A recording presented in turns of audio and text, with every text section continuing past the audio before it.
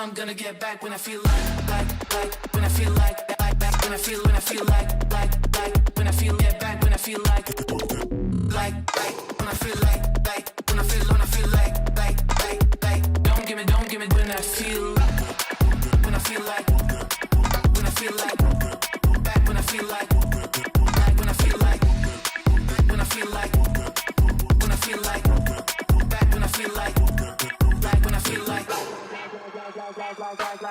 like when I feel like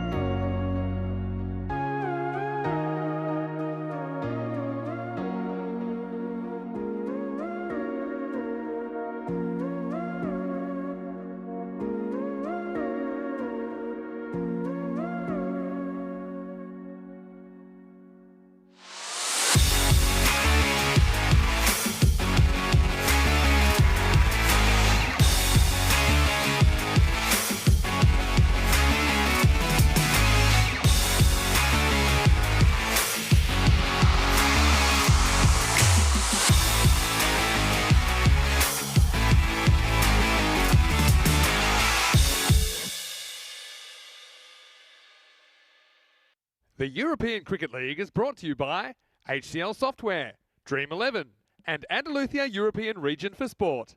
There's a bit of the morning after the night before this morning at the Cartama Oval. Group A, what a conclusion. Hornchurch from England went through to Championship Week. We have 5 new teams here. Group B starts today in the 4th day of action. We have one-time champions, VOC Rotterdam here. 4 other sides, very competitive. It's all going to start again. A lot of action on the way. I'm Mr. Maximo. This is the European Cricket League 2023 and it starts right now.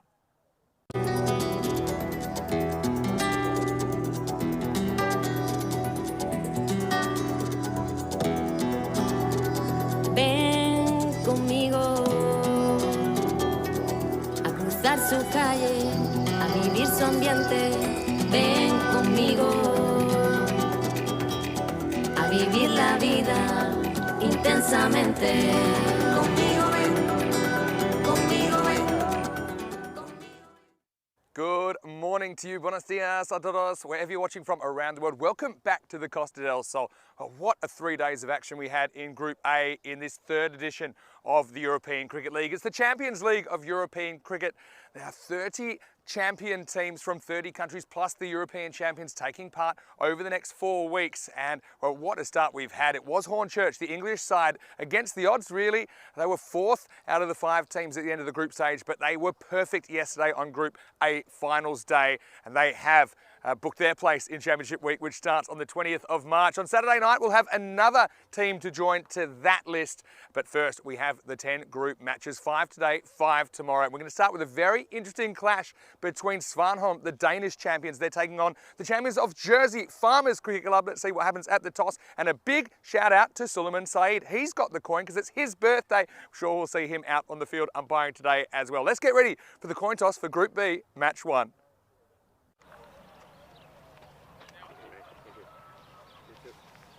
Farmers, it's your call. Tails. And heads. You wanna bowl first? News from the toss is that Hamid Shah, the Danish skipper, he's won the toss and he wants to bowl first. Seems to be a bit of a trend, I think, early in the tournament. Teams just want to get out there, want to know exactly what they have to do with the bat. But that kind of backfired on Monday morning, didn't it, for the English, because they were chasing a big total. But still, I don't mind that. And we know that Hamid Shah, he's a brilliant player himself. Took one of the catches of the year last year in this tournament. But also, you know, watch out for Musa Mahmood. He's the other likely opener for Svanholm. It's their 3rd ECL, so of course they have a lot of experience. Let's see if they can make it all the way. It won't be easy in this Group B because there's a lot of stiff competition. They're against Farmers here, Farmers of Jersey. They will be batting first. Got to say that Joel Dudley is a big in for them. We'll probably see him at the top of the order. And look, they're just a bit of national experience, I think, in this lineup will do them very well. Of course, the Tribes are very important. I think Lawrenson coming in, that's a big in for them as well. But yeah, certainly, even without the Ben Kinman not in the squad this time, they have a pretty strong squad. And I think that the Jersey team, they'll be better for the experience of last year. Let's talk about the conditions today on the Costa del Sol, where the good weather has continued. We have a lot of sunshine out here. Currently, it's about 11 degrees to get us started. Maximum temperature expected of 17. Of course, the wind is a bit of a factor. Has been in Group A. It's not too windy at the moment. If it picks up, it can make things a bit tough for the fielders. Anyway, really can't wait for the start of a new adventure. 5 teams here, just the 1 spot in Championship Week on the line. Rico Fool will take us through the first action of the day. The news from the toss, Group B, Match 1 of the 10 group matches. I can tell you, that's the Danish side, Svanholm. They've won the toss, they're going to field. Rico, let's get ready for another big day of action. Thank you very much to the Wild Thing. I'm liking the look there from Mr. Maximo, and liking the look of this beautiful venue here of the European Cricket League, the Cartama Oval. And yeah, Feliz cumpleaños to our umpire there, Suleiman Saeed, the Italian stallion. And yeah, well, we're on the Costa del Sol. We got the sun, we got the sea, we got the sand, and we, the European Cricket Network, we're bringing you some sexy cricket. Well, if Group A is anything to go by, Group B promises to be an absolute cracker as well. Svanholm and Farmers, 2 teams that we've seen before. Svanholm, you heard some of the key players mentioned there by Mr. Maximo. I think, well, first let's have a look at this bat versus ball wall. Well, the computer is picking Farmers to be 92 to 89 in favourites here. we will have Joel Dudley. Looking forward to seeing him out there with the bat. You heard Mr. Maxwell say that he's an explosive player, and he's hoping to make an explosive start. And one of the Tribe brothers is out there opening up. The non-striker will be Zach Tribe. Very, very good morning to everyone. A lot of people have been on our ECN chat already. Bye-bye, good morning to you. Good morning to D Singh as well.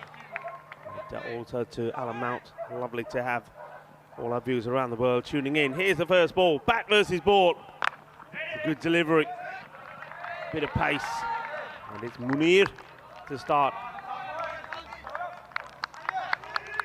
Namaste, Assalamu alaikum, Sasri Akal. I'm all one. I hope you're ready for a fantastic day of action. If you've had a good bit of breakfast, didn't you? Well, breakfast or lunch or maybe even dinner, depending where you're tuning in from. Munir. On, 8. That's the first wicket. And it's the Tribe that goes down. Zach Tribe edges one. Quick, fast, moving away. No mistake from Abdul Hashmi. The first wicket goes down. And Farmers, they are 1 for 1. And it's not a good return for Zach Tribe. He'll go. And he'll go without scoring. Early duck on the menu here. Purple pepper. Put it in the oven. Yeah, just reaches out for it. And gets done by the pace here, I think. Really do think the pace does him. Just trying to play it away, maybe just guide it away to get his first runs on the board. So the first one goes down. Tribe gets a first baller. Get a worse start than that, but what a start for Svanholm. Talking to their coach, and he was telling me that he believes that this time that they've probably got a better and stronger team than last time, that the players that were unavailable because of various reasons the time before last year are here. So looking forward to their performances, because they were pretty decent last time around. Good start from Svanholm, the champions from Denmark.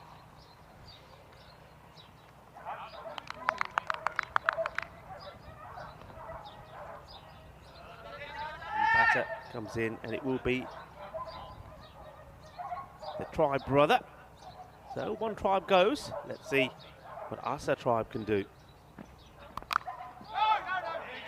Back onto it, close to knocking it back onto his own stump.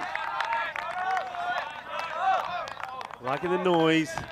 That's one thing that I've really loved about Group A, is the amount of noise generated by the spectators and the players themselves. I'm loving the microphones around the ground. Exciting stuff. And of course, a lot of spectators from Farmers here. What's that swing again? Moving his feet very well. Gets the ball to really shape away beautifully, does Munir. Just a little foot movement. I think it's got to go a little bit more across. You know what the ball's doing. Try and get on top of it. Try and just guide this in that area between the third man on the boundary and the man at point. It's been a good over so far. This time they do take the single.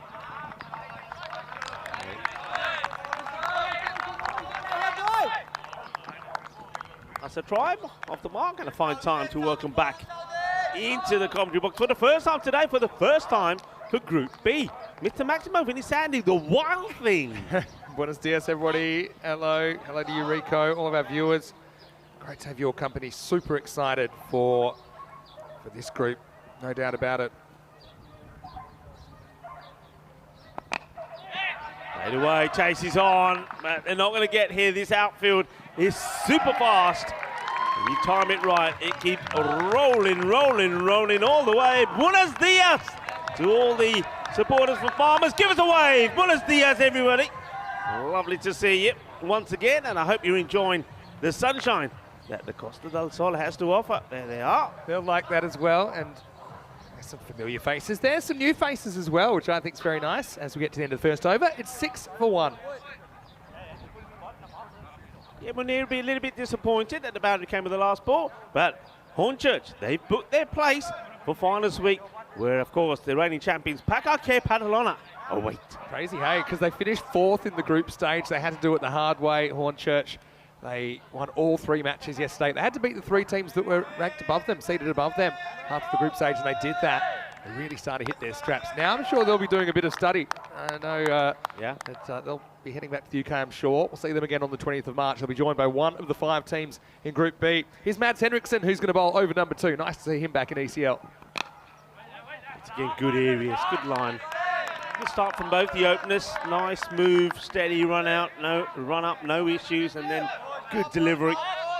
Yeah, Henriksen we saw in the ECL in 2019. He was unavailable last year. Of course, this is the 3rd edition of the tournament. There's only 2 teams that have played in all 3, and one of them is Svanholm, and the other is VOC Rotterdam. They're both in this group.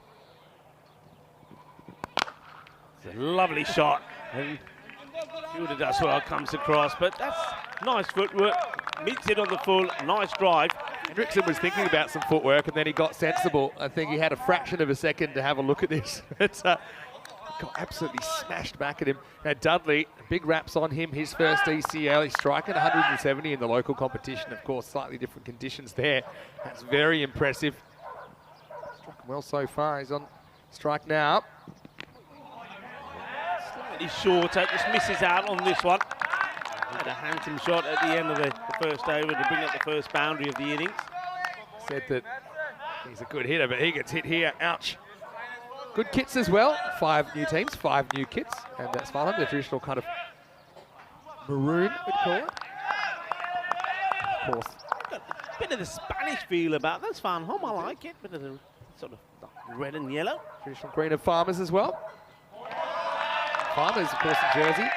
It's a really great story of their club. The cricket field they've got there is top class, and I still haven't been able to get my way over there due to some other commitments. But yeah, I'd love to go and cover some cricket there. It's a lovely story, isn't it? I think there were potato fields, 2 farmers that came together and thought, you know what? I think we can make a nice cricket field here. And that's exactly what they did. Misses out on this one, bit of a half volley. Doesn't quite time it right. We'll take the single. You can see he's a little bit disappointed. He's missed out on a couple of pull shots. And now the drive. Yeah, pretty cautious start. You can understand that.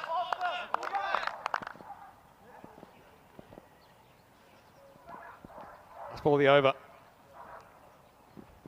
Henriksen, it gets driven hard down the ground. And like with the first over, the 6th ball goes to the boundary. 4 more runs. Into the over, it's 12 for 1. Pretty nice looking shot, wasn't it?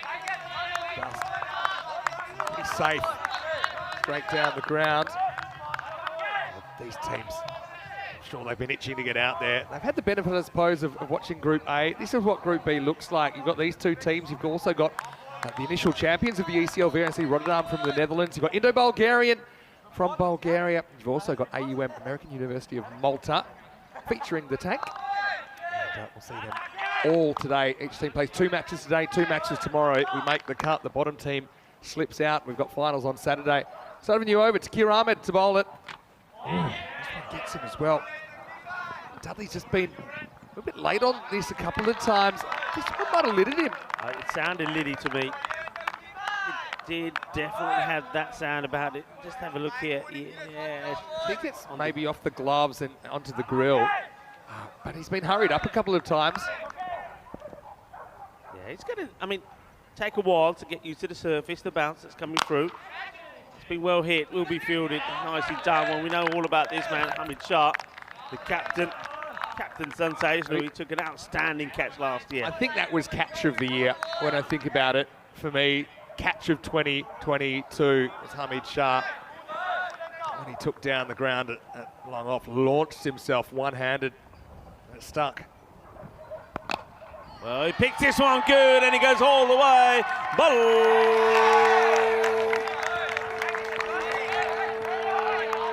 Balle, quinta zona número 1 de este grupo. That's the way we like it. 6 runs, the first of Group B. Yeah, and he opens himself up nicely for that shot, gets that front leg out the way, clears it, and gets enough of it. Takia just getting a bit straight to Dudley, who's liked it pitched up. Oh, he goes big again.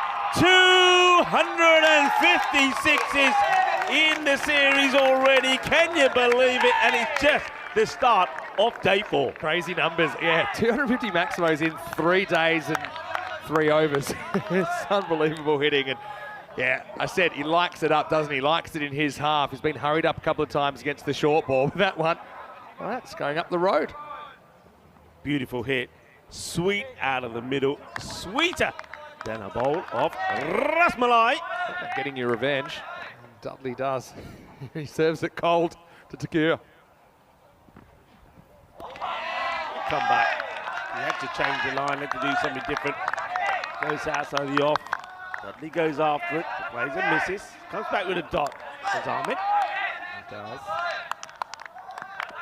So, last ball to power play. It's been an interesting one. Just starting to launch, aren't they, Farmers? And this one is catchable and taken. They get the wicket.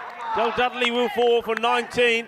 So Takia Ahmed was hit for 2 sixes in the over, but comes back with a wicket at the end of the third. So the power play finishes with a wicket. We've seen that a number of times. Yeah, look, I think you'd probably take that if you're Takia. Okay, he gets taken downtown, but this one right off the bottom of the bat of Dudley, and it wasn't quite there to drive. In the end, it turns into kind of a hoik across the line. I think it was Hendrickson that takes the catch out there at deep square leg. You can see he just doesn't get much of it at all. And that was a big wicket, wasn't it? The Danes, well, they have something to celebrate at the end of the power play. It is 26 for 2. Yeah, well, Howard, it's always good to take your first catch, isn't it? There's always a bit of nerves. You talk about that, nerves for the bowler, for the batter as well, also for the fielders. Gets in a good position, takes the catch. He's never dropping that. Here's Hendrickson. That is the end of Joel Dudley. He went out, he played and missed out a few. Then he looked like he found his rhythm. And then gets the pull shot on. Hendrickson takes the catch. Takia Ahmed. 14 came off the over, but he does pick up the wicket, and I think you'll take that. Yeah, certainly will, I think. Saw just how big these sixes were from Dudley. So big fish goes, but yeah, I think it's such a benefit for Farmers that they've been here before. They've played the format. They can prepare accordingly. There's probably a bit of guesswork that goes into the preparation for your first ECL. Anyway, this is Ishan Karimi with a bit of spin now in over number 4. Starts with the wide, and looks like it'll be a couple, 2 wide to keep it. Also struggle to get hold of that, Abdul Hashmi. Hashmi has played in all 3 ECLs. Quite a few of these guys have from the Danes. So yeah, it's quite interesting. Of all the 5 teams in Group B, everyone except AUM has played ECL cricket before. And in the case of Svanholm and VOC Rotterdam, they've actually played in 2 previous tournaments. Good comeback from Ishan. Good on the money this time round. Bit of a question in the comments section about AUM, and of course we have spent some time in Malta recently. This is up, and it's going to be behind point. It's going to be a big chase, and it's going to be a chase that's in vain. Oh, I love the effort there, but can't prevent the boundary. Lawrenson, well, he's into the side. He's a guy with national team experience. Batting 4, he gets off the mark with a boundary. Oh, I was worried for the fielder here. I had visions of a little bit of head banging happening here. It's a little bit late with the dive. The ball's already beaten him, and then, well, he had to put the brakes on, and oh, well, yeah, just did. He cut away at just the right time there, I think. Hope he's all right. I mean, I love the effort. He just, yeah, couldn't stop himself. I think impact was there. It was minimal, though, by the time he did hit the fence. Well bowled. I'm liking the loop here of the bowler. And Ishan Karimi, it's just that it's slowing up in the air. He's not pushing it through so much. Just watch this. I like it. I love it. The batters are having to wait. Bails get taken off. So I think he's well in. And the birthday boy by Suleiman. Simply on his 36 today. Sorry, ladies. I know he's the Italian stallion, but he's taken. there he is. Sully, look up now. I want to see your face. Can I see the top of your cap? There he is. Sully, happy birthday. And you know what he gets? Gets a bit of umpiring for him. He loves to do it, though. Yeah, it's sort of move that. Look at that. Italian. So look at that. He's a bit. No, he's very ginger on his feet, isn't he? Very twinkle toes. Goes for the big one, and he'll get it. Gear. Shaka. Safe smash. Nice, clean, crisp hit. Uses his feet and hits it big over cow corner. Of course, the farmers will know all about cow corners. Of course. Is every bit of their field cow corner? I don't know. A little bit too full. Driven hard. Fielder does well though. Good work there from James Mooney's. Into the over. And Farmers are 40 for 2. Yeah, they lost a couple of wickets, but doing okay. There's, I think they're batters that are coming out now, probably accepting the fact that no matter what happens, got to keep going, got to attacking. That's what we saw in Group A. And amazing amount of runs scored in the group. I know that the question was about AUM and their squad. Is Basil George playing? Yes, Boom Basil. He's in the squad for AUM. Plenty of good names in there. You've got the tank there, Tarsha Patanka. You've got Rocky Dinish, late replacement. Unfortunately, Mebubali, for logistical reasons, couldn't make it. Lala, if you've been following us in Malta. But Varun Prasath, again, very good player. There's a Malik in there for them. They'll be pretty competitive. It's a good challenge for them, isn't it? Yeah, it's a good squad. And the thing about it is, don't forget, Malta just played a lot of T10 cricket, and those players were involved. Basil was in sensational form with bat and with ball. And Rocky Dinesh, will he be, I'm guessing he'll be behind the stumps, or will it be the tap? But either one can go behind the stumps. But he's batting, and he played a sensational innings at that Marseille International Cricket Ground. I think the thing he'll have a point to prove, because last time we saw him in international cricket, no, it's not international cricket here, but it's kind of the level above ECS. And last time we saw him, he struggled with the bat. Just couldn't get going. I don't think he passed 20 in that series against Austria. So made up for it with some great ECS form, but I think that Basil's got a point to prove. Having said that, he bowled really well in that international series. He did indeed. Ahmed running here now to try. He goes for it, doesn't quite get this bottom of the bat. Big moment. In comes the fielder, and he fluffs it. Does all the hard work, does Sud Munir, but doesn't take the catch. He'll be very disappointed about this. Sud Munir, normally a really good fielder, comes in, does all the hard work, doesn't he? Gets 2 hands. So we kind of saw some of the fielders early in Group A struggling with the high ball as well. It does blow around a bit here at Kartama. Tries to get funky. Misses out on the scoop shot. Yeah, does try to funkify this one. Don't have to find like in the circle, about 45 degrees. So if you can get it between the keeper and that fielder, guarantee 4. Interesting that, isn't it? I mean, that's a position where the captain, Shah, would normally be. That's his area. He's not there. Ah, lovely shot. Beautiful class. A little bit too much width. It's using the pace of the bowler. Guides this into that huge pocket of a gap. 4 runs. Yeah, slightly off delivery, isn't it? It's the wide, full toss. You just need to get the placement right. Once you do, guarantee that one's going to get you 4. Farmers enjoying that one. So yeah, I think pretty even so far for me through the first half of this innings. The last ball of the 5th coming up. Last ball for Takia. Yeah, liking this from Lawrenson though. Just losing his shape. If he hits, he's gone. Well, if this had hit, it would have been adios to Lawrenson.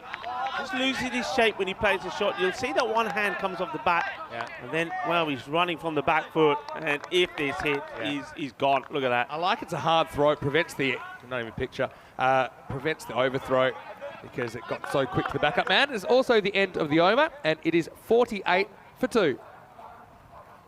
I want to welcome everyone into the commentary box. Vinny Sounder here. I'm here with Rico Full. Corey Ruckers, he'll be on the way for a bit of commentary as well today. Tell you what, Group A Finals Day, that was something else, wasn't it? It had everything. It had toys out on the cot, had close finishes, had pressure, had teams. It was win or go home. Hornchurch ended up coming out on top. Yeah, Hornchurch, congratulations to them. And they're going to be, I bet they were in party mode last night. They're going to be very happy. So they put in a big shift. Remember finishing 4th in the group. Yeah, and so their supporters, I'm sure, they were enjoying things as well. If you are watching, and maybe you want to come down for Championship Week starting the 20th of March, certainly it's a great place to watch cricket. It's a unique cricket watching experience. It's a unique event. It's sensational. And remember, 87059, The road that goes from Cardamom to Coin, also the road that goes all the way to Marbella. So coming down, joining the fun, joining the action. Yeah, so that's the A7059. I did think it was funny the other day that you said 5079 because you didn't consult the notes. I'm just worried there's people still lost somewhere in rural Spain that have gone down the wrong road. No, 7059 between Cardamom and Cohen. It's a beautiful part of the country, beautiful landscape. We've got such a nice view here. I welcome everybody, of course. It has made the trip for Group B. Abdullah Mahmood grabs the ball in the 6th. Well driven, but the field well set here. Abdullah, you're looking to just dart this one across. The right-handers.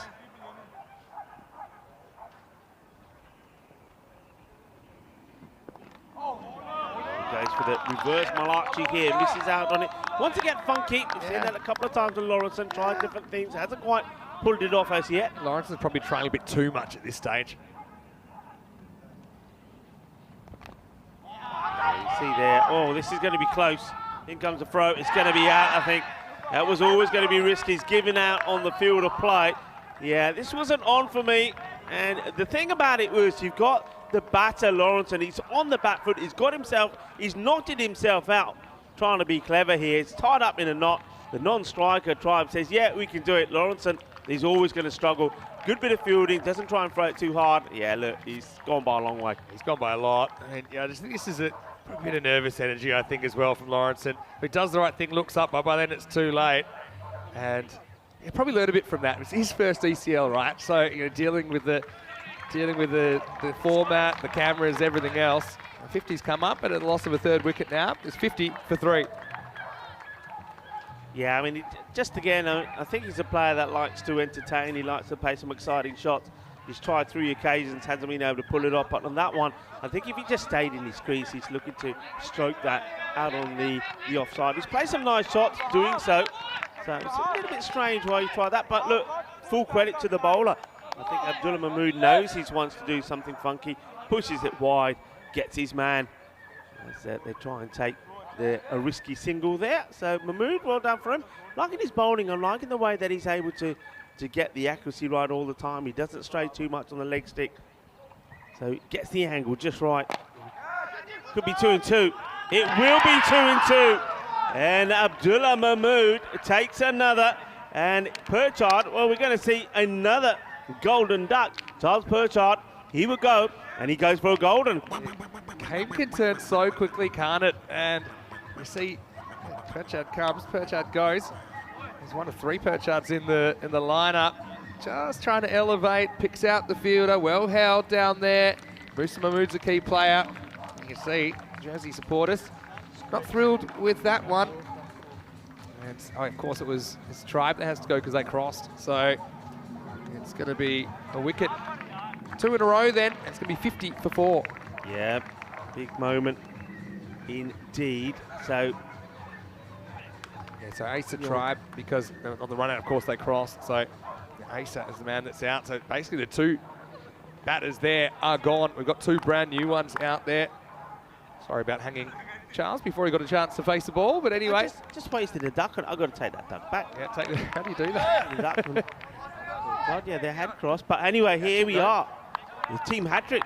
It could be. James Smith comes to the crease. Ball by Abdul Mahmood. Tough to get away. He's kind of angling across, threatening to spin it back, but he's not really tossing many above the eye level. Nice ball of the 6th over. Oh, it's a bit cheeky, to be honest.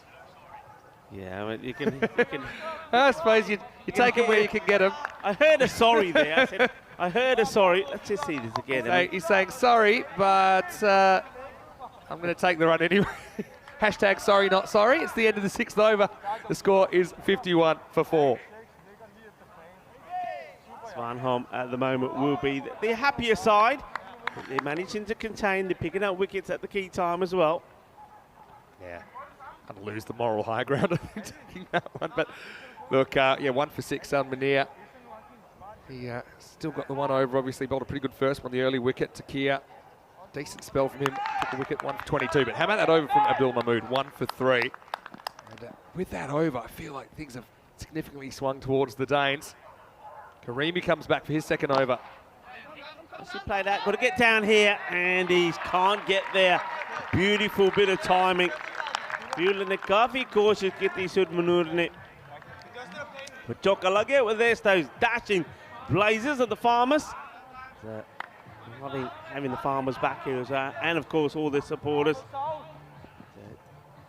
loving the look, loving the support. Say quick hello to everyone in the comment section as well. Always great to have you with us. And yes, you know, it was Asa Tribe that held out in that last over. But Jahid wants to know about Abdullah Mahmood. Well, what do you want to know? He's bowled a good first over there.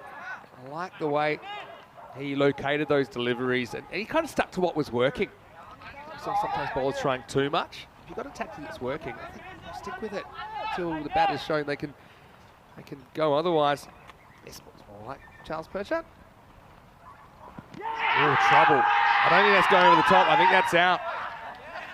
And, well, how about that? Karimi breaks through spin to win in the middle overs. It's working, and Farmers lose the 5th wicket now. It's 56 for 5. Well, you know that duck you took back? You can put it back, because that's Perchat. He does go for a golden in the end. Yeah, well, look, he does, and it will be. Yeah, look, that goes all the way back, and I can't see this missing anything. Hits him pretty low. He's right in front. The wicketkeeper knows it, Abdul Hashmi. And birthday boy, the Italian stallion, Suleiman Saeed, has a look and says, sorry, you got to go. So for everyone that thought we were erroneous in calling Perchat out first ball, we're just ahead of our time. Ball, I'm telling you, Chris the ball, it does it. It really didn't bounce, did it? It slid on. Not a lot of air being given by these spinners. I think the Danes have a real tactic here with the spin. They're saying, look, we're pretty much just going to dart it in traditional style until we've got a reason to do something else. And Perchat places another. William Perchat out there now. Such a good little couple of overs, hasn't it? I mean, it's been a bit of a collapse, to be honest. Just looking at where they were at, and they were 50 for 2. They lose the next 3 wickets for just 6 runs. There's that loop again. He really holds it up. Nicely done by the fielder there, Musa Mahmood. Yeah, just slows it down. It doesn't come to the batter quickly. So you're just having to wait, and that's what causes the issues. So really liking this from Karimi. Once more, this time slightly shorter. It's a bit of a miscue, but he's going to get lucky. He's not going to carry. Karimi has actually varied his pace a bit more than Abdullah Mahmood. It's been pretty effective as we get to the end of another over. And Farmers, they are 59 for 5. Yeah, another very good over. Just 8 runs coming off there, but he's bowled well. He's kept the ball up there, and this is where we are now. So Group A done and dusted. Hornchurch, well, we've written their name down. They're coming back. Who's going to come back from Group B? No idea. That's the way I like it as well. Yeah, what an exciting Group A it was. But yeah, still plenty of teams to come, including Awerash. No comrades watching right now. And the live interaction as well. I think a 2 here. Good throw will nail him down. Can't get enough power on it. They do get a couple. It's good running. I suppose it's good running because they get away with it. But you can see the Farmers of Jersey, they will know that they can just get up to that kind of 85 plus. It's competitive first game of the tournament as well. Abdullah Mahmood back again, and he keeps that angle going. A lot of right-handers try and do this, Vinny, and they have trouble executing it. He's done it perfectly every ball so far. Very impressed with the way he's bowled here. There you go again. He's unlucky there. The wicketkeeper is not able to take the buys. Just a couple of these for Hashmi. He's a pretty good keeper, but I think he just needs to stay down a bit longer. He's coming up obviously before the ball. It's been a couple of those so far. A question from Cameron Sanders. Nice to have you watching, Cam. Well, he gets under this one, and it will go all the way.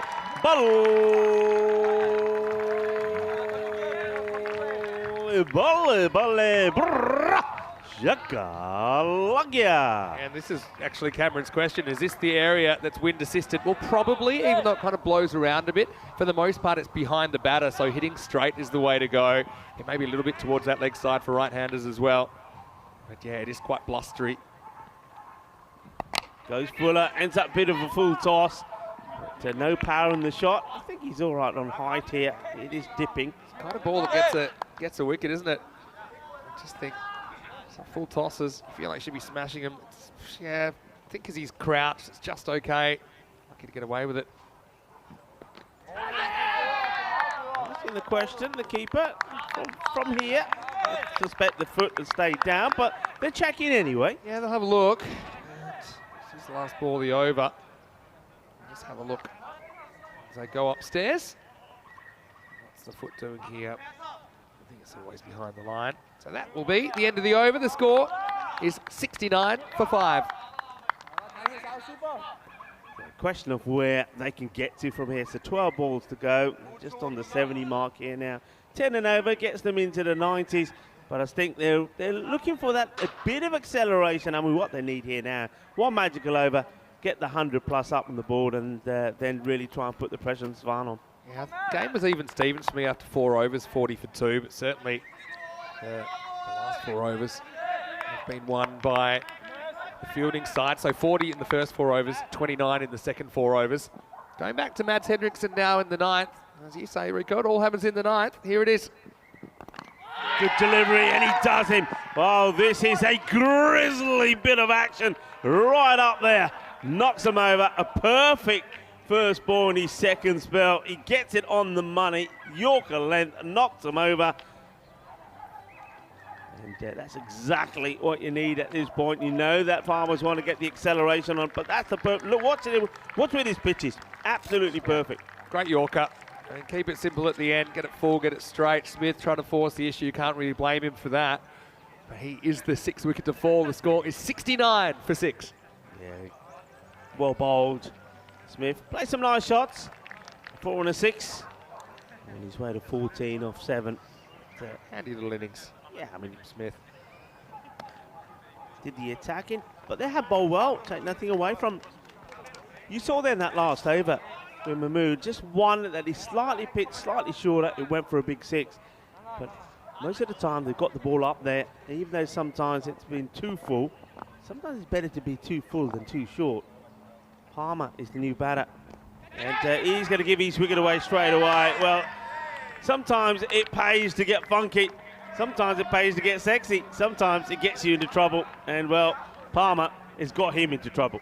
Yeah, well, yeah, you're trying to make the play. I suppose hindsight's 20/20. Farmer's just probably just trying a little bit too much, I think. Yeah. It's a fancy duck. I'll give you that one. I mean, it's actually pretty skillful to do what he just did, but he hits it straight down the throat of Karimi. So Henriksen, he'll certainly take it. And Palmer will see him with the ball, no doubt, in the second half of this innings. But, You know what that means? Yeah. We're on a hat-trick. I know that. And I'm sure our crew at Spring Productions know that as well. Had one already. Yeah, 69 for 7. Yeah, we did. Will Perchard. Will Peatfield, I should say. Yeah. Oh, Will Perchard. Don't know if he's going to be traded to Jersey, but yeah, there he is. William Peatfield, 4 for 5. Took a hat-trick with his first 3 deliveries. Of course, we had Regina Siddhai as well. She was brilliant in the ECIW, taking one on her debut, in fact. And then the crazy thing, Uma Tariq up there, he took 2 in an innings. Yes, that's not a misprint. People keep asking me, hey, you put him twice there. I said, you know what? Took 2 in an innings. Anyway, could this be another hat-trick? Henriksen, in he comes. Right here he is. Batter gets the run, does Richardson. One thing I will say, and Kai has got a good point here in the comment section, saying they're a bit rusty. I mean, all these players, you can understand they'll be a bit rusty coming off the winter. You can practice, and I'm sure there's a lot of indoor practice that's been happening as well, especially somewhere like Denmark where it's a bit too cold to get outside. Yeah. So the bats could be a bit rusty. You just sneak up into the 80s here. Be competitive. Swing and miss this time. There's George Richardson, good youngster out there at the non-strikers end. Oh, but Henriksen, he's been class, hasn't he? It's great to see him back at the ECL. Yeah, he has. He's bowled beautifully for his captain. Captain Shah will be very pleased with the performance from his boys so far. The bowlers have bowled well. They've executed the lines well. And the fielders, they've taken the catches. That slower delivery, another chance, and it's another catch. Beautifully taken. And that's James Moniz that comes in. Tidies it up. It's another wicket in the over. 3 in that over from Eriksson. beautifully bowled, and he's got a ball to go as well. 70 for 8 now. Yeah, just lost wickets in clumps in this innings, haven't they, Farmers? Again, low, full toss. I mean, probably in a Yorker if the batter had stood still. Muniz does well, makes sure of it. So the Danes looking pretty great here at the moment. But plenty of cricket left to go in this contest.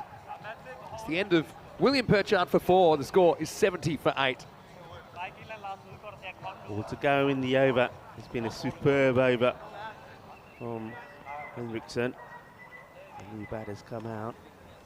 It's a question of where they can get to. And don't forget, this over so far, just seen the 1 run. That was when George Richardson got the single when he was on the hat-trick. So left-hander coming in, so he will come around the wicket. James Perchard comes in now.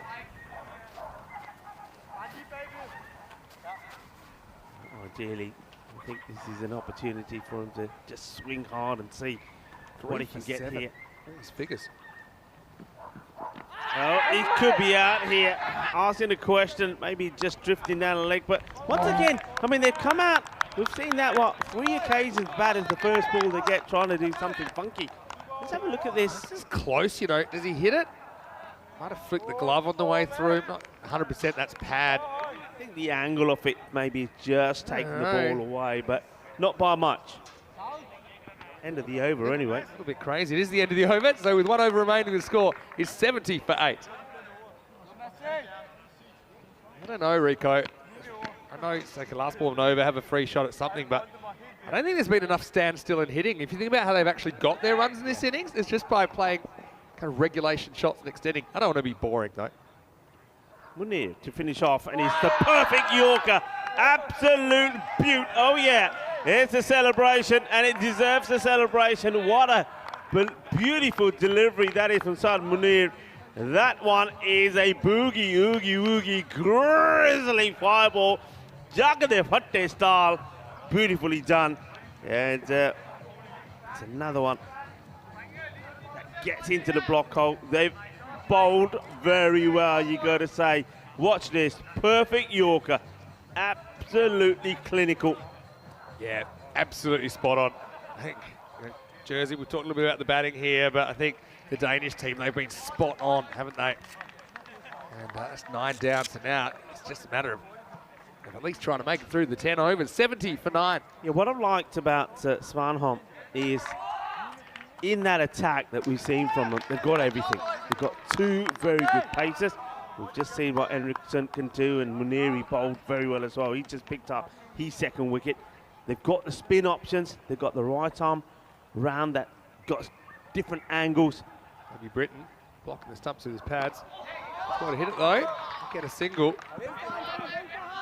Farmers going to bowl and field out of their skin. But yeah, I think still there's potential there. You've got to get through the top order.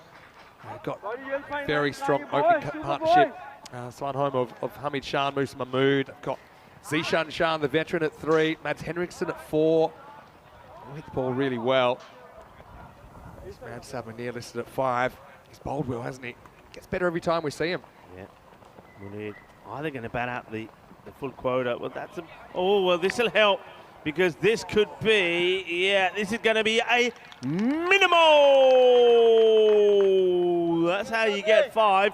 Not quite the maximum. It's not a 6, but it's a 5. We call that a minimal. Just remember that. Just remember that. Had to make the block there, didn't he? It's not good bowling. It's on the 2nd bounce. You've got to be a bit crazy as a keeper. Get everything behind it. And Hashmi, unfortunately, I think that one nutmegs him. 5 for free. They pull anything out of the fire, maybe get up into the 80s here. Big swing and a miss. Yeah, I mean, you've got to be careful. I can understand it's a difficult position to be in. I mean, that was 4 balls to go and he's playing that shot. Then 9 down. You get out. That's it. It's done and dusted. You don't want to leave any balls out there. But at the same time, you've got to try and get bat on ball. You can't just settle for 3 singles here either, I think. I think you've got to gamble and maybe go for a boundary. That's what they're going for, I think. Gets a single here. The 5 wides as well. I think keeper positioning is something I talk about sometimes. And I think towards the end of the innings, you've got to come up a bit closer because you're going to get a greater proportion of slower balls. Look, sometimes you see keepers communicating with bowlers these days as well, but even the balls that there's a lot of full balls as well that they shouldn't be kind of beating you for bounce. So I just think trying to get it off before the second bounce is pretty crucial. This is going to be a wide, and could be out. Well, this is what I'm talking about. And sometimes, I mean, that's not smart. It's not smart. Take the wide, take the extra. But what's happened here is it's going to be wide and run out. So the innings will come to a close. They won't bat their full quota of 10 overs. They're leaving a couple of balls out there. I saw a bit of nervy decision making in this innings, I'll be honest, from Farmers. And you can understand that. It's a long time coming back. It's a year since we've seen them. But yeah, even that one, when you've got 9 down, like sure, even 8 down, you could try that. 7 down for sure, just change the strike. But you're out of batters now. One thing I'd like to say is we've got the highlights coming out in a moment. Have a look at how many batters you think probably gave their wickets away. Yeah.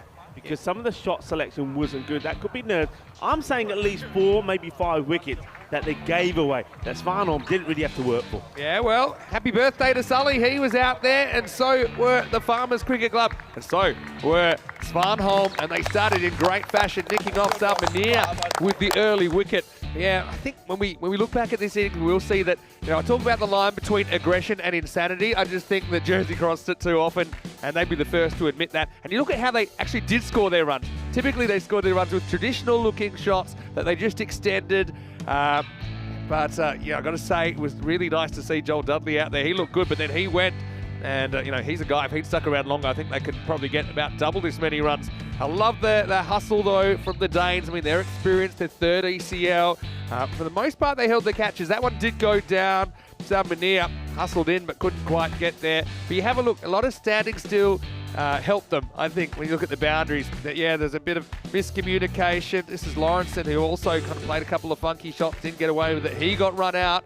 And, yeah, really handed to the Danish bowlers as well, though. I think in the middle overs, they really strangled things. Yeah, they certainly did. Their variations and those variations that they've got in the style of bowlers, that's going to be key. They're going to get a lot of teams in trouble because of those variations. You've got the pace, and I mean genuine pace. Munir was good. Henriksen was very good as well.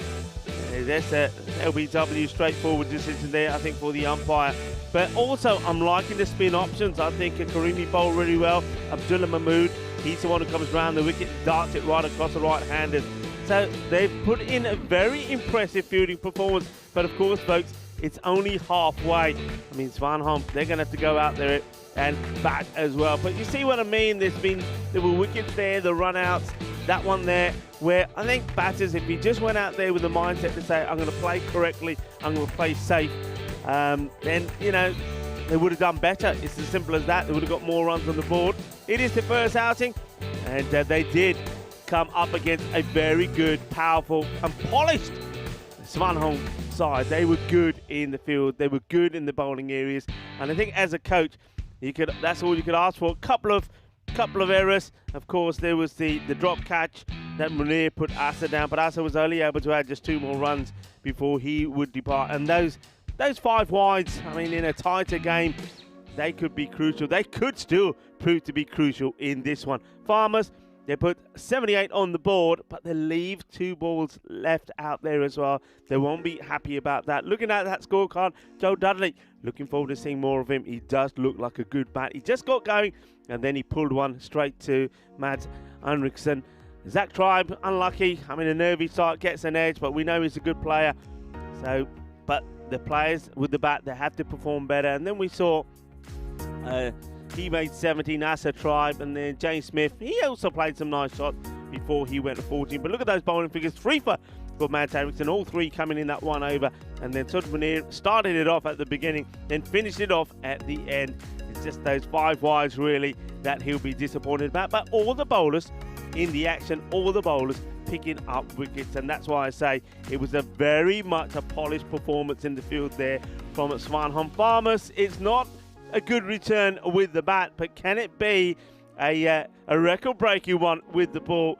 They're defending 78. Can they do it? Svanholm, they'll be hoping that their batters can go out there, be positive, and knock these runs off, and also knock them off pretty quickly, because one thing we do know in the shorter format, you only got 3 days. You got 2 what we call group stage matches, and then you go into final stage, net run rate could be key. So this is a big opportunity for Svanholm to go out there with a positive mindset and try to knock these runs off quickly. For Farmers, they will have other ideas. Join me, Rico Full and Mr. Maximum, when we return for the conclusion of match 1, Group B. Volvemos en 10 minutos.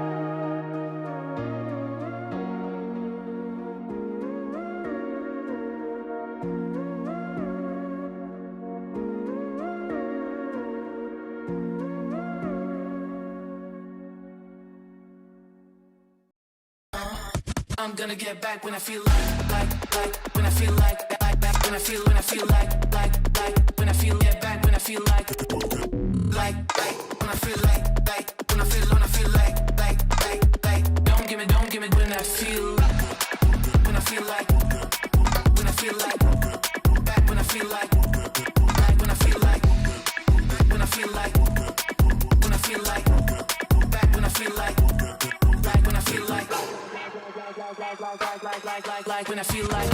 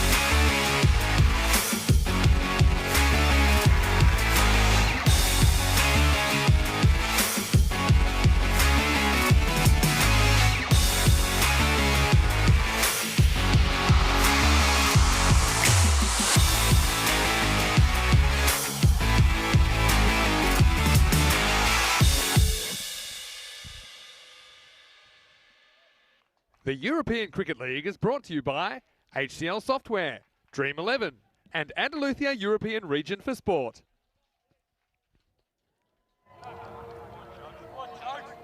Hello and welcome back to the glorious sunshine of the Costa del Sol. We are, of course, in the province of Andalusia, the region of Malaga. This is the town of Cartama, and you are looking at the magnificent Cartama Oval. It's absolutely fantastic. And it is the home of cricket in Europe now. It's on the map. It is it. That's it. And this is the European Cricket League, the Champions League of cricket. The teams are going to do battle, club champions, over the next 3 weeks to see which six will join the Battle Honour in finals week. Hornchurch, the champions of England, booked their place yesterday with a fantastic performance on finals day. Had to win 3 matches to beat the Independents. Then they beat Darmstadt, and then in the final, the Group A final, they beat Byron. They are there. Who will join them from Group B? It's a nice shot, clipped away, and comes to throw. Had to hustle, did the captain, Amit Shah, but he does get there. Gonna have to take everything that comes their way, Farmers. Any opportunity, and maybe a little bit of luck as well, a little bit of the rub of the green that they're wearing. That's what they need. Everything's got to go their way. Charles Purchard opening up. Who gets off the mark straight away. Now the chase is on, and fielder gets there. He'll take a couple.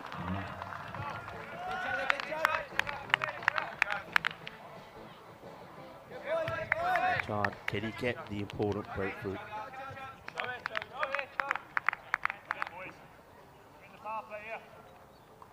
Michar, captain, Svanholm.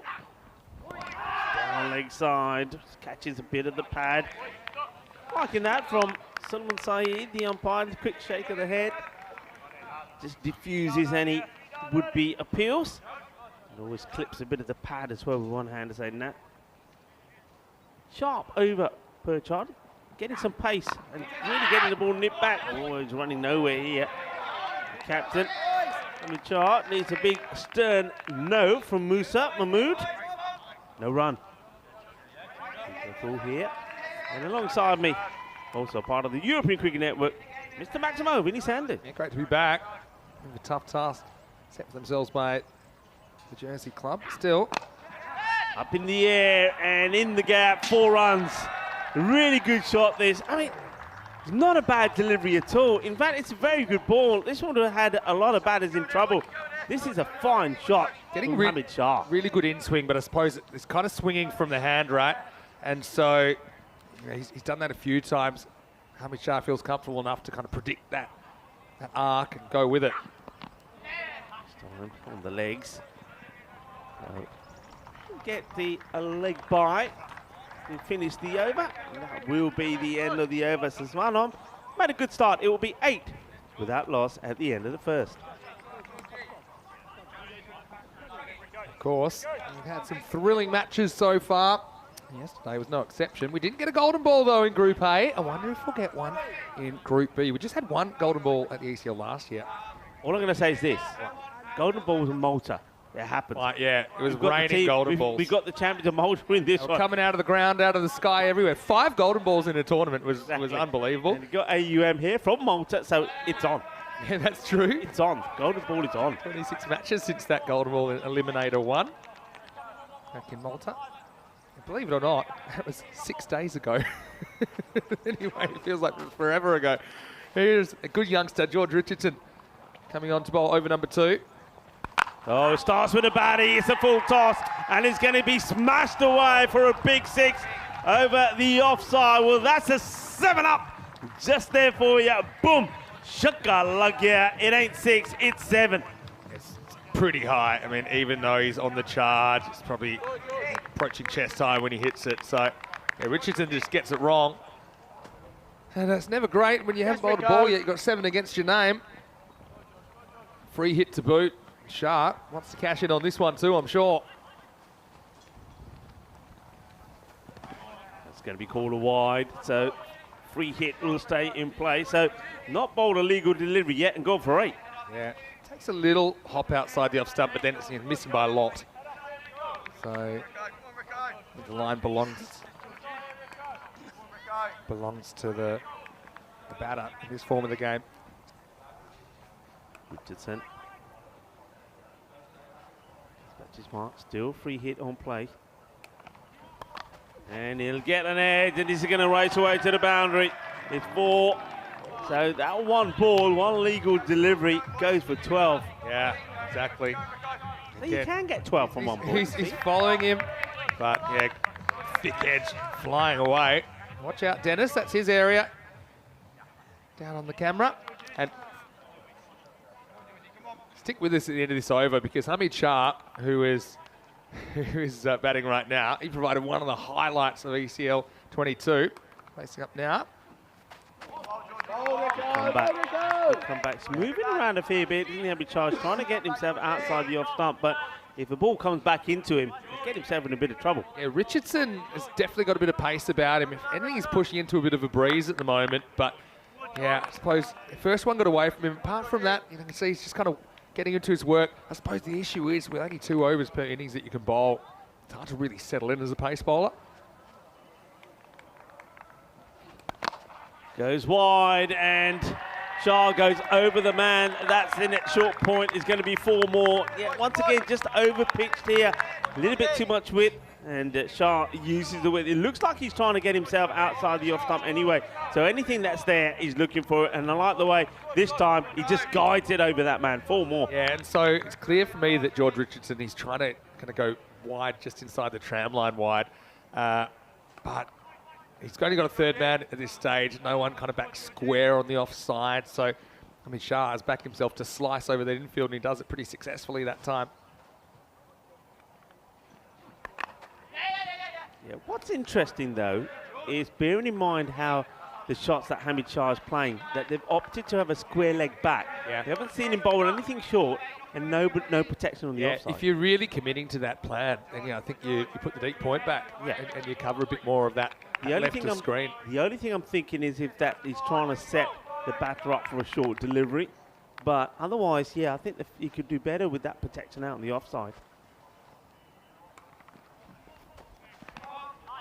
Keeps that one inside. So once again, that just highlights the point. If this is the area that Richardson is going to attack, then you're far better off having that man come back inside that orthodox and the fielder going back. And Lucky to get away with that. I reckon that's got a bit of the line. The umpire having a bit of mercy on him now. Maybe an umpire's call. I don't think that ball was completely inside the line. Anyway, last ball of the over coming up. Stay tuned though, because a big highlight to show you at the end of the over. Well, this is a big highlight as well, as it goes all the way. Manos arriba,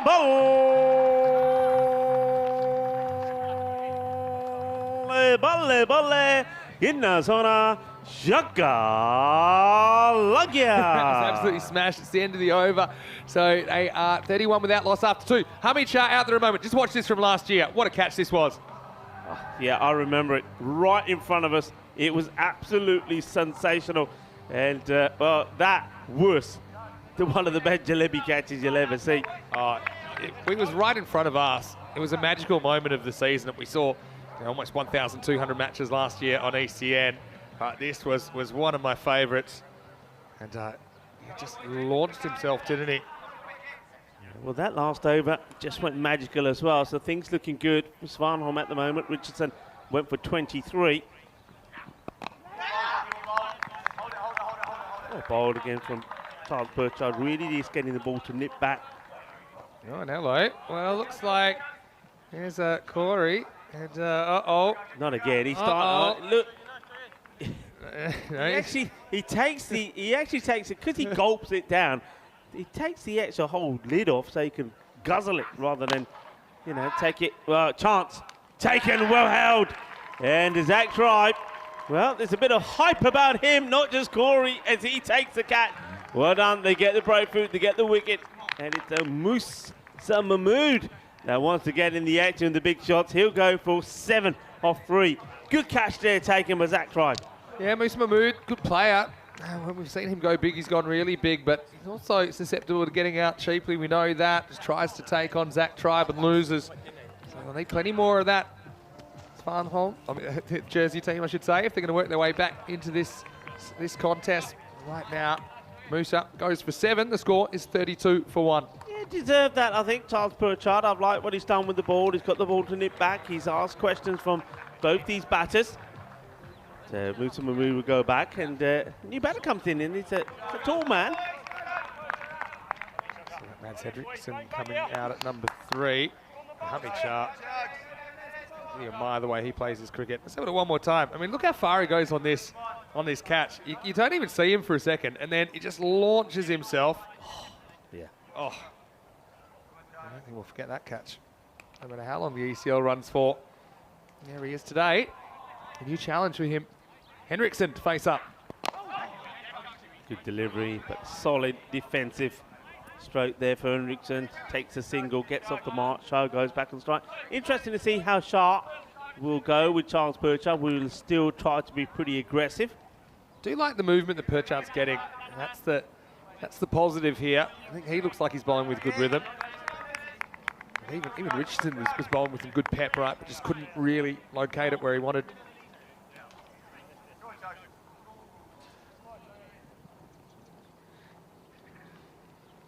Burchard to the captain, Shah. Really does get this to come in nicely, and just bowls it a little bit shorter as well, because he knows that Shah does like to give himself a little bit of room, a little shuffle over to the offside before playing. So if he does that, he knows the ball's going to follow and come straight back at him. So well bowled. This is where if you could maybe bowl one across the seam, that one that doesn't move, maybe it can cause a bit of doubt in the batter's mind. Firmly struck. He'll take the single. Of course, Mads is a very good player. Nice to see him back in the side at an ECL. Played with his younger brother Jonas at the initial ECL in 2019, and they were superstars in that tournament. And they fell at the semi-final stage. But nice to have one Henriksen back at least. Beats him. Goes for the big shot this time after getting off the mark with a cautious single. Goes flashing. This is a really good delivery. Watch it come back. Straight over the stumps. End of the over. It's 34 for 1. Good work there from James Purchard as well behind the stumps. Takes a nice good catch of that ball moving viciously. Well, we can have a quick look at the light power plays, and Svanholm have made a much better start. They're only 8 ahead though. If you look at it on the comparison, it's just the over you need, I think, to recover from that disastrous over and over number 2.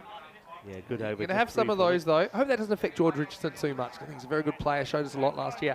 His father Joel was also playing last year. Like I said, Toby Britton, I'm loving the hair. Well, we had the helmet on, didn't he, when he was batting? It's time to unleash the beast. Look at that! It's like somebody sparked him into life. It's a proper porcupine job, isn't it, on Toby Britton?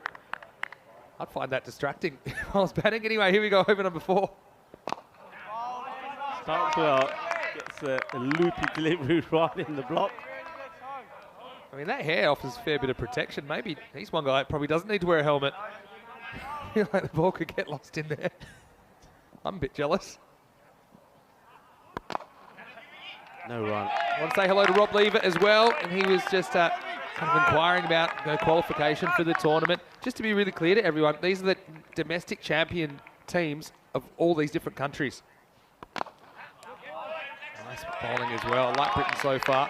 Yeah, so the reason these teams are here is they have won their domestic competition, so that's why they're here. It's the Champions League of cricket, and we have 30 domestic champions plus the reigning European champions taking part. This one takes a little bit of the bat, it must do. It does. Yeah. So if you want to be really harsh, might call that a chance actually, because it does reach the keeper on the full. Maybe not, but yeah, I like what Britain's bringing to the table. Another player we haven't seen before. So this shot by Shah gets it through the gap. Difference of if bowling out of the power play, right, when you've got 5 outfielders, a bit more protection, getting away with the ball like that. The power play that's probably going to the boundary. Coming back into this, if they can get this over through without the boundary, it'll be a very good over. The last 2 overs so far, just 6 runs from them. Well, he will go for it, and that's the boundary. You can see that was a pressure shot. Henriksen has played and missed at a few. Needed to get this one out of here just to keep them on top, and he does. Hits it well, goes all the way. Boom! Shakalagia, 6 mas. Long levers, Maximo for Mads. That's what he likes to do. It's the end of the over as well. It's 43 for 1. Slightly ahead, only 3 runs in it. I mean, like for like. It was 40 for 2 compared to 43 for 1. So you just get the feeling here that Farmers get the breakthrough. Obviously, Shah, the captain. I mean, Shah's the man you want to try and get at the moment. Sticking with spin, I think that's a good shout. Reece Palmer going to take the ball with his finger spin. Pushes this one through for a dot. Good start from Palmer. Hamid doesn't want to get bogged down. You can see that. He's saying, nah, I'm going to keep going. That little step across, and it works a treat for him. Gets himself in the perfect position, and he's able to clip this away for 4 runs. Good bit of batting, good shot. Yeah, again, when you're putting that much pace on the ball as a spinner, the batter can also use that pace. And here it's just a little dismissive flick, isn't it? Gets the middle of the bat on it, gets it over the infield. Easy pickings for Shah. Svanholm, I mean, really professional this morning. A little bit late on this. I think he decides late to play this shot. Probably thinks about going across again and says, well, no, it's a bit wide. I'll play the little dab, trying to get it in that gap between third and point. Dot ball. Slices it, and great effort from the fielder, but it gets past him. He'll go to the boundary for 4. I don't mind that. I mean, you need wickets. You're only going to win this match if you take wickets, and you can understand the fielder throwing himself at it to trying to take the catch, but once he doesn't get there, the ball gets through. 4 runs. It's a slice of luck there for Hamid Shah. Poquito de suerte. 50's up. A question in the chat about Toby Britton, the man with the magnificent hair. Passed over, how old is he? He's still a teenager. He's only 16 years old. Amazing story. 16 years old. Yeah, looked very, very useful, didn't he? Turned 17 this year. Single taken, well fielded. Takes the end of the over. The score, 53 for 1. And you're going to find this hard to believe as we welcome you again to the Dream Box here at the Khartoum Oval. But when I was 16 years old, or 17 years old, I had the same hair. I had the same hair. And I remember in my last year of high school when I was 17, when I would walk, my hair would be half a step behind the rest of my body. I think if you had hair like that, you look a bit like Ben Sadler, wouldn't you? You know, I had my... So what happened? Walk on. So when did it all start to go? Got too heavy, had to get rid of it. Oh, yeah, he did. Welcome, Toby. I'm sure you got family and friends watching. Toby Britton, bowling very, very well. I think maybe getting another over. Not so sure. It's, William Perchard looks like he's going to come in. I'd like to see more of Toby, though. And yeah, welcome to all of our viewers. Of course, a lot of people kitting in from Jersey, I'm sure, and Denmark for this one. Matt's on strike. There's William Perchard. He's feeling for this one. Just a single. A little bit surprised. I would have given the young man another one. He bowled so tidily. I mean, I think you got to try and get wickets. Both these batters look like they don't look like they're quite happy just to push and take the singles, because they can do it in singles. They still want to play their shots. So I think Toby getting another one in there, maybe getting a false shot from somebody like Shah. That's the wicket you want at the moment. Runs down and wafts at that one. Yeah, Will had some good moments last year, that's for sure, for the Farmers team. Yeah, look, it's strange, isn't it? I probably would have given him another one as well. Maybe you're just thinking you want to make sure you get all your bowls at least one over. You never know how long this chase is going to last, the way things are going at the moment. That's probably one consideration. Well, this is a chance, and it should be taken, and it will be taken on the second attempt. And nicely done by Asa Tribe. So they get the second wicket. Henriksen, he was swinging hard, but not making too much contact. So it's another one down, and as long as they keep picking up wickets, you've got to believe. Yeah, Asa Tribe, little fumble, but I often say this, if you're going to drop it upwards. Give yourself another chance. And yeah, grabs it in the right hand at the second opportunity. So yeah, Mads played one nice shot. Looked a little bit like he was feeling for the ball some of that innings. So it is Will Perchard. He gets the breakthrough. Good start to his over. And Svanholm now loses the second wicket. It's 53 for 2. New batter making his way out. Abdullah Mahmood bowled very well. Did Abdullah Mahmood. Liked what he offered with the ball out there for Svanholm. And let's see if he can stick around with his captain and knock off the 26 runs required. And literally just under run a ball. Both these teams will be in action again. Farmers, they'll be playing the American University of Malta, who are up next, by the way. They take on Indo-Bulgaria, the match number 2 of the group. And then, of course, Svanholm will see them against VOC Rotterdam. I'm really looking forward to that, because these are two teams that have featured in every single ECL we've had. Short. And misses out on this, the batter, I think. I think you go out there and your first ball is short on the leg side. You're gonna put it away and say, yeah, I'll have that. I think maybe, again, I was going to say this, I think all the batters, especially in the first matches, batters and bowlers, until you get going, you're going to be pretty nervous. So I think he's quite happy, Mahmood, just to get off the mark. Yeah. This man, though, you don't want to bowl badly to him. He wants to finish things here. The other thing to think about in all of these matches with only 4 group matches is margins matter. They matter more, because net run rate could be the difference between having the double chance, not having the double chance. It could be the difference between being here on Saturday and not being here on Saturday. Just asked the multinational team from last year. I think they missed out by 0.1. So yeah, you still would try and push this game as long as you can if you're Farmers. He's hit well, trying to get in the gap. Fielder's come across. Good pick up, good throw. Nicely done. That's Joshua Lawrenson. I think we're going to see more from him as well, Joshua. He looked, he spent a short time out in the crease, but he played some really nice shots. His timing was good. But just needs to probably play a bit more straighter and correcter, not get too funky. Over comes to an end. That's 6 overs complete now. The score 56 for 2. Right over by William Pershard. So that's why you probably make sure all your 5 bowls going to get at least 1 over, and you can always go back to Britain. That's what they've done now. Here's the teenager.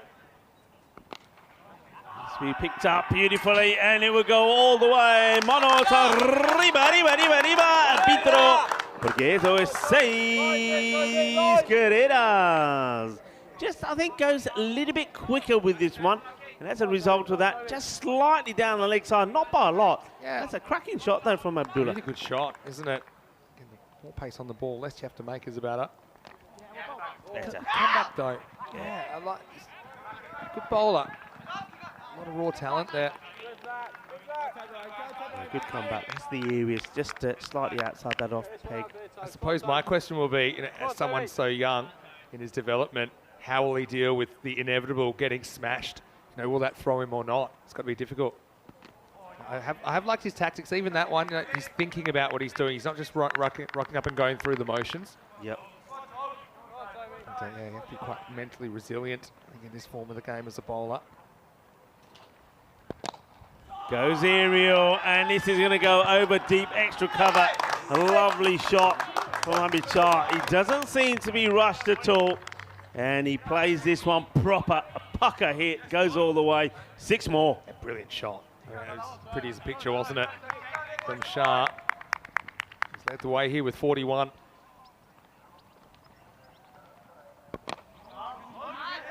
Wants it. A bit hesitant Abdullah going. We'll get there. Some ball watching there, caught ball watching, not watching the skipper, not watching his partner. Yeah, that's just a little basic, isn't it? They get away with it on that occasion. Just 8 now to win. Svanholm cruising. Something we talked about a little bit earlier in the season, and Corey had a bit of a theory that it's actually not bad to throw some out there because sometimes batters spoil them. That would have been a wide. In the end, it's a dot. Sometimes it's a 1, uses up a ball. Last ball, the over. Firmly struck. Will be. Oh, well, I say will be fielded. Should it be fielded? Zach Tribe, I think, just takes his eye off of this at the last moment. I think he's looking to see what the batters are doing, and that results in fumbling this. It goes to the boundary for fortuitous runs for Abdullah. Maybe the Tortuga's back. Yes, the last bounce did him. Does take us to the end of the over. Score is 75 for 2. Let's have a look at what's coming up. Group B, match 2 on the way, and we're about 40 minutes from a start, so we'll get to see 2 new teams to this tournament. And Indo-Bulgarian take on American University of Malta. The news from the toss is that AUM won the toss, and they'll be batting first. So, yeah, 4-run favourites. We'll get to see the Bulgarian Express out there. Should be a great one. So join us. It's the second of 5 matches today. So here we go. William Perchard to continue. And well, this will be it. It will go all the way down. And I think it just catches the pad. So leg bias, and that's the end of the innings. Svanholm have made a very impressive return to the ECL. They were good last time, and talking to them, and people that know their score this time around, they reckon they'll be stronger and better. They've got key players that weren't around, were able to play it last time. We've seen that already. Certainly having somebody like Eriksson in the side has really boosted them with the ball. It's a comfortable victory. The captain out there to lead them home as well. A fine 42, unbeaten 42-24 from him. Svanholm winning this one by 8 wickets with plenty of balls to go as well. There's still 17 balls to go. That run rate kind of booster as well. 17 balls to go. That kind of equates to roughly like a 34-run win, which is a pretty good win. But look, yeah, Farmers, and they need to regroup. They did some good things. I think Britain bowled really well without some luck, and good to boof him, good experience. Just have a look at what's coming up next. We talked about the fact that Indo-Bulgarian out there, got Adrian Dunbar in for them. At the top of the order, Prakash Mishra, Shafkat Khan behind the stumps, as the Bulgarian Express at 4. Chris Webster as well at 3. I think he's important. Chris Lakov, he's a pretty handy player. AUM, watch out for Boom Boom Basilam, the tank. They're listed to open. Varun Prasad in the middle order, hanging around, and yeah, Chip Patel leading that side. So join us, we'll be back in around about 35 minutes for that one. Let's rock and roll into the highlights of this one.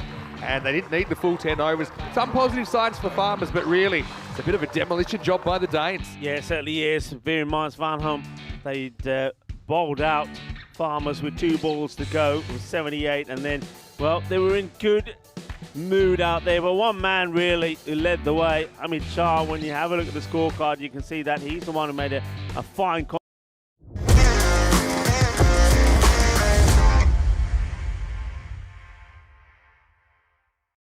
thinking of a low score and trying to push the ball around. He went out there with one intent, and that's to win it and win it quickly. So one of the things I was saying at the mid-way interval, that this is an opportunity for Svanholm not just to win their first match, but to win it quickly.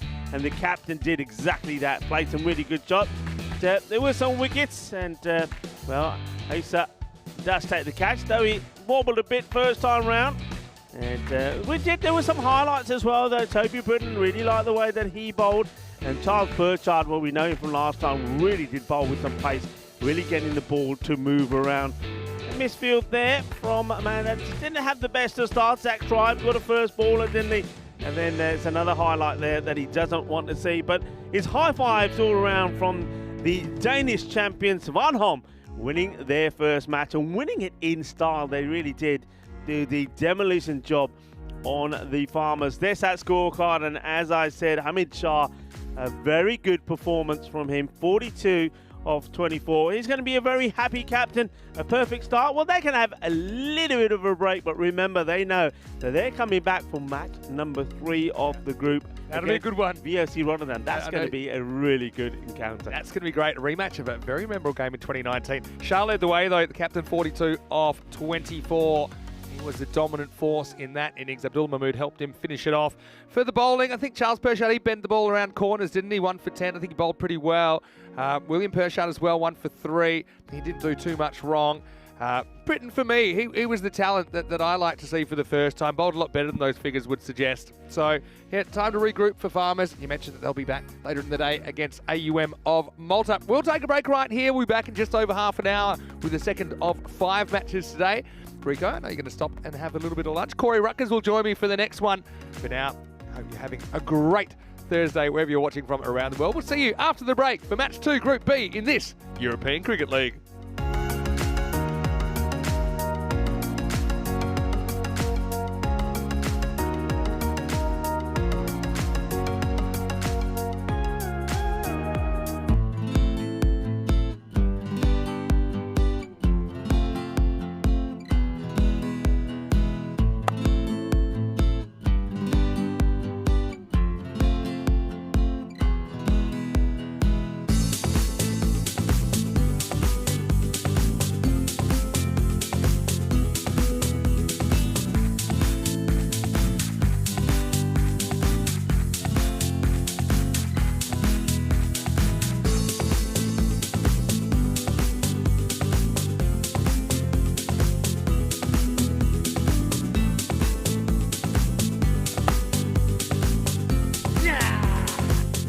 This is how we play cricket. On the Costa del Sol.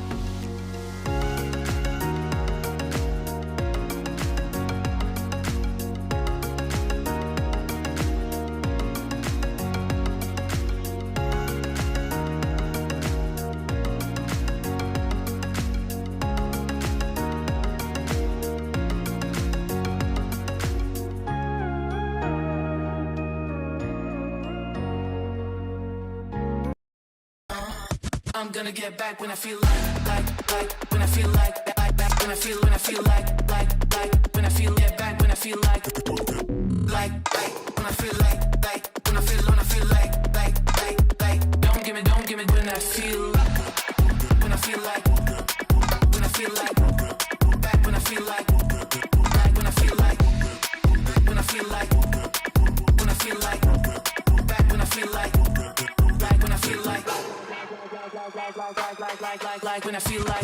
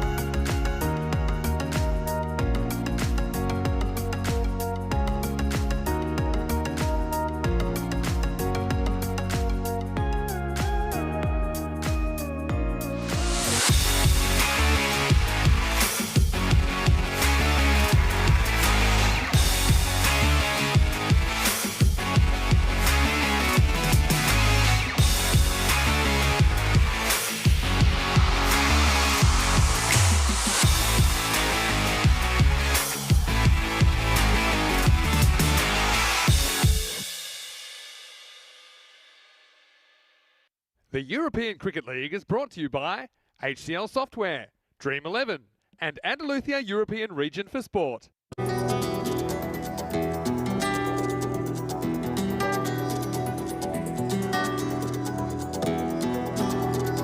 Ven conmigo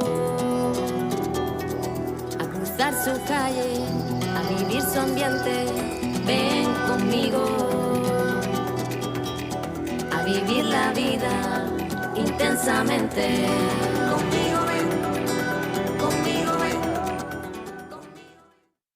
And welcome back to the Costa del Sol. Beautiful sunny day. It's the first day of Group B. Pretty exciting match to start things off, and we get to see two new teams to this competition, although we do know a fair bit about them from previous ECN experience. So it's going to be Indo-Bulgarian Cricket Club from Bulgaria, the Bulgarian champions, taking on the Maltese champions AUM, or American University of Malta. Both the captains have Rob Kemming with them in the middle. Let's see what happens at the coin toss.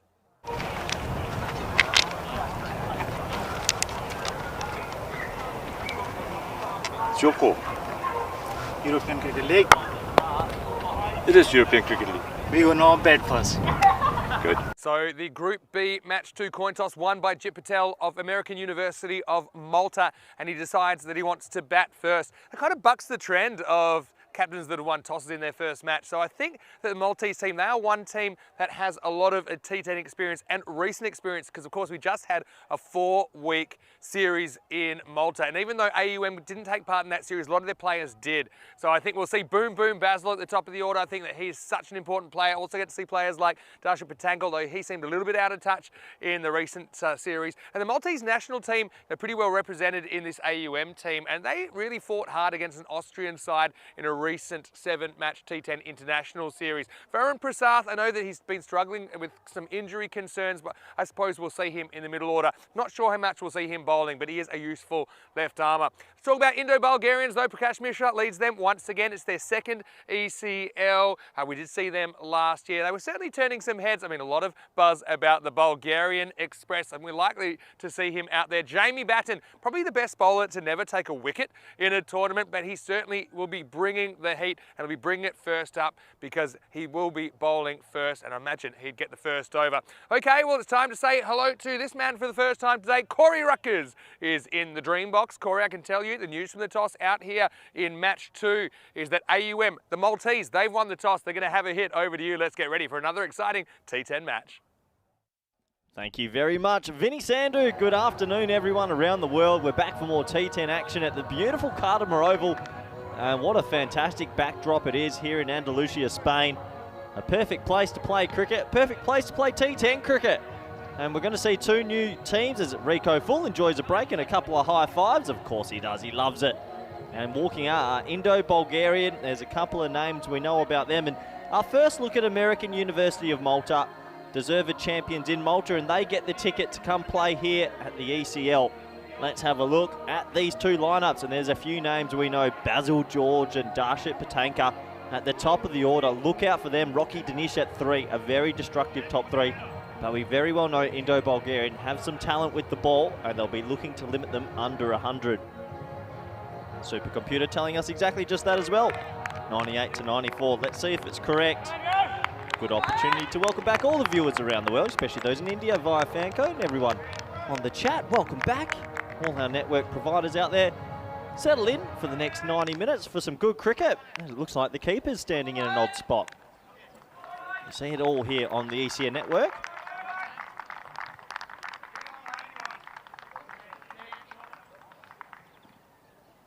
Happy to announce as well, it's Empanada Thursday. So tonight will be Empanada night. Sure we'll get some photos of you of tonight for the viewers tomorrow. And tomorrow's Peacock Friday. There's a lot happening this week, but it's the start of Group B. 2 new teams on their journey and their quest to lift the trophy. It's going to be Daman to start. He'll be bowling to Basil George. Umpire says play. Here we go. Well, it's gentle, real gentle. It's a slow swinger. And the keeper's, I'm not too sure this keeper's kept too much before, but he's standing in a bit of no man's land. Interesting.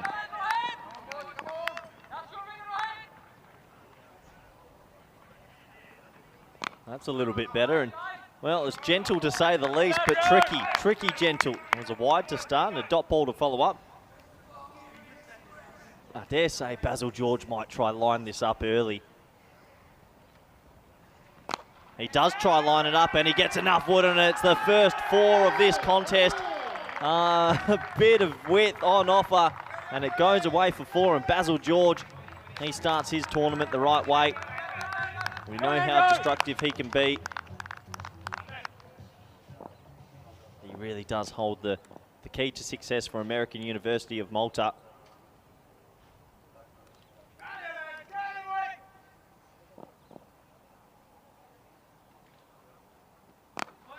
Respectfully played and push into the offside. So yeah, it's not express bowling from Demand, but hey, if you can keep him honest and hit the right areas, can still be a bit tricky. Swatted straight to short mid wicket. Another dot ball. Tell you what, Demand, it's not the worst over you'll ever see. Only 5 off the first 4.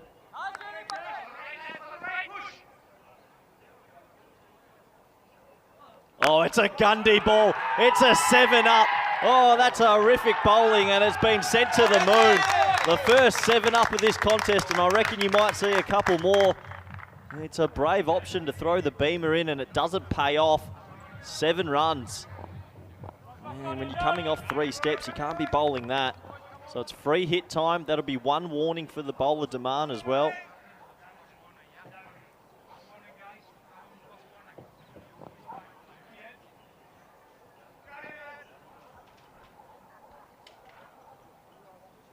He doesn't cash in on the free hit as it's a thick inside edge. And just a single.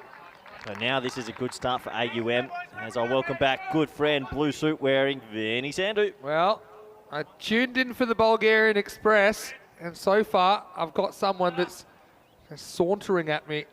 But anyway, I want to say hello to Rohit Demand. I see him out there. But yeah, just the one getting away from him. I think we might see Batten in the next over. But yeah, two teams. For me, on paper, match winners on both sides. Boom, boom, Basil's out there. Got a bit of a gift that he cashed in. This is Darsha Patanka. We know him as the tank in Malta. He's a little bit out of touch in the recent series. Last ball the over. Strokes this one, and even though it's mishandled, they won't take a run. So, good demand. He gets away with a bit in the end. It's the end of one. It's 13 without loss.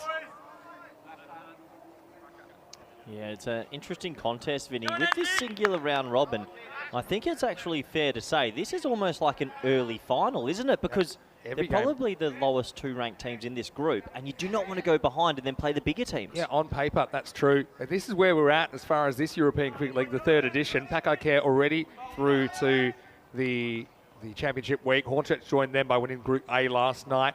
We have Thursday, Friday, Saturday matches for Group B. Saturday is Group B finals day. One of these 5 teams that we'll see will join those 2 teams already there, as well as the 4 teams still yet to qualify. Here we go, and it's Gagandeep Singh. Number 2, this is skewed up in the air. Half a chance, he's backing back, can't get there. And in the end, it's going to be 4. Well, that's a good effort, really. I think Rohit Demand, he was chasing that one. In the end, he just lost his balance. Just enough for Basil. And what's the boot? He gets a boundary. Yeah, it's 4 runs. For a brief moment, Basil George would have had his heart in his mouth, but he got enough wood on it. Top effort from the fielder. Good effort from Batten as well to try and slap it back into play, but he was just a step too late. Now he goes leg side, and Basil goes boom! Maximo!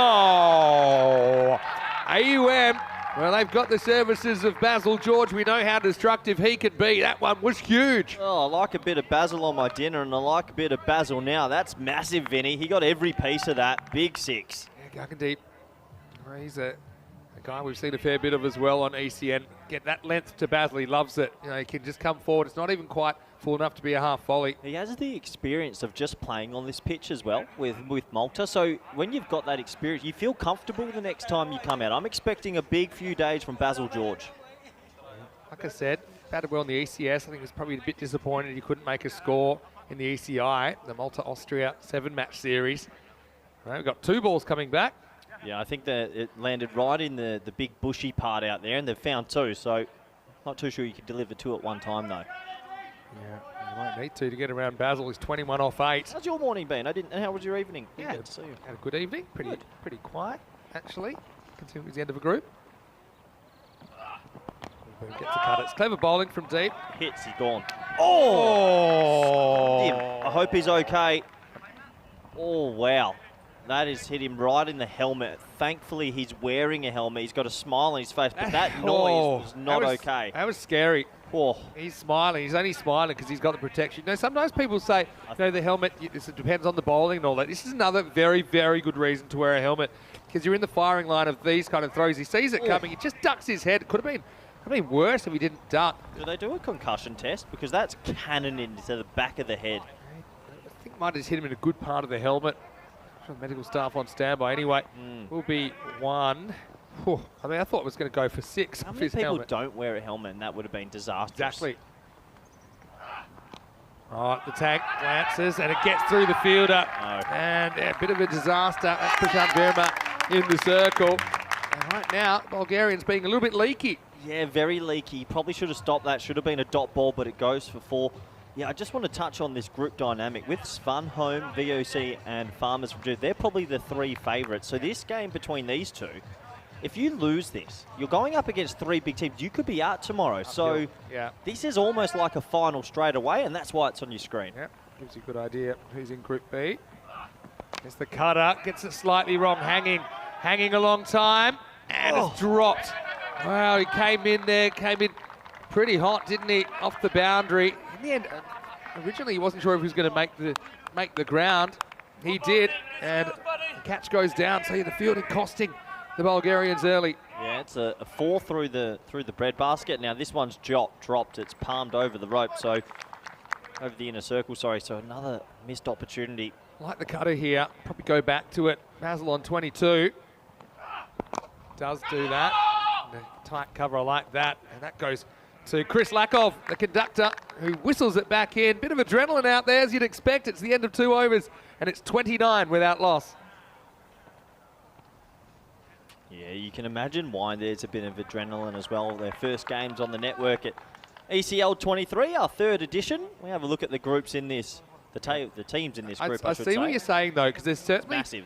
3 that you wouldn't be surprised if they qualified. Well, I watched Svanholm's game. They look like they've reinforced again. I know VOC are a little bit better than last year as well. They'll be stronger. Farmers are a good team as well. So this game between these two, it's massive. It's so massive early on.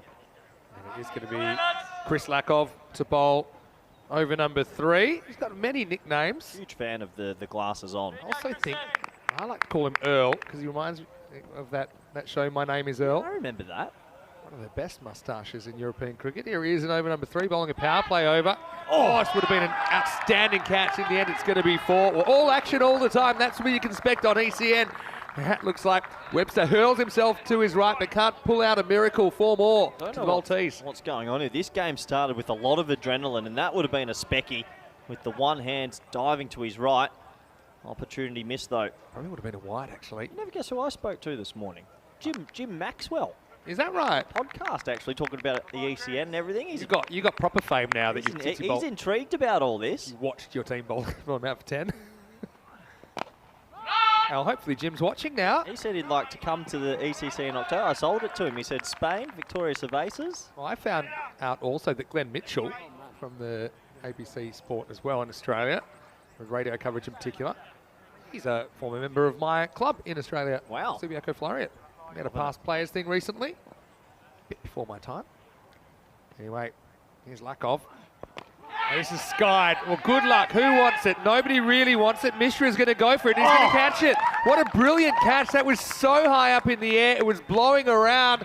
It was caught in a tornado. That's a big wicket because George was motoring, but Lakov gets him in the power play. It's 34 for 1. Look, I'm not going to lie. When that ball went in the air and all 3 looked at each other, I didn't think it had a chance of being caught, but Prakash Mishra, the captain, he wobbles to the ball, he makes good ground, and he snares it. He's coming back from surgery as well, Prakash, and he is the prong of the Bermuda Triangle that it was blowing towards. Is he injured already, Vinny? Looks like he's got a bit of a hovel. He's still coming back from surgery. Last time we saw him, he was struggling. But, I mean, that's a brilliant catch. I mean, we've seen some fielding, and, well, he almost gets a little bit extra from Chris. Sorry, I didn't see that. Wait for this in a second. Anyway, Basil, he's not laughing because he goes... And the score is 34 for 1. What was that, Benny? What a bit of an extra celebration, was Corey, it? I know we say we have it all here on ECN. We have comedy, we have drama, we have action. We even sometimes get a bit of romance. And I tell you what, there's the emotion there. But, well, Chris Lakov, he was very happy with his captain there. Bit of the old Merv Hughes about that. That's it. Well, if he takes a catch like that, I don't blame him. Yeah, I do not blame him at all. With a catch like that, you would want to give a kiss. And it's 34 for 1 now. So this is Rocky Danish, late call-up. Mebu Bali, a.k.a. Lala, for paperwork reasons, wasn't able to make the trip. Anyway, he's facing up now. He heaves this one sideways first up. This should just be 1. Nikolov out there. Bit of a heave. He's off the mark. Patanka's still there. 35 for 1 despite the wickets. Good start for AUM. They'll be pretty happy with this. What is the American University of Malta? You got any background on that? I think there's a lot of medical stuff that goes on there. So obviously not just Americans. It's people associated with that institution. Of course, not just that. It's a club that was based there. But the other thing is, due to the qualification criteria, quite a few of these guys, they do play for other clubs regularly, but they did play for AUM last year. Yeah. Some cricket, and that's why they can play as non-wildcard players, as genuine players, like Basil George, for example, like Varun Prasad as well. And it takes us to the end of the power play. Pretty entertaining one, if you ask me. It's 36 for 1. Very entertaining power play, must be said. 36 for 1. Both these teams with a lot on the line here at the beautiful Kardama Oval. You see the little skyscrapers there, 13, 16, 7 to start us off. It looks like the captain is going to bring himself on, Prakash Mishra, with a little bit of mystery spin. Looking to land it in the right area and start his tournament the right way. He's already taken a nice catch. Can he get going with the ball?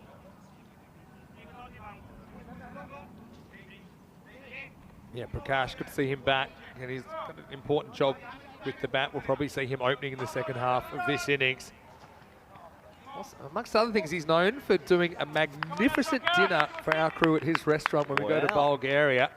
I haven't had the treats. You know how much I like to eat? I said that was huge, couldn't have any more. He said we haven't started the mains yet. Anyway, let's go in over number 4.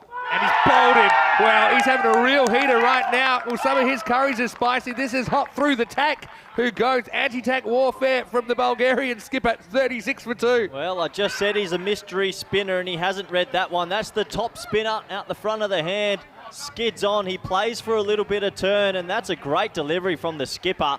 I'm going to enjoy this. Mishra's pretty much right arm trundler, to be honest. And this just, I don't think it does anything. It's the tag. I'm just feeling for it first up. That's half the mystery. He plays for a bit of turn there. Maybe a little bit of inseam. What a nurry, actually. That's a great ball. Spot on first ball. And the tag says what happened. And he turns around, assesses the damage, and walks off. So after a bit of a rough start, Indo-Bulgarians, they're fighting back, 36 for 2. Yeah, this has the feel of a very good game on our hands on Empanada Thursday, which we're all very excited about. I'm also very excited. I'll tell you one thing, I mentioned it briefly, but Jamie Batten not opening the bowling for Indo-Bulgarian. I don't mind it because he's a good bowler but didn't take wickets last year, so they want to use him at the back end. I don't mind it. If you can get away with the early overs with others. I think that's the key, if you can get away with it. And so far, well, so far they are. So far they have. I mean, to keep a team to 36 off 3.1, 2 wickets, you're happy at this stage. I think both teams are happy-ish. Yeah, I'd agree with that. Look at the hair. Wild. He's a wild man. Jaspal Singh coming out at 4. A tight one first up. Direct hit there is a lot closer than you think, but just missing the stumps. For a man that's just had surgery, Mishra is doing a pretty handy job here. Yeah. I suppose probably suits him. That's a slightly shorter format as well. Just can stay on the park. 4 games plus potential finals on Saturday. Tossed up. This is straight to the man. No, it's not. It's into the gap. And in the end, the slap misses. And Milakov, well, he wears his emotions on his sleeve. We saw him giving the captain an attempted kiss. Now this is an attempted slap. It's slapped by the batter in the first place. The Bulgarian language coming through the effects mark there. You can see the frustration. He probably should have stopped it. Apologies to any of our Bulgarian viewers. And there's many of them. I speak fluent Bulgarian, Chris Lakov, although he did grow up in New Zealand. Close, you know. Oh, that's tight. It's not out in the end. I think that's a lot closer than you give him credit for. Maybe there's an inside edge. You see it's been given a run. I think it was a pad glove on the way through. Yeah, tight one. Yeah, interesting run. Probably sliding, but yeah, hits the pad, goes up, then collects the glove to get the single. Probably sliding down. Yeah, probably anyway, but certainly worth a shout.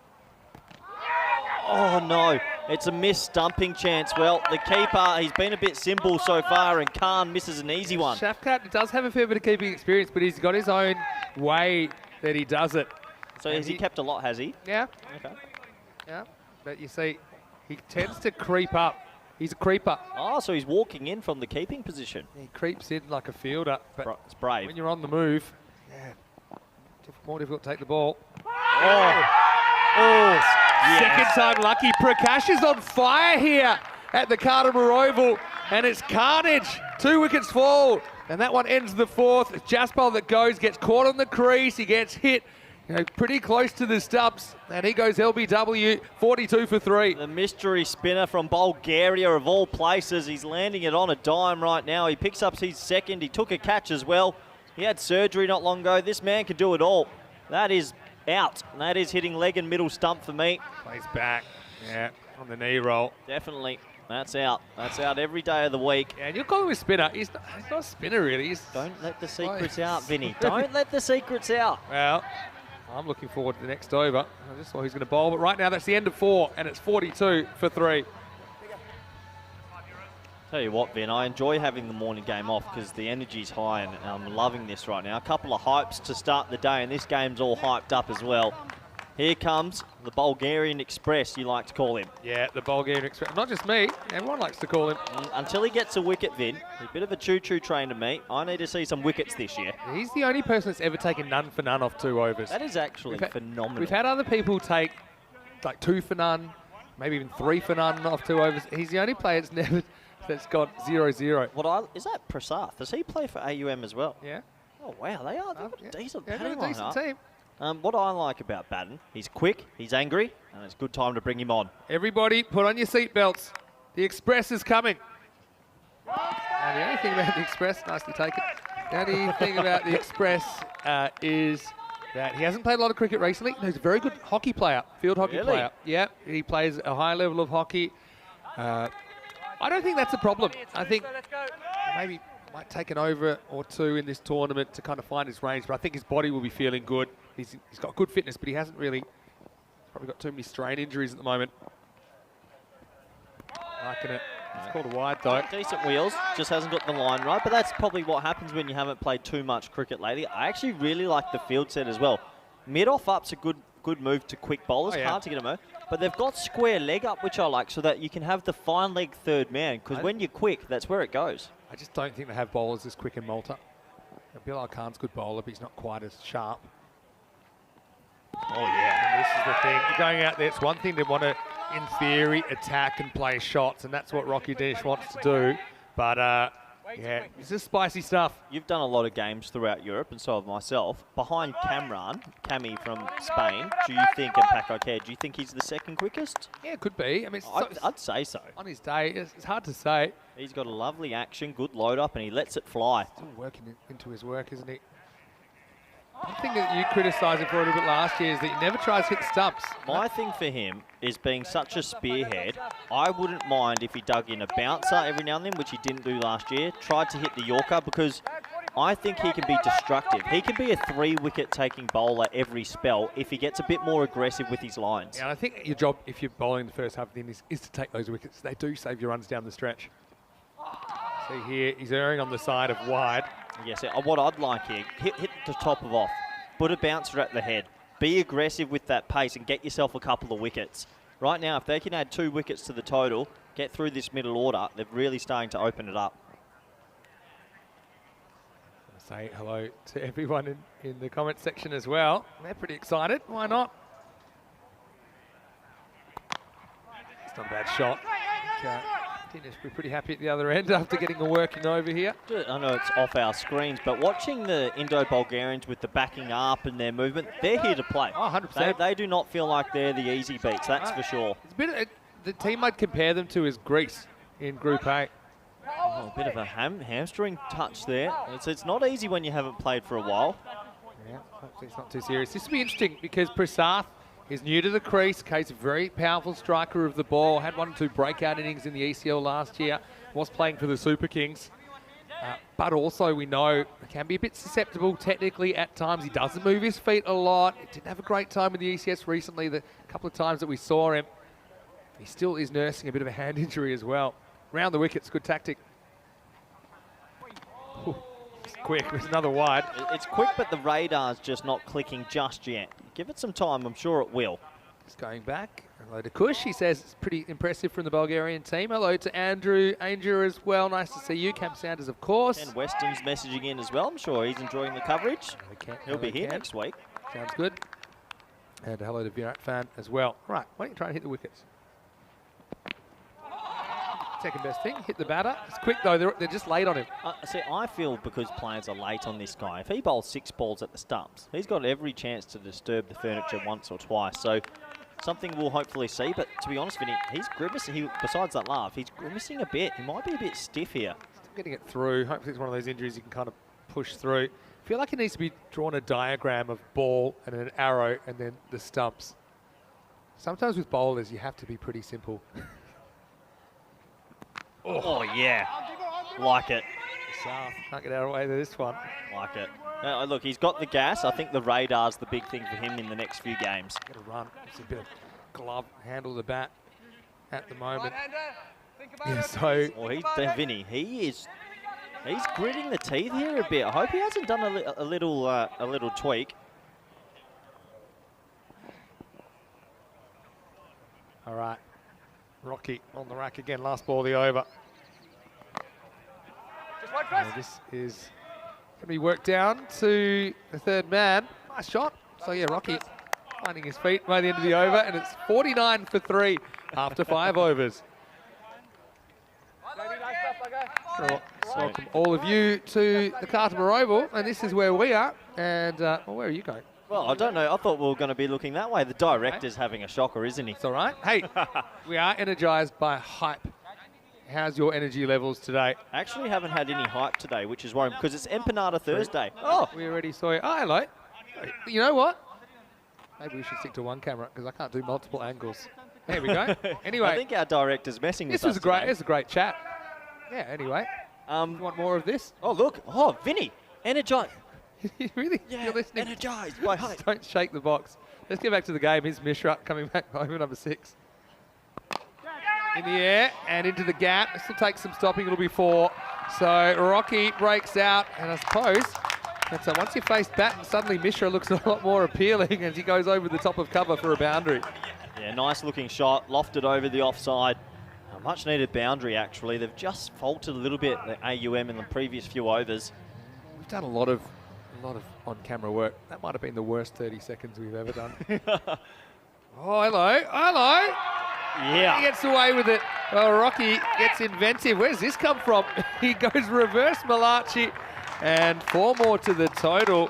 What a time to play that shot. A huge fan of the reverse Malachi, especially when you get it. It does look good. And hey, backward point, short third man are in the ring. Why not? Just had to thread the needle, and he does exactly that. Back-to-back A boundaries. lot of people saying they've enjoyed every time we go to Bulgaria. It's always a good series to watch.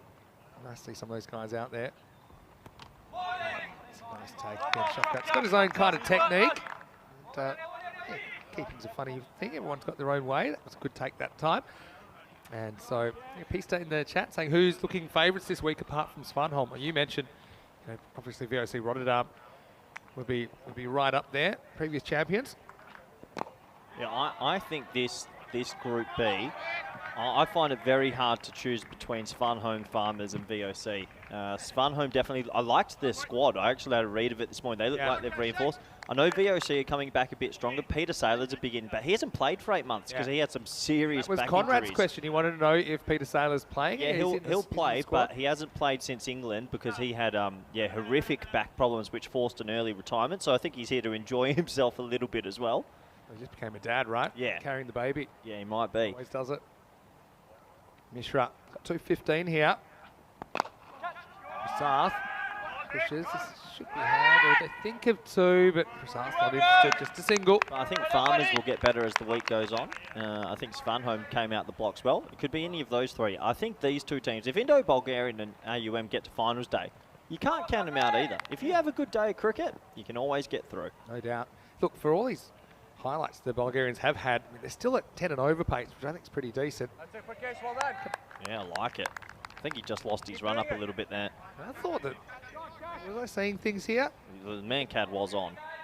Okay, I was just looking at the batter switching around, but I think he'd already pulled out of the ball. Last ball of the over then.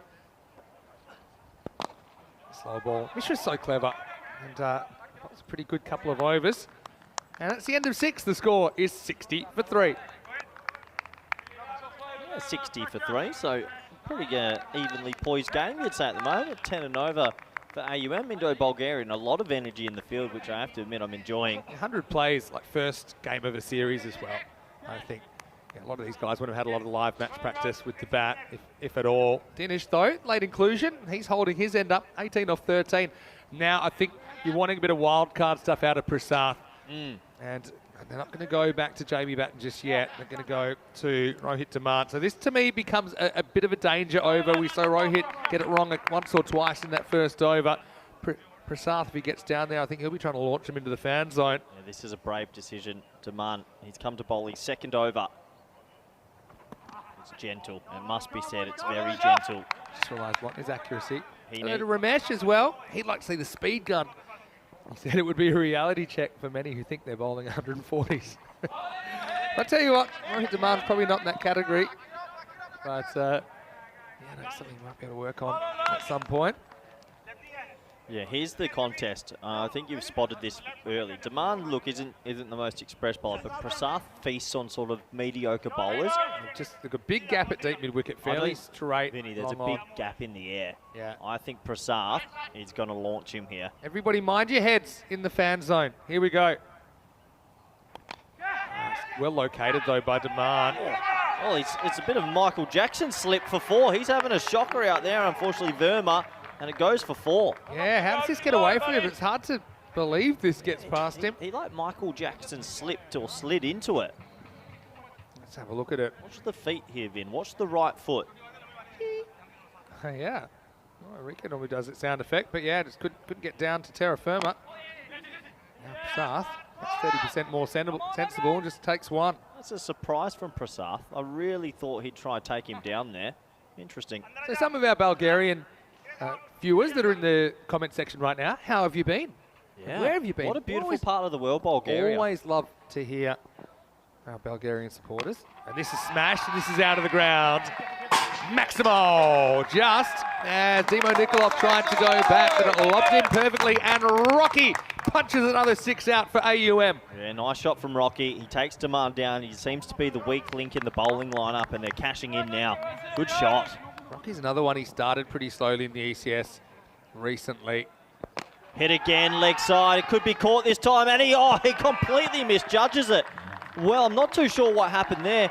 He seemed to run around it, and the fielding is starting to cost Indo-Bulgarian. It's been the best of times. It's been the worst of times. The blurst of times. It has. Well, that was a blurst of a catch. Let's have a look what happens here. And he just kind of goes left, goes right.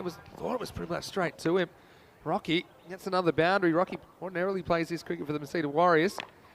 It's a full ball and gets a bad net. But I tell you what, he's been a really important part of this innings for AUM as they try to get a decent score on the board. That's the end of 7 overs. The score is 78 for 3. Vin, you said we've got a lot of Bulgarian viewers. What's the national dish of Bulgaria then? Give us a little bit about Bulgaria. What do you know? Bulgaria food chat. Whoa, hold on. Hey, we'll come back to that. Tell me what's going on, because you promised everyone that donated money 3 weeks ago in Malta that we would have robot costume mascots. They said it would be delivered by the 11th of March. Well, right now, checking that, it's the 2nd of March. Have we had an update online? So I promised that I would check with the hotel every day. That is a promise I have broken. Here we go with over number 8. Because I was running late this morning, so I didn't have a chance to check. But let me check with them tonight. You're a swindler. Let me just check with them tonight. You've taken good viewers' money and you haven't delivered. We did crowdfund with our viewers for these 2 robot mascot costumes. If you've just joined us, if you're wondering what we're talking about. And they are en route. They've left China, very reputable manufacturing centre of the world. My Mandarin's not great, so I can't really give you an update. Here's Lakov coming back. What a shot. There's no fine leg. There's actually no fine leg, no 45. They've got the man in the ring hovering at mid wicket, so he gets a bit funky, which I get. I reckon he deliberately tries to glance this behind his body in the end. I don't know. Is that a bit of a brain fade? It's actually, no, not a brain fade. It's the right option with this field, but not the right execution. Shows he's thinking. He says, I could just do this. That's probably a better option, and that's out of the ground. Maximo! Well, Rocky, maybe stick to the power shots. Lakov pitches up, challenges him to drive, and that's exactly what he does. Drives him out of the ground. Yeah, nice shot. I saw James Cantor moving to his left. He definitely wouldn't have caught it, so it didn't matter anyway. But what a nice shot that is. And 1% the chairs scattering. Rocky, 36 off 20. Got to get the block hole here. Doesn't quite. It's another half bowling. This is 4 more. Lakov's got to find his length hand quick here. This is getting dangerous for Indo-Bulgarian. Yeah, Lakov has just gone a little bit over pitched, and Danish, he's cashing in, isn't he, Vin? We call Lakov the conductor. Yeah, so go on. What's a Bulgarian national dish? Give me some food chat. Okay. Well, when I actually went to a Bulgarian restaurant there, I tell you one thing I had. Was it expensive? No. No, it was great, actually. It was kind of like a cucumber and yogurt kind of cold soup. Someone want to tell me what that's called? I'd appreciate it.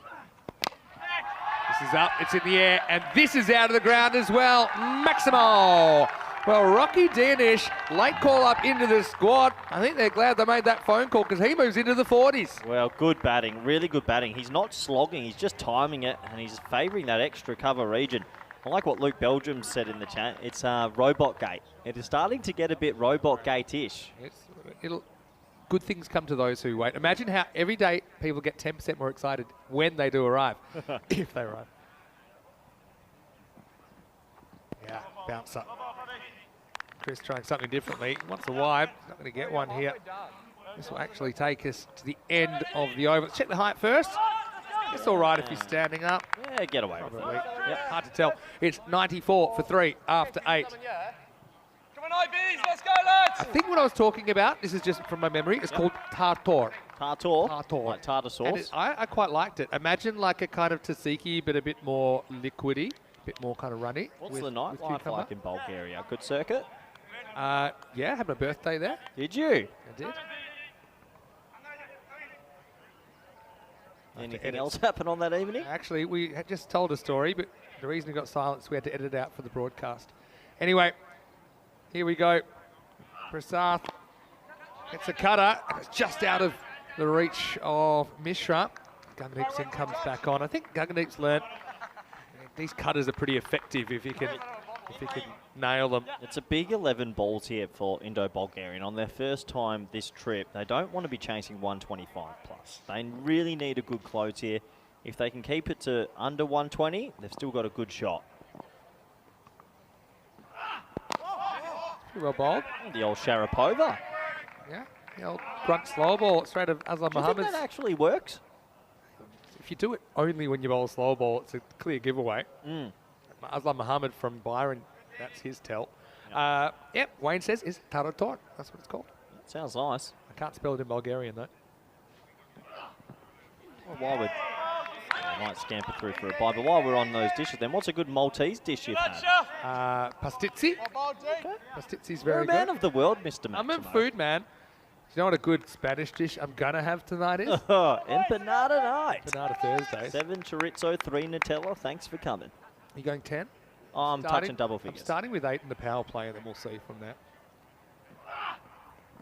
Prasath can't quite work out his strategy here. Hasn't been able to get going. Do you think Prasath's been lacking with form lately, and he's sort of caught between I want to get in compared to just But he's biffing got it? a hand/wrist injury, right? So he's been battling it for a while. Oh, that's not good. What happened? Yeah, I don't know if it was an impact injury or something like that, but he's definitely not 100%. That's what he can do, though. Not quite out of the middle, just gets one. Hey, this is a top over. You've still got the Bulgarian Express to close. If they can Will get they out of bowl this him over. last? I mean, Oh, yeah, why wouldn't you? because he was You can't not bowl. grimacing. Well, look, if he's got something like a minor niggle, maybe you don't risk You know it. what? You got 8 overs in the series you need to get out of him. So I think Well, hopefully 16 Yeah. if he goes real well. potentially more, but I'm saying that's the way you start. I think you got to use him. Last ball of the ninth. Maybe a bit high, I think. Yeah, not out for me. I think that's the correct decision. We'll have a closer look, though. Leg by a signal. Kind of on his tiptoes there. Rocky's not the tallest guy in the world, but let's just see. Yeah, that's high. He's back. I mean, it may have been clipping the top, but you can certainly see the things that umpires look for. He's kind of on his tiptoes, hits him top of the pad. Think about those pads, though. Not very tall. Anyway, it's the end of the ninth over. The score is 98 for 3. Well, I think you're going to have your answer right now. The Bulgarian Express will be coming back on. So obviously it was just a bit of grimacing before, but nothing serious. And that was a really, really good over. That's given them a good chance to close well here for Indo-Bulgarian. Do you know what it also is, though? It's another over that he hasn't taken a wicket. Jamie Batten. I meant the over from earlier on. He's due a wicket. There couldn't be a bowler more due a wicket. Let's hit some Yorkers. Let's hit the stumps He here. had 13 overs, none for 51. This is why I am still on the fence about him. You can have pace, but you've got to have accuracy. His economy, 3.92. That's helpful. fine, but If you had someone like this in Bulgaria, you want him to be an enforcer with wickets. let's see. He's bowling the 10th. Anyone get wickets in the 10th? Good. Yeah, well, big no. Now Rocky's going to take it on the fumble. Yep, 1 run. So If you have any Anybody could go out there and take wickets in the 10th over. He might get smashed, but surely. I am impressed with how they've applied themselves in the field here. It hasn't all gone their way, but they've been active, they've been loud. They're doing a decent job, and they've still got them under 100 at this moment. Cameron Sanders says, we don't want wickets, maidens only. Well, he does have 2 maidens in his career on ECN, both in the same match. Prasath wants to take him down. He can't take a wicket. He's quick, though. He's genuinely quick. This is the thing with Prasath, though, and he knows it, and a lot of the bowlers know it. For a guy that is a recognised batter, a lot of balls he miss the leg stump, go between him and the leg stump, and you don't see that happen very often to good players. I think I said about 8 balls ago they don't want to chase 125, 120, and in the last 8 balls it's only gone for 4 or so runs. So what a good little comeback this is at the back end. It's a good total for the game, I think. Very good. I bet when he does take one, he takes like a 5 or something. But that's another waltz on the stumps. Prasath gets a bat on it. Would like be nice to see if he's got the Yorker in him as well, but he's doing a job, serviceable, that's for sure. The 100 comes up. That's the other thing, if they do play against some of the teams that are a bit more technical with their bat and are kind of able to handle the pace, and he's bowling at this stage, can he get that Yorker, which is so important?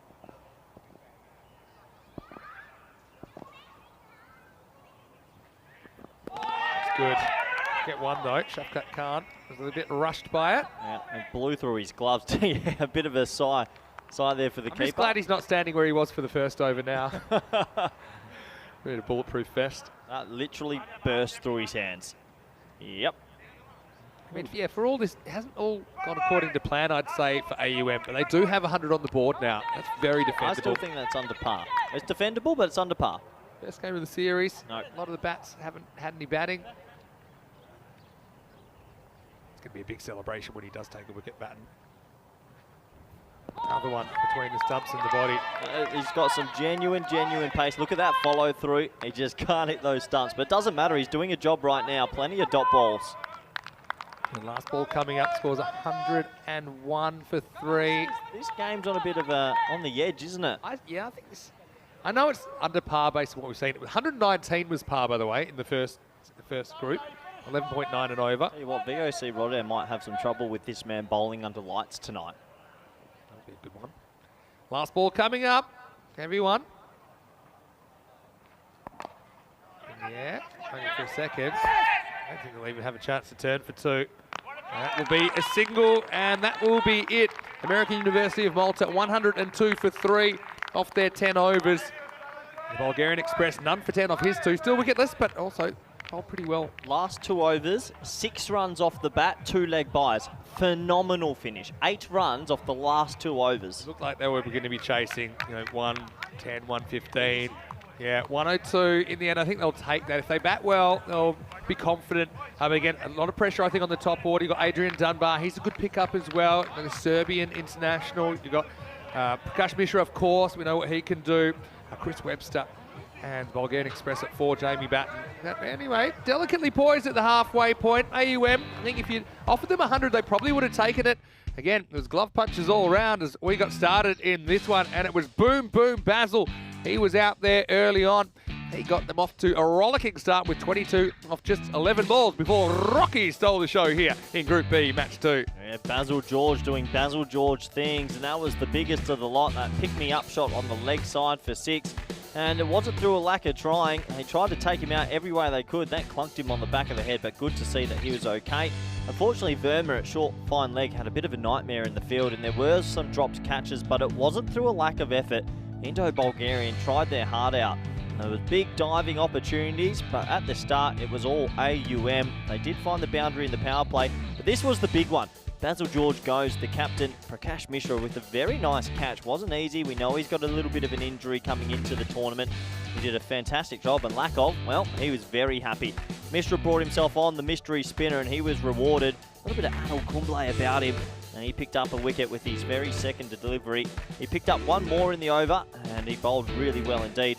Unfortunately for the Indo-Bulgarian boys, they did make a couple of mistakes in the field, a missed stumping. There was a couple of falls here and there they could have stopped, and it does cost you in the end. But Mishra, he bowled super well, and that was plumb. He slid it through again, and that was his second for the over. Could have had 3 with the stumping as well.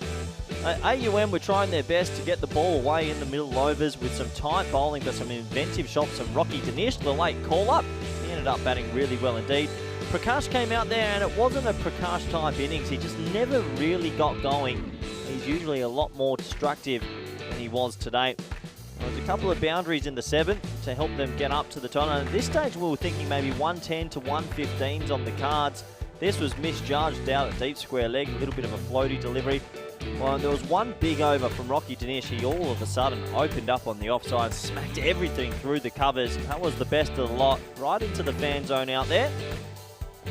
And this is when we thought they were going to kick on and motor on. That was the 8th over that went for 16, but we don't have highlights of the last 2 overs because they didn't hit a boundary, they didn't lose a wicket, they only made 8 runs off the bat, so a really, really good finish by Indo-Bulgarian. Let's take a look at the scorecards, shall we? And well, we'll start with the batting scorecard, and it feels like it was a missed opportunity for AUM to get a big score on the board, especially with the top 3 all getting in. Best a lot, Rocky Dinesh, 48 off 27, but Prasad there, only 11 off 13. Very surprising for him. 22 off 11 for Basil George. Patanka 11 off 7. An odd sort of innings. They never really got motoring enough to get a big, big score on the board. Let's take a quick look at the bowling figures, shall we? And there was a big effort from all the bowlers. We know few of them have got a little bit of a niggle coming into this tournament, but they definitely tried their best. Everyone sort of chipped in. The best of the lot, Mishra, 2 for 17, the captain leading from the front. The economy rate for Singh, not too bad, also for Lakov and also for Batten, who keeps going on without a wicket, but that economy is fantastic. So, that does take us to the halfway stage of this one. 102 for 3 is on the board. Can Indo-Bulgarian make 103? Do join us back in the next 10 minutes for the all-exciting run chase. Thank you.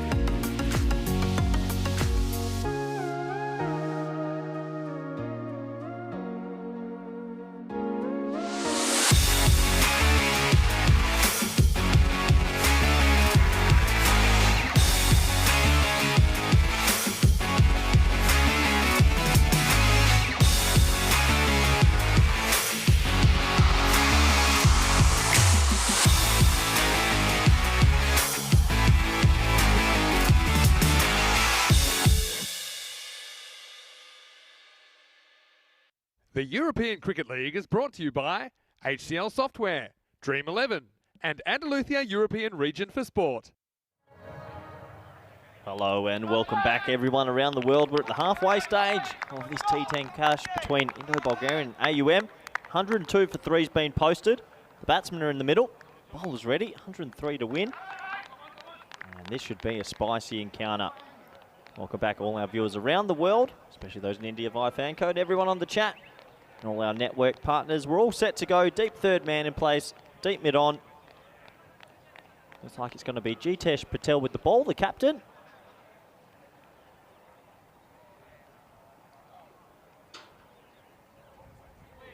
Dunbar to face Mishra at the non-strikers end. First ball, here we go. Oh, it's a slow in swinging Yorker to start. Not too much pace, but in the right zone. Patel starts with the dot ball. So welcome back, good friend, co-commentator, Mr. Maximo. Yeah, nice to be back, and I think this game's delicately poised. I think 100 plays here. They've got some good players, no doubt about it, but a couple of wickets early. The bowling team could be on top. Adrian Dunbar. Bowled. He's gone all around that one. It's gone through the gate. I think it flicks the pad on the way through as well, and Dunbar has to go without scoring. Perfect start for Jit Patel. AUM up and about. It's none for one. What is it about left arm seamers in the T10 format, Vinny? They seem to work. That swings in late, and he castles him. Big celebration as well for AUM. They pick up their first wicket. Oh, poor Adrian Dunbar. He seems to be having a shocking run on ECN. Could buy a runner in Bulgaria a couple of years ago. This time he got this across. It maybe comes in a little bit. Definitely for me flicks that back knee roll. Actually didn't swing that much. I thought it did, but sort of clips the pad on the way through. A little bit of movement, I think, but it's more about the location. So disappointment. Location, location, location. That's what they say. Always Anyway, if you can't be good, be quick. He's out of the way, only uses 2 balls up. There's still plenty of time. Chris Webster comes to the crease at number 3. He's a very important player.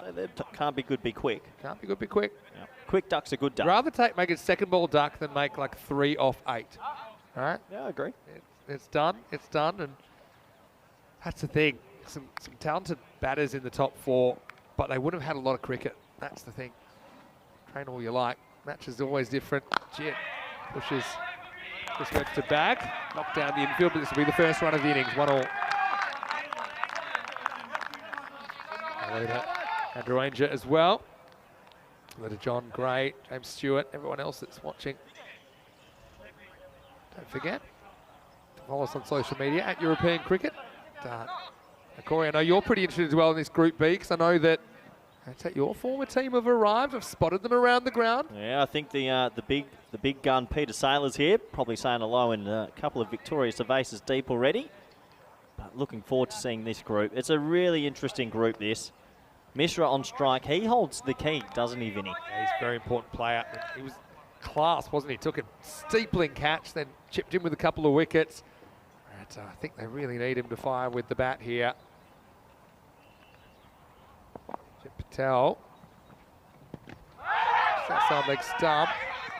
Run there. The thing is with a chase like this, one boundary and over, you're pretty happy.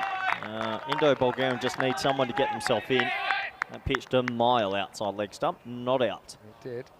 A question in the chat from John Gray. Are there any in the Maltese side that were playing in the recent ECS? Quite a few. Jit, whose bowling was actually umpiring in that series. But Rocky Dinesh was playing from the Cedar Warriors. I think Tarek Shah might have made 1 or 2 appearances. Basil George obviously was there for all of it. Oh, wicket. Jump on Mishra. Well, that's kissed the turf and climbed a bit, actually. It's nice bowling. Surprised to see the left armer come around the wicket, but hey, it works. Yeah, works that time. It's all about the location. Yeah, who else we got? Dash Batanka. He was playing for Gozo, CC. Ram Prasad was playing for Marsa. Let's ball the over. Pushes, gets sent back. So it's a very, very good first over from Jit Patel. After 1, it's 1 for 1. Yeah, a bit of a nightmare start that for Indo-Bulgarian. Not too much intent and 1 for 1, but I guess 103, you maybe can take a couple of extra balls to get yourself in. 27 games without a golden ball. Vin, whose game is it on the sweepstakes? I have to tell you something. I believe it's mine, but I'm happy that it's mine because Malta was the epicenter of the globe of the golden ball universe in the first ECS of the year. We had 5 golden balls. Is that the most at any ECS ever? At any tournament we've ever had, including one in the Eliminator. There were some really crazy ones as well. We saw 2 dropped outfield catches that swung the result. So who knows? Just for me, it's in golden ball Goldilocks territory. 102, Especially 102. with that first over, I agree with you. Mishra and Webster, as well as probably Batten, they're super important. Chris Lakoff as well, I suppose, at 5. This is going to be a wide. Basil George bowled really well in the internationals recently. He was playing for Malta in the Malta-Austria series. And, didn't make too many runs in that series. He bowled very well. He swings his first one. Yeah, one thing that I've noticed so far in this tournament, there has been a lot of swing. If you can get that seam up in the right position, it swung a lot, and that one went. The breeze switched around a bit. It is kind of a bit right to left now. Edge. Yeah, that'll be 4. And so Webster will get his first boundary. Badly needed one for Indo-Bulgarians. Yeah, it's a thickish edge and it flies for 4. I'm a big fan of these third men being real fine. I don't think they need to be square because a lot of edges go in this region. But hey, it's a handy boundary. I think I'd rather have them fine than square. And if they're going to cut a 4, at least they've earned it. It would really infuriate me as a bowler to concede a boundary in that direction. Basil, his 2 overs will be super important. Interestingly, he's getting the new ball as well. Typically, we've seen him bowling kind of middle overs and late. Well, he's confident. He gets the edge. He puts the slip in. Don't often see that. I think we saw Samuel Stanislas take 2 slips catches in 1 innings for Mata Day recently in Malta. He's got that kind of floating slip around second slip. Down. I think it'll run here. One thing I've really liked about both these 2 teams, and for me, it's a sign of how far European cricket has come in the last 3 years, is the energy in the field, the focus on fielding. I mean, they're really trying to create the right atmosphere out there, aren't they? Yeah, you can't underestimate what energy is needed in the field and the voice and the backing up and the movement. It goes a long way in winning T10 fixtures, every type of format, really. Swings too much as we called a wide. And Webster, pretty good player, UK-based. I felt for him because he was meant to play for Indo-Bulgarians in the ECS in Bulgaria last year. He was only there for the first half of the tournament, and the first half of the tournament was washed out. So actually not just washed out, we had snow in Bulgaria. Nice. Tournament. Match 5 has been delayed due to snow, was the graphic we had. Cuts this time, straight to the field. A lot of balls seem to go straight to those infielders. And remember the fielding for Indo-Bulgarians probably leaked them a few runs, a couple of boundaries, a couple of drop catches in there. And right now, I think AUM pretty happy with how they're tracking. We're only halfway through this power play. Yeah, it's a nice start for AUM. Just asking the right questions of this top order. This time he gets into the gap, and that's going to be 4. That's what Webster can do. He frees his arms. Cuatro carreras. He's scored 2 boundaries this over. This one was much more convincing. Well, Basil George is swinging it away, but he's offering a lot of width. So eventually you can just put your hands through it, and he does exactly that. It's a bit of a swat, but nice shot. Good batting. I want to go that 10 and over or so. 11 with 2 balls to go in the second. Basil get a bit straighter. And cut it straight on the side. Goal! Oh, well, he's either caught. I think he might be run out or stumped as well. Well, this has been given out from the standing umpire. This is out caught. It's a freakish one. So it actually hits his pad, goes onto his bat and glove on the follow-through and ballooned up. He's out run out either way, but I think that's caught. That's a crazy dismissal. It has been given out caught. That is. I just thought it flicked the pad, but do you think it's your pad onto the back of the bat? Watch it. So he tries to play a standing sweep shot. It hits the pad, and then he catches up to it, the back of the bat, and it balloons up. Yeah, he walks as well. Watch this. This is very odd. So pad, back of the bat, caught. Yeah, it's actually maybe the edge of the bat as it's coming through on the follow through. So credit to Webster because he actually walks. He doesn't wait for the decision. Yeah, it's hit his pad, flown left, and on the follow through of the shot, it's hit the back of the bat, and well, double whammy, you run out as well. Yeah, that's why he doesn't even try to get back. He's actually walking on the catch. That's a freakish one, isn't it? Never seen that. That's a freak dismissal, and he'll have to go. He knew straight away. He started walking off. He didn't try to get back in the crease, but what a start for AUM now. Yeah, I have seen that a few times in the follow through because the ball can pop up obviously off the body. So the way that he's all bats over there, and to hit the back of the bat and go up, that's pretty unlucky. It's super unlucky, actually. But yeah, I have seen it from time to time. Often it's the back of the bat, and sometimes it can end up like around point or gully in extreme circumstances. And what a way to get out. Batten, the new batter. Looking push, and he gets turned around by the Bulgarian skipper.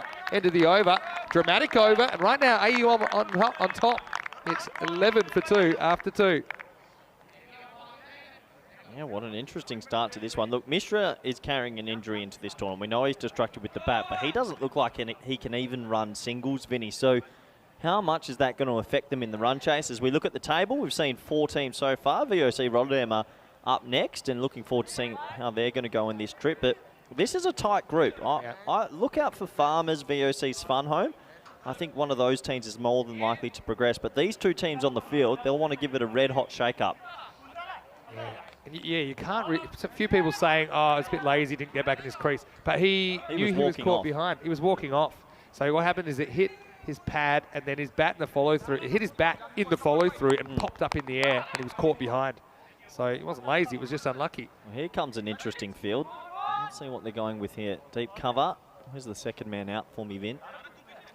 Going for deep midwick. Okay, that's a bit more agricultural. Sideways. I never like it when you try hedge your bets and cover both squares. I think it's quite fine leg difficult. at all, though. Absolutely no one behind square. Top right-hand corner of the field. There you go. Get a look at it there. There's no fine leg.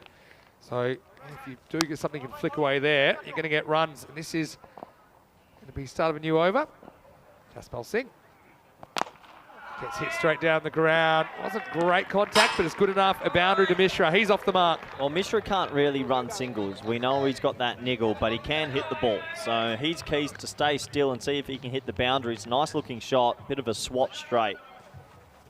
Hello to Wayne, by the way. Nice to have you with us. And James Stewart watching from Estonia. CNF lovers and Dave and everyone else.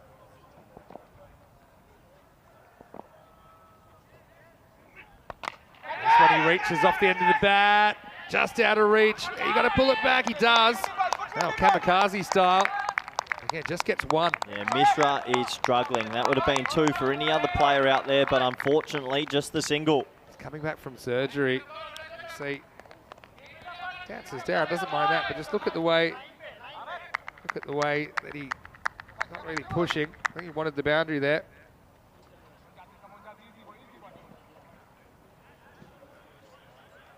Jaspal. That area. Another ball hit to an infield. This rate's climbing. Where are we at? I mean, it's about 11.5 and over now. It started at just 10.3. Oh, well, look who's in the house. It's Maxi Hornweg. And there's Arnav Jain. There's, well, look at that team.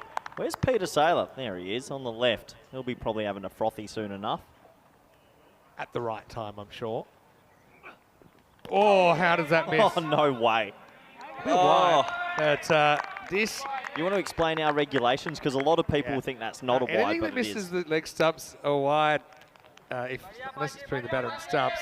Oh, wow. Word. That's a coat of varnish. Bold or wide. That's the rules. It's easy to police. That's the whole point. Batten gets lucky there. Oh, he misses out. I'm really impressed with AUM here. They're getting the ball to talk. Yeah. They are. That's the thing. You couple that with the location. I think they've just bowled a bit more accurately than their counterparts so far. Jaspal. He 6 off this over. Has a bit of width again. Seems a lot of balls drilled to infielders. You know, there's a lot of room in the air, Vin. Maybe they can lift it over the offside. Throw something at you here, Kate. At the end of this over, it's the end of 3. Do you even go to 5 outfielders straight away? Yes. At the moment, seems there's a lot of balls getting hit You're straight. Getting a little bit infielders. too aggressive. No such thing. Point. End of the over. It is 17 for 2. No, I get your point, but you are defending here. You don't need to be. You can still have aggressive infielders and outfielders. You can split it. That's true. I suppose I think about in a more traditional cricket match that's longer, it's kind of the batters that determine when the field goes back, not just the restrictions. Yep. So you would wait until you're conceding some boundaries before you do I think what you have to think about as well, Mishra can't really run. So if you Yeah. stayed on the ring, you're probably going to cut the single either way. So definitely something to think about. As it looks like coming into bowl now, Tariq Shah. Yeah, Tarek's going to bowl some spin. Say I like the kids. Oh, I think that might be Magic Spray Mary turning up for work. yeah, that might be taking me home. Is that the Maximo copter? It's not Maximo Copter. It's in at the garage. Are we getting close to owning a helicopter? Every game we get a little bit closer. And a boy. Anyway, Tarak is a pretty clever bowler. I've got to say I'm loving the kits as well. I mean, these two are similar colours, but the colours we saw them last year, Indo-Bulgarians and AUM, pretty similar to their home kits. Oh, that gets one full, and Mishra doesn't offer. Yeah, they're a bit all at sea here right now, Indo-Bulgarian. I'm not too sure how to go about this chase. I'm becoming less alert and more alarmed about this required run rate going up. Mishra has had enough, but he picks out the fielder. And they'll just get a single. Yeah, hit a few balls well, but they seem to be picking out those fielders, don't they? Yeah, they are picking them out perfectly, let's be honest. Batten 0 off 5. Now he has to get going right away here. Normally you see that when he's bowling. Oh, bit of anger. Saw a bit of bat flying yesterday, didn't we? Time he is off the mark at the 6th attempt, just with the single. At what stage does the panic start setting in? I have mild panic. I've got goosebumps right now if I'm chasing. Just Got over watching to a ball. Batten, he's got a limp on as well. I reckon these two are both carrying something quite severe. Not great when it's match 1, is it? No. It's a full toss. Watch them jog through here. They're both just not at 100%. So the only way they're going to win this is clear the ropes, and that's looking challenging. He wants a new bat. That'll fix it. Were you ever big on changing your bat if you weren't Never. going well? I've got one bat that was always my favourite. Use it till it broke in half. Again, picks out the outfielder. So, yeah, I suppose with the spin, this is a pretty good field. 3-man leg side, boundary riding wall. Traditional T20 field, this, really. But it's working at the moment. And the gap's over cover. So if you can get something you can drive inside out, it's probably what you're looking for. Go straight over that cover in the circle's head. Big space behind him. Instead, just has to eat a Yorker. And this will just be a single. Another very, very tight over. It's the end of 4, and it's 22 for 2. I'm not too sure how to read this chase just yet. There's a bit of a lack of intent. I know they might have a few injuries, but they're falling quite far behind the rate. And it's a big game for Indo-Bulgarian. It's only going to get tougher after this. It will. Let's have a look at where we're at. Oh, heart rate's back. Good. Oh. We've got. Flatlining, Vinny. Listen, we've got the scale right now, so that the red line's where they need to get their run rate to win the game. And you can see how far behind it is. I'm worried. We might have to get the defibrillator out there for them soon. Nice to see. We got that going. Well done to all of our pals there at Sports Interactive. Sports Interactive I've backed from day one. Yeah. The moment they got rid of the worm. Yeah. Now, it's a brave new world we're in. Anyway, here's Gaurav Joshi. He's going to rock out a bit of spin as well. Oh, Joshy looks like he gives it a rev. Rate required. 13.5 now. Let it go. Oh, yes. Not with fresh air. Anyway, puts a bit on it. Yeah, he uses that sort of, Good shape. yeah, that sort of rhythmic action to get through. See Rocky behind the stumps. Waiting for Mishra to raise his foot. He wouldn't.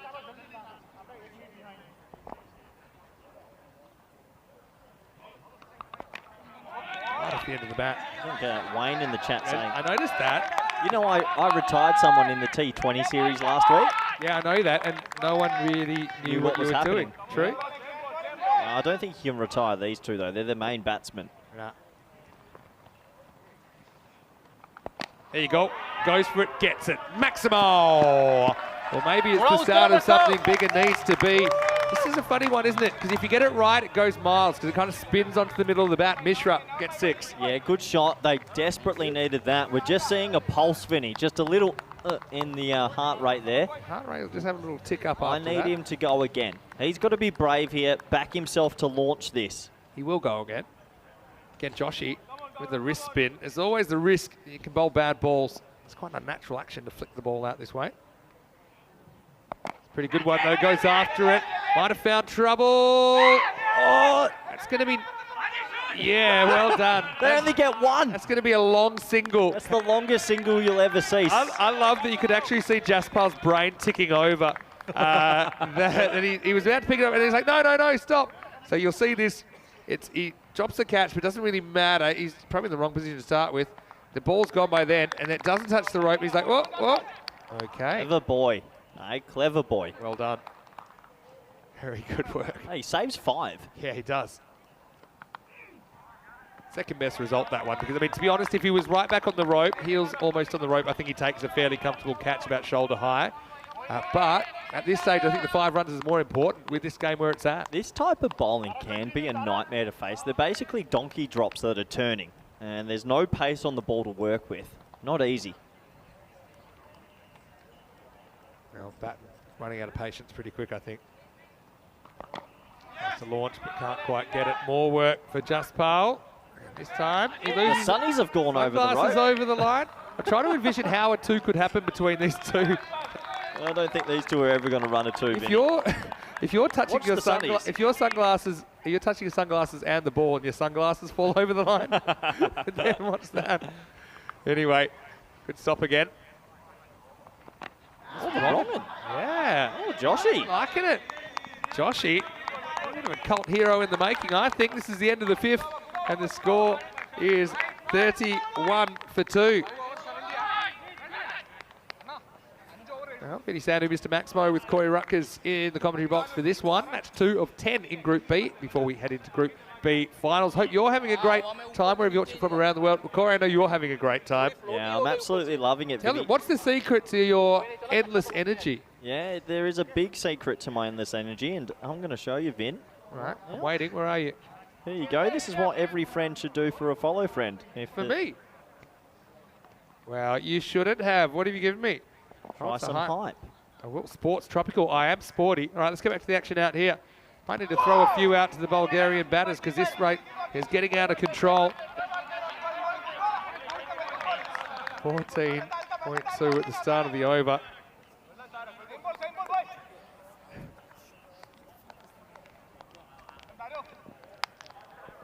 Tarak Shah comes on. Say your on-camera game has been pretty poor today. Oh, look, I don't know who's the director today, but his heads are going to spin. The staff here.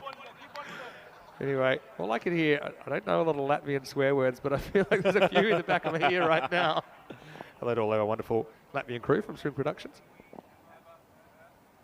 Oh, no, stop ball. Does well to keep the foot down. But yeah, this was my theory. I said at the start of the innings. I mean, even the good batters haven't had a lot of batting. Can't just turn it on. A funny old chase this. They've really struggled to get any momentum. Sure. Again, just misjudges the speed, has to eat it. Well, they're going to almost run him out here. Would have been out. They missed. Probably not a bad miss at the moment because we can consider they need 2.5 runs a ball. At the moment, these two haven't been able to break out of their malaise. No, they haven't. Batten's 4 off 9. Mishra 17 off 17. Hard place to be when you're out there in this situation. Batten tries something, again drills it straight to an infielder.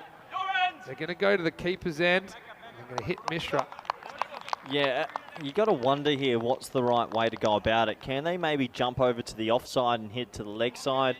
Tough to tell. It's hard to look. I know these two. You don't consider retiring them out, but I'm at the stage maybe I'd think about it. You've got just to have a crack at it. You've got Chris Lakoff still to come. You've got someone like Gagandeep Singh. I've seen him do some really good things at ECS level. Whack some sixes. Anyway, it might not need to because this is hanging in the air and it's dropped. They'll just get one again. Seems there's no chance of a 2. A bit of exciting fielding from Shah as well. Also the end of the over. Pretty good spell. Tarak Shah doesn't take a wicket, but only concedes 9. 6 overs down. It's 37 for 2. Yeah, 37 for 2, and it just feels like Indo-Bulgarian. They're trying their best. They just can't find the gaps. 18 off 18's really slow, and 5 off 10's even slower. Hard to surmise, really. Tough one. Now, I know it's only the first game, but I say only. Well, you're only going to get 4 games. There's worry signs early because you've got 2 of their main men are limping. Yeah. And it's the first game, Vinny. definitely. So looks like Abhishek Kantala is going to bowl over number 7. That's right now, 102 is looking like 202, isn't it? It looks a long way away. Something drastic's going to have to change. New bowler, Kantala. What does he do with it? Yeah, another spin option.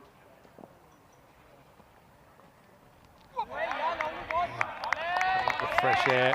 They've got a couple of mystery spinners, don't they? Short run-ups and a bit of flight. Also, and they've bowled good lines. When you see the ball getting hit so often to the offside, means you're bowling a good line. the other thing is that in Malta, the guys that have been playing ECS, they've still been getting a bit of cricket in.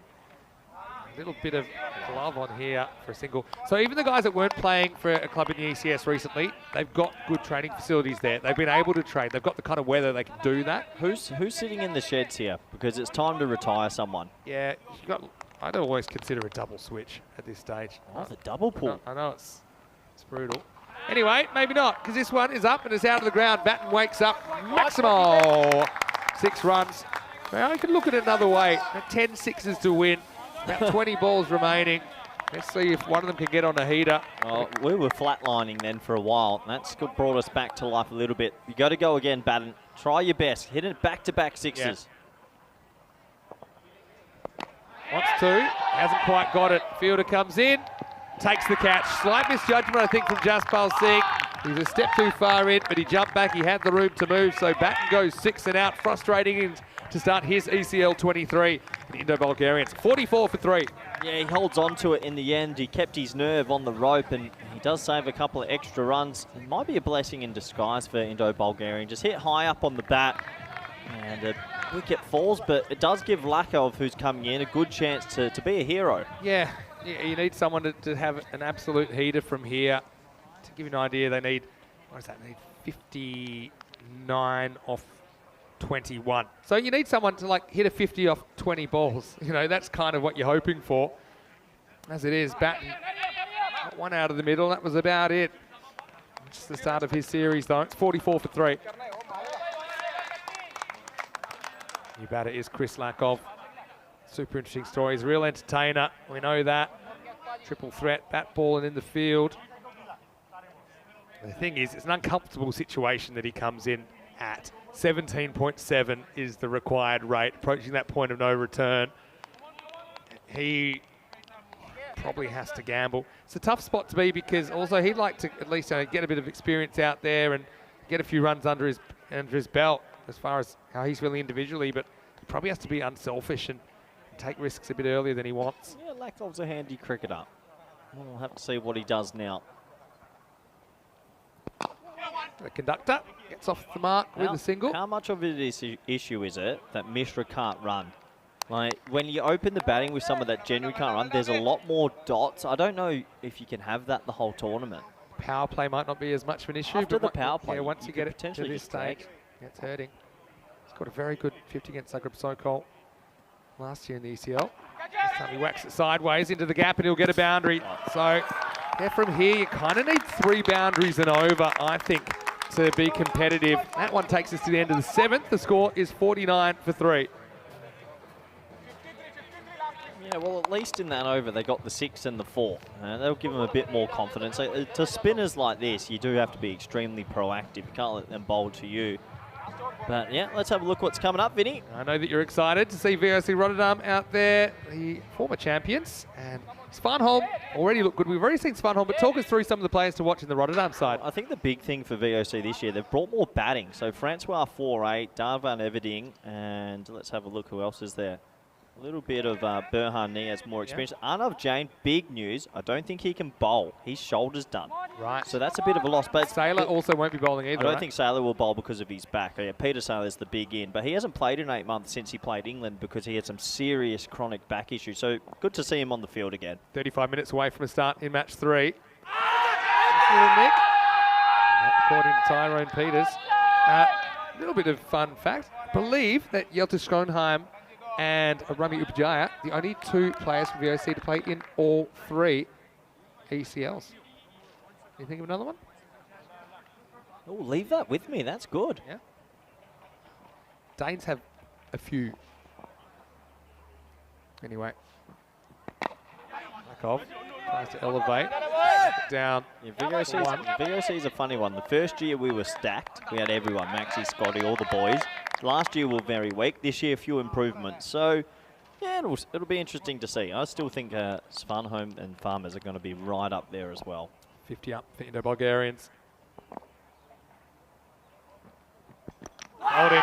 And it was a matter of time, really, wasn't it? Never looked too comfortable out there in his first appearance with the bat, at least. Mishra. Chip Patel does well. There's one captain bowling another, and it's 50 for 4. Yeah, 50 for 4. Good bowling. I mean, Chip Patel at the moment, Vinny, he's got figures of 2 for 2 off 9 balls. So, fantastic. And to be fair, Mishra never really looked like the Mishra we know. Yeah, that's true. He's still working his way back from that surgery. Just got to factor that in. But yeah, I mean, Chip Patel, possible shout for player of the match here with this performance when you consider it was a moderate total. They're defending. I think the fact he bowls the first over and bowls very well. Yeah, 2 for 2. That's as good as a 50, really.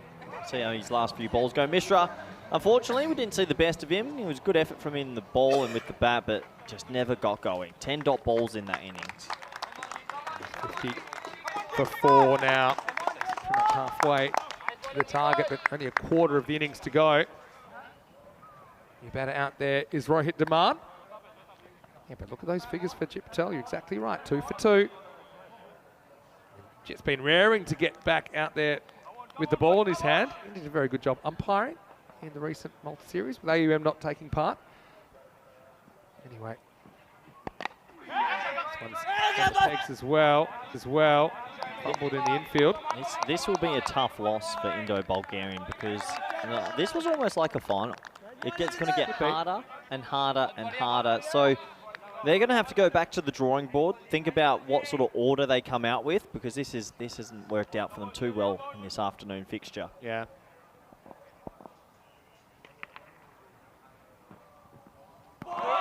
Miss. How did you know that, by the way, that Yelcha Schoonheim and Rami were the only 2 VOCs? Is that true? I think so. Yeah, I think you might be right. I think so. Yeah, Tim wants I've been at them, so that's probably that also helps. Well, I don't know how much attention you pay sometimes. We could compare our attention spans if you want. Last ball the over. Goes leg side. This will be the end of the over. Yeah, Chris, he does the little things. He's looking for 2, but he won't find it. So he will retain the strike. End of 8 overs, and the score is 51 for 4.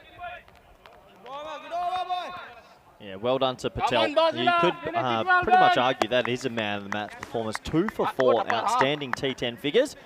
12 balls to go in this one. We have a quick look at the worm, and well, I'm sorry, it's a no pulse. She's dead. They've sold you on the heart rate now. It yeah, kind of shows it, right? To be honest, all the graphs have come good at the right time. Now we just need the robot, and it's probably the greatest company in the world. You've got to get to that red line. That's your target line. We got to get the robot. They're on the way. It's Basil, over number 9, 52 for 4. Interesting, this one kind of comes in earlier on. He was swinging it out with a new ball. Yeah, to be honest, Lakov's the guy you could open with. You know, he's full of energy, he's got the shots, he's full of hustle. I think... I'm a bit worried about the power side of it. Have they got anyone with a bit of power? But in the power play, he's got enough power to go over the infield. Gets big on him, hangs in the air. It's a single. It's just that often you'll see Mishra and Lakov opening for Indo-Bulgarians domestically. So I can understand that could be an option. I think you're going to have to try things. You got Adrian Dunbar, though. I mean, he's a guy you want opening. So Dunbar and Lakov maybe, or Dunbar and, I don't know, you throw Webster or Batten up. It is tough with Prakash, though. He's away and cut off. He's like a panther out there. Yeah, Joshy. Joshy's one of the fan favourites early. Yeah, I think so. Yeah, the Bulgarians. Who they got later on? We'll see them against VOC Rotterdam in the last game of the day. They better come up with some answers with the bat pretty quick. You don't want to panic, but if you don't panic, that could be even worse. In the air, gone. And demands the next man to go, Basil George. A second wicket for him. Simple catch taken by Kuntala in the ring, and all the 5s. not the way Indo-Bulgarians wanted this game to go. AUM, well, they're cock a hoop, 55 for 5. It has to be touched on as well, Vinny. I know it's early in Group B, but with this singular round robin, this is a shellacking now, and the net run rate's going to take a hit. Yeah. Indo-Bulgaria are going to be in a big bit of trouble if they lose tonight as well. And margins matter, don't they, with Yes. only 4 group matches. Only 4 group matches means that makes it more likely that you will finish level on points with someone. That could be the difference between staying and going. Unfortunately for Daman, he couldn't get going, goes for just 2, and it's 55 for 5. Yeah, just no one has got clicking with the bat, and it's a bit of a disappointing innings really because they finished so well with the ball. Does give a new man a chance to create himself a few little highlights. That to me looks like Gagdeep Singh. I remember in the final series a couple of years ago in Bulgaria, did some really good things down the order. Just came in and changed the game super quickly. So I don't think he'll be able to save this one. He's got the right approach though.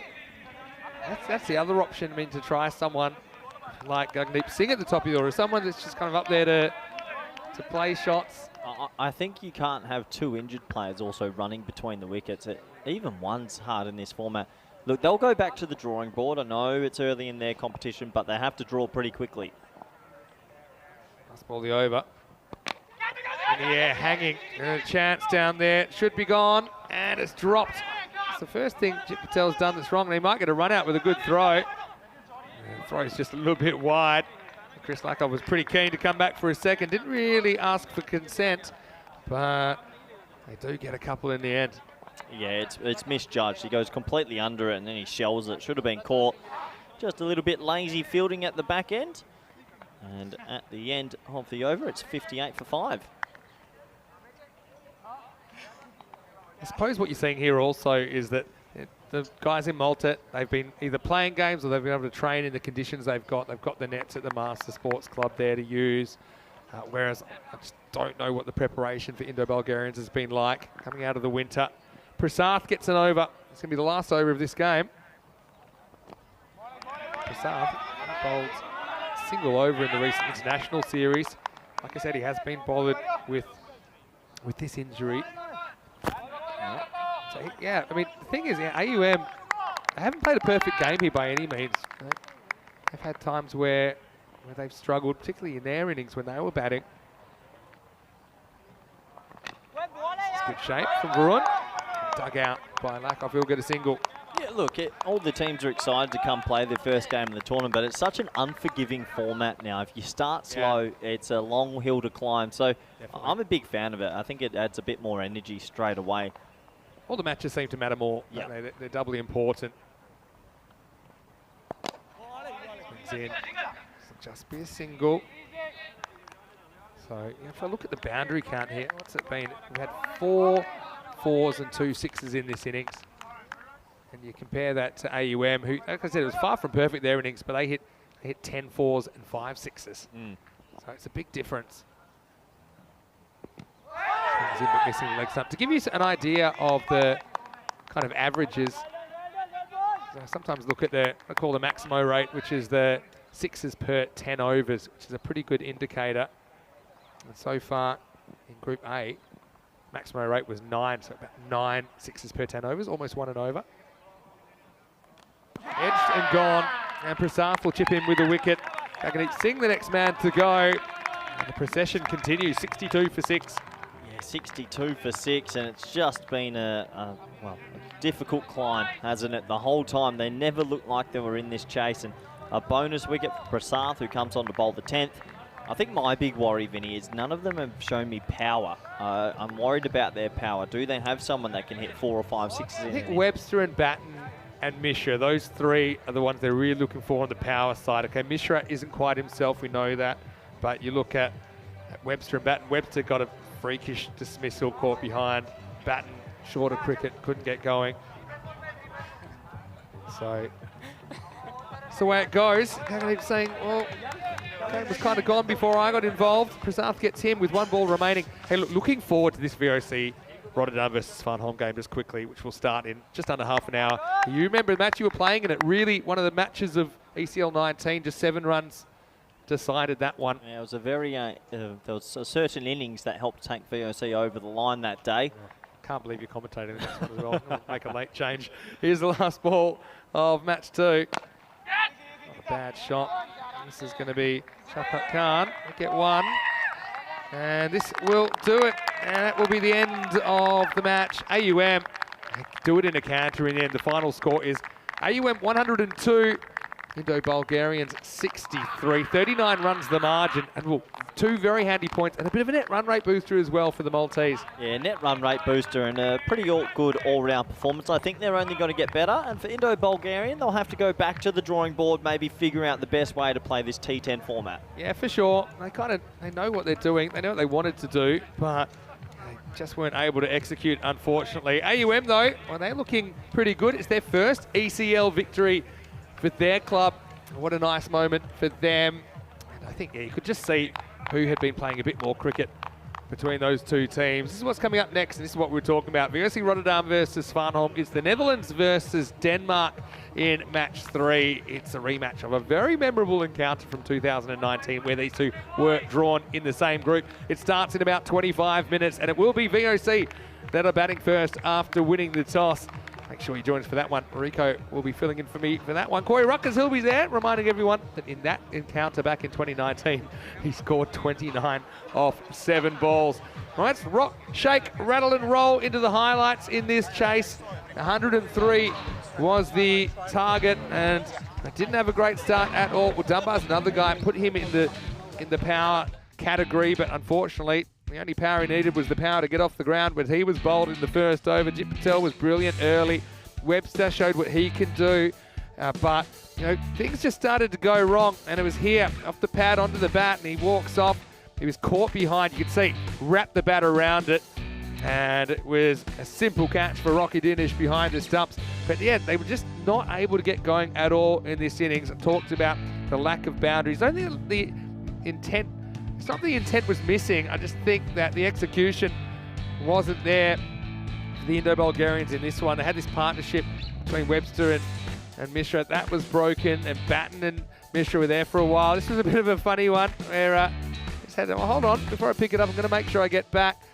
Tyrone, all smiles. I say, wait, some of the backwards running from the umpires has been first class today. Another one for Jasper. He made the stops, and yeah, with those slight injuries being carried, there weren't a lot of 2s out there. The fielders went under a lot of pressure. Batten looked like he was going to get going. He went 6, but then he went out the very next ball. And really, by now, you felt the run rate was out of control. Mishra tried his hardest to find the boundaries that he needed for his team. And eventually, he was rock and rolled by his opposite number. Jit Patel went straight through the Indo-Bulgarians captain. It was all academic from there. The wickets continued to tumble. The rate had got out of control. 63 for 6 off 10 overs really tells the story. Jit, the only real fumble for him in the whole game. Prasath, Chaminda Vast lookalike, according to some of our viewers, chipped in with a late wicket. But that was all she wrote. And 39 runs the margin, 102 to 63. 2 teams, well, probably the bottom 2 seeds, you'd have to say, looking at the other 3 sides in the group. But we've seen some of these little teams defy expectations. Just look at Byron of Greece, went all the way to the final in Group A.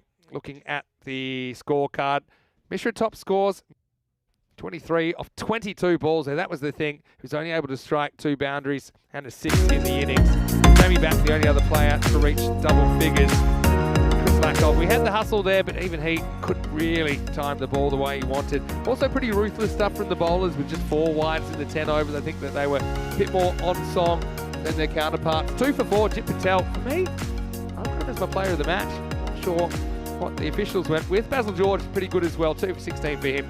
Wickets for Katala and Prasath. Got to say, I was really impressed with Tarak Shah and even Joshi. I think he showed a lot. Jaspal Singh, I mean, they've got a few options, don't they, AUM? And I think they're one team not to be underestimated. Well, I'm going to step out. I'm going to have a spot of lunch. It'll be Corey and Rico to take you through the next game. And it's one that I can't wait to watch from the fan zone because it will be that rematch from 2019 that we're all looking forward to. VOC Rotterdam of the Netherlands taking on Svanholm from Denmark when we return for match 3. See you very soon. Vinny Sandu, Mr. Maximo with Corey Ruckers. You're watching ECN, and this is the European Cricket League.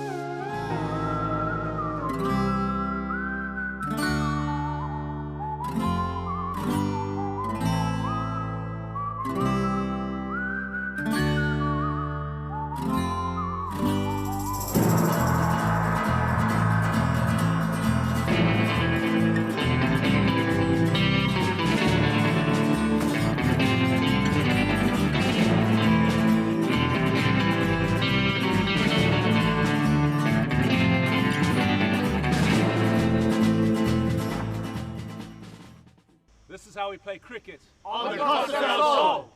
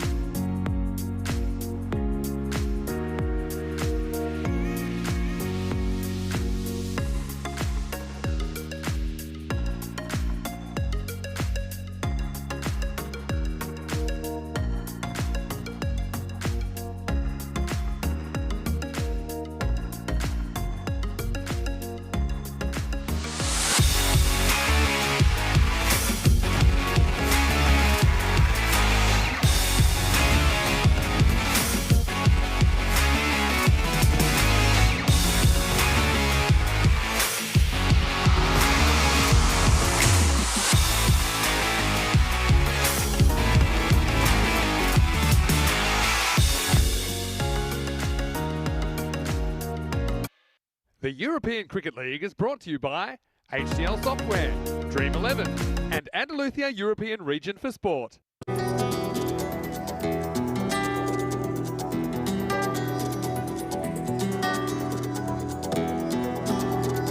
Ven conmigo a cruzar su calle, a vivir su ambiente. Ven conmigo a vivir la vida intensamente. Conmigo ven, conmigo ven. Hello and welcome back to the Costa del Sol. Group B action in full swing here. We move into match 3 and it's a chance to see the 5th and final team to appear in Group B, and it is 2019 ECL champions VOC Rotterdam from the Netherlands. They've got a tough game first up against Svanholm, the Danish champions. They got off to a good start with a win in match 1. Let's see what happens at the coin toss. Rob Kemming, well, he's a Dutchman himself. He's got the coin and he's with the two captains. Let's see who wins it. Thank you. Come on. You too. Okay, your call. Heads. Heads is called. It is tails. We'll have a bet, please.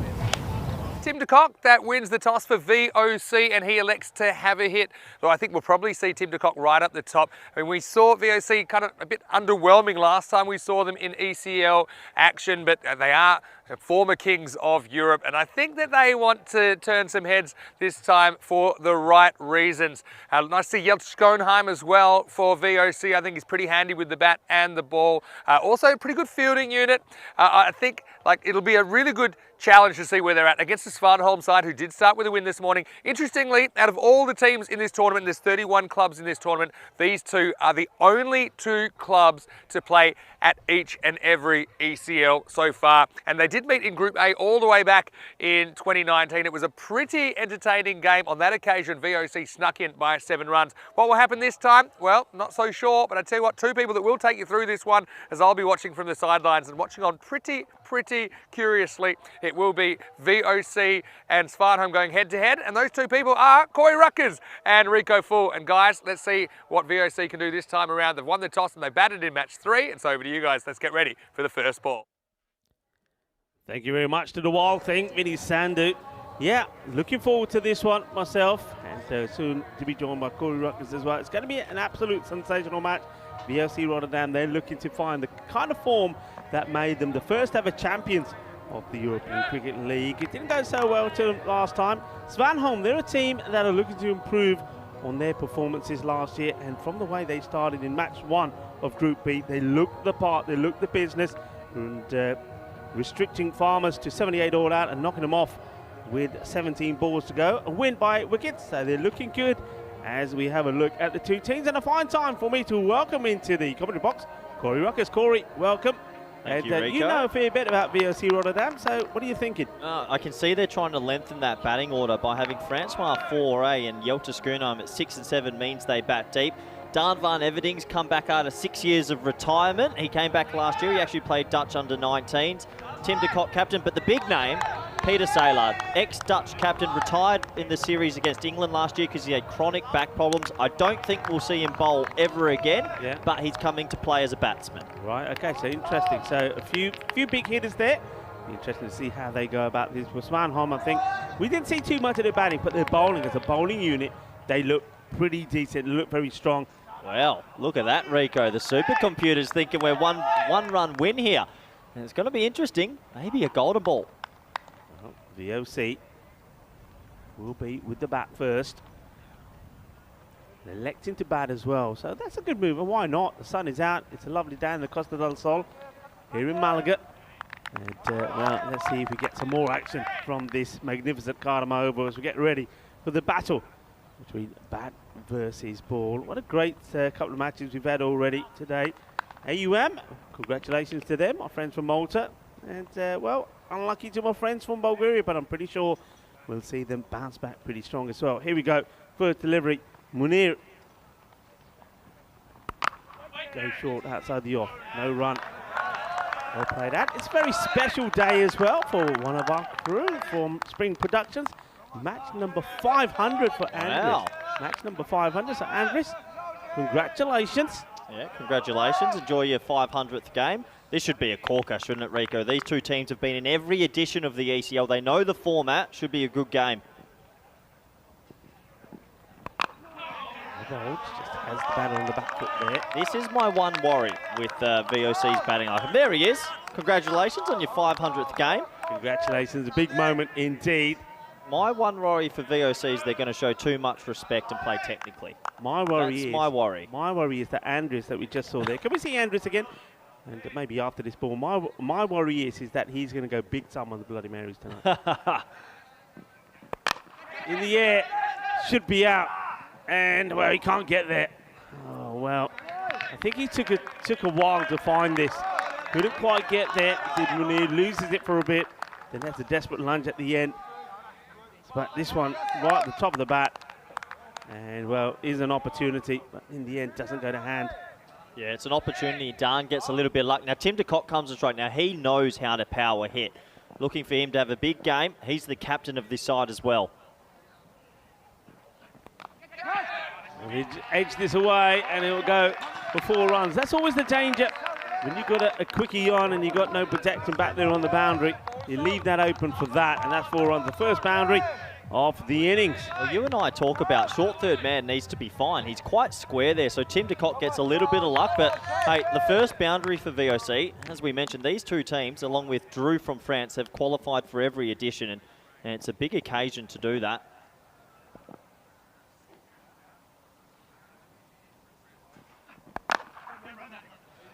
Takes a nice step outside the off stump. He's looking to get right under it. The bowler, credit to him, keeps it forward, keeps it up there. He'll take the single though. Not just the one, yeah. So a little bit about VOC last year. They ended up winning the T20 comp again. They're a very good T20 side. We know Max O'Dowd and Scott Edwards aren't here, but I think they've found a few players in the last year especially that have been able to reinforce that squad. That's a lovely shot. Superb effort from the fielder. I mean, bit uppish, but he gets plenty on it. And despite the dive there from Habibullah Mahmood, it goes to the boundary. So that's a good finish to the over. It's always nice to finish with a boundary. Yeah, nice shot from Dan. He's a touch player. You won't see him slog across the line too much. He's very strong on the offside, though. And at the end of the first over, it's 10 for none. This is where we're at, Rico. So Hornchurch last night, they got up, the English champions. Now we're into Group B already. Yeah, Hornchurch, congratulations to them. They had to do it the hard way, though, didn't they? They finished in 4th place in the standings, so they had to play 3 matches and win all 3 to do it, and they did.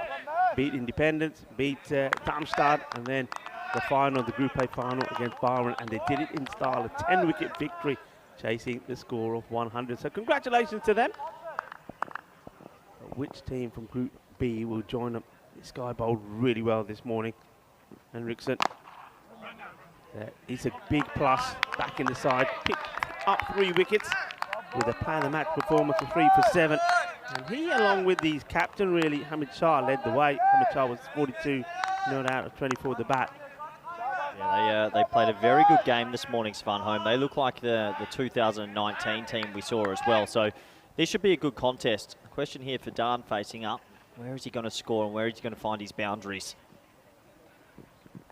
Oh, edge gone. Well, he's not going to find him in this match. And just doesn't get himself in the right position. Ends up being a little whoosh at it. I think he's exactly what you're saying there, Corey. He knows that so he doesn't put his team in any trouble and get behind the rate. He's got to play some shots. Goes for this one, picks the wrong ball. But credit to the bowler. And Meds Henriksen gets the ball in the right areas again. That little bit of movement away, gets the edge. Straightforward catch by the keeper. Yeah, it's an unnatural stroke for Dan. If he's a T10 opener, I'm not so sure, but he'll have to go. And good bit of bowling. He gets a little bit of shape and the edge goes. So unfortunate for him on his T10 debut. And the first wicket will fall. It is now 11 for 1.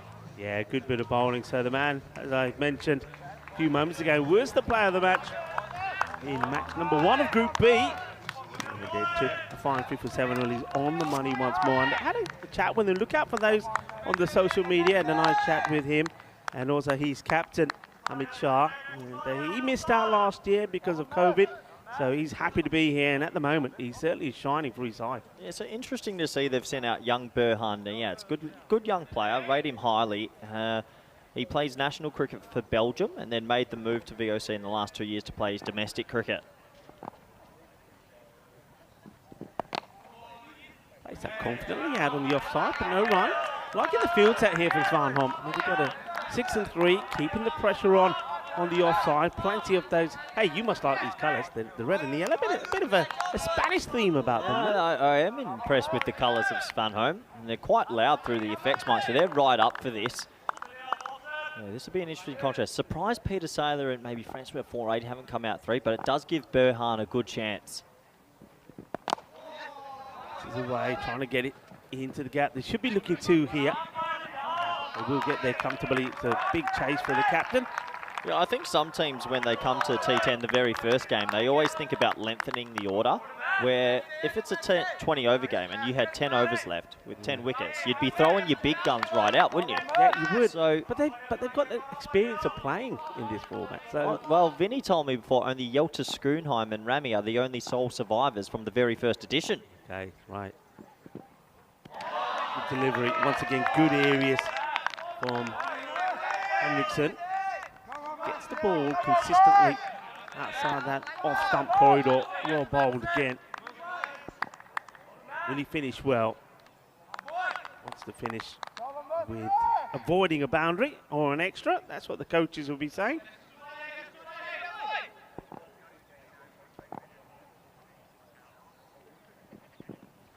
And he does.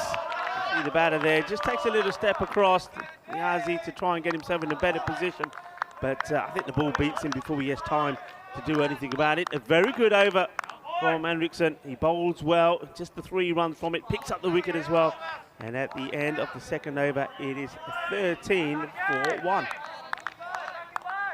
Yeah, so looking at the table here, these two teams, obviously it's the first time we get to have a look at VOC Rodham. Svanholm, a very comprehensive win this morning against a good Farmers outfit. What would impress them for you, Rico? What was the most impressive thing about their performance this morning? I think it was they're polished, in the field polished. And I like the variations they got. You'll see this as well. Look at the bowling they got, the depth they got in the bowlers, and I like the 2 slow options they got. Bowled very well, but they're very distinct, very different. So they don't, every batter, when the bowling changes, it's something different. And I like Mahmood when he's coming around the wicket, bowled really well. And they just got the options available to him. Another one, and Karimi. Watch the loop Karimi gets. You'll like Karimi. Yeah, okay, I'll definitely keep an eye out. Yeah, so just playing a little bit within themselves, just keeping track of the intent at the moment. There's been a lot of pushes and a lot of little ones where you think in that power play it's time to load up and back yourself. You've got to back yourself early. Yeah. This is up in the air. It's a better shot. You'll like the intent on it. But that is an amazing catch. Oh, this is absolutely fantastic. Well, we've seen something special. That's an outrageous catch. He has no right to be catching this, Corey, but he hangs on to an absolute gem of a catch. Well, you just said to me there the performance this morning was polished in the field. That's a fantastic catch. Running back, flight of the ball going over his left shoulder, and he holds on to it. Tim de Kock has to go early in this one. VOC, they're in a bit of trouble at 15 for 2. What a catch. This is Zishan Shah, folks. You won't see better. You will not see better. The ball's going over you. Watch this. That tells you just how much work had to be done. Fantastic shot there from our production crew, Spring Production. What a great catch. Sensational. Well, fielding wins games, and that's the captain gone. So it's a shaky start for VOC. And it's not what they need, and it looks like Yelta Schoonheim's made his way out to the middle. Really impressive from Svanholm. They'll be better for the run earlier today as well. For sure. Tuki Ahmed gets the wicket, but all thanks to a magnificent piece of fielding. Brilliant. This is a little bit across the line. They get the single, but he gets off the mark. But where, like you say, where are these boundaries coming from? Well, they've actually held back a lot of their power hitters. Yelta Schoonheim, Francois 4-8 and Peter Saylor are the 3 probably the bigger hitters in the team, and they haven't come out yet except for now for Yelta. So it's an interesting order. Can Burhan get going? A bit of hesitation, a good throw, he's in trouble, you know. Oh, well, if that hits, he's a goner. If this hits, he's gone. Yeah, it's a hit and run, and you're right, Rico. Direct hit, and Burhan would have been running all the way back to the sheds. It was never on. Yeah, not far away. Yeah, well, you see here, I mean, I don't think he's going to be in the picture. Just comes in there. Yeah, he was gone. Applying the pressure, Svanholm. Ball to go in this. The last of the power play. Gets it up in the air, but it's going to just drop a couple of meters before the man at square comes in. It's just going to be a single, so the power play, the victors of that power play by far, Svanholm. 18 on the board and 2 wickets down at the end of 3. Yeah, 2 wickets down. Not a great power play for VOC. You can see there, the first over went for 10. You're happy with that, but 3 and 5 falling behind in plus region. It was about 120 was par. Maybe it'll be a bit lower for Group B. Maybe these bowling attacks are going to be a step above, but VOC now, they're so far behind, they need to take some risks and back their hitting ability. It's not going to get any easier because the bowling is disciplined, is varied, and as we've already seen, the fielding is very, very good. Here we go. In the air, and this will go all the way. Kinna Sona,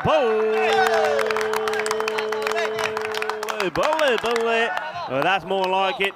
Well, Schoonheim gets this one. Nobody out there as well, so once it's hit, it's going all the way. Yeah, Yelta's got long levers, and when he hits it, it stays hit. He's a big key in this tournament for VOC. If he has a good tournament, they get close to qualifying, I think. Karimi, his first one, gets creamed. And then he changes it up pretty quickly, liking that from the bowler. So decides I'm not going to put it in that slot again. A little bit quicker, a bit flatter. Nice take, another keeper as well, Abdul Hashmi.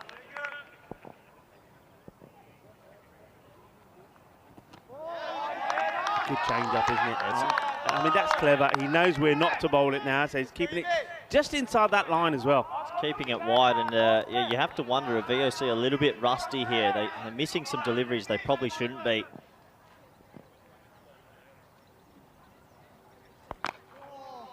Across the line, work to be done by the fielder, but he can't get there, so 4 more. And the bowler a little bit disappointed that the fielder's not able to get there. Maybe just a little bit too fine, needs to go a little bit more wider, maybe just move long on wider as well, so everybody moves around a little bit, because that's a couple going in that slot. I've got a fun story about Yelta Schoonheim actually after this ball for you, Rico. Oh. You know, Yelta is one of the very only players ever to make an international debut, first-class game for Netherlands. Didn't take the field. It rained. So never got to go on the field, but it counts as 1 cap. Yeah, only player in history.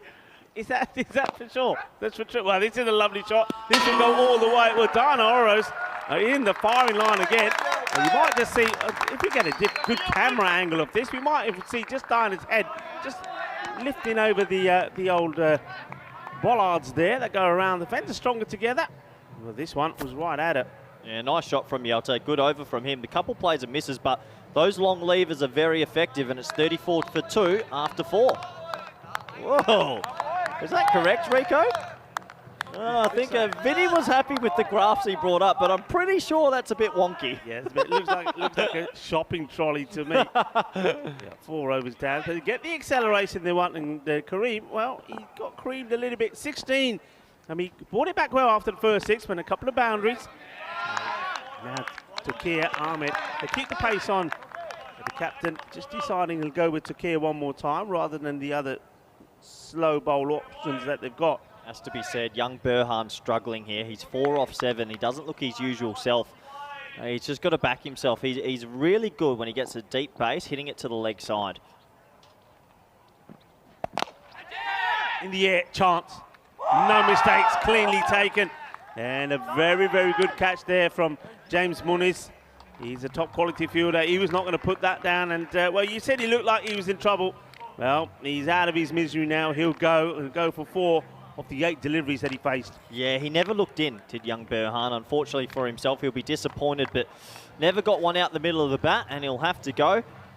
You can see it goes deep in the crease, but maybe it's a little bit too quick for him, and he skews it to deep mid-off. So Svanholm at the moment are in complete control of this T10 fixture.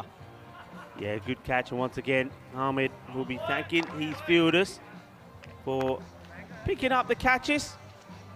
That's another VOC batter. Makes his way back into the dugout. So 34 for 3, approaching the halfway point. So You can see why they're trying to play a few shots, but somebody's just got to get out there, and you know who it is, because the first one they'll hit will be hit sweet out the middle, and you think, okay, this could be the acceleration that they need to try and put a score on the board. What do you think they'll be trying to get here? They'll be lucky to get to 100 from here.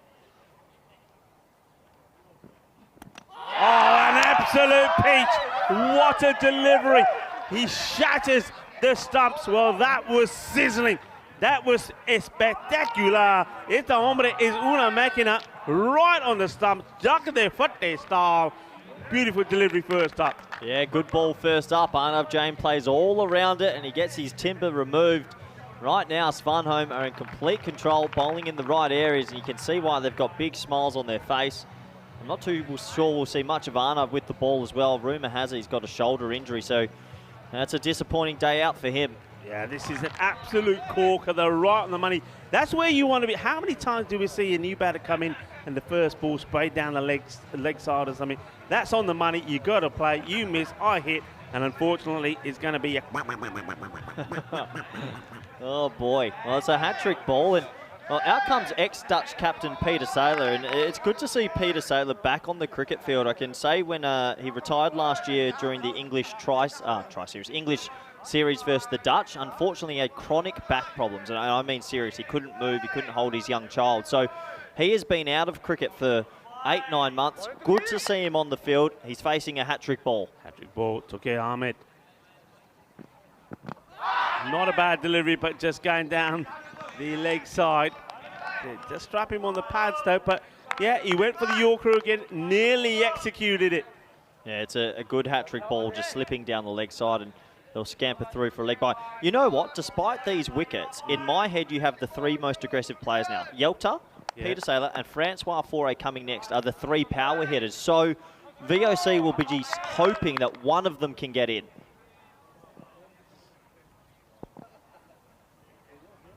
Ahmed. Hit hard. Fielder's got work to do. Can't do anything about it. Once again, they're finding the gaps on that leg side. No matter how they change the field there on the boundary, it still goes to the boundary. So Svanholm gets another. Yeah, nice shot from Yelta. He smacks it into the gap. He's looking good. He's 20 amidst all the chaos. He's 22 off 9. Yeah, I know. I was just about thinking. I looked at the score and I'm thinking, well, hang on, this guy's on 22 already. Okay, can Ahmed finish well? It's already taken 3 for 9. Oh, well, he may do. It's a teasing one if the fielder can get there. And not only does he get there, but he takes a very, very good catch. And Saud Munir, he had a lot to do when he can laugh about it now. But I bet he wasn't laughing when it went up in the air. Well, this is a false shot. I think he stops his shot or he changes his mind. If he went through with it, he probably would have executed it, stopped the shot. And, well, Svanholm, who made a good start for his side, he looked like the man who could probably get them to a score. What a good catch this is, takes it really well. And you can see, when they go up a long way, they come down with a bit of force. Yeah, it's a good catch in the end, and you have to wonder, why isn't Yelta putting his hands through it? It's almost as if he tried to love tap it into the leg side. And, well, here's all our viewers around the world. This is the dream box that Rico likes to call it. And at the moment, Rico, I think we need a hype. We need a hype. There's plenty of hype already. How many of you had? You were hyped out yesterday. I had 2 today. Could you grab me one quickly? I'll get you a hype. Slides over a hype. I tell you, the supply is going... Listen, we've got a bag over here. It's going down pretty quickly. What have you grabbed me this time? The old lemongrass. Look, yeah, well, we can have a... Treat myself. There you go. Cheers, mate. Nah, sensational, sensational. What a start this is. What a start. What a start, yeah. But once again, I told you, the fielding from Svanholm has been good. There's only been that one over that went for a free. Now, this is a guy I talked about, Abdullah Mahmood. Bowls around the wicket, but he's got the knack of darting the ball in about the yard outside that off peg. Here he goes. Yeah, so the question will be for Pete Saylor is, obviously without any cricket under his belt for maybe 8 or 9 months, I barely think he would have picked up a bat. How quickly can he find his form again? Class is permanent though, so I'm sure we'll see the best of him at some stage. This one sits a little bit straighter. He doesn't make the desired contact he wants, but does get the single. I'm also liking the fact that Svanholm here, even though we've seen a few boundaries going that area, they're not panicking, they haven't changed the shape. They're keeping it that way. So the captain is sticking to the plan he's got in mind. He's not being forced to change it. Yeah, so this is Francois Foray. He joined VOC Rotterdam last year. He's a powerful batsman. I'm very surprised he's at 7. He does hold a ticket to VOC's success in the next coming days. If Francois has a good tournament, like Yelta, like Pete, then they are a force to be reckoned with. Bowled again. The keeper's not going to take this, but I see that's a missed opportunity there to get a bye. I don't think batter backing up. All right, needed to go for that. Svanholm look good, don't they? Yeah, they look really efficient. It goes for this one, and this will go all the way. It thuds into the commentary box here. Well, there's a little bit of hype about that shot as well. That one goes hypersonic. Hypes all around. 6 runs. That's what they need to do. Keep finding the boundaries. This is why Peter Saylor's here. He will get better and better and better as this sort of mini tournament for him goes on. And after 8 months out of the game, it's really good to see him playing again. And they needed that 6 VOC. Yeah, they needed that. They need to keep it going as well. So, Abdullah Mahmood maybe just goes a little bit too full. Let's see if he would try and go. I think he'll try and go a little bit wider here this time. Well, that ball is.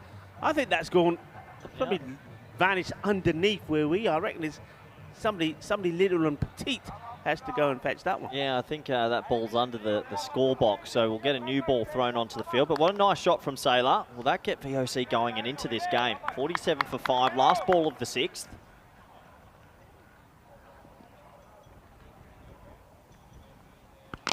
Yeah, that is huge. Peter Saylor's back, and it's great to have him back. That's a massive 6, Rico. Oh, that is humongous. Que grande eso es.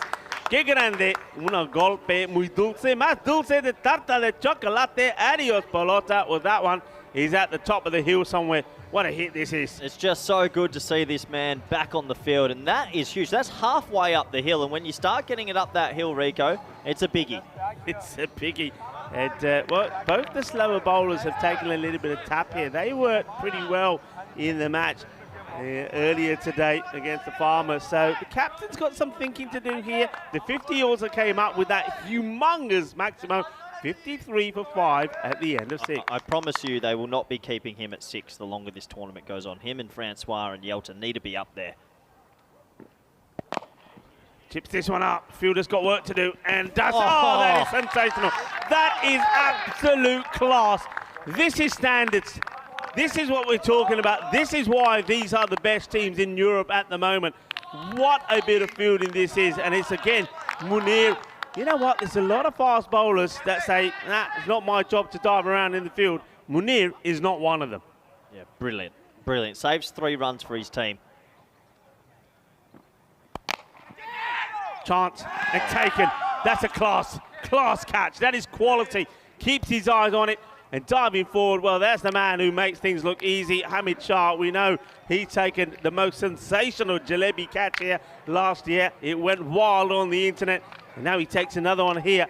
It's a good catch. I like the way he gets into position, and look at the way he ends up there, diving forward to make sure that he gets those elbows off the ground. Good catch. The fielding standard from Svanholm in this game has been 10 out of 10. It must be said. They've thrown their bodies around. They've caught everything. This one squeezes Pete Saylor for room, and he dives forward and takes it. Svanholm with a big, big wicket, and this really gives them control of the fixture. Pete will have to go after 2 big 6s. He just couldn't keep it up.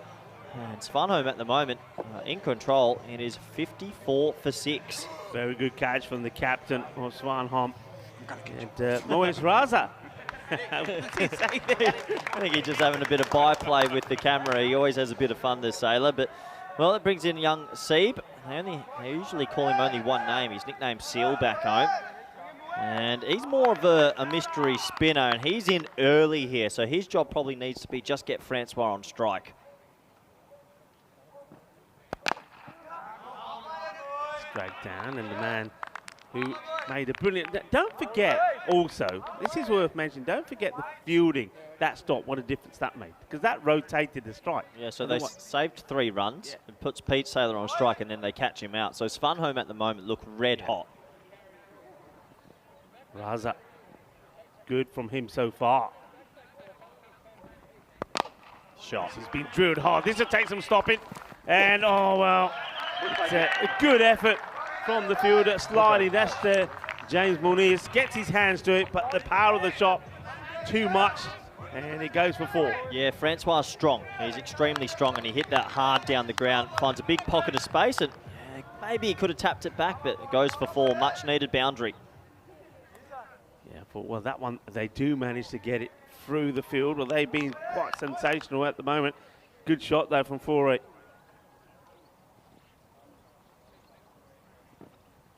Come back. They're caught between a rock and a hard place, VOC. Do you keep going uber aggressive? They do have a little bit of a long tail, it must be said. So Svanholm are definitely in control of this. VOC will be thinking, can we somehow get ourselves to 100 and then bowl really well?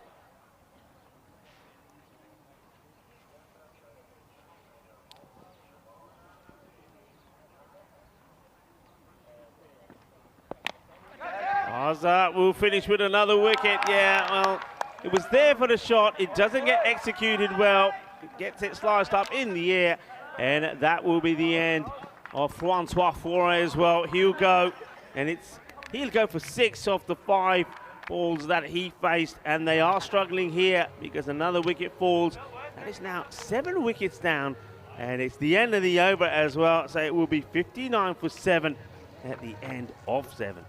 Yeah, it looks like they're all being hurried up a little bit. I know they probably haven't been playing any outdoor cricket in the Netherlands for the last few months, but neither have Svanholm, so you have to give them credit.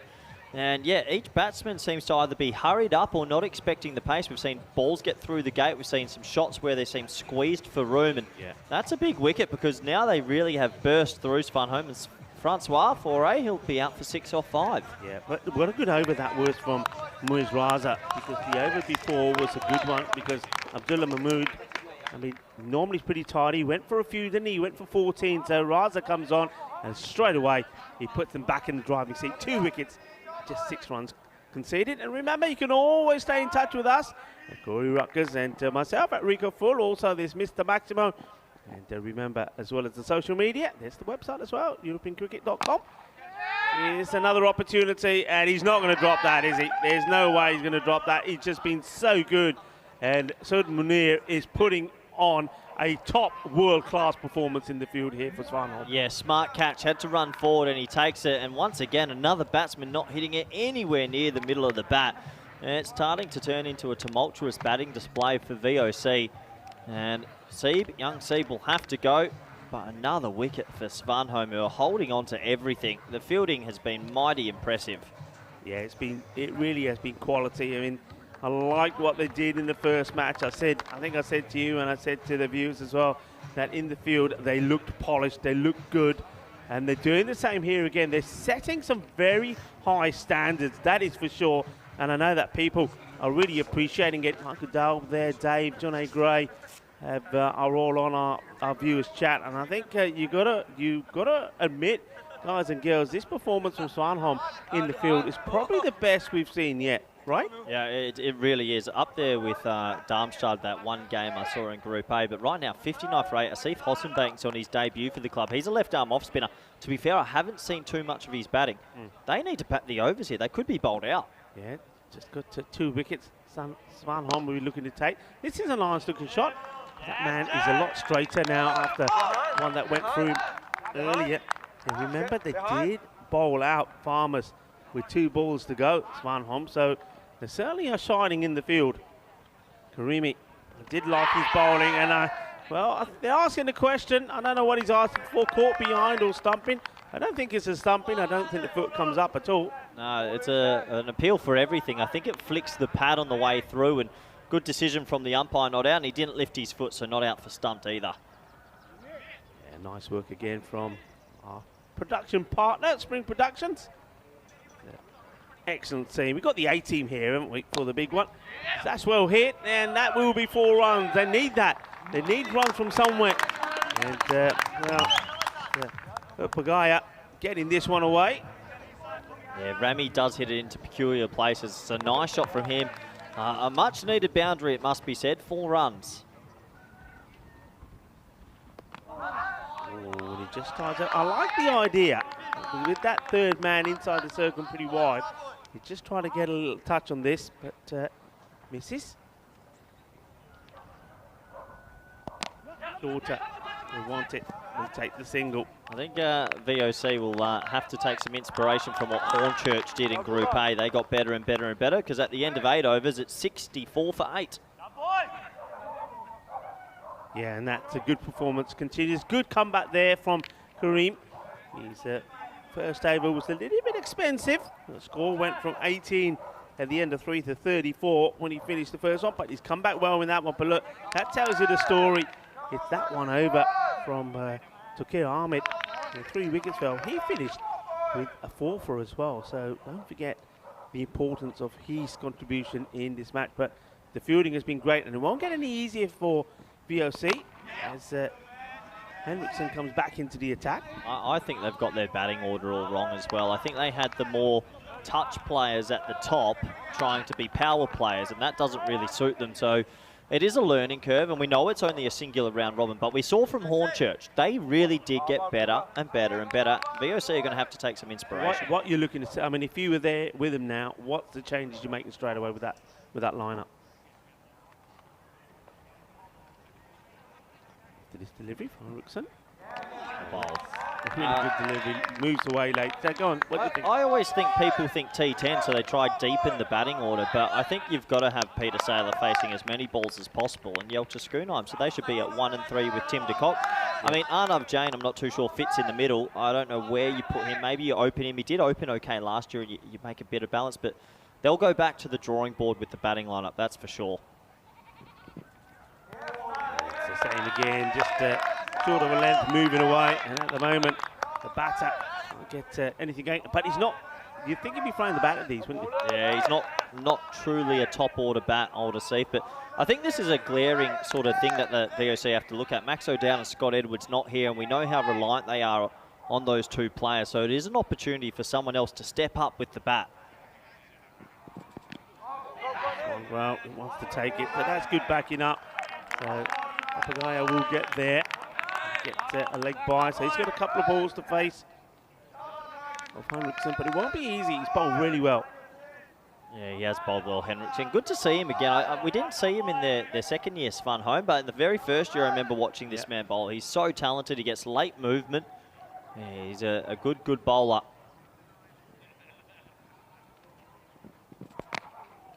This gets clipped away. The fielder will and does stop it. Keeps it to 1.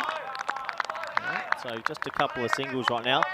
Well, Svanholm, it's a big first day for them. If they go home tonight with the win over Farmers and VOC, you've basically got the a top 2 double chance spots sewn up, you would imagine. With the bowling attack then from VOC Rotterdam, who are you expecting to take the first 2 overs? Unfortunately, that does take us to the end of the 9th over. It is 68 for 8. Yeah, I think the big thing for VOC with the ball, they're going to be relying on Yelcha Schoonheim and Maxi Hornby, but I don't know about their spinners. The noise I've heard is Arnav Jain's picked up a shoulder injury that he's just come back from, and Peter Saylor's back. I don't think he'll bowl again. So they're lacking a little bit with the spin with those two, but they do have Asif Hossenbanks, who is new, and Young C bowls a bit of mystery spin. So it's going to be a tall ask to defend this, but we have had some low-scoring thrillers in the past, Rico. It's going to be difficult, though, because I remember Arnav Jain from last year. He was great with the ball. He was great with the ball, yeah. His all-round contribution was huge.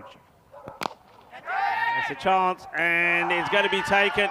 Well, they switched the fielders round slightly because the man who's been taking all the catches says, you know what, I want to have a bowl. And Munir, he does bowl, he gets a wicket. Unlike in the celebration, the young man has got the biggest Cheshire Cat smile you'll ever see on his face. Why not? Because he is having an absolute dream out there. And this is what we say, you know, the European Cricket Network is all about making the players' dreams come true. Well, his dream is coming true because he's put in a marvellous performance for Svanholm today. Yeah, unbelievable. Anytime the ball goes in the air, they catch it. They have held on to everything. This is the standard you want to see. He actually got a good piece of that, did Rami, but he'll have to go. And, well, VOC 9 down. I don't think many people would have predicted this before the game. And right now, Svanholm are in complete control. Yeah, very good catch taken as well. So you can see that Munir being rewarded by fielders who have seen him do great work.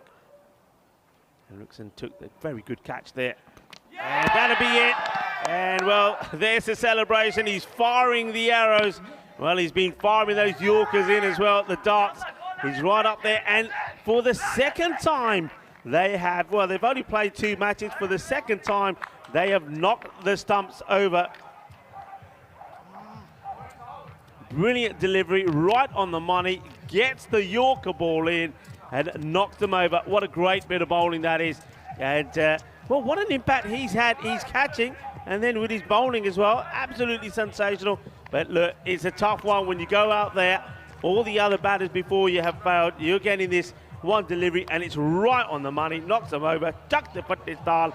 Dande. Chuck a and what a pot. What a performance. As I said to you, Corey, last time when I saw them, you asked me what they were like, and I said, in the field, they just look polished, and they do. Yeah, a brilliant performance from Svanholm. The team from Denmark, they have crushed VOC, it must be said. Bowled out for 68. They caught everything, and right now they are in control of this game. They are heavy favourites to go home to Sunset Beach Club 2-0. Yeah, 2-0, and just to recap, remember earlier today, they bowled out Farmers with 2 balls to go for 78.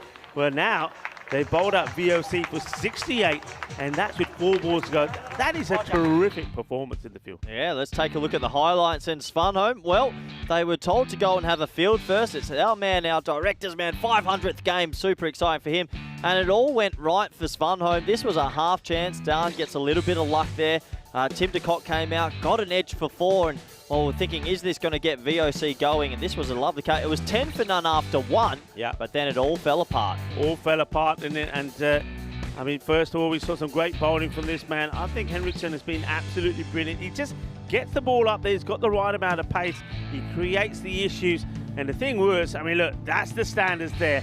When you see teams take catches like that, you know you're in for something special. Zishan Shah started it all off. That was a big wicket. Yeah, it was a big wicket, and their bowling was exceptional. Hjalte Schoenheim was the only one that came out and sort of showed some resistance in the middle order. We know he favours the leg side, but he found the gaps. But the moment that he went and Peter Saylor went, it really started to get more difficult. This was a nice chip shot for 6 as well. But this was the over that changed it. 3 wickets in the over, Rico. Yeah, 3 wickets in the over. It was a great bit of bowling from Tukir Ahmed. He finished with 4 for 9. He really makes a change. But, I mean, look at the length here. They get it right. The Yorker length deliveries. But don't forget, he was on a hat-trick at some point. And then the fielding, I mean, I don't know if we'll see all of the bits of fielding here. Well, this man, he was in action all the time, and he's something special. He's Sud Munir. We're going to see a lot of him. I like the way he plays his cricket. When cricketers are out there and they look like they're enjoying themselves and they're having fun, I like it. That's what it's all about, you know. Yeah, you want to play competitively, but when you play with a smile on your face, you do things like that. That's the same guy again, Munir. The captain, he was in the act as well. Of course he was. He leads them well, and we know he's a great catcher of the ball as well. Yeah, absolutely. Francois Faure came in, tried his best to powerfully hit the ball straight, but unfortunately the wickets kept coming. This one looked like it hurried it up and probably deserved to go over the fence. Another wicket fell, and then they opened it up. They were into the tail. Young Seeb caught it mid-on, and just a procession, Rico. Yeah, it really was. And it's a smile, it's a celebration. That celebration is all to do with a very famous movie, by the way. I don't know the whole story about it. I will try and find out. But it's all to do with a very popular and famous movie that these guys all love. But there's another catch, and this time it was Henriksen who was rewarded. The bowler here, who then finished it off by hitting this timber. Stumps knocked over. And, well, Max Holmberg came in for 1 and went. He was fired away. And there's that celebration as well. Well, he was certainly firing the arrows and certainly knocking over the timber. A very, very good performance. When we have a look at this scorecard, I mean, only one batter really got going. Yeah, Hjalte Schoenheim in the middle with 22 of 10. That's a good T10 innings. Peter Saylor showed us a glimpse of what we know he can do, but everybody else has to go back to the drawing board. I think that batting order will change. A 68 all out in a T10, not great. No, it's not a good look at all. But VOC Rotterdam is not over yet. Of course, they've got to take the field to play. One thing we will say about Svanholm, though, we didn't get to see a lot of their batters. They won their first game pretty comfortably, but it was only Hamid Shah, 42 not out of 24, getting to that score of 79. So maybe if they can get him early, there is a possibility. But the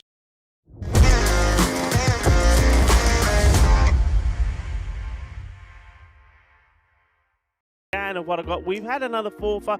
We saw Qasim Mohammed took 4 for 23. Of course, we had the hat trick as well. So the from 4, William. 4 for 9, I think, is our best figures. 4 for 9 is the best so far, yeah. So Top effort overall from Svanholm. But look, VOC, they'll be thinking, can we take a couple of early wickets and get ourselves back into the game? It will be interesting to see the second half. Do join us back in the next 10 minutes for the all-exciting run chase. Thank you.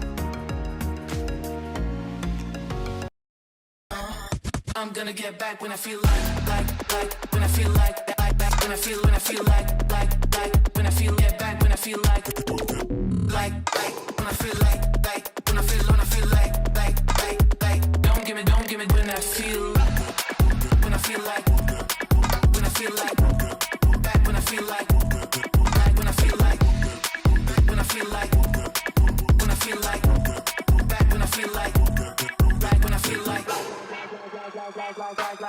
like, when I feel like.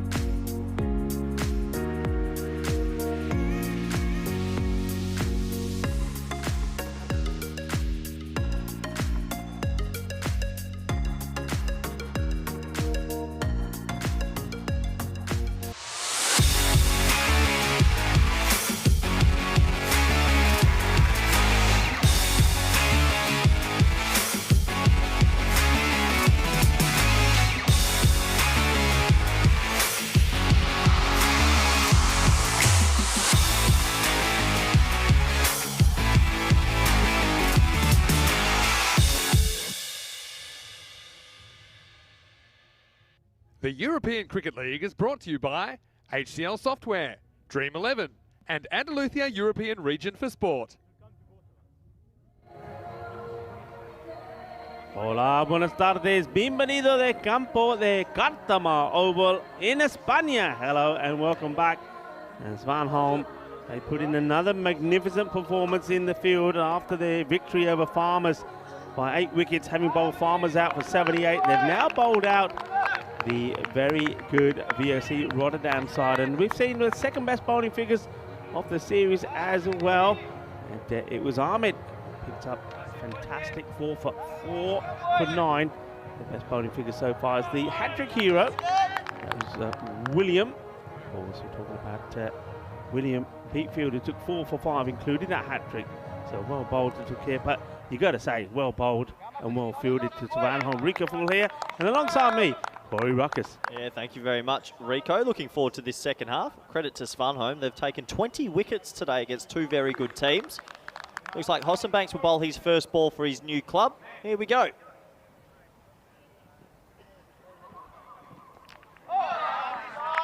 Arm ball, darts it in, and yeah, I think we're going to see a bit of that. I wouldn't expect to see too much flight on these short, straight boundaries. It's like deep long on and deep mid-wicket in place.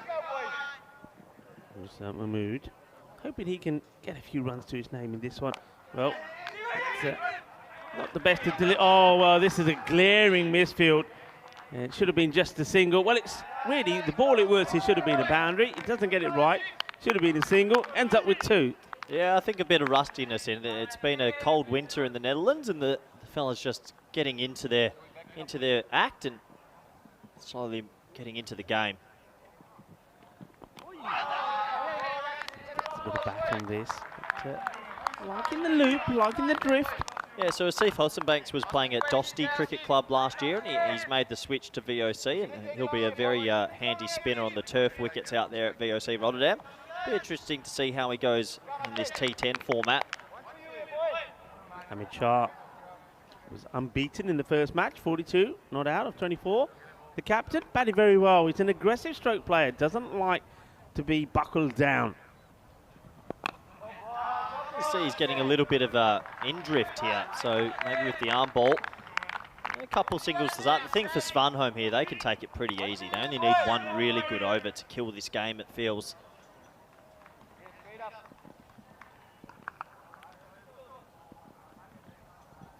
Down the leg side, once again, bowler gets a bit lucky. It's not good deliveries and should be going to the fence. Just be a single. Yeah, you're right, lucky there. He's trying to bowl this little in-changer, swing it in with the arm. Not really an off-spin bowler here, but he's getting the line slightly wrong. Short, played out into the off, a lovely shot. Great effort though by the fielder, but he can't stop it. Feeling the caution, the Guffy kitty, but Chokka Lagia, a beautifully played shot. And Hamid Shah, he seems to be in really good form. I mean, that is the end of the over. As we have a look at that, replay of that shot. A great effort from the fielder, but can't stop it, goes to the boundary. So they're going to be, at the end of the first, 9 without loss. And 28 games without a golden ball. No, we had 5 in Malta, and well, it would be a long way to see a golden ball happening here, but we'll have to wait and see. 28's my lucky number, actually, Rico. Really? If I ever find a roulette wheel, always on that one. 28. Okay. Does it become lucky for you though when you find yourself on a roulette? I think once ever. I don't usually walk out with bigger pockets, but it looks like Maxi Hornweg is going to come into the attack. Loves bowling on a mat, this man. Yeah, well, I like 28 as well. It's my daughter Sonia's birthday at 28, so that's my lucky number as well. Anyway, if we're talking luck, the team that needs it at the moment is VOC Rotterdam. They need to find a way to get some quick early wickets. And one wicket they could really do with is Hamid Shah, who's been in good form. He's at the non-striker's end at the moment. Musa Mahmood looking to get his series up and running with a decent score here. Yeah, they're going to need a lot of luck, and they're going to have to put the ball in the right areas. You never know. If you can take 1 or 2 in these first few overs, just to put a little bit of pressure on the opposition. Max Hornweg. Oh, no ball called. So I think this is a foot fault here. So overstretches. Oh no, it's free hit time, and well, that doesn't help at all, and this could go the journey. Let's have a look. Let's see how far he is to be able to see this. Yeah, he's a long way away, isn't he? He is a long way over there, so free hit time for Mahmood. The invincibility cloak that Vinny likes to call it. Good call there by the Italian stallion, the birthday boy, Suleiman Saeed. He's out there with Nilkesh Patel. And, well, this will be whipped away. So 4 runs. We'll call it 5 with the no ball. And you get the feeling that Mahmood probably wanted that free hit. That'll help him settle down a little bit, get the boundary to his name. A good point you make, both these teams. I know that I had the opportunity to speak to Svanholm before the start of their first match against Farmers, and they were telling me that the only practice they've had is indoor. And it would be the same, of course, for VOC. So it's always tough, isn't it, when you're from indoor to outdoor straight away in the big tournament. Good shot. Lovely hit over the field. A good shot to play in the power play. The 30-yard circle is where the fielders are. Get it over them, you get a boundary. And it just looks like he needed that one free hit to get him going. Yeah, gorgeous shot. Comes down the wicket, turns it into a half volley and swashbuckling over the offside. But you're right, Rico. It's going to take some of these players a bit of time. They've probably been in the indoor hall since maybe October, November. And it's their first time back out on the field and in the sun. So it'll be interesting to see how Group B continues to progress. Hornweg wants to get a good one in here. Going to take a single, quick delivery, he's getting it in the right areas. And hey, how about this Rishi dreams? Well, Rishi, I know what dreams you're having. What's Rishi got for us? Rishi wants to see all 3 of us in the commentary box together. I think if we talk to Spring Productions, the good time crew together. Well, I wouldn't mind trying it for, maybe not this week, but one of the finals. We should try it, just to see how they do that at the top level, just to see. I'll come in with a line every 4th over or something and just listen to you and Mr. Maximo. There you go, Rishi. We'll try it for you. We'll try and organise something. Delivery. Fuller. No runs of that one. Yeah, so 19 for none here. It's a 50 off 50, 6 and over on the net. If VOC somehow get themselves in this game, it's going to be a miracle, and I'm sure we're going to enjoy it. But you're right, it is their first run out. We saw Hornchurch do the exact same. They got mullered versus the Germans, sorry. Yeah. And they came back and won the group. So all these teams on day one will have a chance to respond after a loss.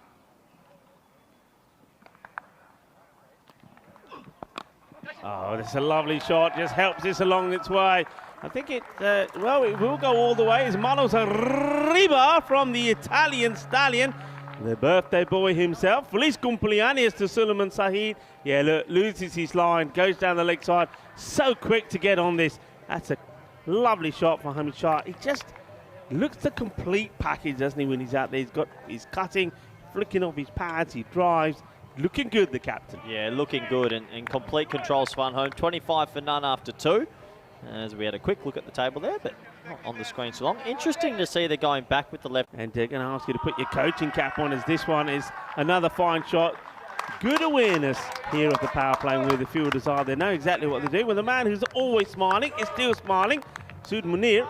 And why shouldn't he be, as 29 now without loss, and still inside the power play.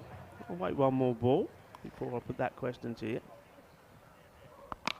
Short, 4 more, and just getting it wrong. Too full and now too short, whipped away. Playing along nicely. Big difference from Karimi from Svanholm. He bowled a wide line, and these are short and straight and too straight, and they're in the wheelhouse. So right now, Hossenbanks needs to drag the batsman a bit wide, maybe change his pace a little bit. VOC, this is going to hurt their net run rate if it keeps going like this.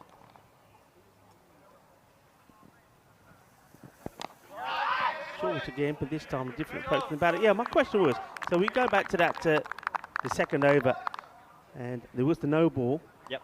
Yeah, so the extra has to be bowled. So that extra ball gets pegged for 6. Now, is that something that coaches you're always looking at and saying, right, if it wasn't for that no ball or that wide, they wouldn't have got... I mean, how do you address those things when you're with the players debriefing afterwards? It's the controllables versus the uncontrollables. You can control where your foot lands. You can control not bowling no balls. It releases so much pressure, especially in T10, because VOC, their way into this game was creating pressure. That no ball, then releasing for a boundary, really hurt. Oh, what a shot this is. Oh, absolute carnage from Musa Mahmood. Uses his feet brilliantly and smashes it away. Great shot, great hit. Well, Rico, that is an amazing cricket stroke. And he comes down and he smokes that. That's a big 6. And, well, Svanholm are showing why they are the early favourites for Group B. Well, they're liking it. That was a biggie. Goes all the way. And just have to say, Mahmood, he was the man who took full advantage of the free hit, went to the boundary, and now, well, they can't stop him. Better delivery this time from Backs, a bit quicker, gets it quicker through the air. It's a little shake of the head, even though that he's disappointed with his spell. But it is going pretty well for Svanholm. 39 without loss after 3. Yeah, you're right, Rico. Really good start for them. Surprised to see they went with the spinner twice in the power. Very difficult to bowl spin at Kardama, let alone 2 overs in the power play. So 39 for none. I think the only thing VOC can try and take out with this is that they've got to blow the cobwebs out, as we sort of say, and hopefully have a better game later tonight under lights. And you can see the difference in power plays. 39 for none versus 18 for 2. Huge difference. It's going to be a huge game, that one as well. I mean, if this goes the way it's looking, Svanholm will be victorious. And then you're going to see VOC Rotterdam and Indo-Bulgarian go head-to-head. Both teams that haven't won one. This is a chance. Will he get there? Yes, he does. A really good catch taken. Remember, he's coming in from the boundary. He's running into the sun as well as that sun starts to come down. You can see the shadows in the ground. So they get the wicket straight away. And, well, Svanholm comes on. And with his first ball, picks up a wicket. Yeah, nice catch from Seeb looking into the sun. Svanholm has this ability to hurry up the batsman from time to time. He has a good rolling leg cutter, but his general seam-up ball can sort of rush the batsman. And VOC pick up their first wicket in Group B. That'll make them feel a little bit better. But I think the damage is already done, really. Partnership of 39 in no time. Yeah, and it is the captain that departs, so he departs for the first time in the series. After making 42 not out in the first, he gets to 11. Well, just 5 balls though. And he departs, so somebody else will be out there, he hopes, when they get this victory. Well, at the moment, Musa Mahmood is looking in fine form, 27 of 15, and Mads Henriksen comes out to join him. Yeah, Henriksen gets a bit of time at the crease here. Yelter with a wicket off his first ball, only 30 runs to get. I think VOC be wanting to save face a little bit here. If they could pick up maybe 3-4 wickets and cause a few wobbles in that batting line, that'll make them feel a little bit better. Delivery. He gets it through from time to time, yeah. He might be 44 years old, but yeah, every now and then he does get it through. He's got a tricky little slow ball as well. He hasn't retired yet, which is surprising. He keeps on playing, this man. Oh, a bit of luck, a veces que necesita poquito de suerte. Well, he went for the short one again, but this time the batter, Henriksen, says, well, I'm going to take it on. He does, gets the top edge, goes over the keeper, 4 runs. Yeah, there's that extra pace, and it's a good ball. It's climbing on him as it gets to him, but a little bit of luck for the batsman this time. 1 bounce, 4 runs. Yeah, it goes into the banners there. The European Cricket Network stronger together. And that's what we are as cricket continues to grow through Europe. Good delivery, Yorker length, liking that. As soon as it comes out of his hand, you know that's going to be a good one. Yeah, so Yelter, that's the sort of rolling leg cutter, full ball. So good change up. I think we're going to see a lot more of him with the ball.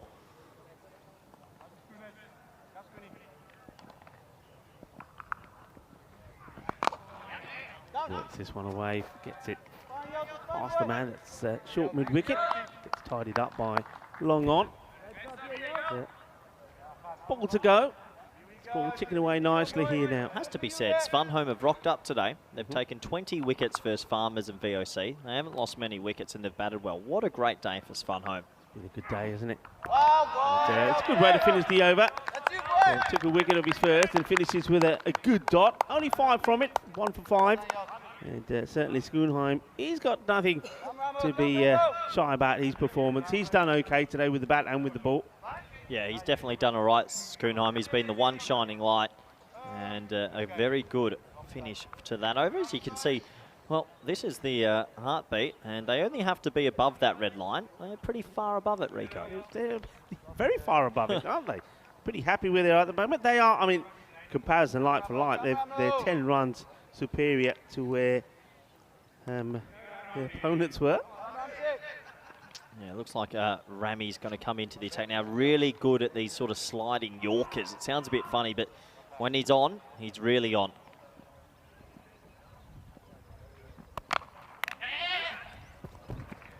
Fielded by the man at point. Just the single. So Rami will have to have a pretty big couple of days for VOC as well. I wouldn't be surprised if we see him sometimes with the newer ball and with this shuffling run up and the keeper comes up to the stumps. Well, takes one hand off there, so I think this gets to him a little bit quicker than he expects. He's once again fortunate if he hits this any better, and it would have been a catching opportunity.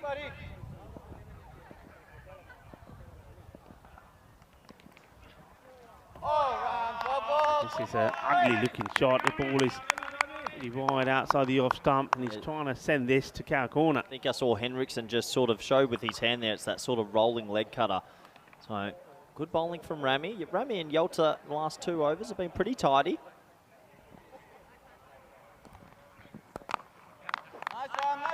Yeah, I'm liking it from up the guy up, getting the ball up there. Ram does. Yeah, just the inside edge for one. So VOC the last 2 overs maybe showing a little bit of their bowling depth with Svanholm and Rami into the attack here.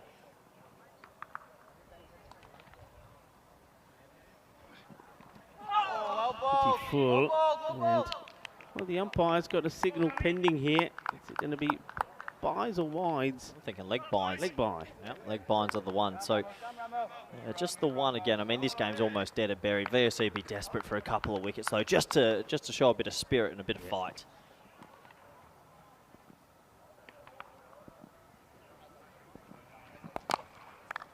It's down. Once again dragged out onto the onside. They'll get a single. Over comes.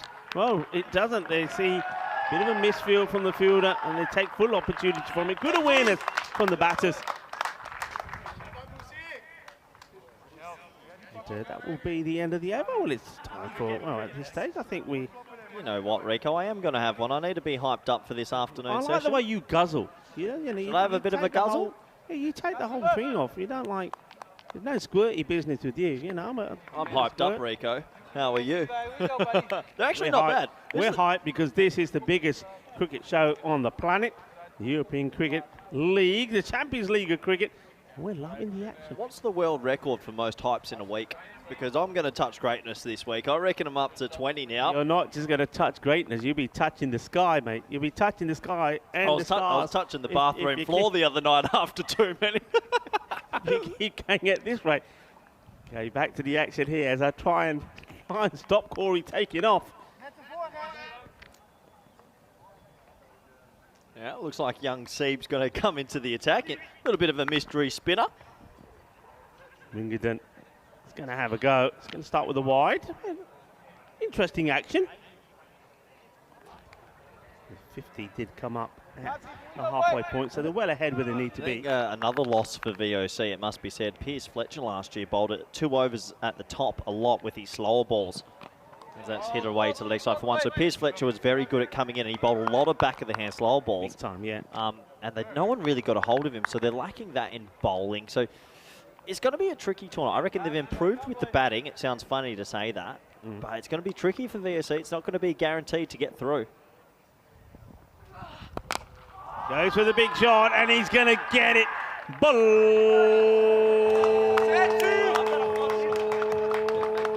Balle, brrr. Ginna Sona, Ginna, but the shaka with that one was hypersonic. What a shot. Gorgeous batting, really. Just lofted over deep mid off for 6. There's Daniel Doyle KA trying to take a catch as well. And then just drops the bat on this one. Clever batting. It's all about, if it's there, it's there, and you play your shot and you don't hold back. If it's not, bat on ball, take the single. It's also amazing to say this, but no disrespect to Malta or the Bulgarian team, but with Svanholm winning these 2 games today, they've almost locked themselves in for a double chance. Yeah, and they're talking day one, as this one will go as well. Manos arriba, árbitro, porque eso es una grande, que guay, que genial.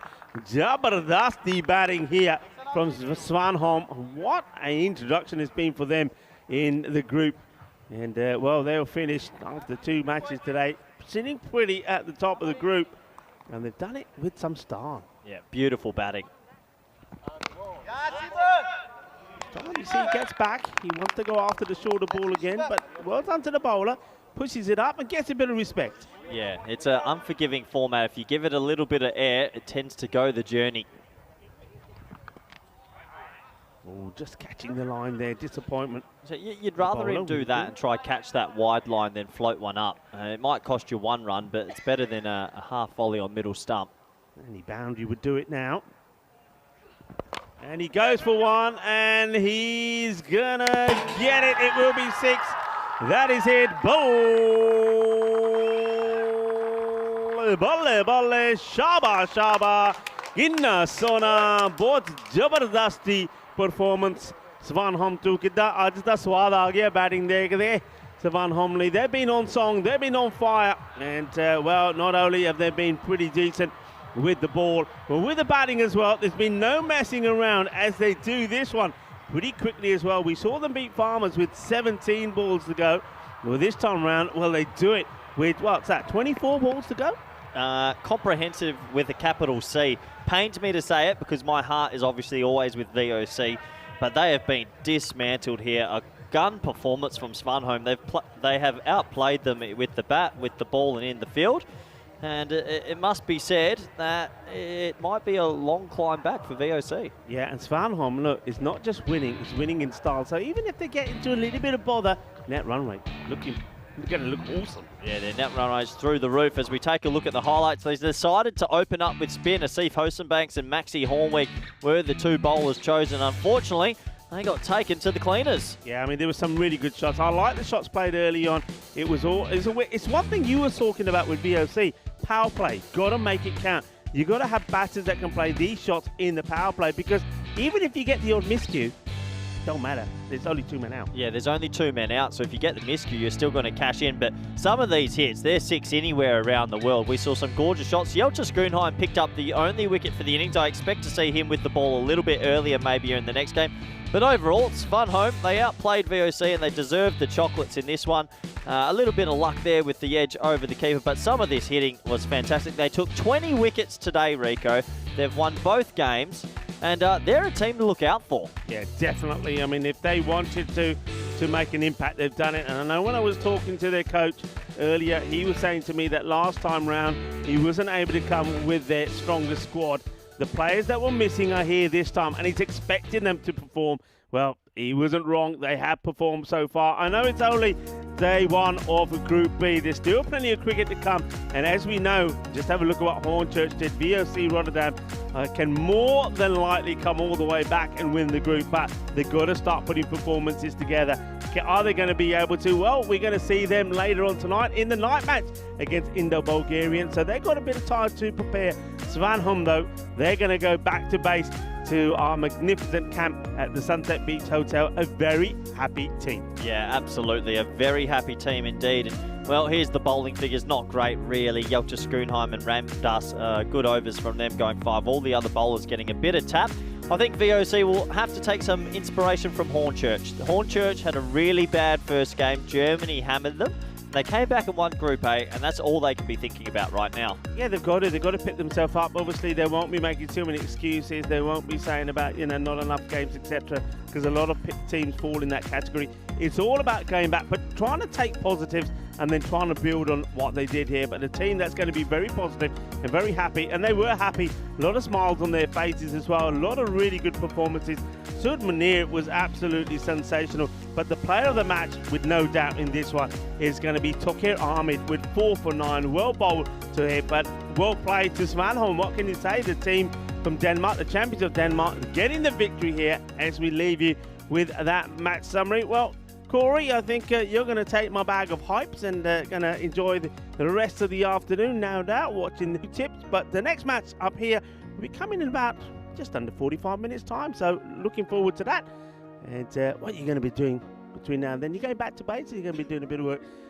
well, I've caught him Let me off put guard. my headset I've back caught him on, off Rico. guard. He's No. already ready to go. I know you got a few things lined up. I think early dinner, maybe go have a chat to the VOC guys, and I'll be here for the night game. I get to do my first night game, so I'm excited for that, Rico. Yeah, well, we got the American University of Malta, and they're coming up against Farmers, so that's going to be a good one. So yeah, a bit of a break, and you come and do the night one. So, and VOC again, well, maybe between now and then you can find them to boost themselves up and maybe make a few changes that me and you were talking about. Well, anyway, folks, I hope you've enjoyed the cricket so far, Group B. For Group B, been a little bit low scoring, not just the amount of runs that we saw at the start of Group A, but looks like the bowlers are on top of this one. Well done to Tukir Ahmed, picks up a 4-4, very well bowled, but great fielding from Svanholm once again. It was very good to see them out there doing their magic. So join me, and it'll be myself and Mr. Maximo back in the box. We'll be back in around about 40 minutes time for the match number 4 of Group B with American University of Malta. They had a victory against Indo-Bulgarian. Can they continue in good form against Farmers? Farmers are looking to bounce back like VOC because they also lost to Svanholm. Let's see how that one pans out. Join us in about 40 minutes time for that match.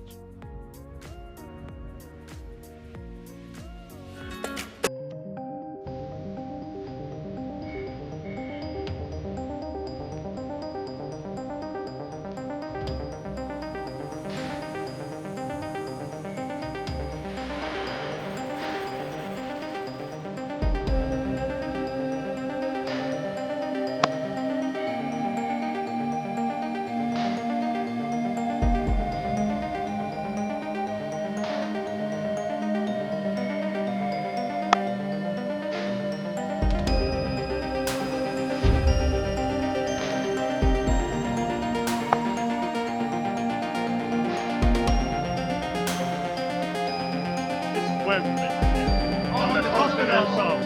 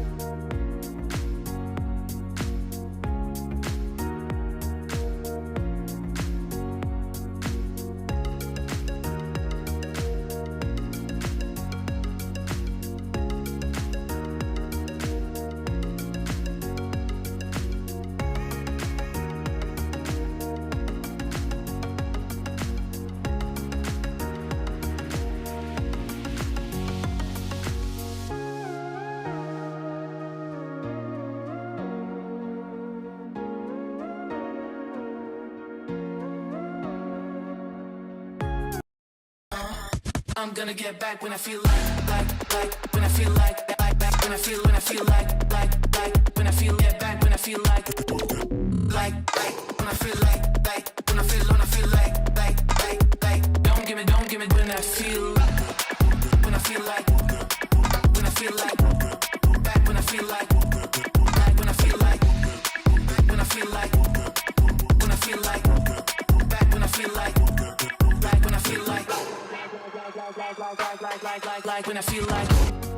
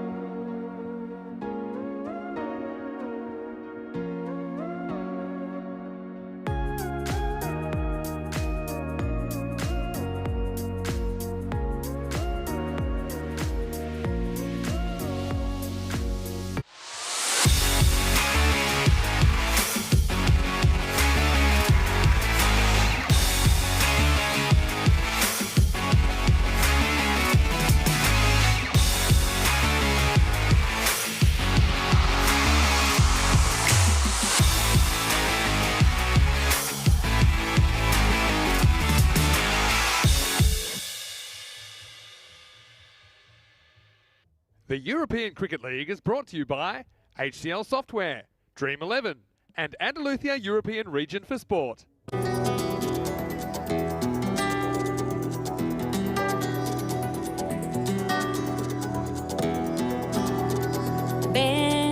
conmigo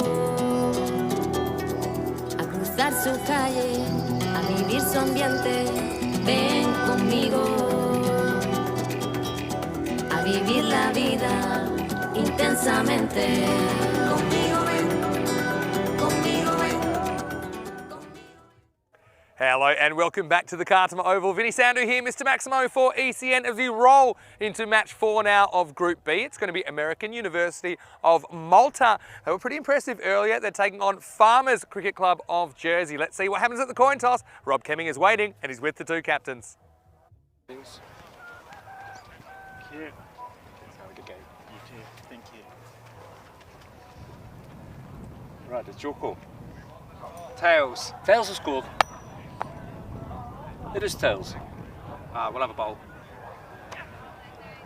So James Purchard of the Farmers Cricket Club, he's won the toss and he's elected to bowl first. It's interesting for me, I think that they're batting when they were batting first, and sometimes they seemed a bit too eager to be crazy with the bat, thinking they maybe had to do more than they needed to. So I suppose at least now they will get the opportunity to chase and they'll know exactly how many they need. I remember last year they were pretty good at controlling their chases, and look, I think the tribes are super important. I got to say that some of the new players impressed me as well. I think Britton, the left-arm spinner, he's a real find as well. Didn't really get the results earlier, but he looks like a good bowler to me. And Farmers, they'll be desperate to take some points away from day one, because with only 2 matches a day, it's a lonely place to be on the bed when it's Thursday night at the end of day one and you don't have any points, because then you are really battling up hell even to qualify. But as far as AUM went, I mean, it wasn't perfect performance for them, but they kind of picked apart Indo-Bulgarian. I really liked the way that they had energy in the field. I liked the way there was just a good buzz about them, really. I think that their batting is super important. Of course, Basil went out for 20 odd, but I think he's one guy that could go large, and he will get the opportunity first because they are batting first. Okay, let's get ready then for the first ball, and then Rico Fulton, he's no stranger to Malta. He was just there, and well, I was there too. Farmers Cricket Club, they've got a beautiful ground as well, Rico. Maybe we'll visit one day, but right now they're here, and they have won the toss in match 4. They're going to have a bowl. It's over to you. Let's get ready for the first ball. Thank you very much to Mr. Maximo as we have a look at this stunning location of the Khartoum Oval. But this is where all the action is coming from here in Malaga in the province of Andalusia, Spain. What a contest we have here. American University of Malta, they registered their first victory in match number 2. So they're undefeated at the moment. They beat Indo-Bulgarian, but Farmers, they had a difficult time against a team that are on a boil at the moment. Svanholm, they were bowled out for 78 and Svanholm knocked them off with 17 balls to go. Farmers looking to bounce back. But Malta, at the moment, they've got their tail high, and they're a team that have played plenty of this format back in Malta at the Marsa International Cricket Ground. A lot of players there, the likes of Basil George, Darsha Patanka, Rocky Dinesh, and Varun Prasad. They've all been in good form, so looking to keep that form going in this one. And the bat versus ball wall is expecting them to be 101 to 94 victorious in this contest. But I do get the feeling that we're going to see Farmers bounce back here. Remember them from last year. I don't think they started well last year. It took them a while to get going. The only problem is this year is different. They don't have the week. The group doesn't last a week. There's 2 days of group matches, and then we have an eliminator going into the final today for the group on Saturday. And, we know one team gets eliminated before Saturday, and only 4 will play in the finals day. So they've got to do it, they've got to bounce back, and they've got to bounce back quick. This guy was good with the ball, Charles Purchard, who was one of the highlights, and he's going to be bowling to boom, boom, Basil George. And maybe he hasn't quite yet shown why his name is Boom Boom, but he is one of the most destructive batters in Malta. And if he can get going, the left-hander, he can cause all sorts of trouble. Good delivery first up from Purchard, right on the money. They've done their homework all right. As Basil just plays that down. Purchard was really getting the ball to move back in to the right-handers.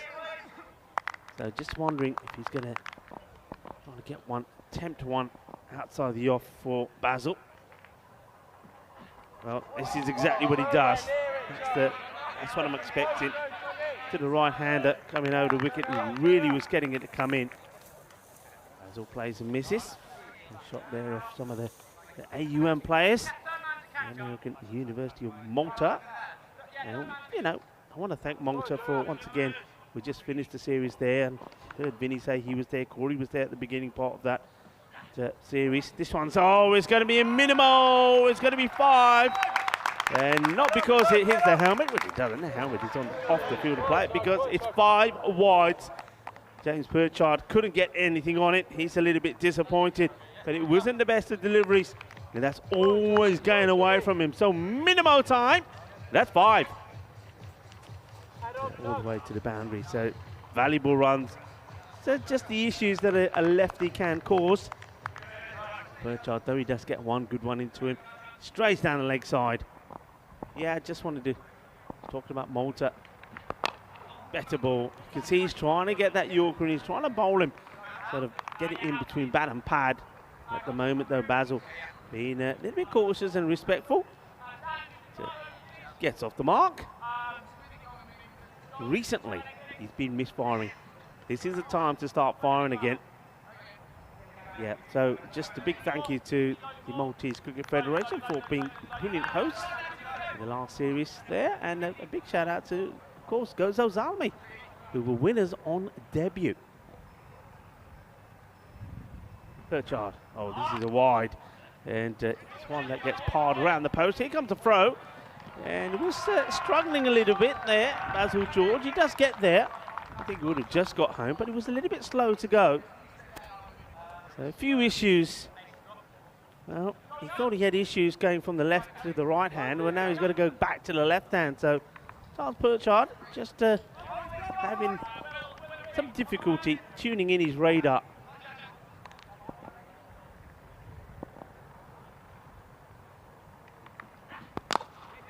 Well bowled.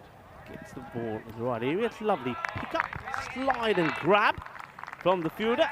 That's Joshua Lawrence, and expecting to see better from him as well. Certainly while he was out the short innings he played some really good shots, the young man. Yeah, that time of day as well, as the sun here in the Costa del Sol slowly starts to come down. Long shadows now. Bit of width, and a wide ball called. A tough call, but I think the correct call from Tyrone Peters. He's out there. Yeah, I think that's a good call. Tyrone Peters out there with Ian Rummage. The men on the field of play are men in black, and haven't they all done brilliantly so far? This is clever. It's a little touch, and that'll race away to the boundary. He saw him had a bit of a swing a couple of balls ago, and then he's just thought, I don't have to. He looks at the field. Well, he's a tank. We know he can fire big, but sometimes you've got to be delicate as well and get reward, and that's nicely done. And this over, the issue is that these runs are coming from balls that really, if he was tidy and he didn't bowl all those wides, he wouldn't be bowling them. But he'll have the last laugh if he can pick up a wicket. And he won't. It's a dot to finish. So the first over comes to an end, and it is 14 without loss. And a fine time for me to welcome back into our commentary position here. We are the Good Time crew, and of course it's Mr. Maximo. And I gotta say, I'm liking the shirt. There's a bit of wild thing about you today. I'm trying to be wild. Bad to the bone, baby. Tell you what, Hornchurch, I wonder how they're feeling today. Maybe a bit groggy, but also pretty satisfied. They won Group A last night, coming from 4th place at the group stage to do that. Went to Group B. Every group is just 3 days. That's it. 2 days of group matches, and then the 3rd day finals day. Eventually we'll have 7 teams in Championship Week, which starts in just over 2 weeks' time. Time for some spin. Reece Palmer and the power play, and here he comes, and there he goes. Maximo, and Corey, he almost knocks that down. That's actually pretty good work. That's his zone. I would have liked to have seen him go full face on the road, but tell you what, pretty good start. Boom, boom, Basil. No, don't. He's been on the hypes. You know that. He's hypersonic right now. And somebody needs to just sit him down, somebody calm him down. Good shot from Boom Boom. Some more work here. Those 2 outfielders over here. Just going that last ball last over. I think it was a bit of once bitten, twice shy by Tyrone. I think that one was over the line, but poor Chuggy Had a bit of a rough start. Charles Perchard, eventually known as Chuggy. So we've had the Bulgarian Express. Now we've got Chuggy. And interesting they're going for Palmer in this second over. Oh, too short. He is so lucky, the Tank, to get away with this. Well, the Tank's been out of service for a while. Yeah. You know, this is a conscious attempt, I think, to be a little bit careful and not do anything stupid, but that can also backfire as well. He's been very bit dabby so far. That's been his problem. It was the same in Malta. These sort of balls, normally, he's smashing. He's hitting hard. He's being too tentative. But he thinks if he stays there, he'll get into touch. I think the opposite. You get balls like that, use that as an opportunity to crash to the boundary, feel the middle of the bat and say, right, I'm back. Full service Tank, hits that into the jungle. Again, he's being a bit careful, the balls on the stumps, you can understand that. Well, Farmers, as far as their batting went earlier, they were kind of their own worst enemy, weren't they? Yeah. They kind of played a few shots they probably regret. Do have a lot of talent in that lineup, though. One extreme to the other from Patanka. You know, it's funny, sometimes you bat and you've been a bit tiki-taka and you almost give a chance and then almost you click and you say, you know what, I'm not going to get out that way. If I'm going to get out, I'm going to get out my way. Anyway, this is the end of the over. That's 2 overs gone. Yes, I can think of sometimes I've been pretty lucky to get away with something, just kind of dabbing, and I think, you know what, now I'm on borrowed time, because really, that really could and maybe should have been out. It was just really lucky it fell into a pocket of space. Early days, but Svanholm, they've been really impressive so far. Looking at that table, they're 2 wins out of 2. They're already putting their feet back up at the Sunset Beach Hotel, enjoying things. And American University of Malta, they were pretty good as well. University of Rotterdam, though, we haven't really talked about the last game, Rico, yet, but it was a bit of a disappointing performance, I think, from the Dutch.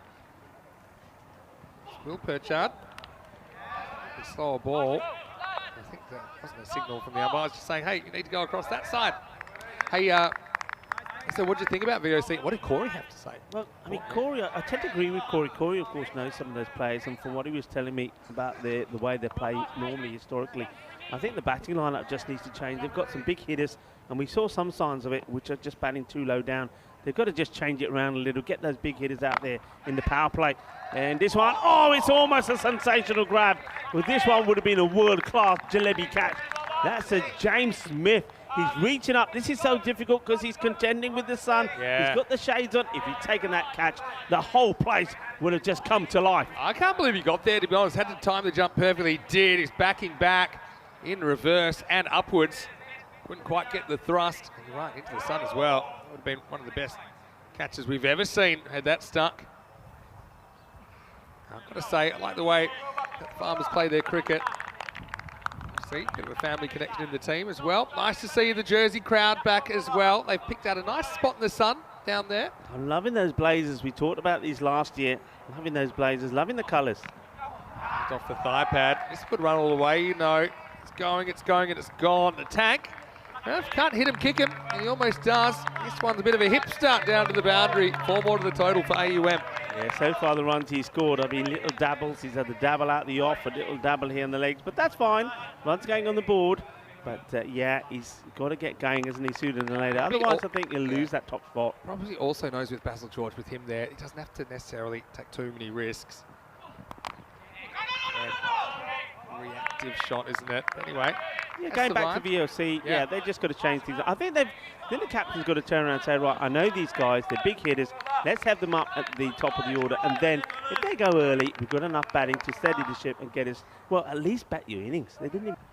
There's the big shot from Tank. It's kind of playing by numbers at the moment. Every third one's a big swing. Look at the feet, though. This is what it is with the Tank. I mean, the Tank is a heavy object. But maybe that's why he can't get his feet moving. But the foot's got to come across. I mean, he's a good bat. He really is. But at the moment, he's letting himself down. He's got to go back to basics, get the foot out there, play shots. I mean, that one, he should be looking to hit over the top of offside in the power play. And once again, you see here, short delivery. And because the bowler knows, and this is the other thing, the bowler knows that he's not playing any shots outside the off.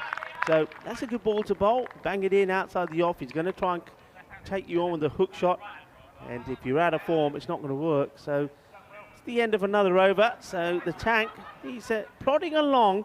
but at the moment not really making things happening. Is 10 of 8 deliveries at the end of the over, 29 without loss. It's a funny one.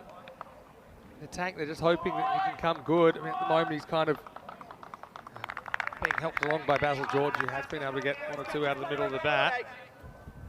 Now, don't forget they also have the likes of Rocky Dinesh, and I don't know how he performed while you were in Malta, because we didn't have too much time together, but certainly towards the end he was in scintillating form. Rocky himself is a bit of a slow starter, to be honest, in that ECS. It took a bit of time to get going.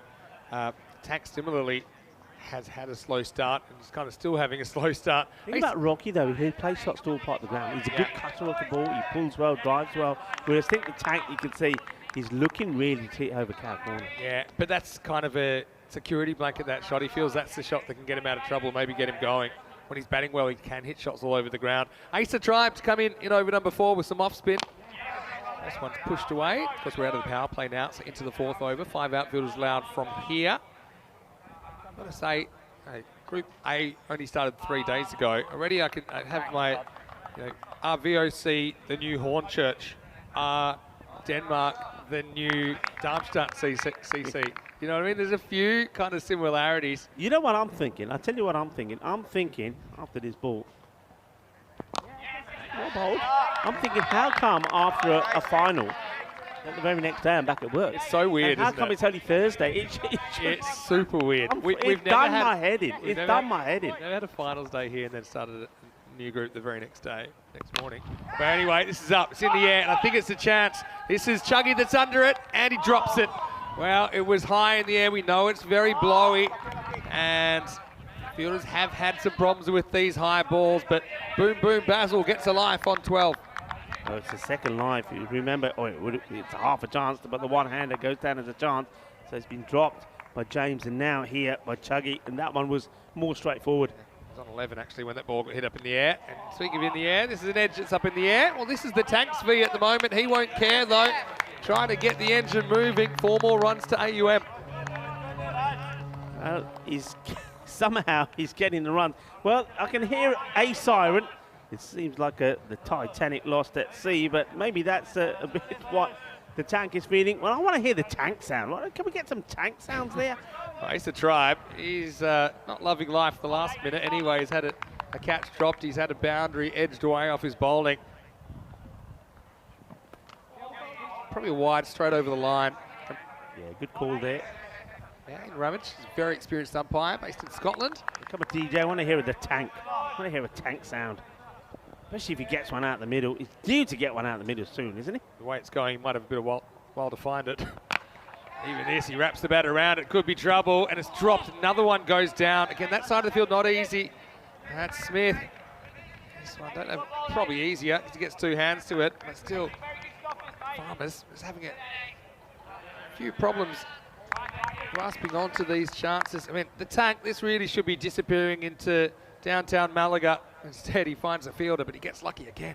Yeah, it does get lucky. Well, it's not going well, is it? It's another one that gets dropped down, and that's Smith, who's put a couple down now. Yeah. And the thing, you know what they say is, if you don't pick up, if you don't take your catches, you're going to be in trouble. Maybe what happened is that Ace has put some saliva on the ball, or attempted to. So now, the much more palatable option, please use your underarm sweat. Anyway, here's the last ball of the over. And it's going to be a single. This will be the end of the 4th over. The score is 38 without loss. Yeah, notice there with Basil, I mean, because he's gone for a shot and he's got away with it, then the next ball is a shot that would see him creaming over mid-wicket, and he doesn't play it. So every time he sort of gives the chance, he gets lucky. He sort of goes into a shell until a little while later. So this is working in the favour of Farmers. We had it so good before. We had it starting at 0, but now the heart rate. You should have seen it earlier. Me and Corey were into it once more. You've got to sort that out. You've got to sort it out. It actually, last time we saw it, it resembled a shopping basket when I was at Mercadona. Some of the time it's been right. Anyway, we're getting there. Work in progress. Now, time for the youngster, George Richardson, to bowl. He's bowling a bit later. Had a few problems controlling the movement earlier. Been all over the place, but let's see what he can do here in over number 5. Good heat. Turned around the corner just for a single by Basil.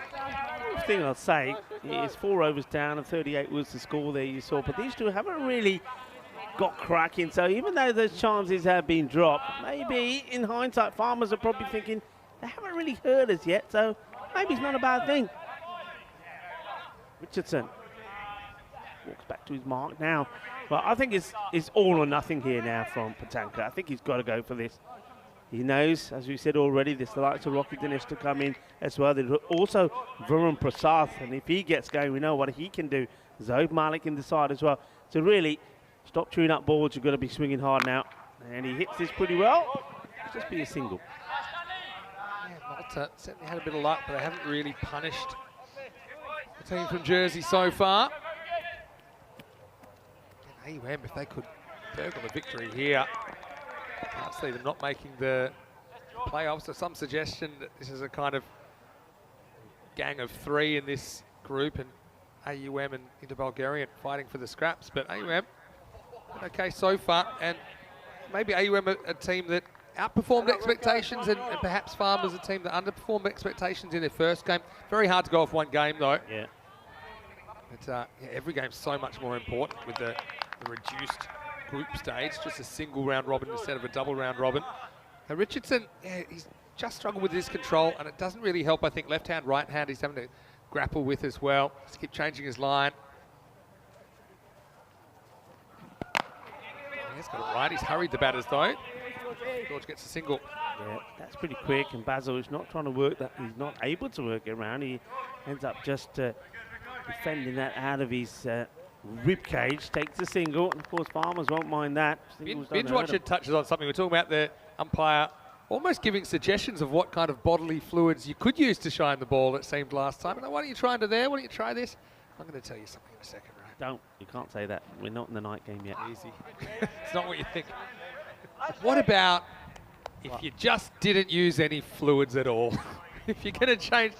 I don't know about... I mean, it's pretty disgusting when I think about it now that we always... No, you can't say it. Listen, the amount of fun... Just give it a rub. The amount of fun Just we have on the road when bowlers take the ball and rub it all over their head. I love it. We can't take that out of the game. I love it when they do that. Maybe what the day will come where bodily fluids just are kept to yourself. Call me a dreamer, Rico. But I just don't like the idea.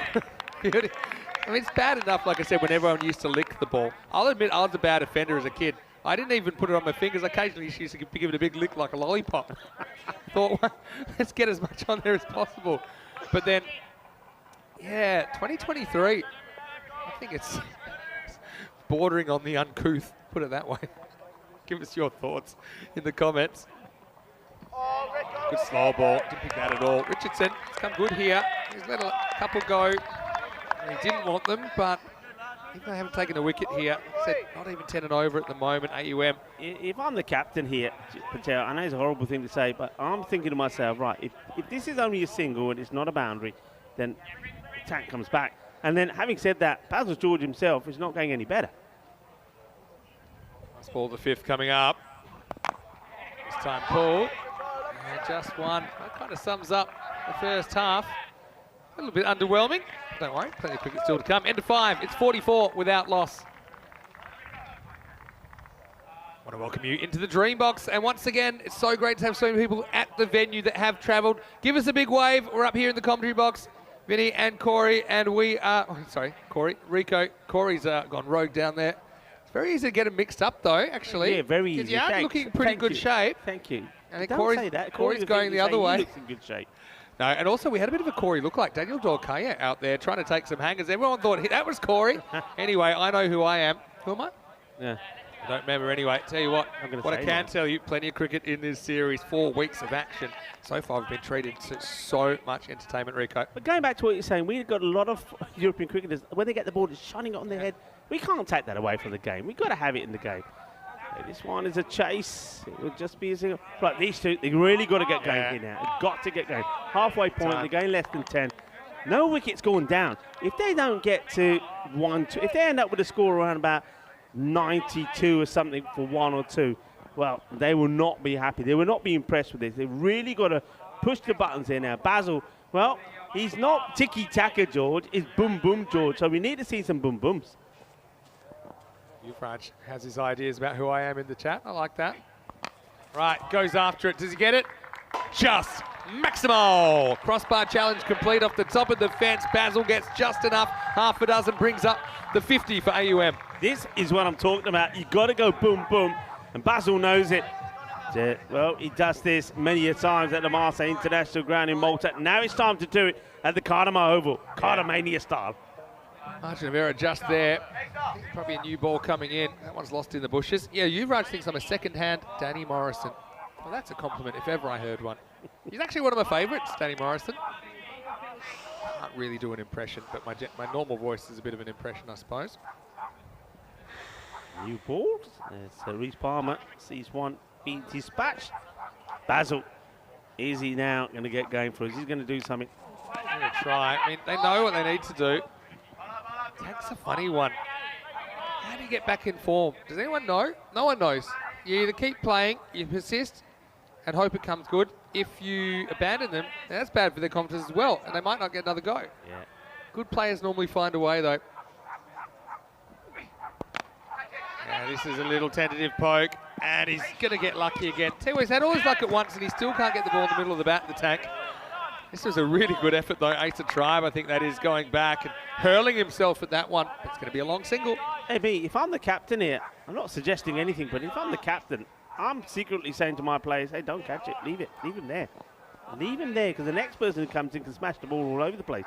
And we know that they can. So I think they're pretty happy with the same things at the moment. This one.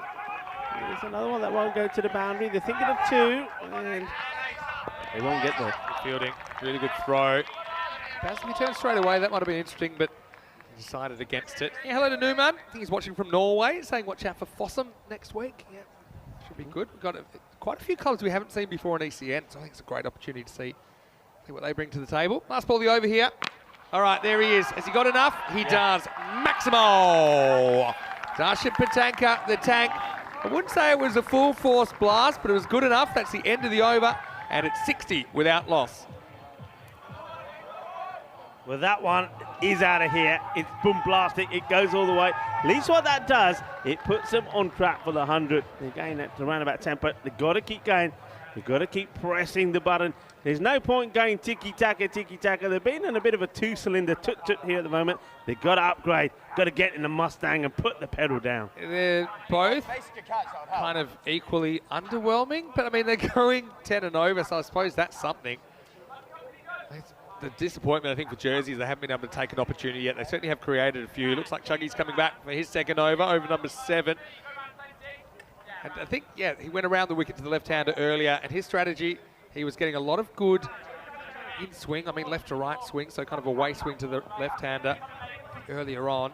But then the occasional one just went the other way. So he's a swing bowler. Swing is a dark art. No one understands it. And let's just see if he can get one past Basil George. It's not 23. Hit down the ground, hit for 6, Maximo! That's a good shot, it's slightly inside out. I like this is probably a slightly safer shot than going across the line. Basil gets 6. Yeah, this is a very good shot. It really is. It wasn't a bad, look at the delivery. It's not a bad one, but it's the way he creates the room. Steps a little bit away, gets himself right under it, hits through it, 6 runs, good shot. Come on, Chuck. In the chat saying Fossum should be favourites for the event. I like that big chat. Let's see if they can back it up. He runs all over one, pretty much Yorks himself. Yeah, I mean, look where that one ends up. I mean, it's going down that leg side. I mean, he's got to be smarter. Those ones he needs. I mean, this is the shot the left-handers love to play. You need to step across, go towards the off stump. Yeah. And if you make contact, great. If you don't, you get a wide. That's his normal go-to, that kind of step across, hit it over the leg side. Come on, Chuck, come on. Did like that he hit one over long off. We seem to do that sometimes. I think it is a slightly better option.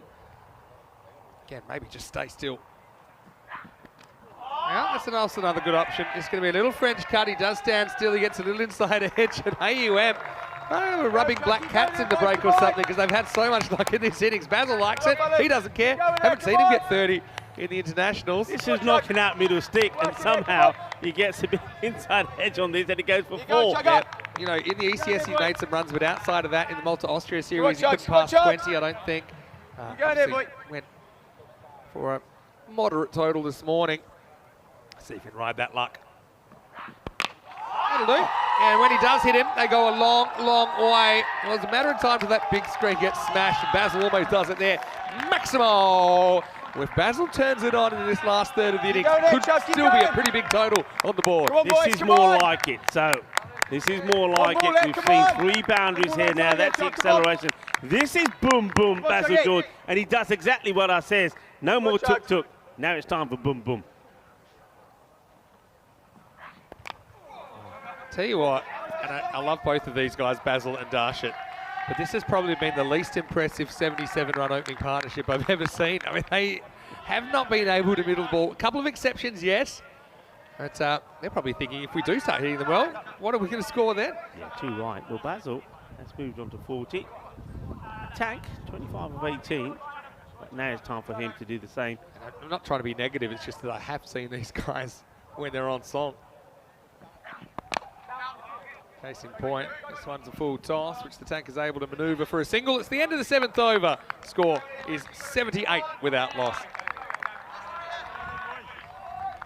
18 deliveries left in the innings. Where can they get to here now? So you can see they've just slightly gone above the 10 rate.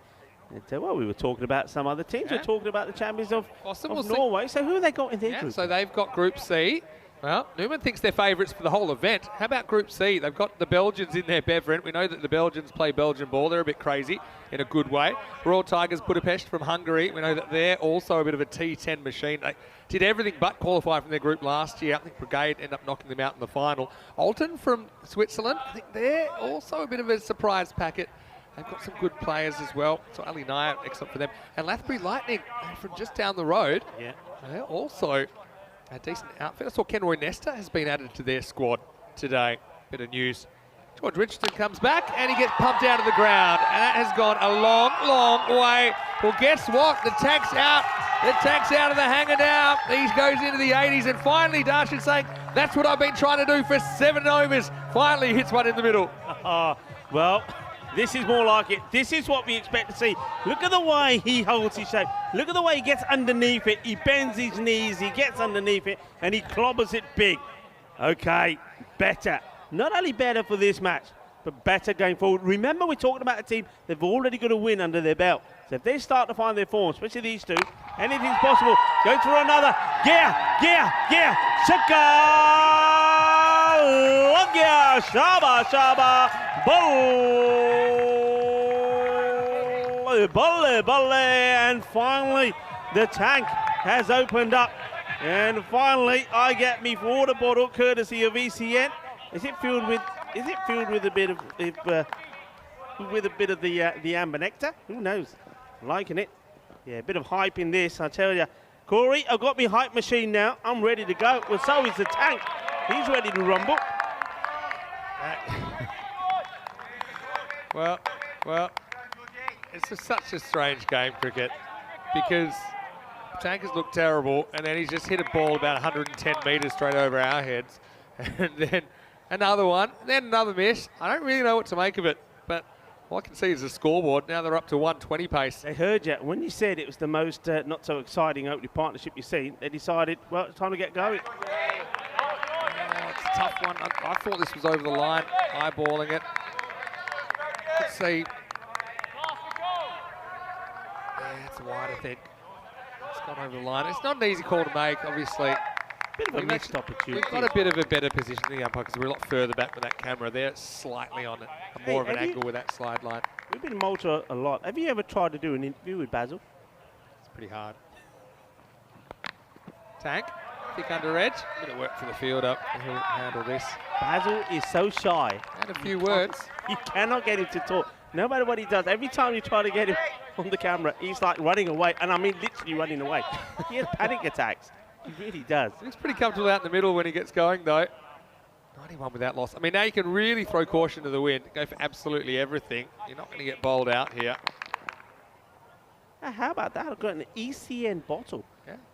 I can hide my hype on anything else in it. Standing smack by Basil George, but he just gets one. That's the end of the over as well. And the score is 92 without loss. So don't you have one? Don't you have one of these? So I got one in the meeting the other night, This is like getting an Oscar. but I left it behind. Like getting an Oscar. Here you go. This is what I'm talking about, folks. Here we go. There you go. Give everyone a look at that. I can. That means I can hide whatever I want in there now, can't I? Oh, hang on. We're back again. Yeah. See, we're almost there. What do you Obviously, mean? you see, that shouldn't be 8. That should be 0 in the bottom left-hand corner. And then So how's that almost there then? because they've got the idea of what the graph is, but they haven't got the scale right. Let's get another one. Oh, look at that. That's the idea. That's the way to do it. Sometimes they've been getting it right, and when it looks right, it looks very good. But it's just graphs 101. I have to send it back to high school. How to do those graphs? You've got to start the scale at 0. But where are Makes we sense here? to make the horizontal axis 8. Said my piece. Well, everyone at Sports Interactive as well. We love your work behind the scenes. What do you reckon? 120 they've got to settle for here? I don't know what to expect here. It's got to. I mean, if they don't, it's again what I'm saying. If they don't get to that sort of score, I'm going to go out on a limb and say they're going to run out of luck and they're going to fall over for 110. In the air, gets lucky and gets 4. I love that. They're going to run out of luck. Oh, with that, they've used up all their luck. Gets lucky. They've used up all their luck in 8 overs. Anyway, what a good shot. I don't know what to expect anymore. Basil reaches. I guess it's smart batting in a way because he knows there's no outfielder there, so he only has to get over the infield. You're always eyeing the gaps in the outfield when you're batting in this format. There's the tribe. He's just saying, what do I have to do to get a wicket? Didn't have too much luck in the first over. Now Basil whips it away, and pretty good shot because it was angled in towards his body. Looked like it was going to cramp him, but fast hands. Basil gets to 49. Yeah, this is Basil at his best. This is Basil when he's flowing, when he's fluid. He looks where the fielders are. That shot first over the offside, the shot straight down the ground. The ones he's been missing a lot of on his pads. Look, doesn't try to hit it hard. See, that looks like a proper pucker left-hander. You bowl it there, you're going to the boundary. I had a Good coach shot. say to me, I was quite successful when I first started playing a good level of cricket, and then and it seemed quite easy back then. As Basil goes up and goes handsomely over cover. Maximo! 50 for Basil, 55 off 27. And AUM, they're building an imposing total now. He brings it up with his 5th 6. He's also scored 3 boundaries. That came up over off just 27 balls. Boom, boom. Basil George, that's what he does. And yeah, here we go. Boom, boom, boom. Shakalaka, yeah, like it. Basil in the house. Well, he might be shy behind the camera, but there's nothing shy about him being out there. Bob Badaya, Basil George, nu, apni half century, puri kalli.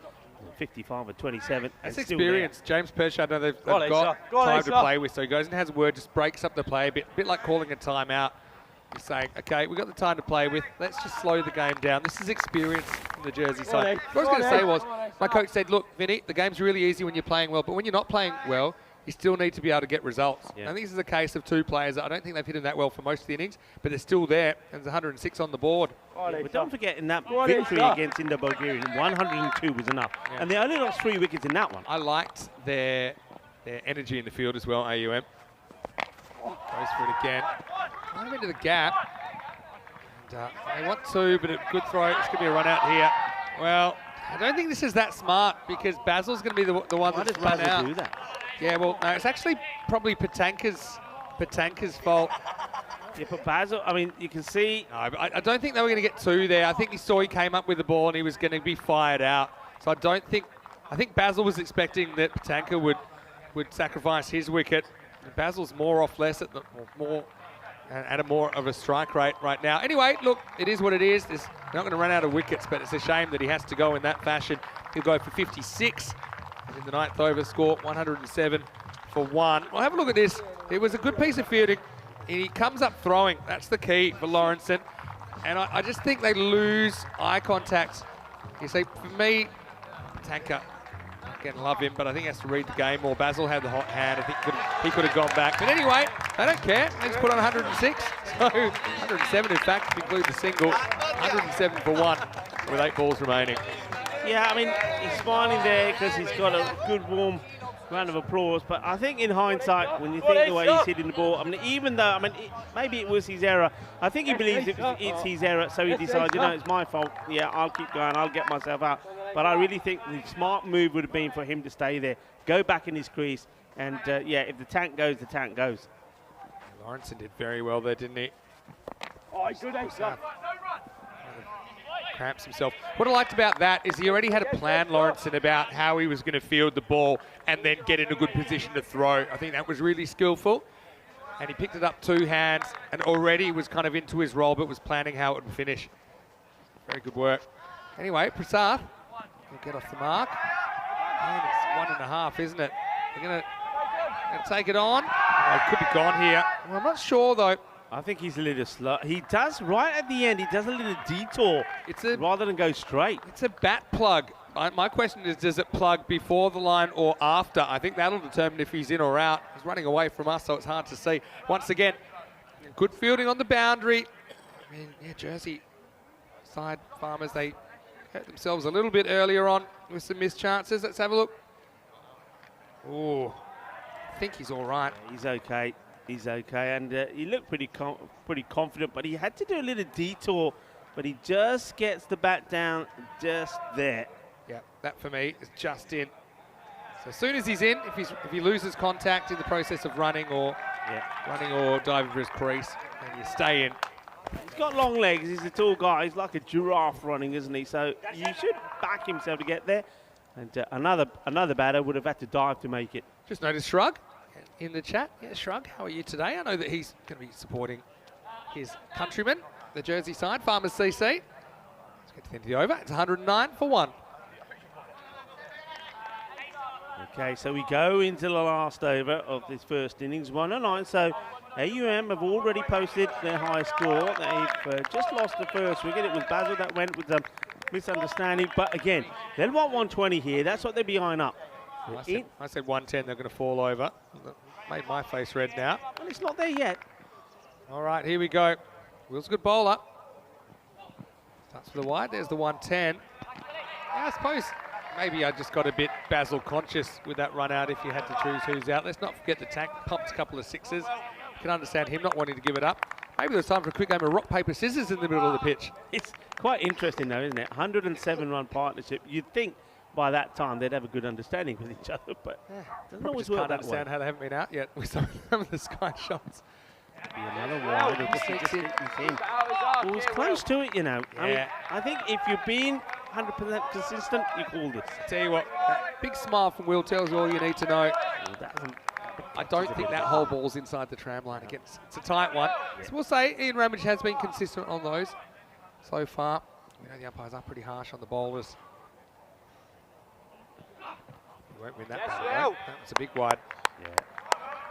He gets away with one, you got to say, but see what he's trying to do. I'll be interested to see what the tank does here. He already knows what he's trying to do. This is where I think Varun Prasad is going to go over there and say, hey, you know what he's trying to do, so you got to get yourself across there. Yeah, he might be saying, you know, there's an offside too. That's the thing. And Shrug said he's been keeping quiet today. He's saying maybe Farmers might finish 4th in the group. Well, if they do finish 4th, that might be the place to finish because Hornchurch did it from 4th. I mean, it's very early to say, though. He'll be planning to finish a bit higher than this, but yeah, he's supporting the guys from Jersey. Look at those shadows. Slower delivery. He hits it high, and the fielder will take a very comfortable catch. And that will be the end of Rashid Patanka. It's the Nelson. Well, they say strange things happen when the score are 111, and it does.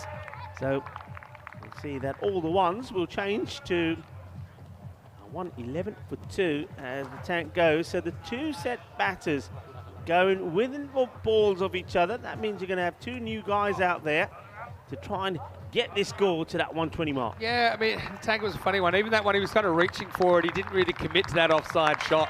He just kind of opened up his shape. And I suppose it doesn't matter. I mean, you take runs how you can get them when you've been struggling for a few. He ends up going for 39, and the score is 111 for 2.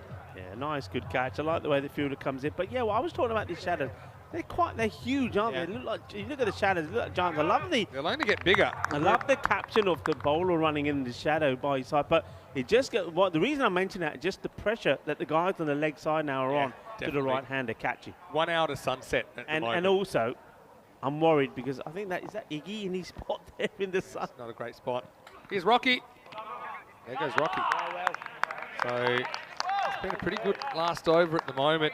I mean, I think with the batting that Farmers have got, they'll back themselves to chase something around the 115, 120 mark. I think they will have learnt from this morning a few kind of nervy-looking shots, a few unnecessary shots, really. But now they'll know exactly how many risks they need to take. I think they'll play a bit more traditionally. I think this is still a wide. It does move across, but it misses the line significantly. You've got to remember that imaginary line belongs to the batter. So he takes 2-3 stumps outside off stump, but then, yeah, when you miss by that much, I think you got to accept the consequences. Rocky loves some bat on ball here, I'm sure. Does. It's, just get a single. Prasath. Yeah, he's not quite himself. I know he's got a few issues at the moment. But we know that this guy, he's one of the biggest hitters of the ball we've ever seen on ECN when he's at his best. We've seen some innings from him that have been quite remarkable. Also has a bit, don't forget, he has a bit of an injury as well. That's why he didn't play in the Motor Series. That's right. It's a wrist injury, which does affect his batting a bit. Once again, you see a bit of advice being offered to the bowler here. So Charles Pritchard is having a chat. They're talking about the change of the field here to the left-hander. I think they've used the clock wisely. Remember when they just slowed the game down a little bit? They had the minutes to play with. They'd gotten ahead. And now in the 10th over, you can take as much time as you like. Clever move. Couple to come, though. I don't think that was what they were discussing. Sensational stop, Vinny. Sensational stop. Yeah. This was going to be a minimum. And what a stop this is from James Pritchard. This is a great stop. That is how you say 4 runs. Pritchard took one of the most amazing keeper catches you'll ever see running into the outfield last year with one glove. That was to complete a hat trick for Ben Kinman. That was also a very athletic stop. He saved 3 runs for his team. So right-hander on strike. Just digs out a Yorker. They'll just eat the single, I think. So 116 plus this. Yeah, for me, it's pretty close to a 50-50. I mean, I know that Farmer's underwhelmed us with the bat earlier, but I think I look up and down that lineup, a lot of international experience there. I think this game could go either way. A bit disappointing. I didn't see Toby Britton, the youngster, but 12th man for this game. Goes straight. Now, I think he's all right there. I'll probably go for one more. Good keeping. But first, I have to look at this boundary stop. I don't know, was his legs touching the ground on the other side of the boundary when he made contact with the ball? That's what we need to see. I wonder if he'll get that, because it's that sort of blind spot. Yeah, for me, he was okay because his heel was in the air. It's actually right in front of us. It's regardless of the end of the innings. I think it'll be 2 and run out. Let's just have a look if it's a 4. I don't think it is. Down here. I think from this angle you can kind of tell that he has that heel in the air. That's how I saw it live. And I don't think he actually touches the rope. So I think they got 2 and run out there, right? Or was it one and run out? Okay, 1 and run out. So the final score will be 117 for 3. It was good keeping as well. That was an awkward little take. James Pritchard, I think, did a pretty good job behind the stumps. Important you have a good keeper, and he is one. 117 will be the final total. 118, tricky little chase for Farmers, who, if they don't chase this, they walk away empty-handed from day one. That's a tough place. It'll be good viewing. You don't want to go anywhere. Yeah, but that's they'd be pretty pleased there. I mean, remember the first 5 overs, 44. So it was a lot of tiki-taka, no wickets down. In fact, there was 107 to partnership before that first wicket did fall, and it fell in the 8th over. But they got 73 of the second 5, so they'll be pretty happy with the way we covered, and they'll be thinking, look, 102 was good enough last time. They'll also know that the Farmers struggle with the bat. They only scored 78 batting first against Svanholm, so they'll be believing that if they bowl well and take all their chances, that they could also, a bit like Svanholm, finish the day with 2 victories out of 2. Yeah, you're not wrong there. I mean, it's a weird opening partnership, really. They didn't hit a lot of balls in the middle. But then also, that was a real tough chance that Smith missed, but a couple went down. They seem to just be getting away with stuff, a couple of French cuts. I mean, it wasn't convincing stuff, but it was effective. It built them a foundation where they knew they weren't going to run out of wickets. But yeah, this kind of sums it up. It's a full toss. When you're in form, those are disappearing over the trees. You can see Smith, he was ropeable with himself. But they did kind of hit the occasional one just enough, didn't they? That one got over, hit the top of the fence.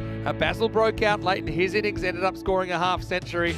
That's really, it was a curious innings. In the end, I think it's a 50-50 game at the halfway point. It definitely is. It's that sort of score, and I like to believe when you look at the sort of scores that we saw in Group A, that it is one of those that should and probably will go to the wire. I mean, there were chances though. Basil, he was dropped on 10, And then on 11, we saw the tank being dropped by Smith as well. So there is that saying, isn't it? If you don't take your chances, then they come back and haunt you. Well, I wonder if those chances that Farmers weren't able to take will come back and haunt them. They will hope not, because they won't want to be going back to the base at the Sunset Beach Hotel, our proud hotel partner, without any points on the board. But that was when Basil Boom Boom decided to hit the turbo button, and in doing so, he got himself to a 50. That was a glorious shot. That was Basil in full flow. They couldn't find a breakthrough, and in the end, well, it was self-destruct. That was how they got themselves out, but not before Basil sent another one into snake and scorpion territory. How were they going to get the breakthrough? How was it going to happen? Well, there's Basil acknowledging the warm applause from the crowd. Well, this was the run out. Great bit of fielding. It's a little bit of a rock and roll throw. In it comes.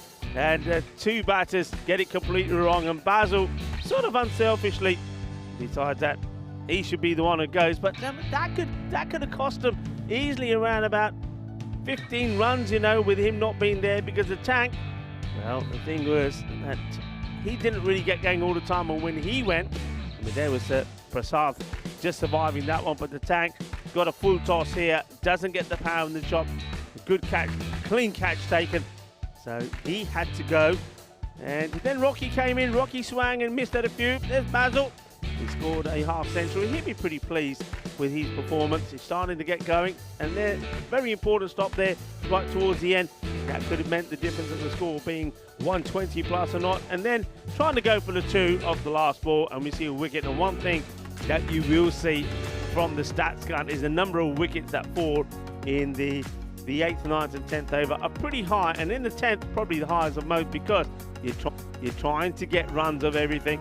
So no surprise there. Malta, okay, I'll say that when you consider the start that they had, and when you consider they didn't lose a wicket until the 8th over, they'll probably be a little disappointed that they didn't push on to the plus the 120 mark. However, they'll be boosted at least in the second 5. They got to 73. Basil George, 56 of 28. 39 from Dashit Patango, who finally, after an age, eventually got going, but still not at full flow. And the thing about that is, for me, if Malta get this victory and they go back with 2 wins out of 2 and still believe that, as we know, that we haven't seen the best of the likes of Basil George and the tank, well, they'll be looking in good shape. Bowling wise, we're charged for a charge, just strayed a little bit. A few too many extras there as well. Look, 17 extras in total, 16 of those in wides. That's not the Farmers that we know. They know they've got to get charged on that. They also know that they've got to take those chances when they come their way. So there's improvements for them to make there as well. But William Perchard, pick of the bowlers for me, 2 overs for 14, picks up that 1 wicket as well. So I think very evenly poised. I think Farmers, I think they let themselves down with the bat in the first match. They tried to get funky when it didn't have to. I think it's a case of go back to basics, play the ball on merit, and try to get this victory. It's going to be an exciting one. It will go down to the wire. That's what I think. 118 required for victory for the Farmers to return to winning ways here at the Cardamom Oval. Join me, Rico Full and Mr. Maximo, when we come back for the conclusion of match number 4, Group B.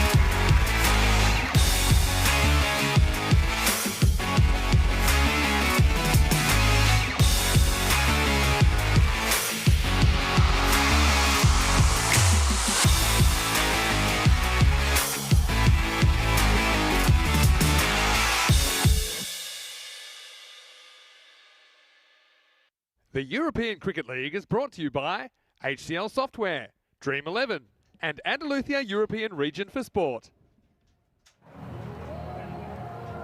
Hello and welcome back, cricket lovers, as we get ready for the conclusion of Match 4 Group B. The American University of Malta. It had about 117 they posted, so 118 required for victory for the Farmers, as the victory that they badly need after suffering quite a heavy loss to Svanholm in the first match of the group early this morning. One man that we've heard a lot about and looking forward to his explosiveness is Joel Dudley. He'll be opening up with Zach Tribe. Zach Tribe, he was our first bowler this morning. He's hoping to get his first runs of this 2023 European Cricket League. It's a Champions League of cricket, and in terms of cricket in Europe, club cricket in Europe, it doesn't get any bigger than this. The sun starts to come down on the Costa del Sol. But will it come down on Farmers as well, or will they get back to winning ways? It's going to be Patel to open. Jiddish Patel, the captain. Umpires wait to get the nod as you resume this battle of bat versus ball, Cartomania style. Here comes Patel to Dudley. It's a great delivery. How does this miss? How does this miss? He doesn't know. The batter doesn't know. The batter knows nothing about this. Joe Dudley doesn't know what happened here at all. This is just, oh, how does that miss? Nobody can believe it. I can't believe it. Well, it's one of those that you think, has that gone through the stumps? Well, yeah, that tells you the story from the El Capitan of the American University of Malta. Taking him on, and the fielder not able to take it cleanly, but good understanding from the two batters. And Zach Tribe responds quickly, and meets in the middle.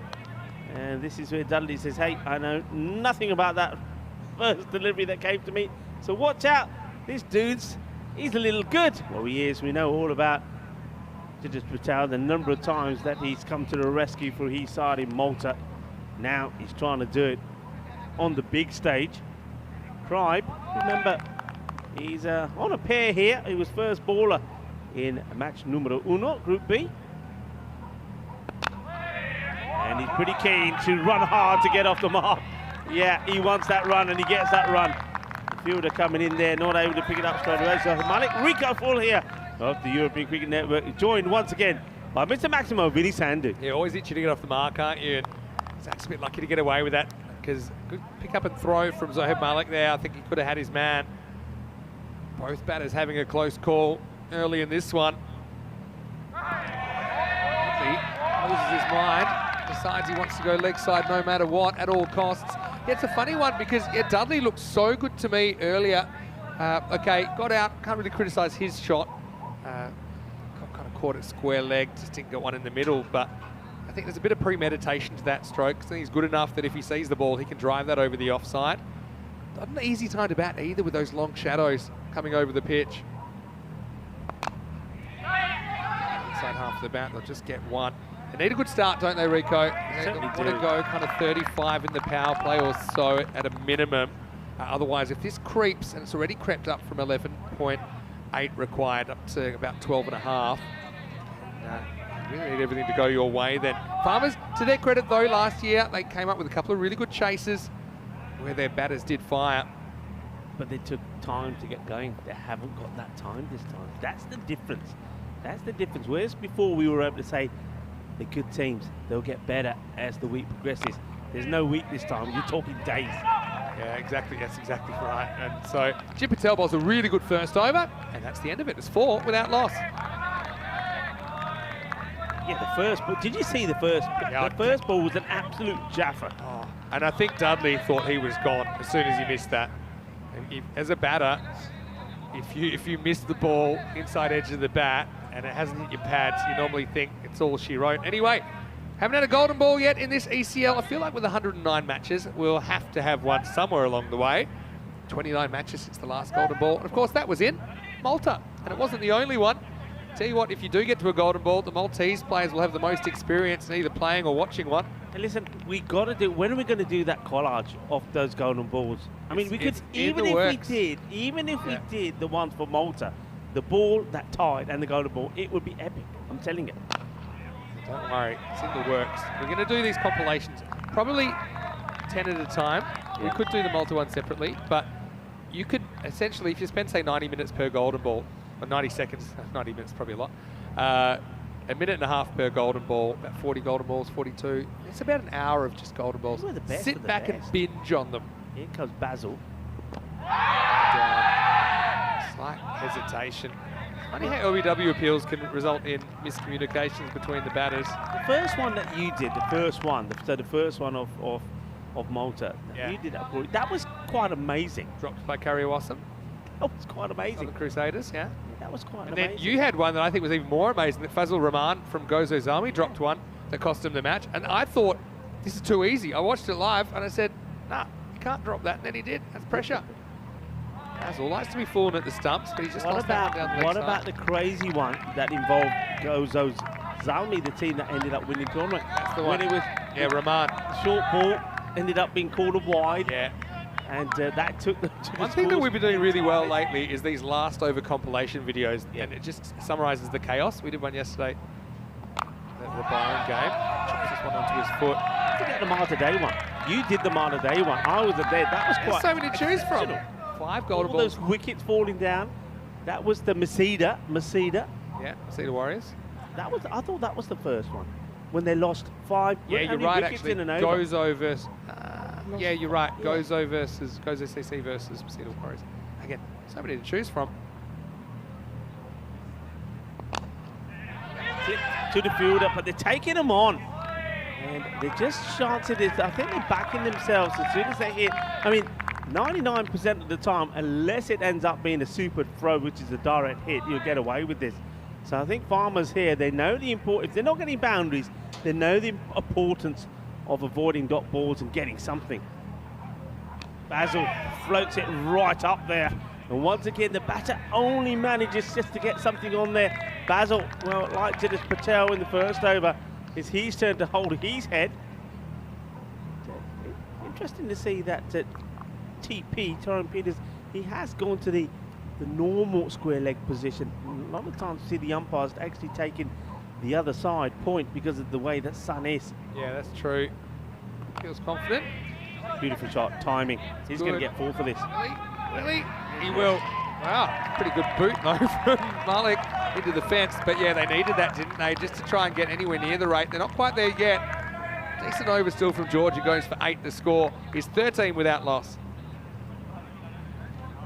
First boundary of the innings, and it ends up being an icy time up. But yeah, Vinny, as you say, I mean, it's only the first boundary. That's 2 overs gone, just 13 on the board, and you know AUM, they didn't go at a quick rate, but already they're 10 runs behind where they were. As we have a quick look at the standings once more, Svanholm, they've been in sensational form, and net run rate, well, courtesy of the way they've been fielding, looks super duper. AUM looking to join them level on points. Farmers though, they want to get some points on the board there. They want to put a bit of space between them and the other teams. And remember tonight, well, I won't be there, but you and Corey will be doing Indo-Bulgarian taking on VOC Rotterdam. 2 teams also searching for their first victory after losing their opening matches. So big night coming up. This is the big innings this for Farmers.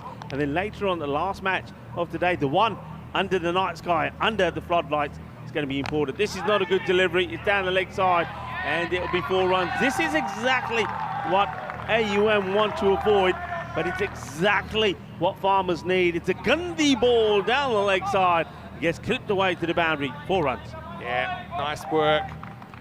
Put away the bad ball. That's a good start. You're probably going to have to be a bit more proactive at some point.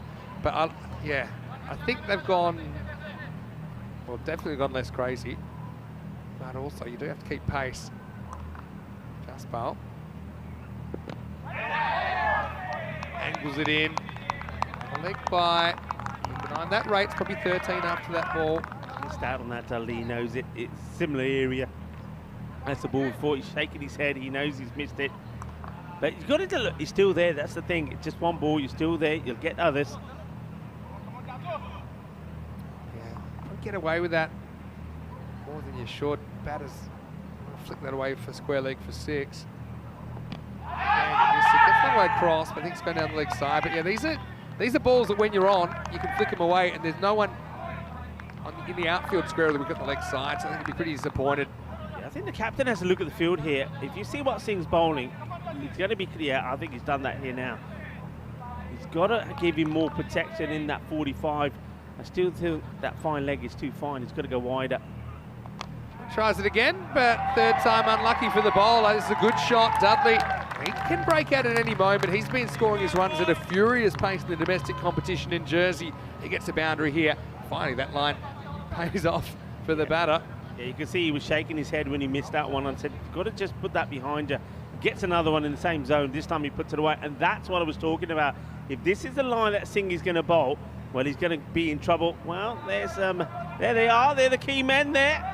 Well, one of them is supporting his blazer. The other is saying, nah, it's too cold for that. They're the potato farmers. And, well, thanks to them and their inspiration, that's where farmers started when they got that. Well, it's a beautiful pitch. I've seen pictures of it. Maybe one day we'll go there and have a look at it. But I'm loving their blazers as well. Talking a bit about the golden balls, weren't we, Rico? Well, here are all 5 golden balls, and they're all from Malta. So just have a look at that. We had 7th, 13th, 17th, 20th, and 23rd of February. And so the one, yeah, you're right, the Warriors was the first one, but they were also the second one against Southern Crusaders. That was dropped. Golden Ball 2 was dropped. Yes. Golden Ball 4 was dropped in the outfield. And that resulted in the batting team winning instead of the bowling team. This is pretty well bowled. It's a harsh call, I think. I know that there are certain ones that are almost touching the line, or maybe just touching the line. This one for me, I think that was, I thought it was okay, you know. I thought it was think okay moved initially. After it passed, but it's better areas from Singh. This is where he needs to be. Get away from the pads. Umpire's call on that one. Not going to get away with it twice, though. This one was a little bit shorter, so by the time it moved, this one may have been over the line as it passes the popping crease. It's the hardest one to judge because as an umpire, you're kind of guessing when it goes past the crease. But I think that's a good call on those last 2. Yeah, you've got to have some consistency, and you've got to be brave and call them. You can't dither. A little bit short, pulled away, and it's out of here. Maximo! Dudley is one guy that can turn this game around in a hurry, that's for sure. We saw signs of it in the first game. So if these openers have as much luck as the Malta openers do, and this game is very much alive. Takes them up to 31, just one ball left in the power play now. 16 off the over, exactly what the doctor ordered. Singh, he's straight on the legs. He has got away with a couple as well, you know. Then this time short. It's only getting the movement for balls that are wide outside the off stump. That's a mechanics thing. When he aims straight and they're just not going for him, they're sliding in like this, and it's drop kicked away beautifully. That's going to be another 4 runs. So game on here. In fact, that gets them back up ahead of the rate. End of the power play, and a good end of the power play. It's 35 without loss. Yeah, this is a lovely shot. Whips it away, but once again, the line hasn't been good, and that over does go magical.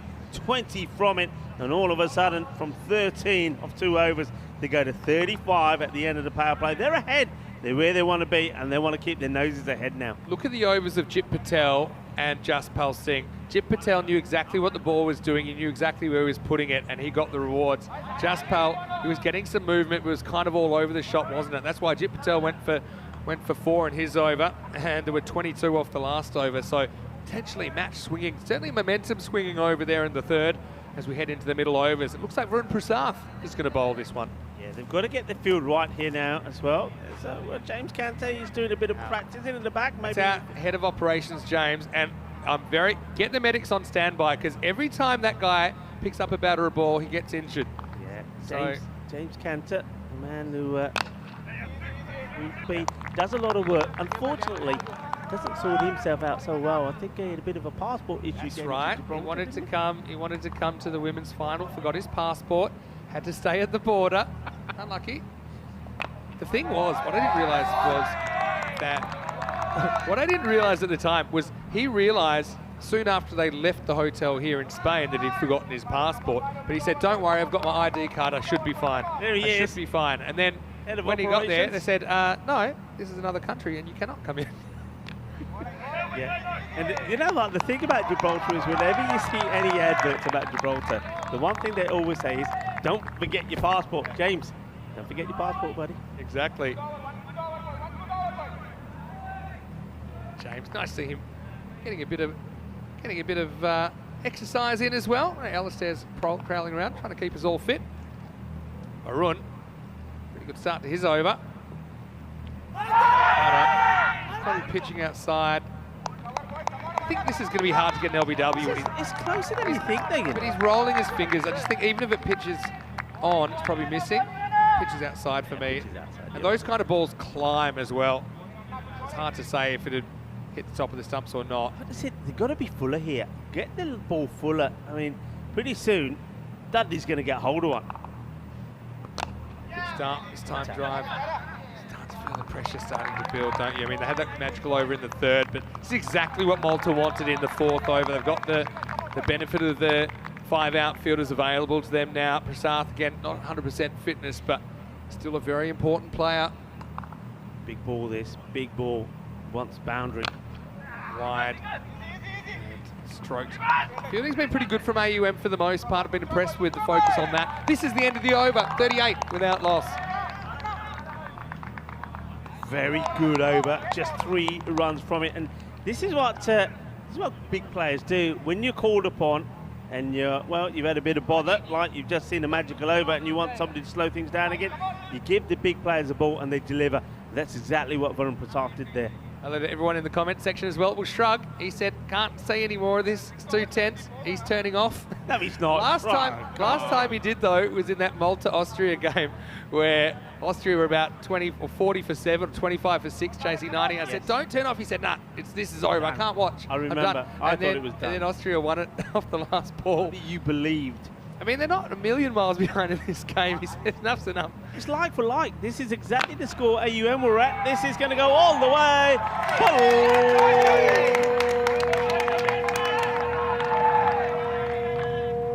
Balle, balle, kinna sona, shaka, lagya, shrug.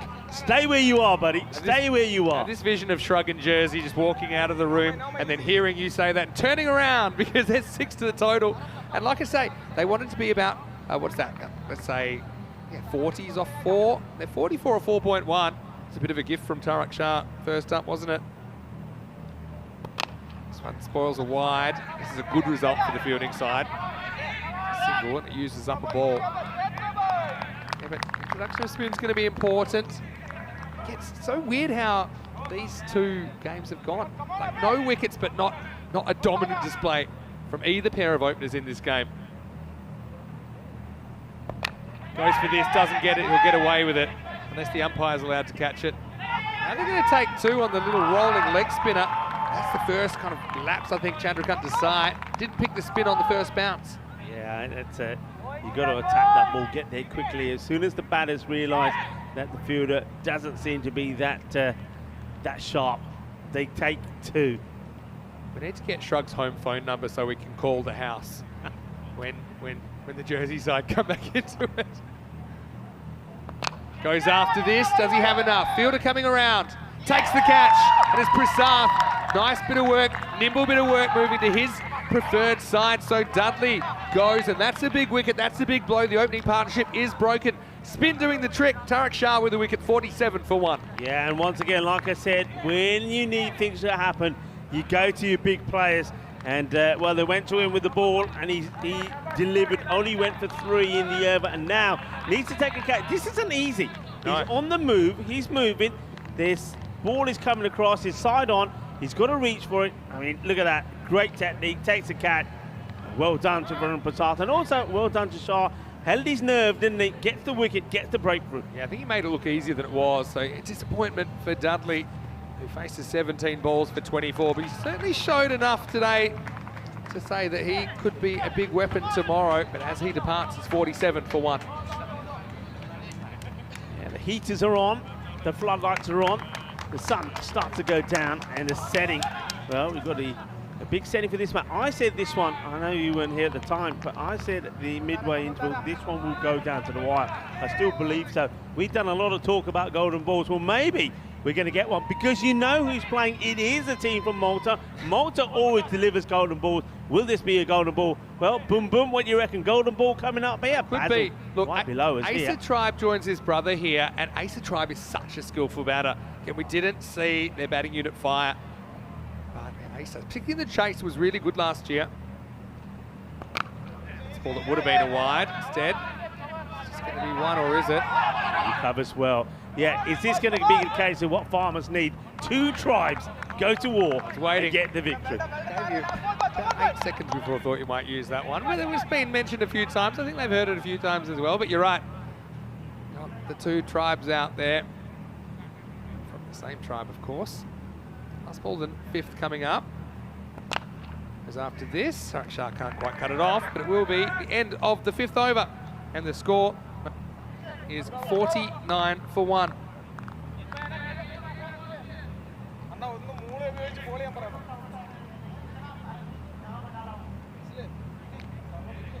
In the over, the umpires come together, and the 2 batters also. Everybody's coming together. Some talk. Look at Varun Prasad there, really talk, giving loads of instructions to the bowler as well.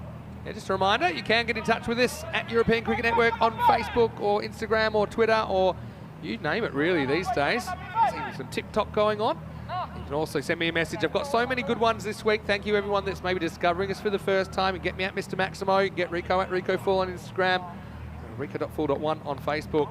Get involved. Let's get interactive. Thanks again to everyone in the comment section. We do really appreciate it. Time for the second half of this chase. Got to be advantage AUM at this stage. But like I said, you've got 2 very talented batters out there. But also little things. Difficult time to bat in twilight. Probably a little bit easier now. The shadows have completely consumed the field. But now they are sticking with some spin with Abhishek Kantala bowling over number 6. Goes for this and gets it pretty good. Maximo!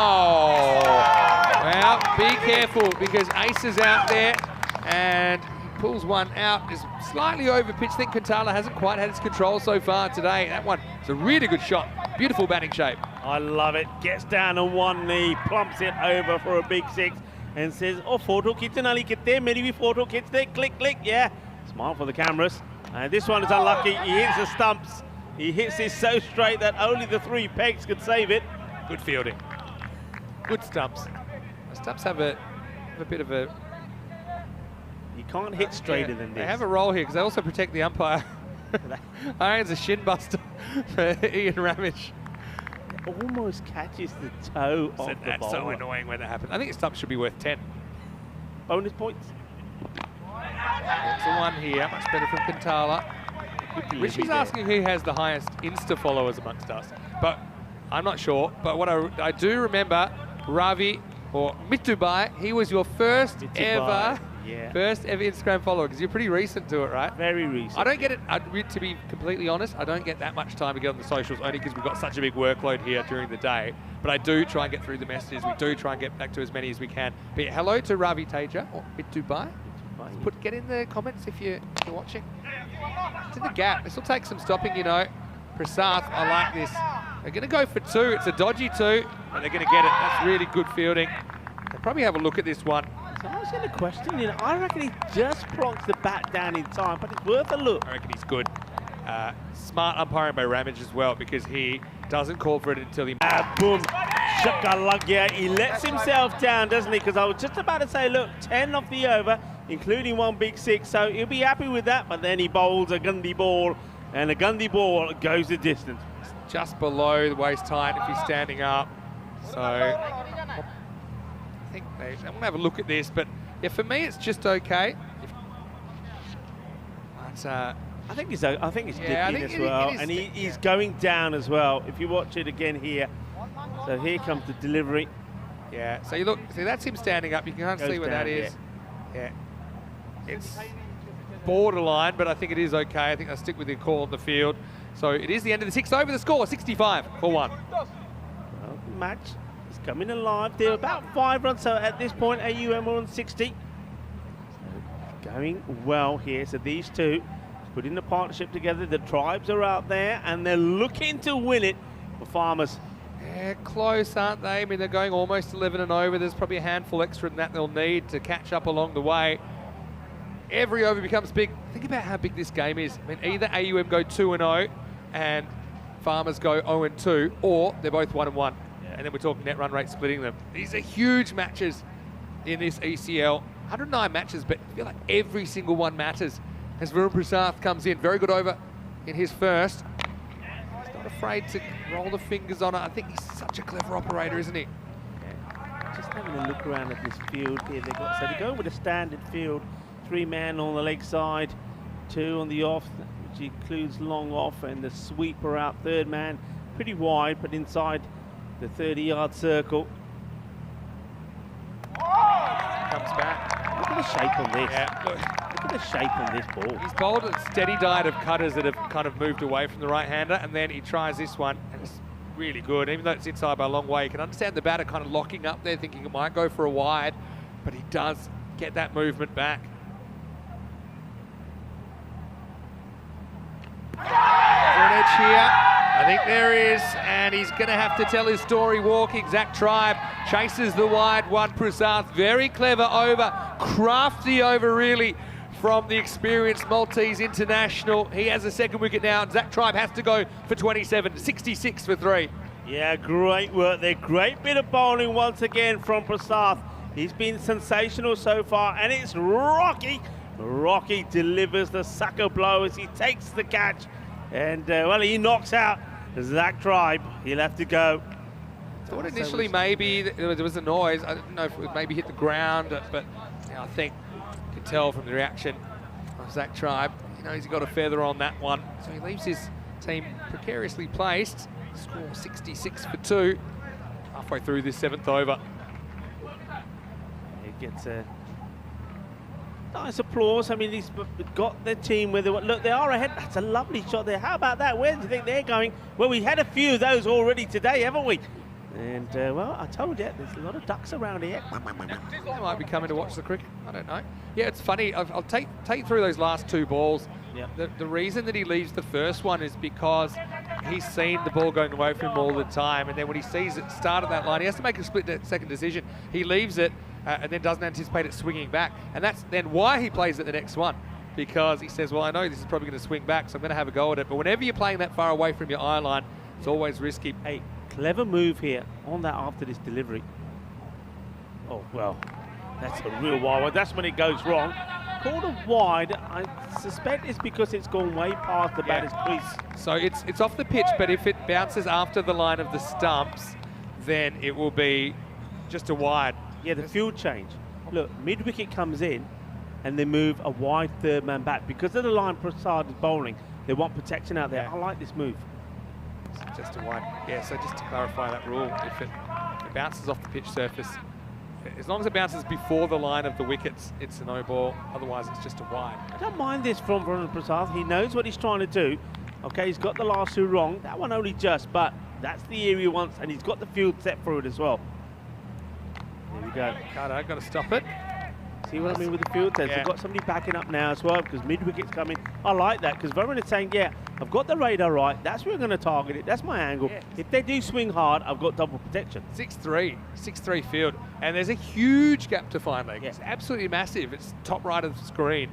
But he's saying that there's no way I'm going to give you something there. Hang on, why is it? Okay, he's made this move back in now. So batters have changed. So he comes back in now. And I don't lie. I think he wants to ramp here. Doesn't get it though. Oh, it gets through the field, and that really hurts Kantala. Runs straight past it. Tribe gets lucky and gets a boundary. This is not a good one. Oh no, I think I made a boo-boo. It's one of those that's really let you down. He's been so tidy, Varun Prasad, and now all of a sudden, well, 7 becomes 11. It was slightly awkward, but I mean, 8 times out of 10, you've got to get that. Yeah, I don't know about sit on it if you have to. Putting the mid-wicket back. I mean, I would want to encourage him to go over that mid-wicket in the circle, but anyway, stopped covering that offside that we're protecting so well. This one's dropping. High. I think it's worth having a look at it. I'm guessing it does dip, but it's still worth having a look. Yeah, I think the thing with this one is that it is dropping. It is a cutter. So let's see how high it is. Yeah, see, for me, that's dropping below his waist. He's always having a look at this. So that will be the end of the over. 7 overs down. It's 74 for 2. So despite the misfield, it's still a very good spell from Varun Prasad. 1 for 12. Well, you know that Farmers without any points at the moment. Here's two teams that also don't have any points. Indo-Bulgarian taking on VOC Rotterdam. You'd say that's a bit of a David versus Goliath, but I mean, both teams just searching for some form. They definitely don't want to go to bed without any points. And Prakash Mishra leading Indo-Bulgarian. He won the toss, he elected to bat. So they kind of fell apart in the chase, didn't they, in that first game. They do get the chance to put a big 100 plus on the board and challenge VOC Rotterdam. Of course, the former champions disappointed us in match 3. Go back to Tarak Shah now in over number 8. This is getting real now. About 15 and over required. And AUM, I've just been impressed with their energy. Okay, there was a misfield last over. For the most part, their standards have been pretty high. Bowling has to be spot on here, not to let Farmers back into this. Goes after it, chases a wide one, should be gone, and it's caught. So it's a nice bit of fielding. Zohaib Malik takes the catch, and you can see the batter, he just wanted to go for it, had to at this stage. It's clever bowling from Tarak, getting away from Smith. He skies it, he's gone, he's the 3rd wicket. It's 75 for 3. Yeah, I mean, this is a good moment. I'm liking this from Shah, you know. We don't see a lot of him sometimes in Malta, but I'm liking what he does. Sometimes you think he's a little bit short, but the batters seem to have trouble against him. Like that one there, you think, it's a bit short, he's going to get whacked. But I think it's where he's getting the ball. He's just inside that wide line. So they're reaching for it. They're not getting any power there. Yeah, well, you've got a couple of options here. Rico wasn't too happy about it. He's saying, what's going on? No, well, I think that's exactly I thought it was Kuntala that was getting under the catch, to be honest. That's what I was thinking. I saw it's Kuntala's just being moved a little bit from there. Look, you got 2 options there. He decided to try and kind of flat bat down the ground and go reaching for it. You either try and hit that over point, or you kind of use your footwork, you get your stance further across to kind of cover that. Yeah. Well, here's the probably last chance saloon now as Chuggy comes to the crease. Charles Perchard at number 5. It's ballooned out now to 16 plus and over, 43 required off the last 16. The thing is that with the rate the way it is, you've got to go after the spinner. You've got to. You've got no options. You can though. Tarak Shah pulls a cucumber, 2 for 12. Gone. And would you believe it? He went after the very first ball. It's going to be stumped off a wide. It's a good trade-off to get such an important player. And so Farmers lose another one. Look, you know, I do like that he commits to the plan. Perchard obviously said, look, I'm going to use my feet, but it's never easy when you're out there for the first time trying to acclimatise. So he's on like a fake hat-trick now, because that's a wide, so it can't be a hat-trick, but still, I'll certainly take the 2 wickets. The score is 77 for 4. Rocky delivers the sucker punch again, knocks them over, and he's got to go. He just had the thing is, though, this is where it's clever, and I'm going to say that Shah knows exactly what he's doing there. He knows they're going to have to go for him. The batter is going to go after him, push it wide, get him out of the crease, and let Rocky do his business, and Rocky does. Rocky delivers the knockout punch, and that is going to be the end of Charles Perchard. He will go for a golden. No, not even. He's sort of out without facing the ball. Well, yeah, it'll go down as a diamond because he didn't face a legal delivery. He didn't know that when he charged down the pitch, though. So the old rare stuffed 0 off 0 on the scorecard. And, well, Lawrenson, he was pretty funky in that first game. I suppose he literally doesn't waste any balls, does he, Charles Perchard? But he's an important player to get rid of if you're Malta. Lawrenson pushes to the fielder. Fumble, they get 1. I don't think they'll get 2. Lawrenson ran through. I'm surprised here at Lawrenson coming in so low. He batted at number 4 in the last one.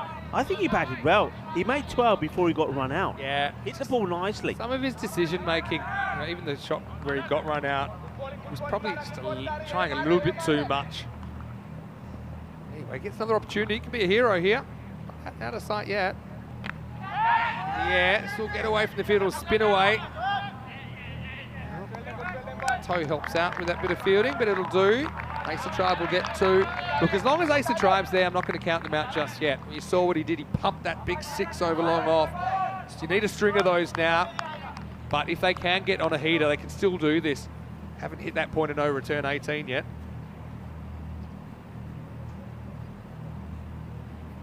There it is. Can't quite get the elevation. It's great fielding from Prasad.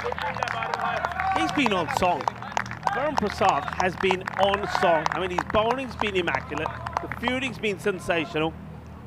Yeah, that length, it just wasn't quite short enough for him to get under. It bounced a bit too close to him. Excellent work by Varun. Last ball of the over coming up. It's the reverse. Gets out the field, and that kind of sums it up for Farmers at the moment. End of the 8th over, and it's 81 for 4. What a superb spell of bowling it was also from Tarek Shah. Picks up 3 for 18. Kind of decelerated, I suppose, over the last couple of overs. Some very good ones in there, though. Yeah, I would expect this on the first day of a group. We didn't really see it from, for example, the German side on Monday morning. Came out and absolutely whacked them. Same with Byron, the Greeks. Beautiful shot on the moon there, which is coming out. Well done to our crew at Sprint Productions. Jit comes back in over number 9. Starts with a wide. So, look, I think normally bowlers have a better time on the first day of groups, and the reason is the batters, especially coming out of an off-season, they just haven't really found their touch, and as a batter you only get one opportunity. Bowlers can make mistakes but then come back, batters can't. Anyway, Jit bowled beautifully in that first over. He's trying to ice the game here in the 9th. Nice batting, takes on the fine leg and wins. So Lawrenson, he does like to get across. This is smart batting. It's that little bit of bat that he needs, and he gets a badly needed boundary for Farmers. Yeah, that's what they need, boundaries. They've got to send the ball to the fence. Your point of no return came up there, 18.5 before the start of the over. But of course, your point of no return was also beat by in Malta the other day. So it can happen. 99% of the time, that's right. But that makes the 1% exciting. Hello to Sam Houghton, who's watching. Nice to see you in there. He's asking if these evening games clash with my performance at the Sunset Beach Club. Well, they do actually, but that's okay. Still got Sundays. What performance? What are you talking about? This is pulled away. Needs to be stopped. It is stopped. Nice work by Jaspal Singh. Oh, you know how tend to do a few musical numbers, especially if there's a couple of drinks involved. Okay, I thought you had a... Did one the other night. Did Suspicious Minds. Did you? Just before the team meetings went. They were, what's going on? I think I know that guy. They were asking for it. What are you going to do? 10 to come. Past the point of no return. Can they pull it back?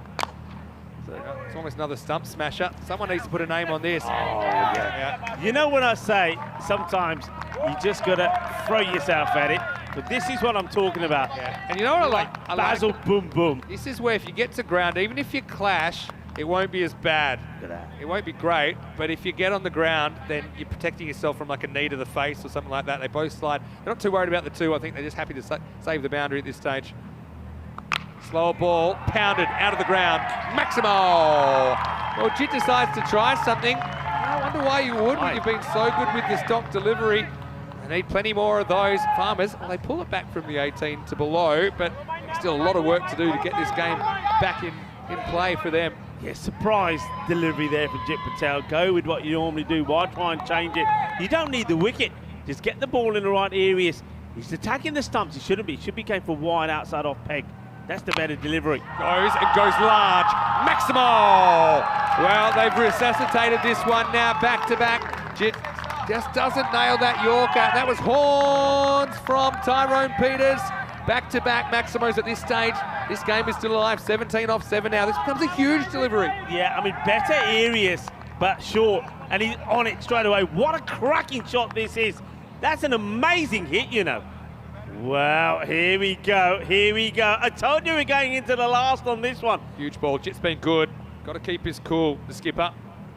It's out of here as well. Maximo! 1, 2, 3.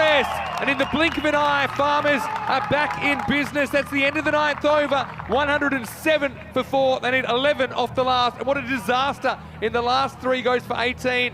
30 in total for Jit. And well, Rico, big finish on the cards here. Oh, huge. I mean, people think we don't know what we're talking about, Maxi, sometimes when we say going to the last is going to be a tight one. It does go to the last. 11 needed of 6 deliveries. I'm sure they'll go to Basil George here. You're going to be on me now because it just crept to like 18 and a quarter for one ball. 18 and a half. Was it? Okay, 18 and a half. Overs. But the thing is, we should know better now. That 18 means nothing. We've seen this so many times. 99% of the time, it works every time. If we do get a tie at the score of 117, we'll have a golden ball. Could be on here. The batters have had the better of the golden balls this year. Of course, 2, often additional delivery will be required by Farmers. Here we go, Basil George in the hot seat. 10 to tie, 11 to win. Lawrenson wants 1, but he might get 4 here. It runs away, and well, Farmers have rocketed into contention. Seemed like everything was going against them. And Lawrenson on ECL debut gets 4. Nice shot, waited for it, knocked it down. Pretty low risk, high return shot. Oh, this is just sensational. And, well, I was saying that Joshua Lawrenson, I'm surprised he's come a little lower. Maybe Farmers knew exactly what they're doing. Look at them. They can't believe it. That over from the captain, Jit Patel, went for 20. 2 boundaries, ices it for Farmers. Basil's normally fallen at the stumps. That was short and wide. It's the cutter, missed a single somewhat as well. I don't see anyone really protecting a 1, just to keep Lawrenson on the rack. Ace to try, I think if he gets down there, he could end it with 1 blow. Basil just having a look around at the field. There's been some movement made here now. This is big. This is a huge move. Yeah, because they're dropping the fine leg, and Lawrenson loves to ramp and get funky. He's watching it, he's going for it. Here we go. He won't get us to be a wide, even though he moves, it's so wide. I don't know why Basil's going away from his plan A, which is just change. He's just got a dot ball in. How we go forward at the stumps, you're a chance of getting ramped, but they don't have the field there. 6 off 4. Get a wicket here would change everything. Still think Farmers ahead in this last over. What a finish to match 4. Cracks it, needs to be stopped. Look for 2 or not. Early throw. Yeah, sometimes an early throw is better than a good throw. It was both. And so I think at this stage you're kind of happy it's just 1. You just got to hope that Tribe can't nail this ball to the boundary or over. I mean, you'd probably take a 1 here to get Ace throughout the way he has been there longer. Lawrenson getting better as he goes. 5 off 3. Oh, this one bounced a bit more. Don't throw it. Oh, they throw it. They throw it. Thankfully, they're alert. Yeah, well, it's good backing up. I would have been tempted to go because the keeper was down and he was out. And I couldn't see anyone covering the keeper's end stump. So now we're really in golden ball territory now. 4 required off 2. So many ways to get 3 off 2. 2 and a 1, obviously. 1 and a wide, something like that. Having said that, any boundary wins it now for Farmers. Shrug. Hopefully you didn't turn the TV off in Jersey. Lawrenson could be the hero here.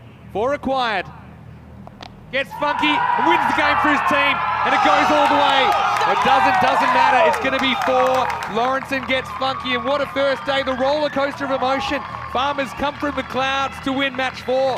They end the day 1 and 1. So do AUM. Really good game, Rico. But Lawrenson, well, he kept the coolest in the end, and he wins the game for Farmers. Yeah, what a win with Lawrenson. They put him lower down the order, but he still delivered. But what a knot that was from Tribe. It all came down to the 9th. We have a saying on ECN, and that is it all happens in the 9th, and it did. The captain, Jit Patel, after bowling a sensational first over where he only went for 4 runs, that over number 9 went for 26, and just like that, AUM, that did everything right. That's how cruel this game could be. They did everything right all the way through that match, and the only mistake was that over, and it all changed. And then that's all Farmers needed, and look at those smiles on the faces. That tells you a story. They had to hit back, they had to come big, and they did, and they get the victory. AUM will be hurting though, but look, these 2 teams go back to Sunset Beach on level pegging with a win and a loss each.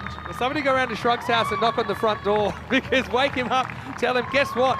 They got there in the end. AUM was kind of a mixture of good batting, but also some slightly poor bowling, and all happens in the 9th, as we say, got them back on track. This is what's coming up in match 5, just 20 minutes away from the start of the night match. Indo-Bulgarian winning the toss and electing to bat in that one. See if Adrian Dunbar can come good at the top of the order.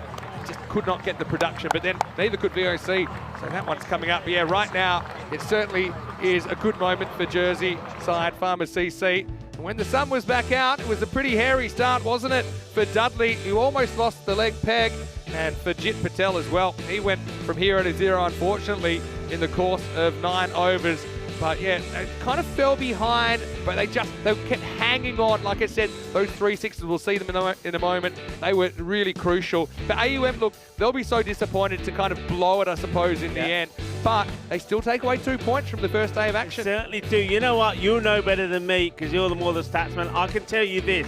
I'm pretty sure similar thing has happened to Jit Patel in Malta as well when they've had the game in the bag, AUM, and they end up losing. I think it happened in the final. It's happened here again today. He's going to really hurt after that. But you know what? That's the way it goes. That's the magic of this game. It can turn so quickly. And your point of no return, well, we're going to have to rewrite that. It was still 18s, right? Okay, we'll just stick with that. I think with Jit Patel, they didn't bring him back in the third over, right? It was a great catch by Prasath there, moving around to his left. But I mean, hindsight's 2020. You probably would bring him back considering it was such a good first over. They went for another option. But, you know, Farmers, they held on by the skin of their teeth, didn't they, in this chase? The story there for me is when things are going well, don't change it. Jit Patel, the slower ball, changes the match. That's true, and that third over where they didn't bring back Jit, it went for 22. Jaspal got taken down. But yeah, Prasath, I mean, there's some positive signs for him with the ball and in the field at least. Again, this was a field change. I didn't think it was necessary, and they dropped the sweeper, ended up getting past the infielder and going for 4. Then a couple of wickets tumbled, and you felt that things were just kind of going off the rails. And then, as they say in Jersey, the cows came home to roost, didn't they? You couldn't watch. It was that kind of a game, I think, no matter where you were watching from. Chuggy went, but I suppose it didn't waste any balls. He gets an extra run. It didn't matter. Lawrenson, though, he came out and didn't he play a good knock? And between him and Ace of Tribe, they were able to get home with just 1 ball to spare. Yeah, I mean, it was an amazing game. This is what we're used to. Look, all of these things so important. Remember, there was the one that went through Kuntala for 4, but that one gets stopped. And Basil George, well, the thing is, though, he had to come back after this over, which went for 26. And it was going to be very, very, very difficult. That shot there for me, shot of the day, under pressure, to hit that from 6. And it wasn't a bad delivery. What a shot. That put them on top. We say it all happens in the night, then it really did. I mean, that one went wide 4, 1, 2, 6, 6, 6, and then just 11 off the last required. Basil George conceded a 4 first ball, and he would also, off the last ball of the match, you saw this one here. It was a chase in vain. That was smart from Lawrenson. Kind of knew when to get funky and when not to. I think he showed a lot of improvement when put under pressure. And I think that's what they were talking about wanting to chase. That was the one that brought it up. Just bounced for the boundary in the end. You see, it means a lot to them. But yeah, but when they batted first in their first game, they were a bit directionless. They didn't know how many they needed. They didn't know how many risks to take. Here, they could kind of gauge when they had to take the risks. And, well, they did. They got away with it. They batted beautifully. AUM, disappointment for them. But, like, I think when they sit down tonight, they'll be happy. At least they got that win over Indo-Bulgarian. Keeps them in the mix. But, geez, what an entertaining game. And Group B, well, B is for brave. And there was some brave cricket in there from both teams. But it was Farmers that get the points. 38 Ace of Tribe off 15. Well, wasn't he super important there? Dudley looked dangerous today. Probably not his best knock, but 24 nonetheless. Zach Tribe with 27. But Lawrenson, for me, he showed nerves of steel under pressure. 16 not out at the end. Yeah, I mean, he does the right thing. I mean, the partnership between the two tribes was important, wasn't it? It kept them in it. And then even though they lost those wickets, I think with Ace of Tribe hitting the ball well and then Lawrenson coming out there. And the thing with Lawrenson is he's young, he's full of confidence. There's nothing I can't do. And I love the way he gets the winning runs as well. He just backs himself. He just knew with the way the field was set, he knew where Basil was going to ball that ball, rocks across outside the off, whips it into the vacant area, gets the 4, wins the match. Yeah, it does. 3 wickets for Tariq Shah, but it was in vain. Jit Patel, after such a good over, ends up with none for 30. Now the wicket went to Varun Prasath. We'll take a break, and we're looking forward to seeing you for the night game very, very shortly. And Rico, I know that you're going to knock off for the day. Had a great day with you, as always. We always enjoy commentating together. And look, hope you have a wonderful evening. I'll see you tomorrow for more action. And well, Group B is pretty interesting already, isn't it? It's very interesting. Yeah, I'm going to go back and absorb some of the action that we've seen here today and be ready for the action to start tomorrow. And of course, tomorrow we kick off with VOC Rotterdam against the team that we saw victorious there, Farmers. That is going to be a crucial match. It's shaping up as a pretty important one. We'll take a break. Back after this, Vinny Sandu, Mr. Maximo with Rico Fall. Corey will join me when the lights come on in 15 minutes for Match 5 in Group B of this European Cricket League.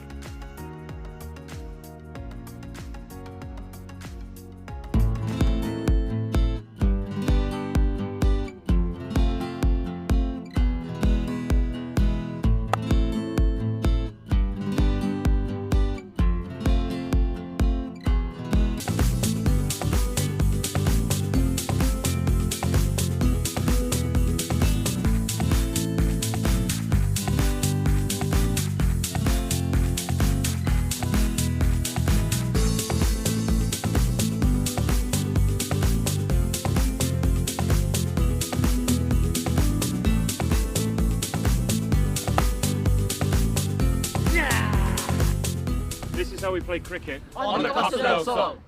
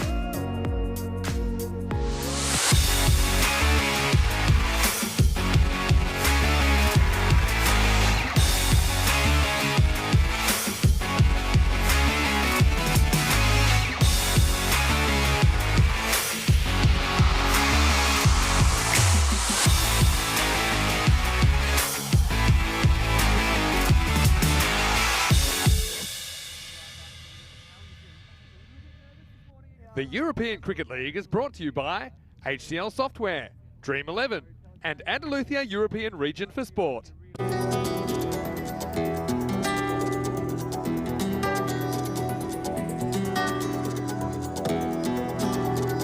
Ven conmigo a cruzar su calle, a vivir su ambiente. Ven conmigo a vivir la vida intensamente. Conmigo ven, conmigo ven. Hello and welcome back to Spain. Great to have your company. Time to flick on the lights because it's time for the first night session of Group B. Match 5 is on the way. This is a pretty interesting one if you ask me. Two teams that don't have any points yet. It's Indo-Bulgarians from Bulgaria taking on VOC Rotterdam from the Netherlands. Let's see what happened a little bit earlier. Rob Kemming had the two captains in the middle for the coin toss.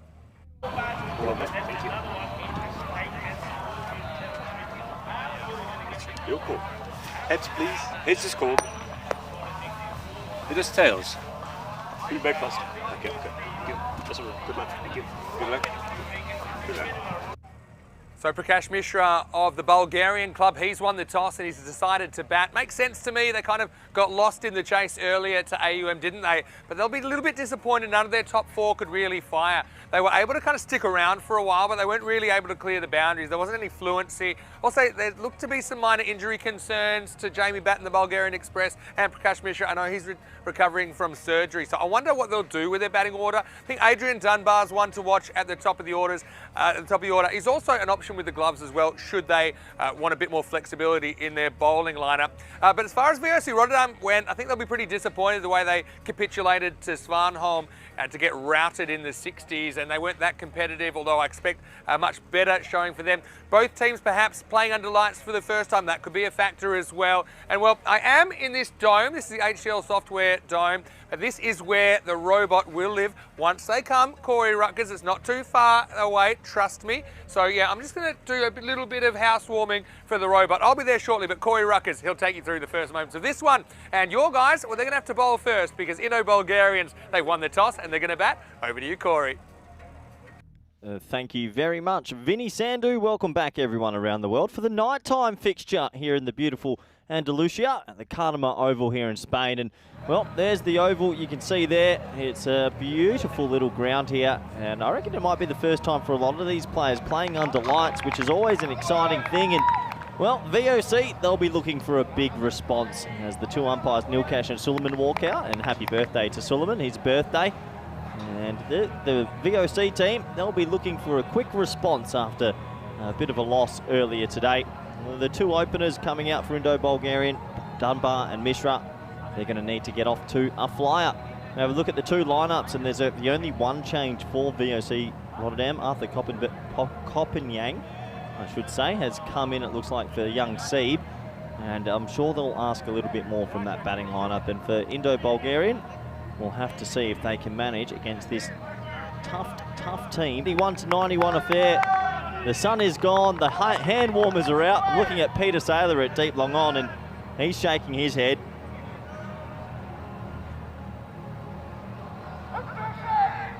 And he's got those hands in his pockets because it is fresh.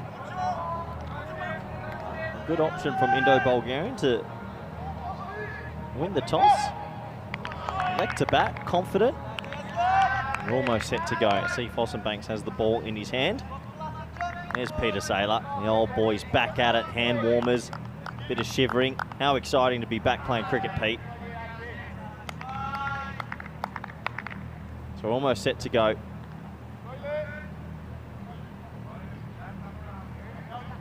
It will be Fossenbanks with the new ball, left arm spin.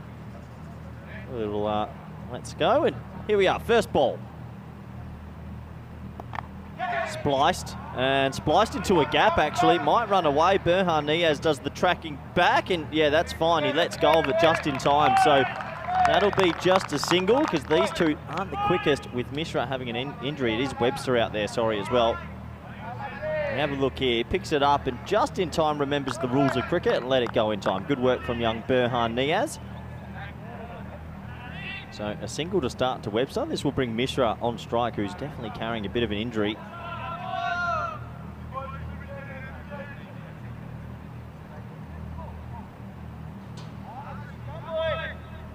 VOC sticking with spin in this first over.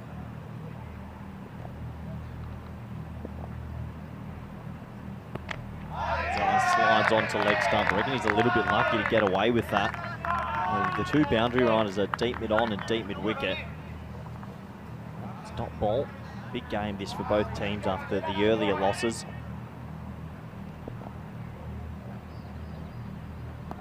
And that's better. That's a better line as it gets pushed respectfully into the offside for a single. So both opening batsmen off the mark in this nighttime fixture on Empanada Thursday.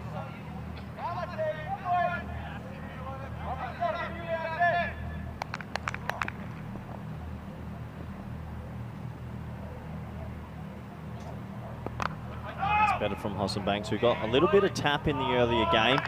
Seems to be rushing it through this time, not giving it too much air. So nice start this for VOC, who are looking for a confidence booster in this one.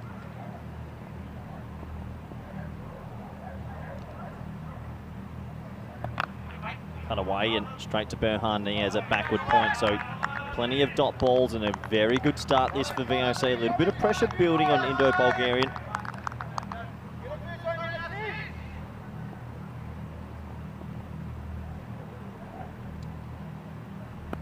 Hit hard, gorgeous shot. Well, what a shot from Webster. Wasn't the worst ball in the world.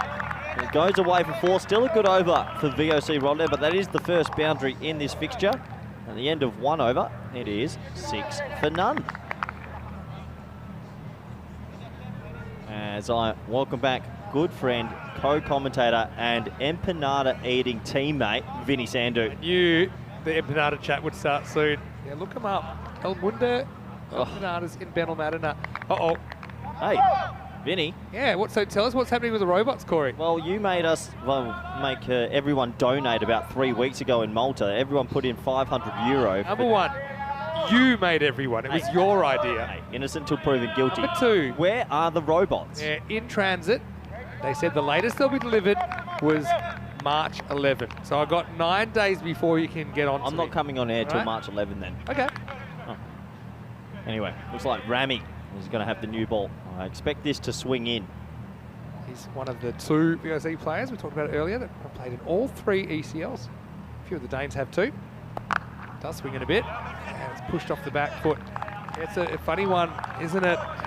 Both these teams, of course, lost their opening matches. Indo-Bulgarians went down to AUM. VOC a bit of a hammering by the Danes. Svanholm, the form team so far of day one. Svanholm have looked very good. So this game's big for both teams here. You want to get that win, get the nerves all out the way. Spoke to a few of the VSC boys in the break, and they're a little bit nervous, I think, on that first fixture.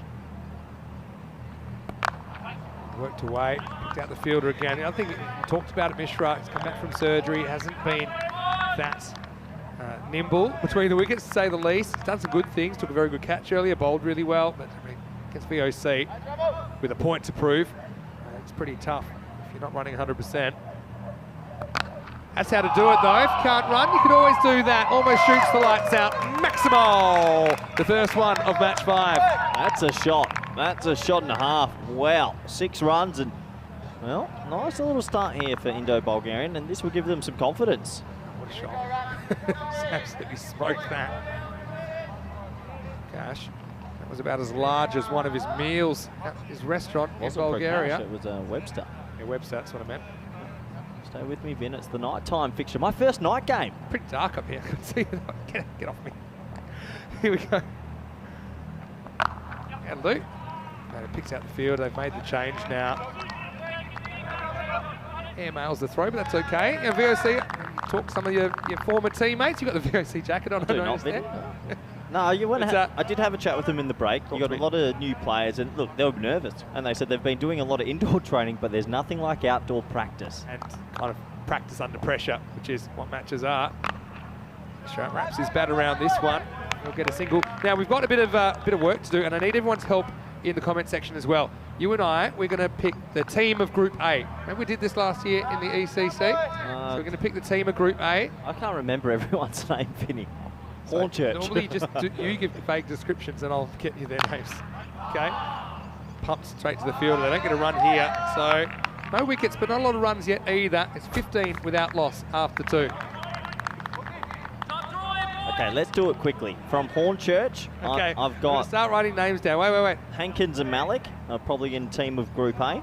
Okay, hold on, wait. Hold on, you let me look at this. Well, Yeah. here we are. Walk me through the These two table. teams at the bottom, unfortunately, because they had a poor morning. Svanholm, they've raced away.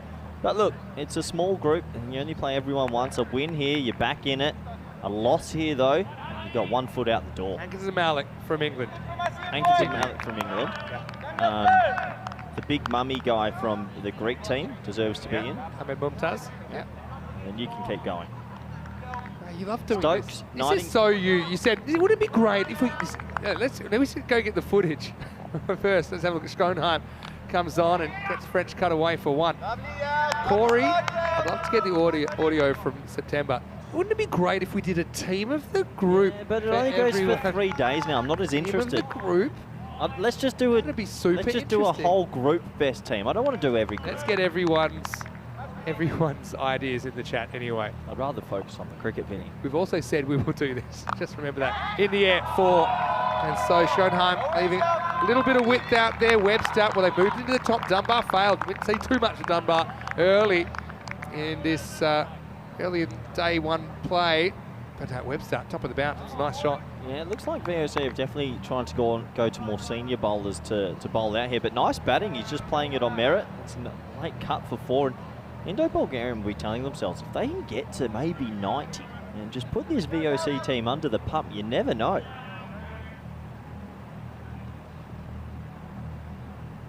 Yelta, another one of those players. He's played all 3. Probably a wide, straight over the wide line. It's the birthday boy, Suleiman Saeed. Well, I heard there was cake. Did you say cake?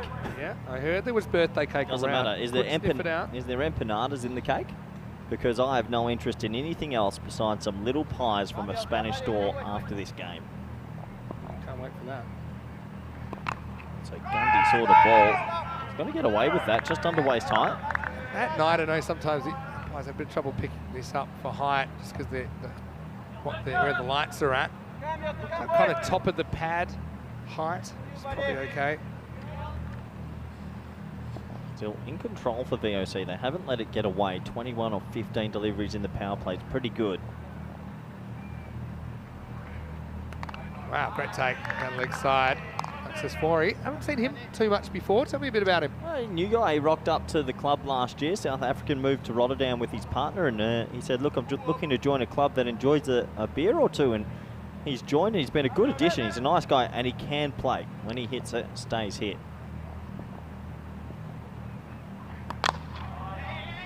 This one is down just for 1. Just the single. So, Elter Schoonheim changing his pace up a lot here. It's a better start for Indo-Bulgarian compared to their earlier fixture, but VOC will be happy with this start as well. They'd like a wicket maybe to get the boys together. I'll throw some names at you and you give me yes or no for the team of the week. This is so you. You've come up with an idea like the robots, and I'm having to follow it through. You had the idea for group of the week, or team of the week. Everyone wants it. My attention span is not. I know it's what not your there. attention span Can we is. do it at the end of this week? A and B If together? you can't remember them now from Group A, how are you going to be on Saturday night? Well, I'll probably be out. It's your home. Anyway, Yelta 8 off this over so far. High in the air. Will be short of done. Van Everding out there, who does the mopping up. Looks good on camera. We'll put it to... You're off the hook. I'm out. Okay, you're out. I'm out. I want to talk about empanadas, robots, If you do and the this cricket. with me, then I will consider paying for empanadas tonight. If you make me do it by myself, then you have to pay. Can we just use the list that Make the your stats choice. guru gave us? Yeah. Top ball. Looks like we are into the power play. Oh, well, commentary in the first degree. It's 24 without loss after 3.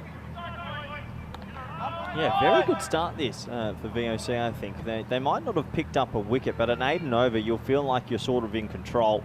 And for Indo-Bulgarian, they'll be saying, well, we've got a platform for our 2 batsmen to try and explode from. We have a look at the power play, and yeah, it's okay. It's okay. Not disastrous, not amazing. 6-9, not a bad start. Another 9. Quotation marks coming out. 8 and over through the power play. No wickets, I suppose. Yeah, John saying, what about Murray, the wicketkeeper for Hornchurch? He had 1 innings. Good one, though. Yeah, I don't have time for it. Anyway. He has a lovely family. Burhan Niaz. Here we go in over number 4. Yeah, here's Burhan. For room. Bishop gets through very earlier on.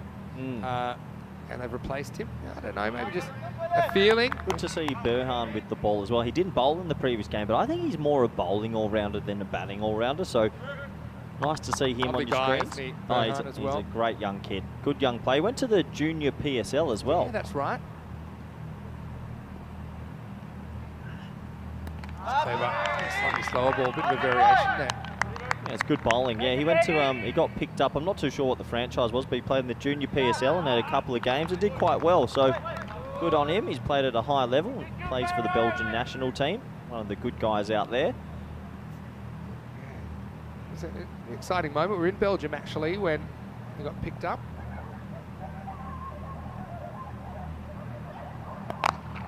Modern Warriors, that's right. Modern Warriors he was picked up for. So good opportunity for him to develop his cricket. I think Shahid Afridi was his coach for that in the franchise, and he had Mohammed Sami as well. So he really learned. Shahid Afridi from MSC Frankfurt. No, so he really learnt from the best, and good to see him out here having a bowl in the 4th over. Yeah. Look, it's a real opportunity for both these teams to set the record straight. We saw Farmers turning things around pretty dramatically in match 4. And this is the thing with this format. As much as it can go off the rails in one game, you can actually get right back on track in another game. And we saw that with Jersey, who looked like they were going to be going home 0-2. They were able to come back and split their matches today. Same thing with AUM. It's a pretty interesting format. I think every group game has even more importance. Niaz has only conceded 2 or 4 so far. No ball called. He does have an overstepping problem sometime. He actually got in the wide Yorker, but the front foot's going to cost him. Yeah, I haven't actually seen, it might be the first overstepping no ball. We had one more. Maxi Hornwick had one in the previous game as well. So free hit coming up. Good to see Peter Saylor out there and enjoying himself. Nice to see Peter Saylor back. What a great cricketing story he is. 30 or 35 years ago, he got out some of the best batters in the world. Oh yeah, well, let's just do this. You got the immunity cloak on, let's just do it. Webster goes reverse and gets 4. Well, everyone applauding that shot. That was a brilliant piece of improvisation. What a reverse Malachi that is. Good batting. Well, the invincibility cloak, why not? 4 runs, handy. The problem is, you get this wrong, you might eat it. But he doesn't. He judges it perfectly. Yeah, with that field, as long as you don't hit it straight to a fielder, you get good contact, you're going to get a boundary. Smart batting. It's a good little contest this so far. He's on the walk, gets something that's high. It's going to test the fielder. There's Yelta Schoonine making some good ground to his left. Yeah, I think he charges. As far as the height of this delivery, you've got to judge it at the crease. That's why you've got to kind of geometricize it. I think it was coming down below the waist, so I think it'll be okay. Yeah, good. That was fine for me. They might have a closer look at it. I know he charged, but it was tight. I think it'll be all right, and it will be the end of the over. Have a look one more time, nice and slow. Yeah, I think it's because he's so far out, it's very difficult to I think call. It's dropping. End of the over, it's 33 without loss. Oh, nice day in cricket here. I'm enjoying this singular round robin. I really am. Exciting stuff. It's living on the edge, isn't it? I mean, anyone could stay, anyone could go. A lot of pent-up energy. Okay, early in the season, pretty much the start of the season for most of these players based in the Northern Hemisphere. So, yeah, you understand the players might be a bit rusty, but you don't have too long to find your feet. There's the male model, Maxi Hornweg, to bowl over number 5.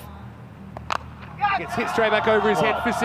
Maximo! Well, watch that ball fly into the night sky. And actually, this has been caught off the tower. I don't know if you got this, but Schoenheim, well, this should be like a double wicket. I think, did he go one hand? I think one hand off the tower would have been out. I don't know your regulations.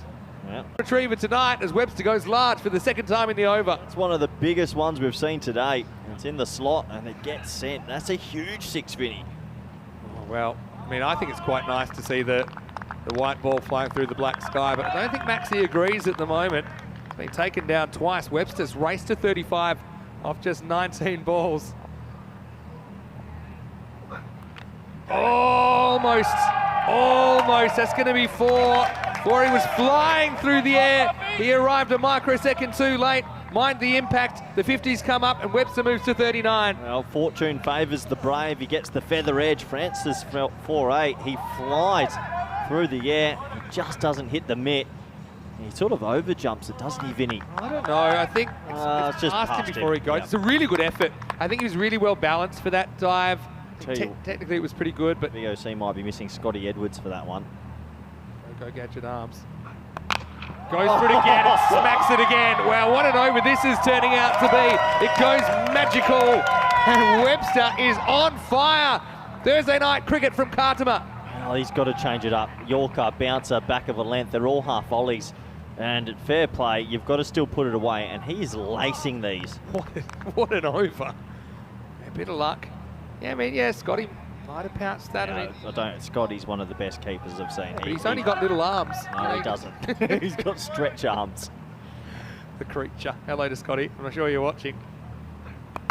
This time, he hammers it into the gap. This will be 4 more. But Webster is just absolutely on fire. NBA Jam style at the moment as Indo-Bulgarians hit 60 without loss. Well, this is not what many people would have expected. Maxi Hallway's being taken to the cleaners, and right now Webster, he is flying along. He's hitting it to all parts. He's 49 off 22. 27 off the over. In danger of going supersonic. Can he keep it up? Does he even go for it? He does, and he hammers another one. Supersonic stuff, 33. Come off the 5th, and the alarm bells are ringing red right now in Rotterdam. It's 66 without loss after 5. One has to question the bowling thoughts here. It's another half volley. Well done, 55 off 23. A big smile on his face. But really, there's 5 balls in the exact same spot. Yeah. And they all get launched. It takes us to the halfway point of the innings. Welcoming everyone to the commentary box. Well, where are you going? You're hiding. Come back. VOC Rotterdam. Of course, you won the championship with VOC in 2019. I mean, seriously, that must have been a really amazing cricket experience for you. It was a bit of a shock. We weren't really sure what we were walking into, and then we got this ticket to Spain. We went, we enjoyed, and then lifting at the trophy at the end was a massive moment for the club. Unfortunately, since then, the club's struggling a little bit in the T10 format. Missing Scott and Max is a big thing, but the other players, they have an opportunity to step up. In a way, I mean, it's really great for the club that they have that national representation, obviously having those players involved, but yeah, missing them a little bit right now. This is going to be a finger tipper, and now, well, Webster almost got stranded at the non-strikers end there as they've gone back to Huizenbachs to try and settle things down here. Yeah, but you're right, that over from Hornberg was a bit samey, and samey result. Yeah, you've either got to throw in a bouncer or a slow ball or something. Mishra, he's struggling. Yeah, getting a club of 1 here, that's fine. Let me take you through that last over. So how much did it go for? So it went for 33, went 6 wide, 6-4, 6-4, 6. Sounds like your Roger Federer versus Nadal scoreline, doesn't it? But great hitting. And by the way, Webster brought up his 50 with the last ball of that over. Don't like this kind of premeditates, I think, to hit with the spin against the angle. But yeah, what a half century for Webster, and he's set this game on fire. Yeah, brilliant batting. Huizenbachs is bowling a good little spell here though. 1.3, none for 7. He's picked his pace up a little bit compared to the first game. 122 pace at the moment. I don't think it can be a wide, yeah, because you don't have a leg side anymore. I would like to see Webster still going through the V here. He's crunching it straight. What a strategy though. I like that. Interesting, he doesn't want to come forward and challenge it over the top to the spinner. Now it gets a bit lucky. They do say this game maybe 80% skill, 20% luck, but don't try it without the 20%. But at the moment, Webster gets lucky there. Top over from young Asif here. He's only gone for 2 off it, and he's just pegged it back after a 33 run over. Nice ball to 6 then. Brilliant. Can't do too much. That's a brilliant over. Yeah, just the 2 singles off it. So, well, you see the big, you've seen the small, you've seen it all. It's the end of 6, and it's 68 without loss. Yeah, brilliant from the spinner. After a 33 run over to come on and then bowl a 2 run over, just pegs it back enough for VOC. Yeah, there's the beautiful over there on your screens. Gorgeous. What a nice time to be playing cricket. We have a look at the figures, and well, actually 4 men are doing their jobs, and unfortunately one of them's been taken to the cleaners, which makes it feel like you're behind. Which one? Burhan. No. Yeah, it's tough. That's the way it goes. You know, you got to be fine with getting whacked. It happens. And still nobody back on that third man boundary. Webster coming in. New player, Arthur Copham-Yang, coming in. And he gets whacked away for 6 as well. Well, he's enjoying this end, proverbially speaking. He moves into the 60s. What an individual effort this is from Webster. Well, he's 62 and the team's on 74. If they don't get him out soon, they might be chasing a lot. Yeah, well, throw your dollar in the Qatar case for the one-man band here, because Webster is turning it on, and his teammates are loving it. It's all been in the slot, full on about 4th stump, and he's cashed in. His last 7 balls off pace, I think he's hit about 5 sixes. Campion needs to sort out his length and quick. Well, at length, loses the line. Yeah, well, what's your strategy here? Okay, coach, what are you doing? The guy's on fire, he's on 60. What's your strategy? Bowl something different besides a half volley. I mean, even a ball back of a length that's climbing, a low full toss, but there's been a lot of half volleys, just something different. It's been kind of driving range stuff when he's been on to the paces. Oh, a leg cutter into the pitch, see if he can pull it. Down.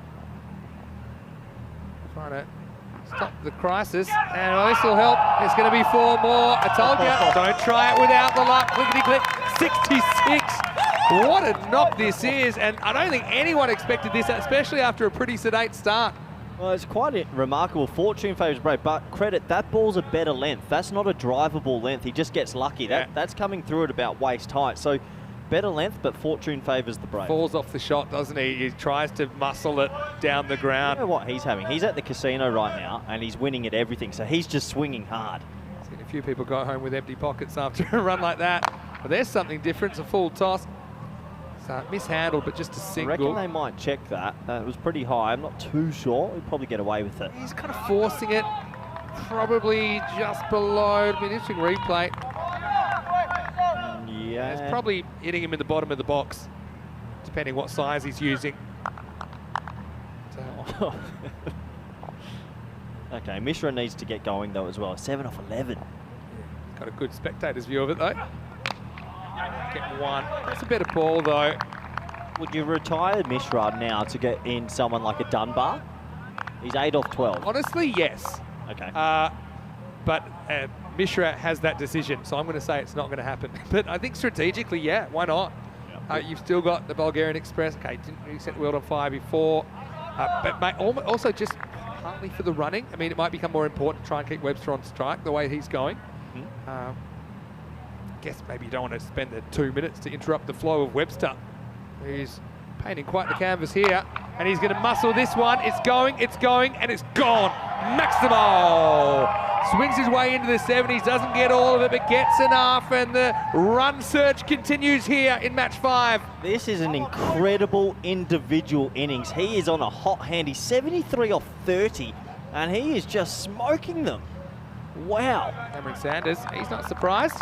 Said he was expecting something like this sooner or later. Any relation to Colonel Sanders? I hope so, wouldn't mind a discount. Anyway, good luck bowling at him right now. Must ball the over. This is intelligent, controlling the strike. He'll just get the 1. He moves to 74. Wow. It's incredible. Is it too early to be on you-know-what watch? Yeah, no, I'm on it. Let's go. Okay, so that's the end of the over. The score is 88 without loss. Vinny, 3 men have made 100 on the ECL. This is the Champions League.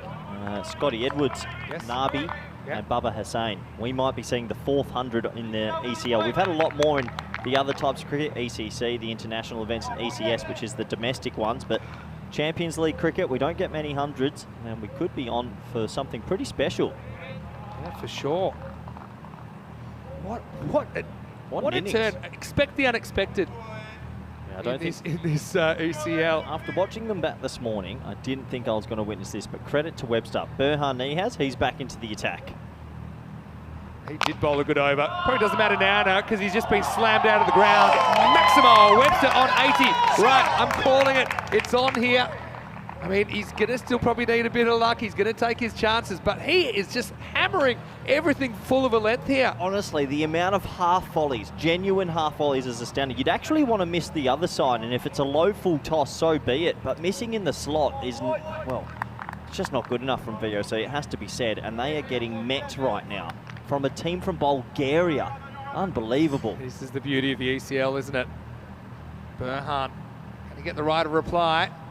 Doesn't go off, just plays it from the crease, gets one. He's on a century watch for sure. He's on 81 not out, and I thought Mishra's got to get out of the way. I think Mishra's chewing dots. Anytime Mishra's on strike, it doesn't bother him. There's Tim de Kock, the captain. He must be pulling his hair out at the moment. I'm not too sure where he goes from here.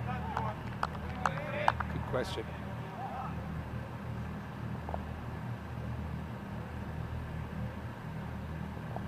Mishra on strike. Timed, nice looking shot, but once again he's Yeah, I mean, singles. I don't mind that. Still 3 to come in the over. I think But you want boundaries from the other end as well. You do. I mean, 9 off 13. You don't want someone coming out swinging and missing either and chewing up balls. Yeah, but I don't think Dunbar and those people would. At the moment, I wouldn't say Mishra's been bogged down as far as getting ones for the most point in the second half of this innings. I think if it ain't broke, don't fix it at the moment. Webster's controlling the strike. Doesn't matter who he's batting with. He's on 81. Bowled. He's going to go. It's clever bowling. I mean, this is what you said. Try something different. He digs that one in. I think he just rolls the fingers. It's a bit of a rolling cutter, but Webster, what an innings. And there you go. You see, he just turned the doorknob, didn't he?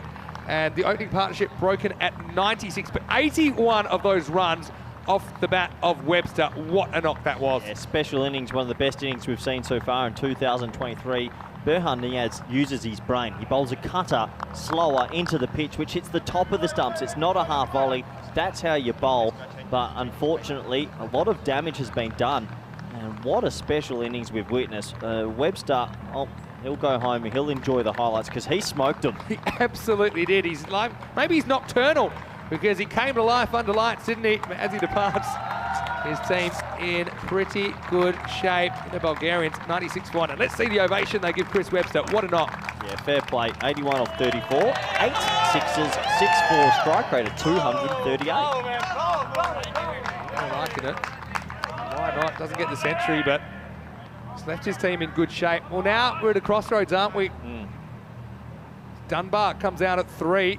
He's on a pair. And he'll get runs here. It's not a great one.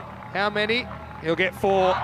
So yeah, it's a kind of shin high full toss. Dunbar gets across, doesn't miss out. That brings up the 100 now for Indo-Bulgarians. Big 11 balls left in this innings. It's a low fully. Nice shot from Dunbar. The 100's up with 11 to go. They'll be thinking 125 plus. And wow, what pressure that will be on VOC, who capitulated earlier.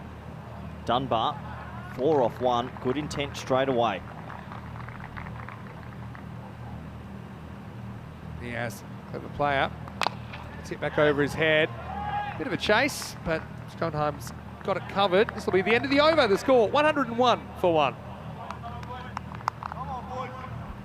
Tell you what, Vinny, this is getting me pretty hungry for empanada night coming up pretty soon. Dave's banned me from century talk ever.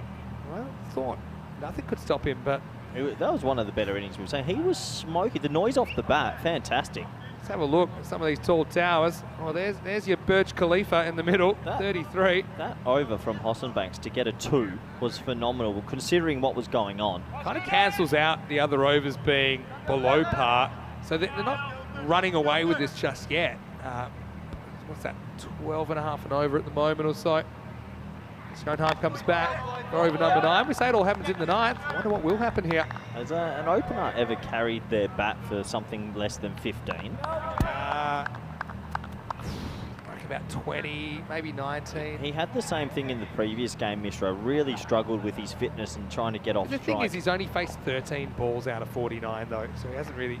It's time so to... much. Yeah, I get what you're saying, Vinny, but at some stage you've got to think we've got... I mean, who else is in that You've line? got Bat to come. You've got Lakov. I think Lakov, his energy would be really useful at this time. Is running between the wickets. Batten as well, although Batten, a slight injury concern. Gagdeep Singh's probably good at this stage. You've got to pull in. But I think this is the thing. Mishra probably isn't the one to make the call, right? Because he's there. He doesn't have the objective perspective. He's I think batted 25% of the innings. This is where he's you on less than 10. Probably where you need the coach. He's just concentrating on trying to bat better, right? That's what he's thinking about. So I don't think he's really entering his mind at the moment. You've got to yank him. Surely someone has to stand up there and go, look, you've tried your best, you're 9 of 16, it's time to retire. When someone stands up to the captain mutiny style, it could be their last game, so it's always risk. Anyway, Svanholm coming back, and there have been some really tight overs in this innings as well. Had a 6, 3 9s, a 2, so far just 1 off this. Now he gets a full toss, pretty high one, and it's going to be out of the ground.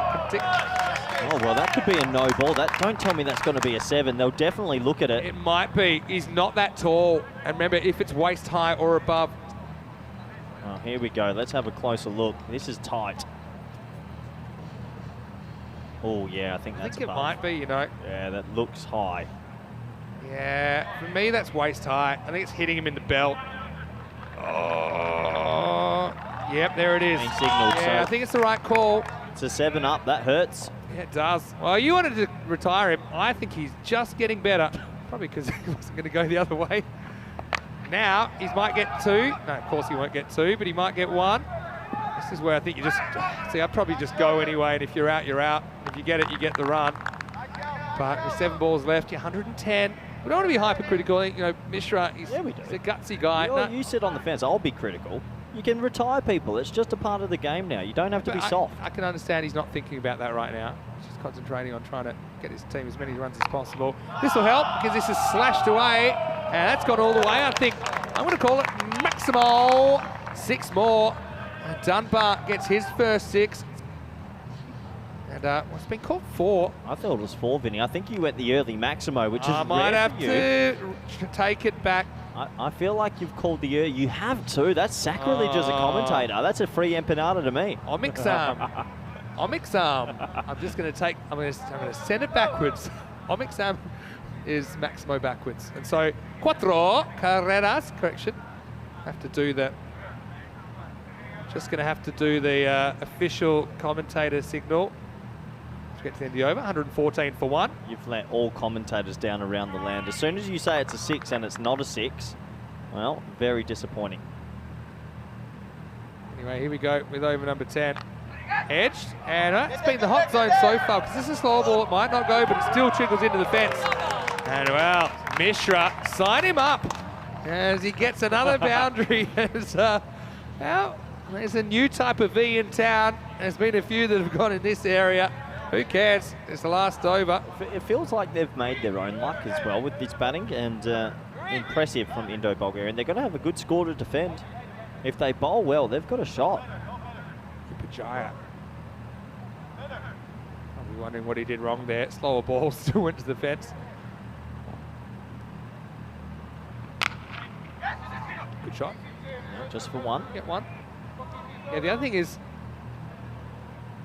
if he's carrying an injury, it's almost like, okay, it doesn't make sense for him to stay out there either, because there's no need to risk hurting himself even more. He'll skip, followed by a swing and a miss from Dunbar. Tries to get a little bit too funky there. Bit creative. Just stand still, back yourself. Good bowling from Ramy. That's a rolling leg cutter. I mean, look, he's made 21 off 20, but the team's made another 100 runs almost. Team game. That's a bit short, and it's going to get out of the ground. Maximo! Well, he put the pace back on this time. Okay, Dunbar, he did get forward. This time he stays back in his crease. Bajaya offers him length, then he feasts on it. And yeah, still, that's going to take Indo-Bulgarians to 125 with 2 balls left. I mean, VOC, they're capable. They're going to have to bat really, really well to chase this down. Yeah, they're going to be under the pump tonight, under lights. I don't think many of them have batted under lights before. It's not bad bowling, but guess what? It's 4 anyway. Dunbar's a really, really good bat. I mean, we haven't seen the best of him on ECN. He took a T20 international century on debut playing for Serbia, his native country. Hello to his mum Ingrid as well. I bet she's enjoying watching this right now. I'm sure everyone in Bulgaria is enjoying this. They are putting the Dutch team to the sword. Indo-Bulgarian disappointing earlier, but you know, they can turn around pretty quickly. Imagine if they can get the points here and go back to the Sunset Beach Hotel. They will be absolutely fizzing. All right.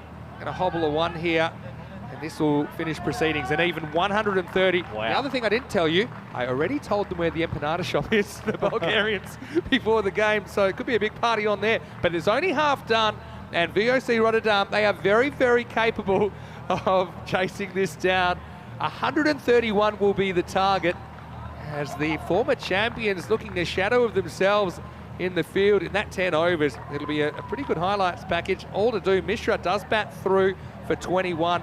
Dunbar almost catches him 20 off 7 at the end of the innings. And well, Indo-Bulgarians, I did not see this happening. Wow. Corey Rutker's almost speechless. That's how good it was as we look at the highlights from the first half of match 5. Well, the sun was setting on the opening day in Group B, and VOC pretty desperate to prove a point after getting shake, rattled and rolled in the first game they played earlier today. But they ran into a one-man army, and Webster, he was just whacking them everywhere, Corey. Yeah, Webster, credit to him. It was one of the better innings we've seen on the network. But to be fair, he got a lot of half volleys. They kept bowling it in the slot. He played all around the wicket when he had to, but he really favoured over deep mid-off. That was a reverse Malachi off the free hit. He got inventive when he needed. But that over off Maxi Hornwick really changed the game completely. This is where it was. This was the first 6 of 4 sixes in the over. So they got 33 off the first 4 overs. They doubled their score in the 5th. Unreal. And that really turned it. And look, Yeltsin's saying, well, is it one hand off the sight screen? But I don't think those are the rules. This over changed it, didn't it? It's almost half volley. It's like what we call the slot length, isn't it? And he honestly, it's there. garbage bowling. It's black and white. I'm not going to show it. Is horrific I know you're a bit jealous because of his bone structure, but we're not going to bag him too much. Everyone gets whacked sometimes. I'm sure Maxi Hornwick will be keen to atone for that later in the series. But, well, what about this innings from Webster? 81 off 34. And while he was out there, I mean, he had that little bit of luck, which is crucial as well. A couple of edges evaded the keeper. 8 Maximo 6-4, striking at 2-3-8. And it was just a really good example of how, one individual contribution can really spark a whole team. That brought up his 50. It was also the supersonic over. And then everyone really, after that, was playing catch-up. Kopian went for 20 as well in the 7th, another magical. And 8, 9, 10, even though they lost their main man, they were still able to get 13, 13 and 16 off the last 3. So they didn't really slow down too much. We were on Century Watch. It was all smiles there. And well, his teammates, they were loving it as well. This would be a dream victory for the Bulgarians. And this kind of really sums it up. We were on Century Watch, weren't we? But Niaz, very clever, little slower ball, off-cutter dug in, hit the top of off, and he'll be disappointed to go for 81, but still, I mean, if he sets up this win for Indo-Bulgarians, it will be a huge moment for cricket in their country. Yeah, absolutely. This brought Dunbar to the crease, and Mishra himself got a little luck there with a no-ball 6 to have a 7.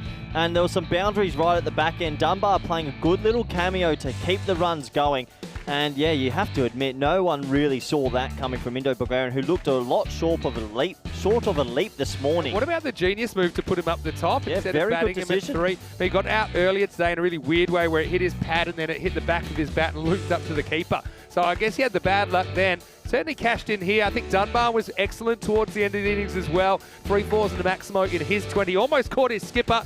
And well, if you're ever going to bat through an innings and carry your bat for 21 off 20, why don't you do it when the rest of the team is smashing them everywhere? And that's how Indo-Bulgarians end up with 130 runs on the board in this night game. No sunlight, no worries. 81 for Webster, 21 not out for Mishra, 20 for Dunbar. That's all they needed. Vinny, just take a pause. This is the Dutch champions playing the Bulgarian champions. Just think about the cricket sphere. This is crazy. In the snow, I may have favoured the Bulgarians, but they have been there. But otherwise, yeah, it's one that was hard to see coming. They didn't need to even use players like Batten or Chris Lakov. Looking at the scorecard, well, there's a bit of cruel and unusual punishment in here, isn't there? Hoisenbach's was good, wasn't he? Only conceded 8, but apart from that, everyone double digits and some horrendously so magical over for Kopian.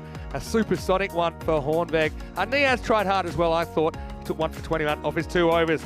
Well, everyone settle down, grab the stress ball, come back in about 10 minutes. We will start the chase, and it will have to be a big chase. VOC, though, and they can turn their day around with 10 overs of good batting. Let's see if they can do it. Vinny Sandu, Mr. Maximo, with former VOC All-Star Corey Rutgers. We'll see you after the break for the end of Match 5, the end of Day 2 in this European Cricket League.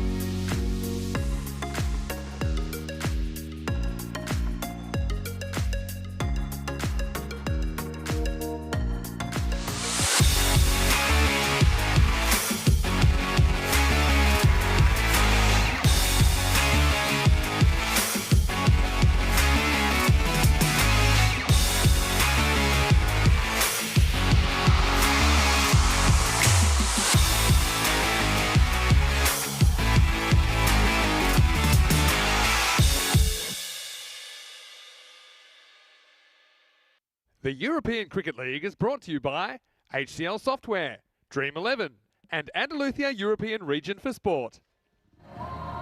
That's the moon. Welcome back, Smitty Sandu, Mr. Maximo. Right now, looking down on what could be a huge upset here. Group B action, match 5. A few craters there. Right now, VOC Rotterdam, one-time champions of the ECL, going to have to try and climb their way out of one. They've conceded 130 to the Bulgarian team. Indo-Bulgarian Cricket Club, based in Sofia. I've got Corey Rutgers having a temper tantrum next to me. He's doing a bit of a series from yesterday. You'll be following the action. Anyway, welcome to all of our viewers, wherever you're watching from around the world. So great to have your company, whether you're watching on Fancode in the subcontinent, whether you're watching on ECN or one of our international broadcast partners, including Viaplay in the UK and British Isles. Talk about a task. Well, there's Shafkat Khan. The reason he's looking nervous because he's about 50 metres away from the Bulgarian Express. Jamie Batten's going to open up. They're going for the kill early on. Here we go. Corey Rucker's next to me. How do you see VOC's chances in this chase? I'm in shock at the bowling I just witnessed. This is going to be tough. 130 without much confidence, without some of your better players. They need a flyer, but when you're chasing this much, there's only one way to go, hard. Batten, also known as the Bulgarian Express, has career figures of 15 overs, none for 60. He's never taken he's the best bowler that's never taken a wicket. Here he is, Van Everdingen to start us off. Sliding.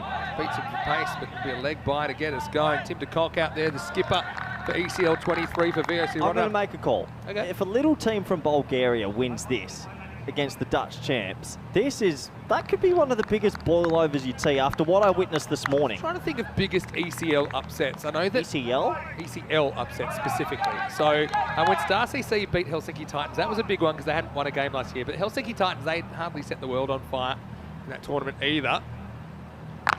This is top of the bounce at 4. Was a good start for de Kock, and he won't be too bothered by the pace of Jamie Batten. And that one raced to the boundary. Good start for the skipper. Tim de Kock is the key here.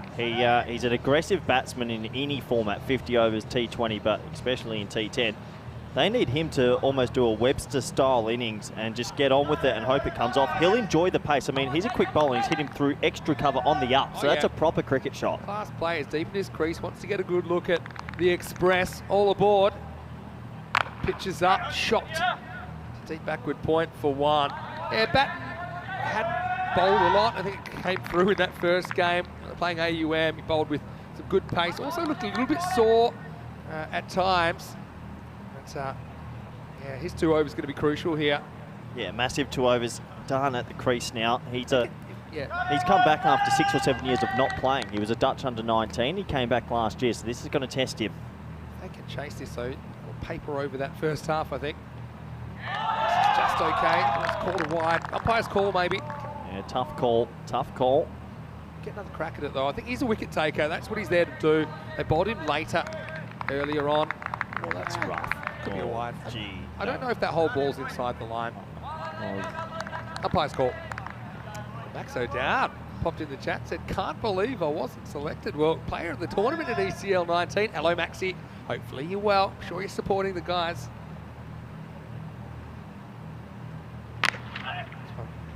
Sneaks across and drives it just to single. Yeah, so to stay on pace, you need 2 boundaries and over to stay on pace here. Look, I wasn't involved in any of the selections, but yeah, if that's real, that is interesting to hear, knowing the form that Max O'Dowd's been in. He's been crushing the ball all around the world. You think about that ECL 19 team for VOC Rotterdam, Scotty Edwards. No, he's not quite 100%. Batten does well to knock this one down. But, yeah, the story of the first half. Chris Webster, 81. Unreal. 81 opening up. And there's Chris Lakoff, also known as My Name is Earl, coming into the shot. Batten's going to go another over without a wicket. It's phenomenal that a guy this good just hasn't been able to get his first one. Think of some of the bowling that's taken wickets on ECN in 3,000 matches.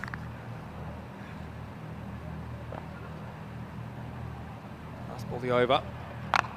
Chance in the air under lights, and it is dropped. Well, it's a sit-up. Rohit Zaman, he was coming down to his left, and it was just a bit in front of him. He didn't judge it in the end. Again, night cricket's a bit different. That's the end of the first over. Could be a big moment in the game because that could have been the end of Tim de Kock. Instead, he survives, and the score is 9 without loss. Well, the curse continues, and he still doesn't have a wicket, which is phenomenal. That's the closest he's ever got. It's a big drop, because, I mean, if Tim gets himself in, he has a chance. 31 balls since our last Golden Ball game.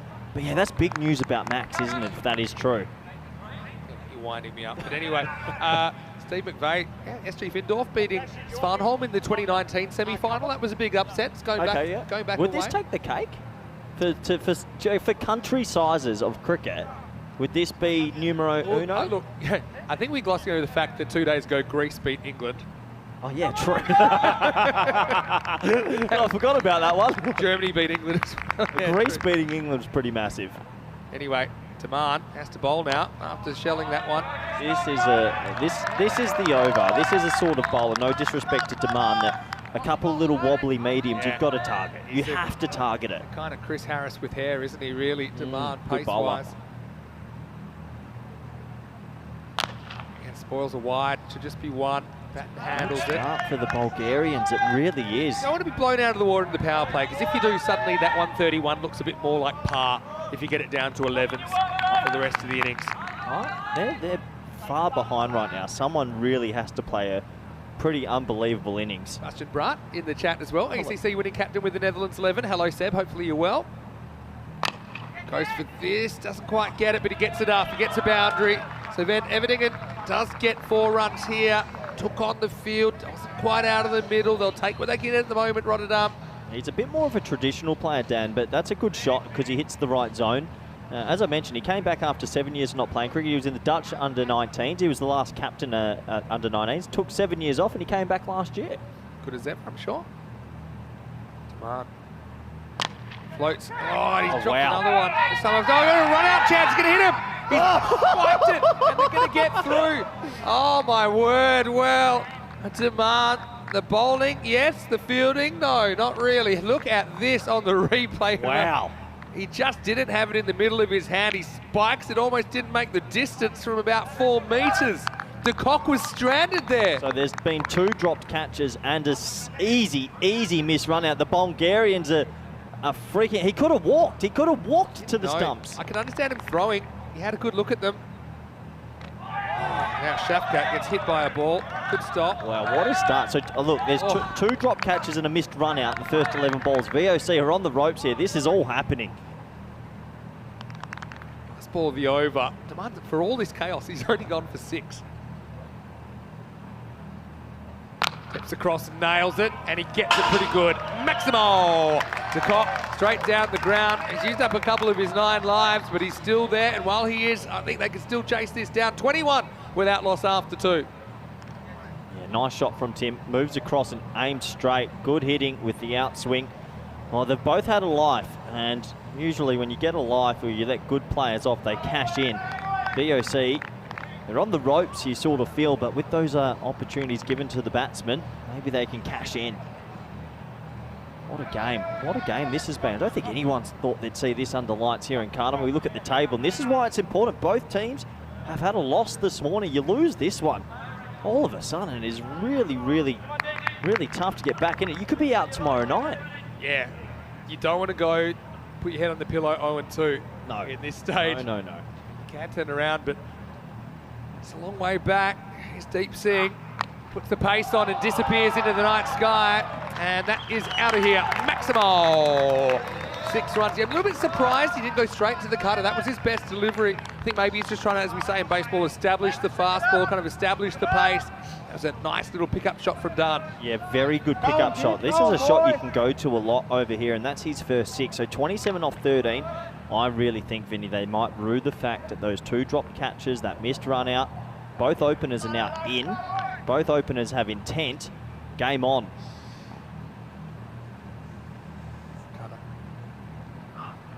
There it is. Not that lucky predicting the future with the lottery numbers, but yeah, it's probably a better strategy. To predict the future on the empanada numbers, 10. 10 tonight.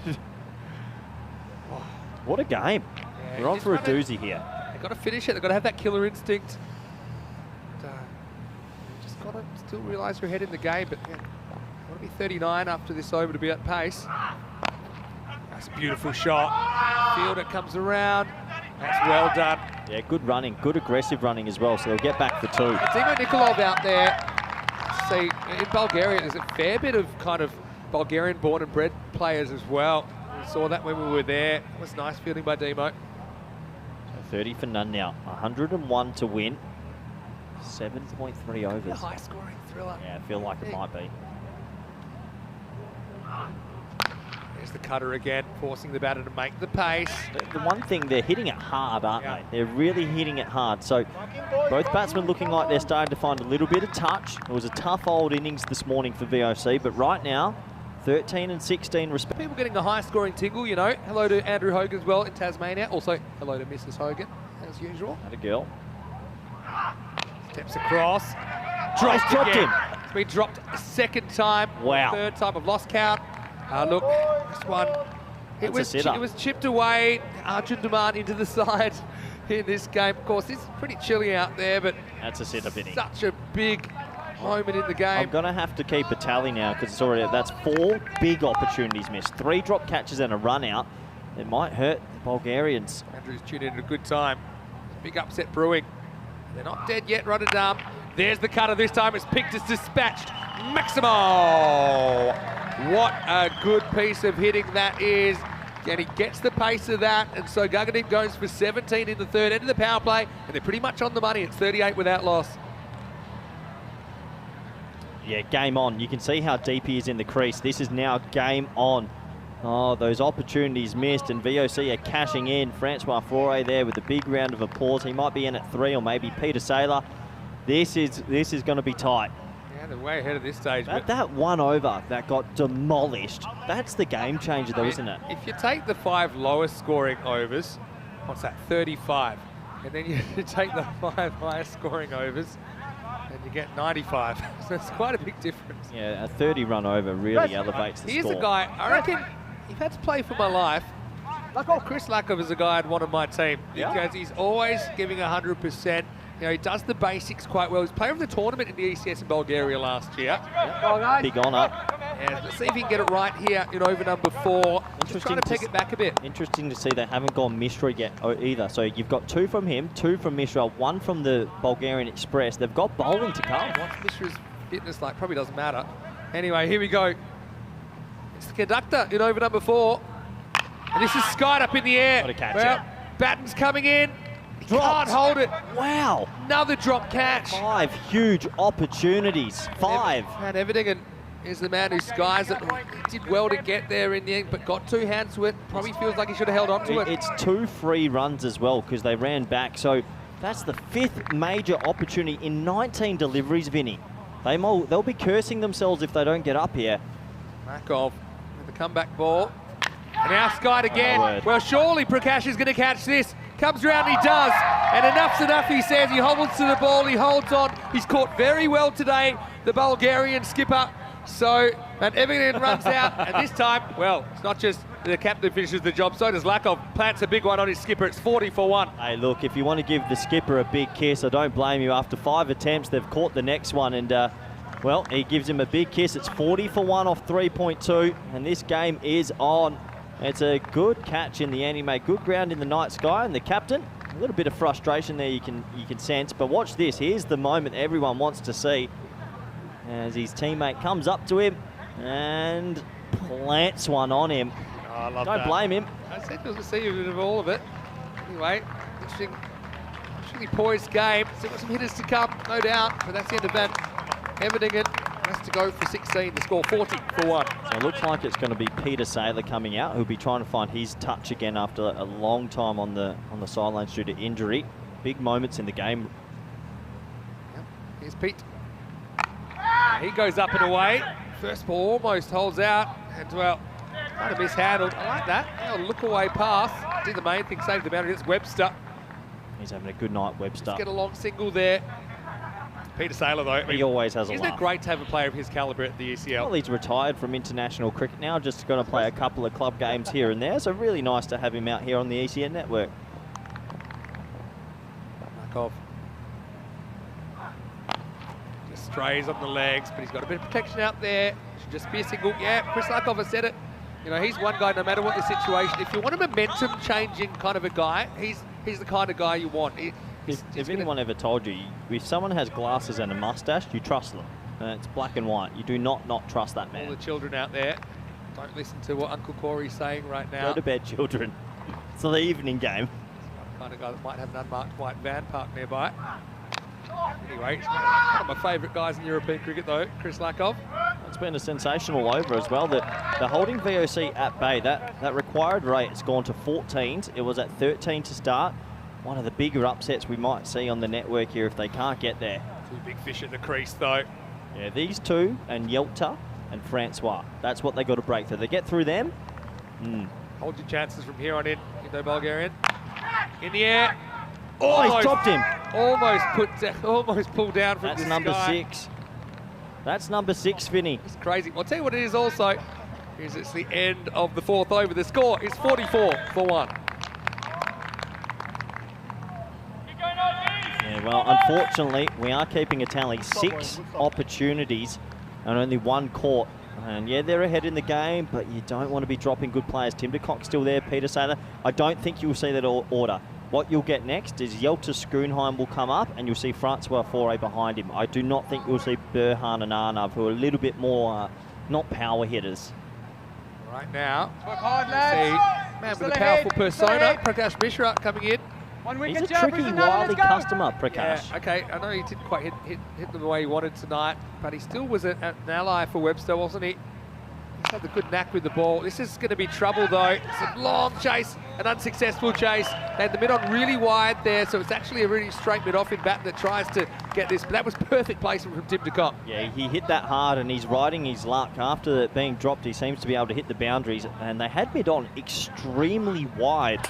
He made up his mind to go for that gap because he steps across, and normally it's the ball you drive probably through the offside. But that's really good identification of an opportunity from Tim de Kock. Now Prakash had to marshal his troops. He says, okay, go where that went, and you go out there. It was a bit of an error in the field. This is a better field now. It's a 5 on the leg side. Do you think that's a good Yeah, but if he's... Yeah, why not? Prakash knows what he's doing. I suppose protect the leg side, but it means you can play safer shots for 4 over the offside. Says, I don't care. Put another guy there. And it's well fielded, I suppose. Didn't know whether to attack or defend there, did he? That's I think Suraj he Negi. made the right move and just sat back. So a 1 to Tim. Saylor on strike. The trouble here is, well, the problem for Saylor is he hasn't hit many balls in a long time. He needs to find some rhythm. If he finds rhythm, VOC are right in this. Oh, he's found some rhythm. That is absolutely massive. That's cleared the trees by a mile. Well, get out the night lights. Let's try and find that one. You might have to knock on the door next door, and Source goes big. Maximo. VOC very much in this chase. They've been let off the hook a few times by the Bulgarians so far. Plenty of cricket still to come in Thursday night cricket here on ECN. You know why they call him Sauce? No. Gets on the sauce and he enjoys it. What a player. What are some of his favourites? You can tell me after this ball from Mishra. Muscles this. One thing I've noticed about VOC, they're hitting that ball extremely hard. While he's there and Tim de Kock rides his luck, this game it's on. So his comparative score exactly the same, 56 after wicket now, lads. 4.4 overs. Goes after this chance. Oh, he's dropped him again. Yeah, had 2 goes at it. Dunbar out there, Vinny, deep that's point. 7. That's 7 opportunities. I think Tim de Kock's been dropped 3 times. Unreal. He's actually up to about 5. This is unreal. At least 4. Yeah. Well, if they lose this game, they will rue the fact on their fielding. 7 huge opportunities. 7. It hurts. Dunbar, Serbian international. He has to pick himself up. Hope for another one. Another one, is it? Oh, again! Great effort from Batten. He snuck in a little bit. He got hands on it, tips it over the bar. Maximo! And just like that, they're pretty much on the pace. 5 overs down. It's 63 for 1. So I think that has to go down in the dropped and missed opportunity. I know it's hit hard, but he's in off the rope. Does he need to be? Probably not. I think his initial... a lot of people initially, they take a couple of steps in thinking, will it carry? It normally carries, right? If he was back, I think he's probably got a bit better of a play on that.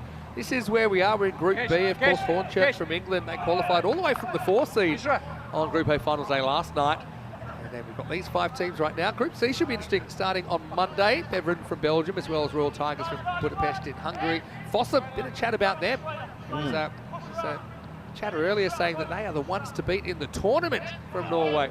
Alton from Switzerland, and Lathbury Lightning of the What a game. of the neighbouring county here. What a game, Finney. So 7 drop catches and a missed run out. So 8 missed opportunities, but they're still in it. What a game we have on our hands. I'm going to be positive. They're creating opportunities. Anyways, picking a 2 here. Don't think you go. The one thing, Lana was just saying about Pete, obviously a lot of time off, retired from cricket because of his chronic back issues. Yeah. But I tell you, if he gets going and finds that natural touch that he's had for 20 years, he's the most destructive player here by a mile. His cricket pedigree's huge. While he's there, VOC have a shot. Goes after it. I think this is over as well. Oh, he's dropped him again! He's come, oh my God! Repeats for Batten, who taps it over the bar again. Couldn't keep it in. What's he couldn't doing? catch it. It's 6 more. Stay on the rope. How your hard is it? What's your count? 9. 9 opportunities. Just stay on the rope. Oh, wow. They're dropping themselves out the game. This is crazy. He ran in again. Just stay deep. Just stay on the rope, and he's dropped it. Well, I've never seen this. This is going up. Wow. Catching this. That is power. Oh, what's the power source now? Maximo. As he keeps his team alive. In fact, for the first time, I think they're ahead of the rate now. Yeah, they're ahead. I told you this man, he has the best cricket pedigree at this ECN on the ECL in 23. And if he gets himself in and finds that old school source touch, he is crazy destructive. Lack of. This is where you got to be quite resilient. He's just sitting there saying, all right, that's cool, I'm going to act cool. Probably inside his heart's beating out of his chest. Oh.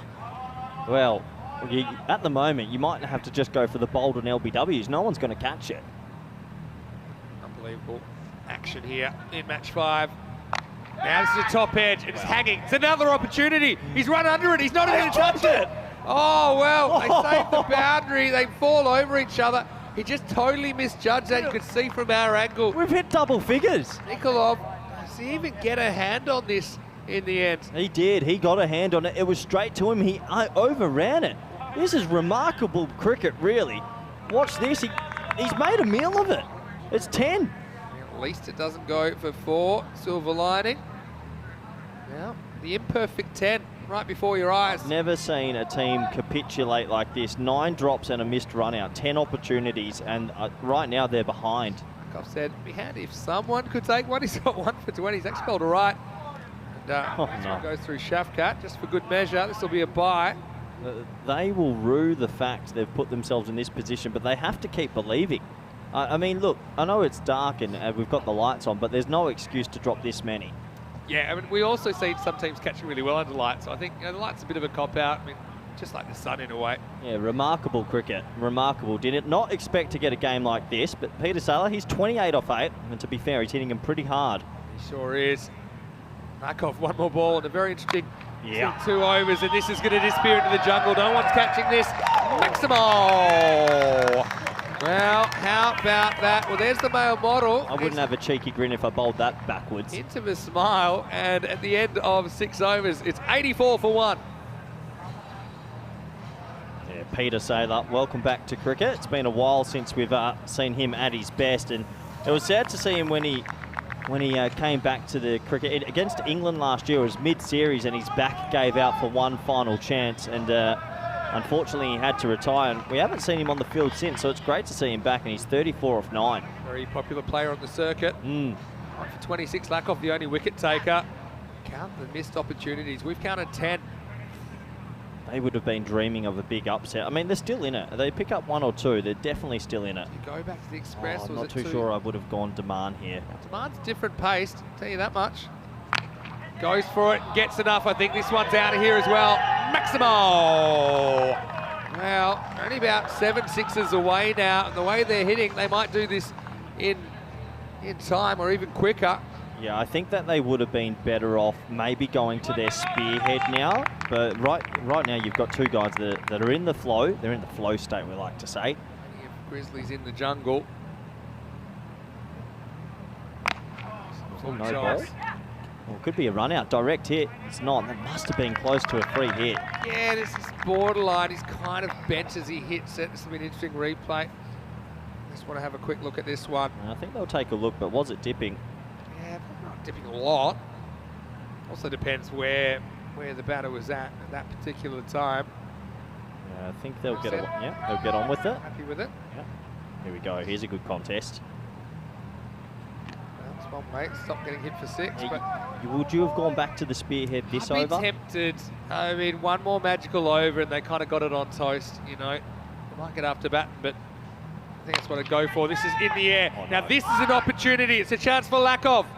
He drops it, bursts through the hands.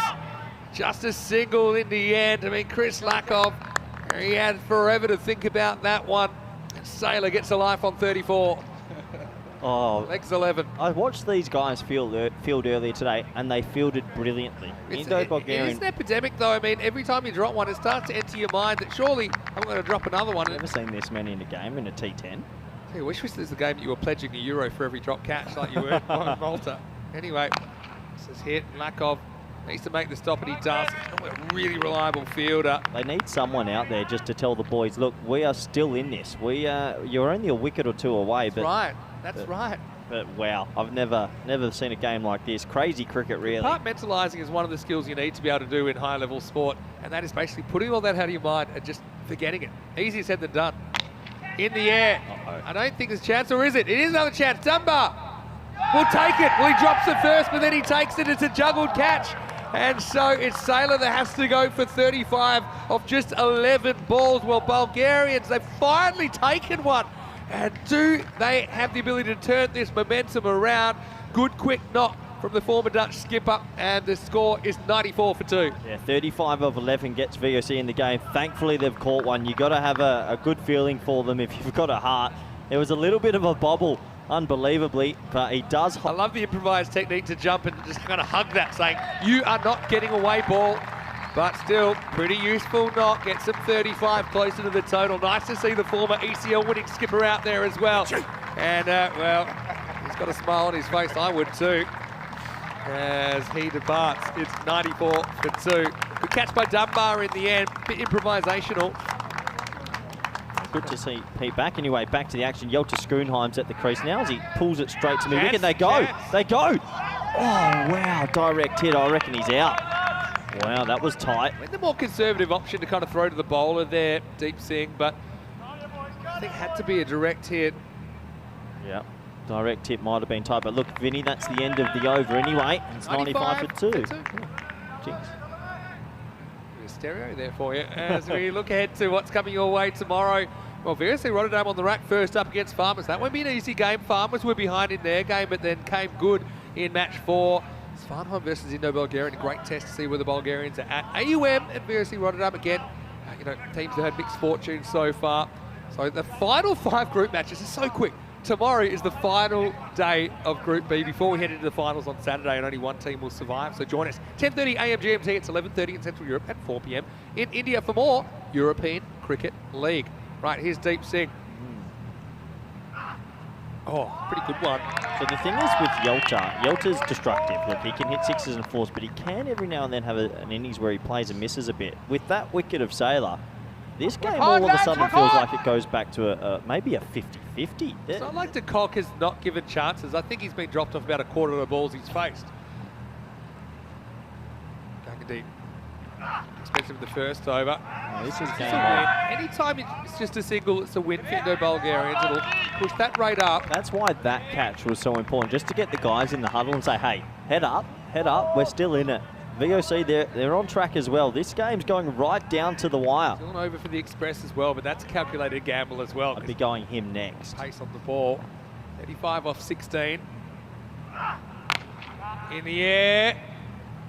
Dropped. And it's going to be 4.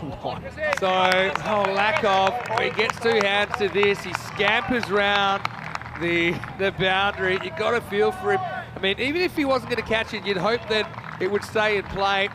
We'll see this in the replay. I think we're up to 11. So 4 runs signal. That would have been a specky though if you had held that. Take a specky. Oh yeah. Unreal. Looks up at the moon and the Tim stars. Peacock, he just Is that 12? He's getting dropped of every ball. Hits into the ground for a change. This will be a single. Hundreds come up as Do you well. go, if you've been dropped 6 times in your innings, do you go home and buy a lottery True ticket? story. When I was 16, I scored my first century in cricket. I was dropped 12 times. I was dropped 12 times. You know, the Northwest competition in Perth. Love it. And it got to the stage, my partner said that I was just hitting him straight up and calling 2. Oh, clever bowling for Gagdeep Singh. This is the thing with Yelp, you either get him really hot or sometimes he's a little bit behind and 2 off falls behind. All of a sudden, 30 off 13. If you're a betting, where are you going with this? 50-50? I'm just going to say something. Night game, check. Thursday, check. Empanadas. You and me in the box, check.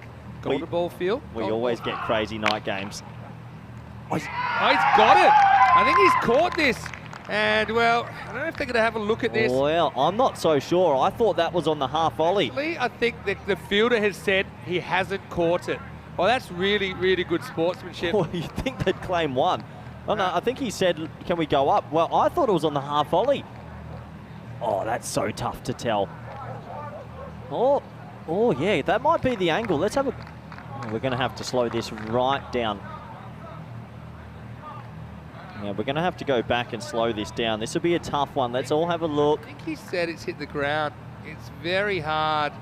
I'm going to say ground, but I don't know. He feels like he hasn't caught it, and that's what he said to the umpire. So they're not actually, it's not an official referral. Well, to be fair, they can't catch many, but they won't claim many either. I like it. Doubt. It does bounce up a little bit. Whether it bounces off the hand into the end of his fingers or hits the ground, I don't know. Anyway, don't go anywhere because right now that's 8 overs down, 102 for 2. We're going into the 9th. It all happens in the 9th. This is a good option. You go to bat and here's your spearhead. Yelter's not too astute against proper pace, so this will challenge him. 29 off 12. They've got to somehow find a boundary or 2. Tim de Kock's still there. Well done to Rohit Daman as well. Good honesty. He said, he kind of claimed it, and then he had it 2 second thing. He's like, you know what? It might have hit the ground, and so, yeah, he didn't want to be responsible for... Here we go, Vinny. ...claiming a catch that wasn't. Choo-choo, here we go. Bowled him, he's finally got a wicket, and what a time to do it.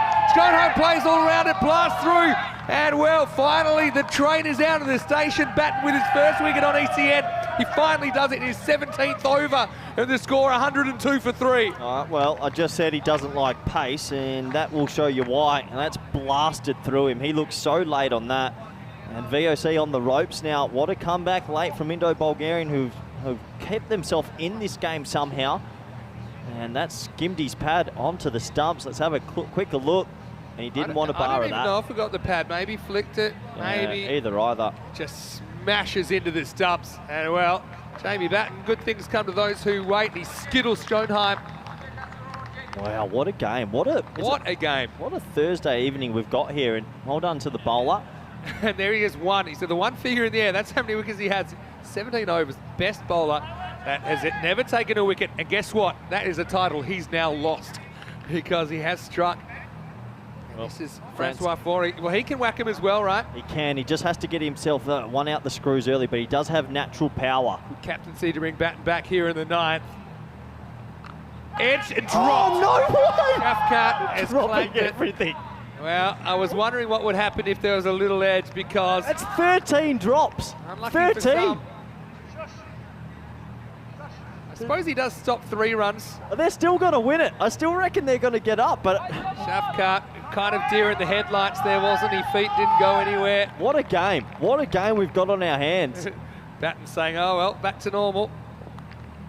10 balls left in this. They still need 28. Fourie can't elevate. He gets 1. At the moment, that's not cutting it. That was Tim de Kock. He's just struggled a little bit against the pace. Took the 1 off the... Yeah, so, hey, despite the madness, Indo-Bulgarian are on for a huge upset here. Wow, 27 off 9. Does he get inventive? Do you ramp a bowler like this? Do you just use the pace? Thursday night cricket is great. Cracks it. Shot. I reckon that's into the gap. Where's that going? Fielder's making his way around. Wow. It's 4. Well, good boundary. They needed something from somewhere. I mean, still need 23 off 8. Feel like need another boundary, get it below 20, and then we can talk in the last over. They are using their draw card here. That's a pretty good shot, isn't it? Counters the pace with a square drive. He's powerful, Francois, and if he gets it, it goes usually. So 23 off 8, 2 balls remaining. Chaos Thursday night, it has to be said. VOC Rotterdam have looked on the ropes a few times, but they're fighting hard. The Bulgarian Express has a wicket. Vinny, I love Thursday nights. Oh, wow. Everyone, remain calm. Goes after it, beats him for pace, but it's a straight pull. I might try two. Didn't pick it up. They're going to come for 2. They're going to go the long way. Oh, close. It's close. What a good throw. It wasn't powerful, but it was accurate. Did Francois get there? I think he was trying to go keeper. There's Deep Singh, I think, down at long off. Didn't pick it up in the beginning. He kind of backed off and then came in. Before he was hustling back for 2. This is tight. Throw took a bit of a bounce on the way, a couple of bounces that took some pace out of it. This will be a really interesting replay. They've gone to the 3rd umpire. This is a big decision because the rest of the order don't power hit it as well as these two. I don't know. Oh, we're going to have to slow this right down. This is tight. This is real close. Yeah, I think he's in. I don't know. I think he's in. You think he's in? I don't think he... Oh, I'm changing. Gone. Nah. It's so close. Can't give that out. Oh, I don't know. I'd give it out. Nah, he survived. Oh, I reckon that that's between frames. Between frames. It's between frames. But this angle, what about this angle, Vinny? I think it... Oh. That's... Nah, not out. Oh, I reckon that... Oh. If it's in doubt, if you've dropped more than 10 catches, it goes think it's against out. you. I think that's out. Not Just. out, mate. Unless... Don't you dare mate me. Who I reckon that's tight enough. Whose team are you on anyway? I reckon he's just out, but maybe it's between frames. Give that. I can understand why you couldn't, but hey, big decision. Francis is back on strike. Gets 2. Yes, Sully. Happy birthday, Sully. Happy birthday, mate. Give me some cake. All right, where are we at? Pass ball the over. Squeezes it. Where's that gone? Where's it gone? Needs to be stopped. It's 1. So they'll need a magical finish. We've seen it done before, though. Wow. It's facing up. 20 runs required off the last. Is there a boil over in town? It might be frosty, but it's heating up in the kitchen. It's 111 for 3 after 9. Look, if you like games of cricket that have over 240 runs on a Thursday night with drop catches, sixes galore, you've come to the right place. What a game. This is the tiebreaker rules if it's a golden ball. Don't count it out. I wouldn't. If there's 19 off this over, it'll be a golden ball. It's going to be the captain, Prakash Mishra, who's going to bowl it. It's a bit of spin. Oh, yeah. Who else could have bowled? It's a hybrid. Doesn't Lakov have one? Let's have a look. I don't know. Lakov bowled out. Brave. It's really brave. Honestly, Francis Foray is going to get on the slog sweepers here. This is big. And look, the thing is, even drop catches now, it's more about saving the runs as well. If you take the catch on a sky ball, you save the run. Forey in the hot seat, 20 to win off the last. It's Ask massive. for it, guess for it, Maximo! Make that 14 off 5 was off the length. Forey just rocks back on the back foot and blasted that one out of the Carter Oval. I'm telling you, I don't know if I'd be bowling a bit of spin here. It is a risky... That's huge, by the way. That's powerful. Oh, wow. Boy.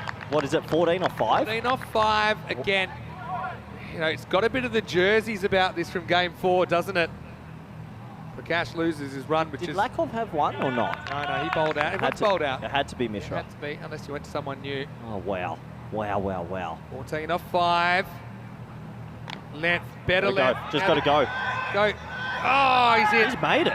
I reckon he's made it. That's incredible running. Incredible running. Yeah, they're committed to it. I think it made sense. I think this is where you actually need to flick back rather than set up for a huge overrun. They can do that, Vinny. I think they can. That's really good aggressive running. They've stolen a single and they've got the man who's been there the whole time, Tim de Kock, on strike. Yeah, let's have a look. See, wastes a bit of time manoeuvring his body. He's in by a lot.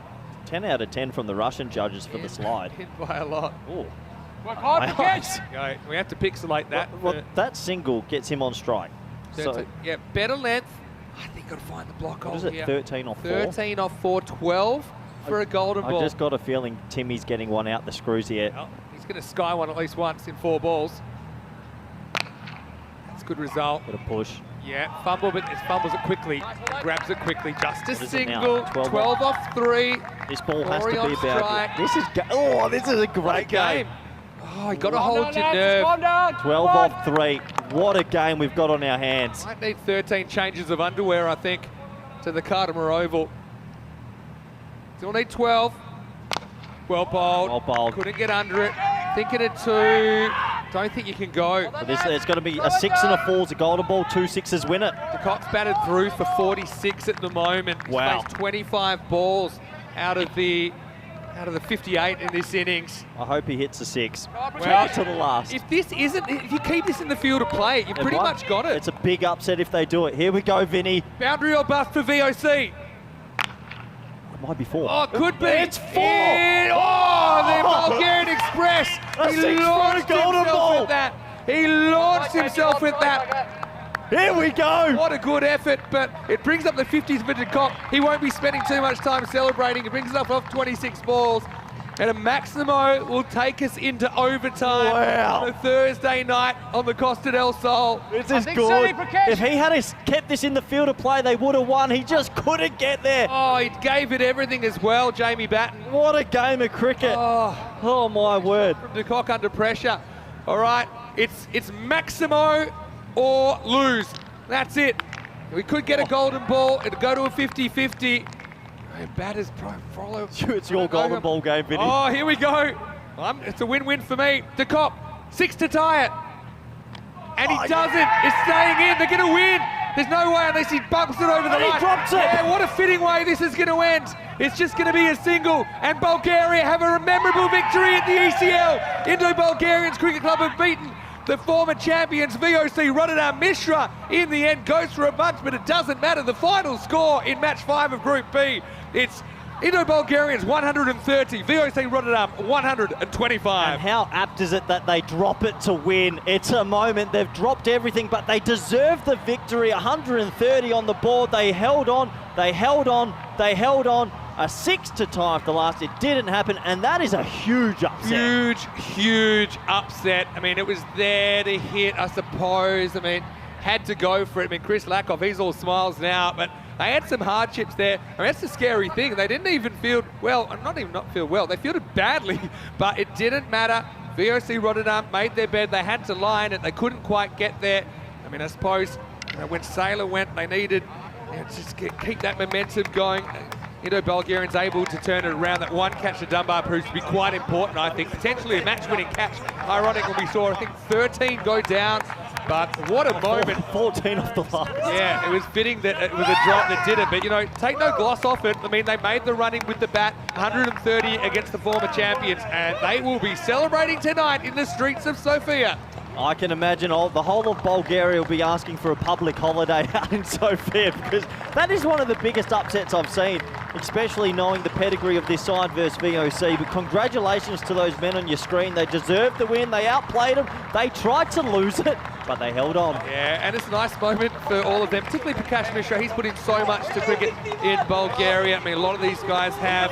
Well, Cameron Sanders sums it up the best, perhaps, in the comment section, saying catches lose matches. But in the end, they did just enough, didn't they? This is what's coming up tomorrow. Don't miss a minute. 10:30 a.m. GMT, 11:30 in Central Europe, 4 p.m. in India. And VOC Rotterdam have a real tough one tomorrow, don't they, against Farmers? Then AUM, I mean, they played some good cricket today. I mean, it's not unbelievable to think VOC could have a day like today. And if they don't get any points tomorrow, we know they'll be going home. Well, they're going to have to beat one of those two teams there, and looking at how it's going, they might not. VOC could be eliminated. This is why the singular round robin, we had a feeling some teams would get caught out. There's the glorious moon. Well, the ball is going up high tonight as well. Oh, I don't know what to say about match 5. Really, both evening matches were absolute corkers, weren't they? But, you know, they're very capable, but, oh, well, if you're a fan of catches getting grassed, then stay with us for the next couple of minutes, because there were, how many? 14 chances missed in this inning. 14 out of 60 balls were dropped, and they still won. It's a phenomenal effort. And look, credit to them. Even though they were dropping them, they were still trying their best. And it is a massive update. It sums it up. Yeah. The old shot put effort from the bowler. But look, in the end, they could afford to make those mistakes only because they batted so well, particularly Webster, I think. You know, Dunbar towards the end, Mishra, you know, held his nerve during the 10 overs without being that productive on the scoreboard. Deep Singh, again, got it wrong first ball. He came in, he disappeared. But plenty of sixes were required. They were able to hit 10 in the innings, but it wasn't quite enough. But yeah, drama under lights at Kartama. And yeah, VOC, they've got a nervous sleep before they come back in the morning. Yeah, they do have a nervous sleep, and this was one that was dropped. I thought that might have been the one that Fair effort. Probably. I mean, look, the two catches that were taken were actually pretty crucial. I think Prakash Mishra was able to get Dan Van Everdingen with this one. That brought Peter Saylor to the crease, though, and he certainly struck the ball nicely. He faced 11 balls, 5 of them disappeared. Yeah, when Peter Saylor was in, you sort of felt VOC were going to get there. Tim de Kock was trying his best and getting a lot of luck along the way, but when Saylor came in, he smacked it to all parts. This was a nice sort of swat shot straight that went for 4. Really good shot there. And, yeah, Pete, when he's on form, he's a dangerous, dangerous batsman. Yeah, it sure is. I mean, you can see the experience in the class. But, I mean, even the better players, you're going to have to take risks, and you're not going to hit every single one in the middle of the bat, and that results in chances. And we saw an absolute hatful of chances, didn't we? Dunbar wasn't able to hold that one coming in. And look, we should say they weren't all easy chances either, and some were quite difficult. Batten, well, get him to the Premier League, put a number 1 on his back because his goalkeeping was great. Unfortunately, he couldn't hold on to one. He tipped 2 over the bar in quick succession. Well, poor My Name is Earl, he was going the journey. This was the old reprisal. The audience wanted an encore and they got one. And it's cost them 12 there, and it could have been 2 wickets. And meanwhile, Saylor just kept on blasting. And this is where I actually think Versi got ahead in the chase. Well, they only needed 12 and over with 9 wickets and hand while he was there. This was dropped as well. Another one went down. And while they were dropping, I was deep down thinking they're dropping themselves out of the game, but the sportsmanship was high and a lot of fun. It was. I mean, that's what this tournament's all about as well, bringing players together. And that ball was brought into the jungle, and with these 6 hitters, I think I said 7 more sixes, they could win it. And at this stage, they were all kind of flying out of the ground, left, right, and centre. Demand was brought back. This one was skied as well. But, well, poor Chris Lackov as well. He's probably the best fielder, I think, in the lineup. He dropped that one, which was a hanger. He also dropped another one that was a bit more difficult to his side. But when they needed a catch taken, they needed to break this partnership. Dunbar was the man that could do it. That's a huge catch, and he almost spilt it, but that was a huge catch because that was Peter Saylor. And once he was dismissed, Indo-Bulgarian took a lot of the control of this game. Good to see Pete with a smile on his face. Tim de Kock got spilt over the line for 4 here. This would have been an outstanding catch, but it added to the tally. But overall, they kept their cool. They did keep their cool. I mean, they were cool in the end, probably because of the temperature more than anything else. When they did catch one, they didn't claim it. Yeah, that was ambiguous, wasn't it? And he said, I don't think that's caught, actually. Bulgarian Express, well, let's not forget this. Big moment for him, his first wicket in ECN cricket in the night. They did bring him back at a good time, but he left a pretty tricky 20 for the captain, Prakash Mishra, to defend. This one was dropped as well. Shafkat, unfortunately, that one blasted through his gloves. And then this was a pretty good shot, I think, before. He just got the boundary, got them a bit closer, and this got it down to 20. Look, still a big ask, though, in the last over. But yeah, we saw this, the scramble from Forey. He ended up getting back. It was a real close call. I think it was a good call in the end. And I know you were a fan of that call as well. But yeah, 20 and off the last over. Then the first ball disappeared. Yeah, it disappeared, and we thought, is this game still on? Really aggressive running from Tim de Kock. This was not out. He made a good dive, but they just couldn't get those last few balls away off Mishra. This was the only 4. If he kept it in play, they would have won. Yeah, they needed 10 off 2. Then there was that 4. It was a 6 to tie it. And well, Corey, after 13 drop catches, we're saying, oh, there it is, there it is, there it is, and there it goes. He don't even show the 14th drop catch. 14th time the charm, it was dropped. It didn't matter. They just had to keep the ball in play. So I think it's 13 drop catches and a missed run out. Is that what we had? 14 drop and a catches run and out. a So missed run out. 25% of the innings they fluffed around, but they won.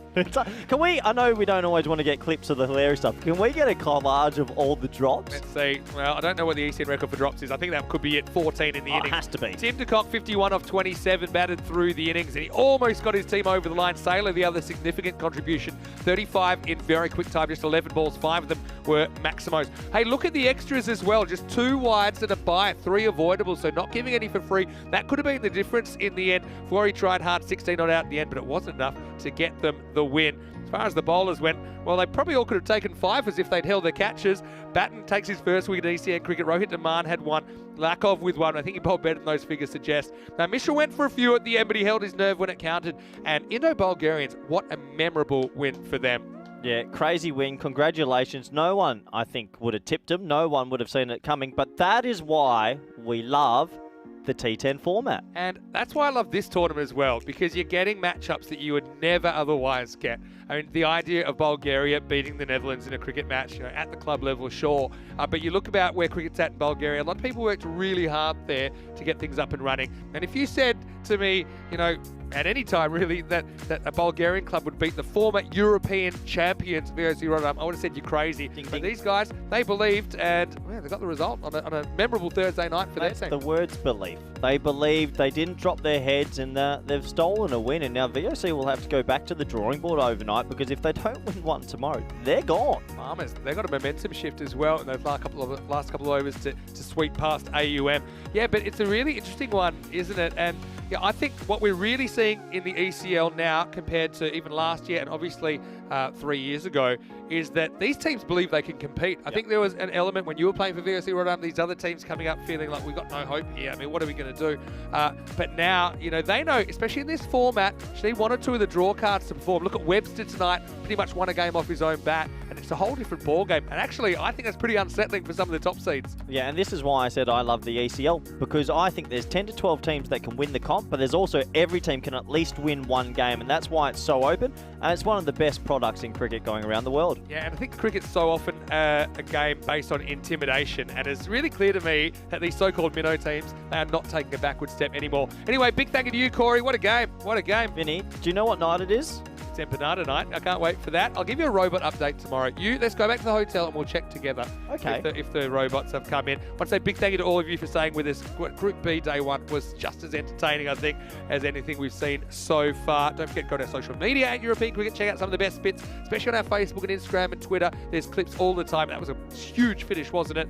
Also, don't forget, if you are following our YouTube channel, please subscribe. Click the like button. We always love getting more people involved. Let them know about it. So family and friends, let them know about European Cricket. Well, we're going to go over some highlights of the day, and we are going to go get some empanadas from everyone here at the European Cricket Network and the European Cricket family. Vinny Sandu here, Mr. Maximo, with Corey Ruckers. And on behalf of Rico Full and the whole team here at the Cardamom Oval, hope you have a happy and a safe rest of your evening. We'll see you tomorrow right here. It's the last day of group matches in Group B. Sprint Productions have put together some wonderful highlights of the day. We'll leave you. We'll see you tomorrow. Hasta mañana.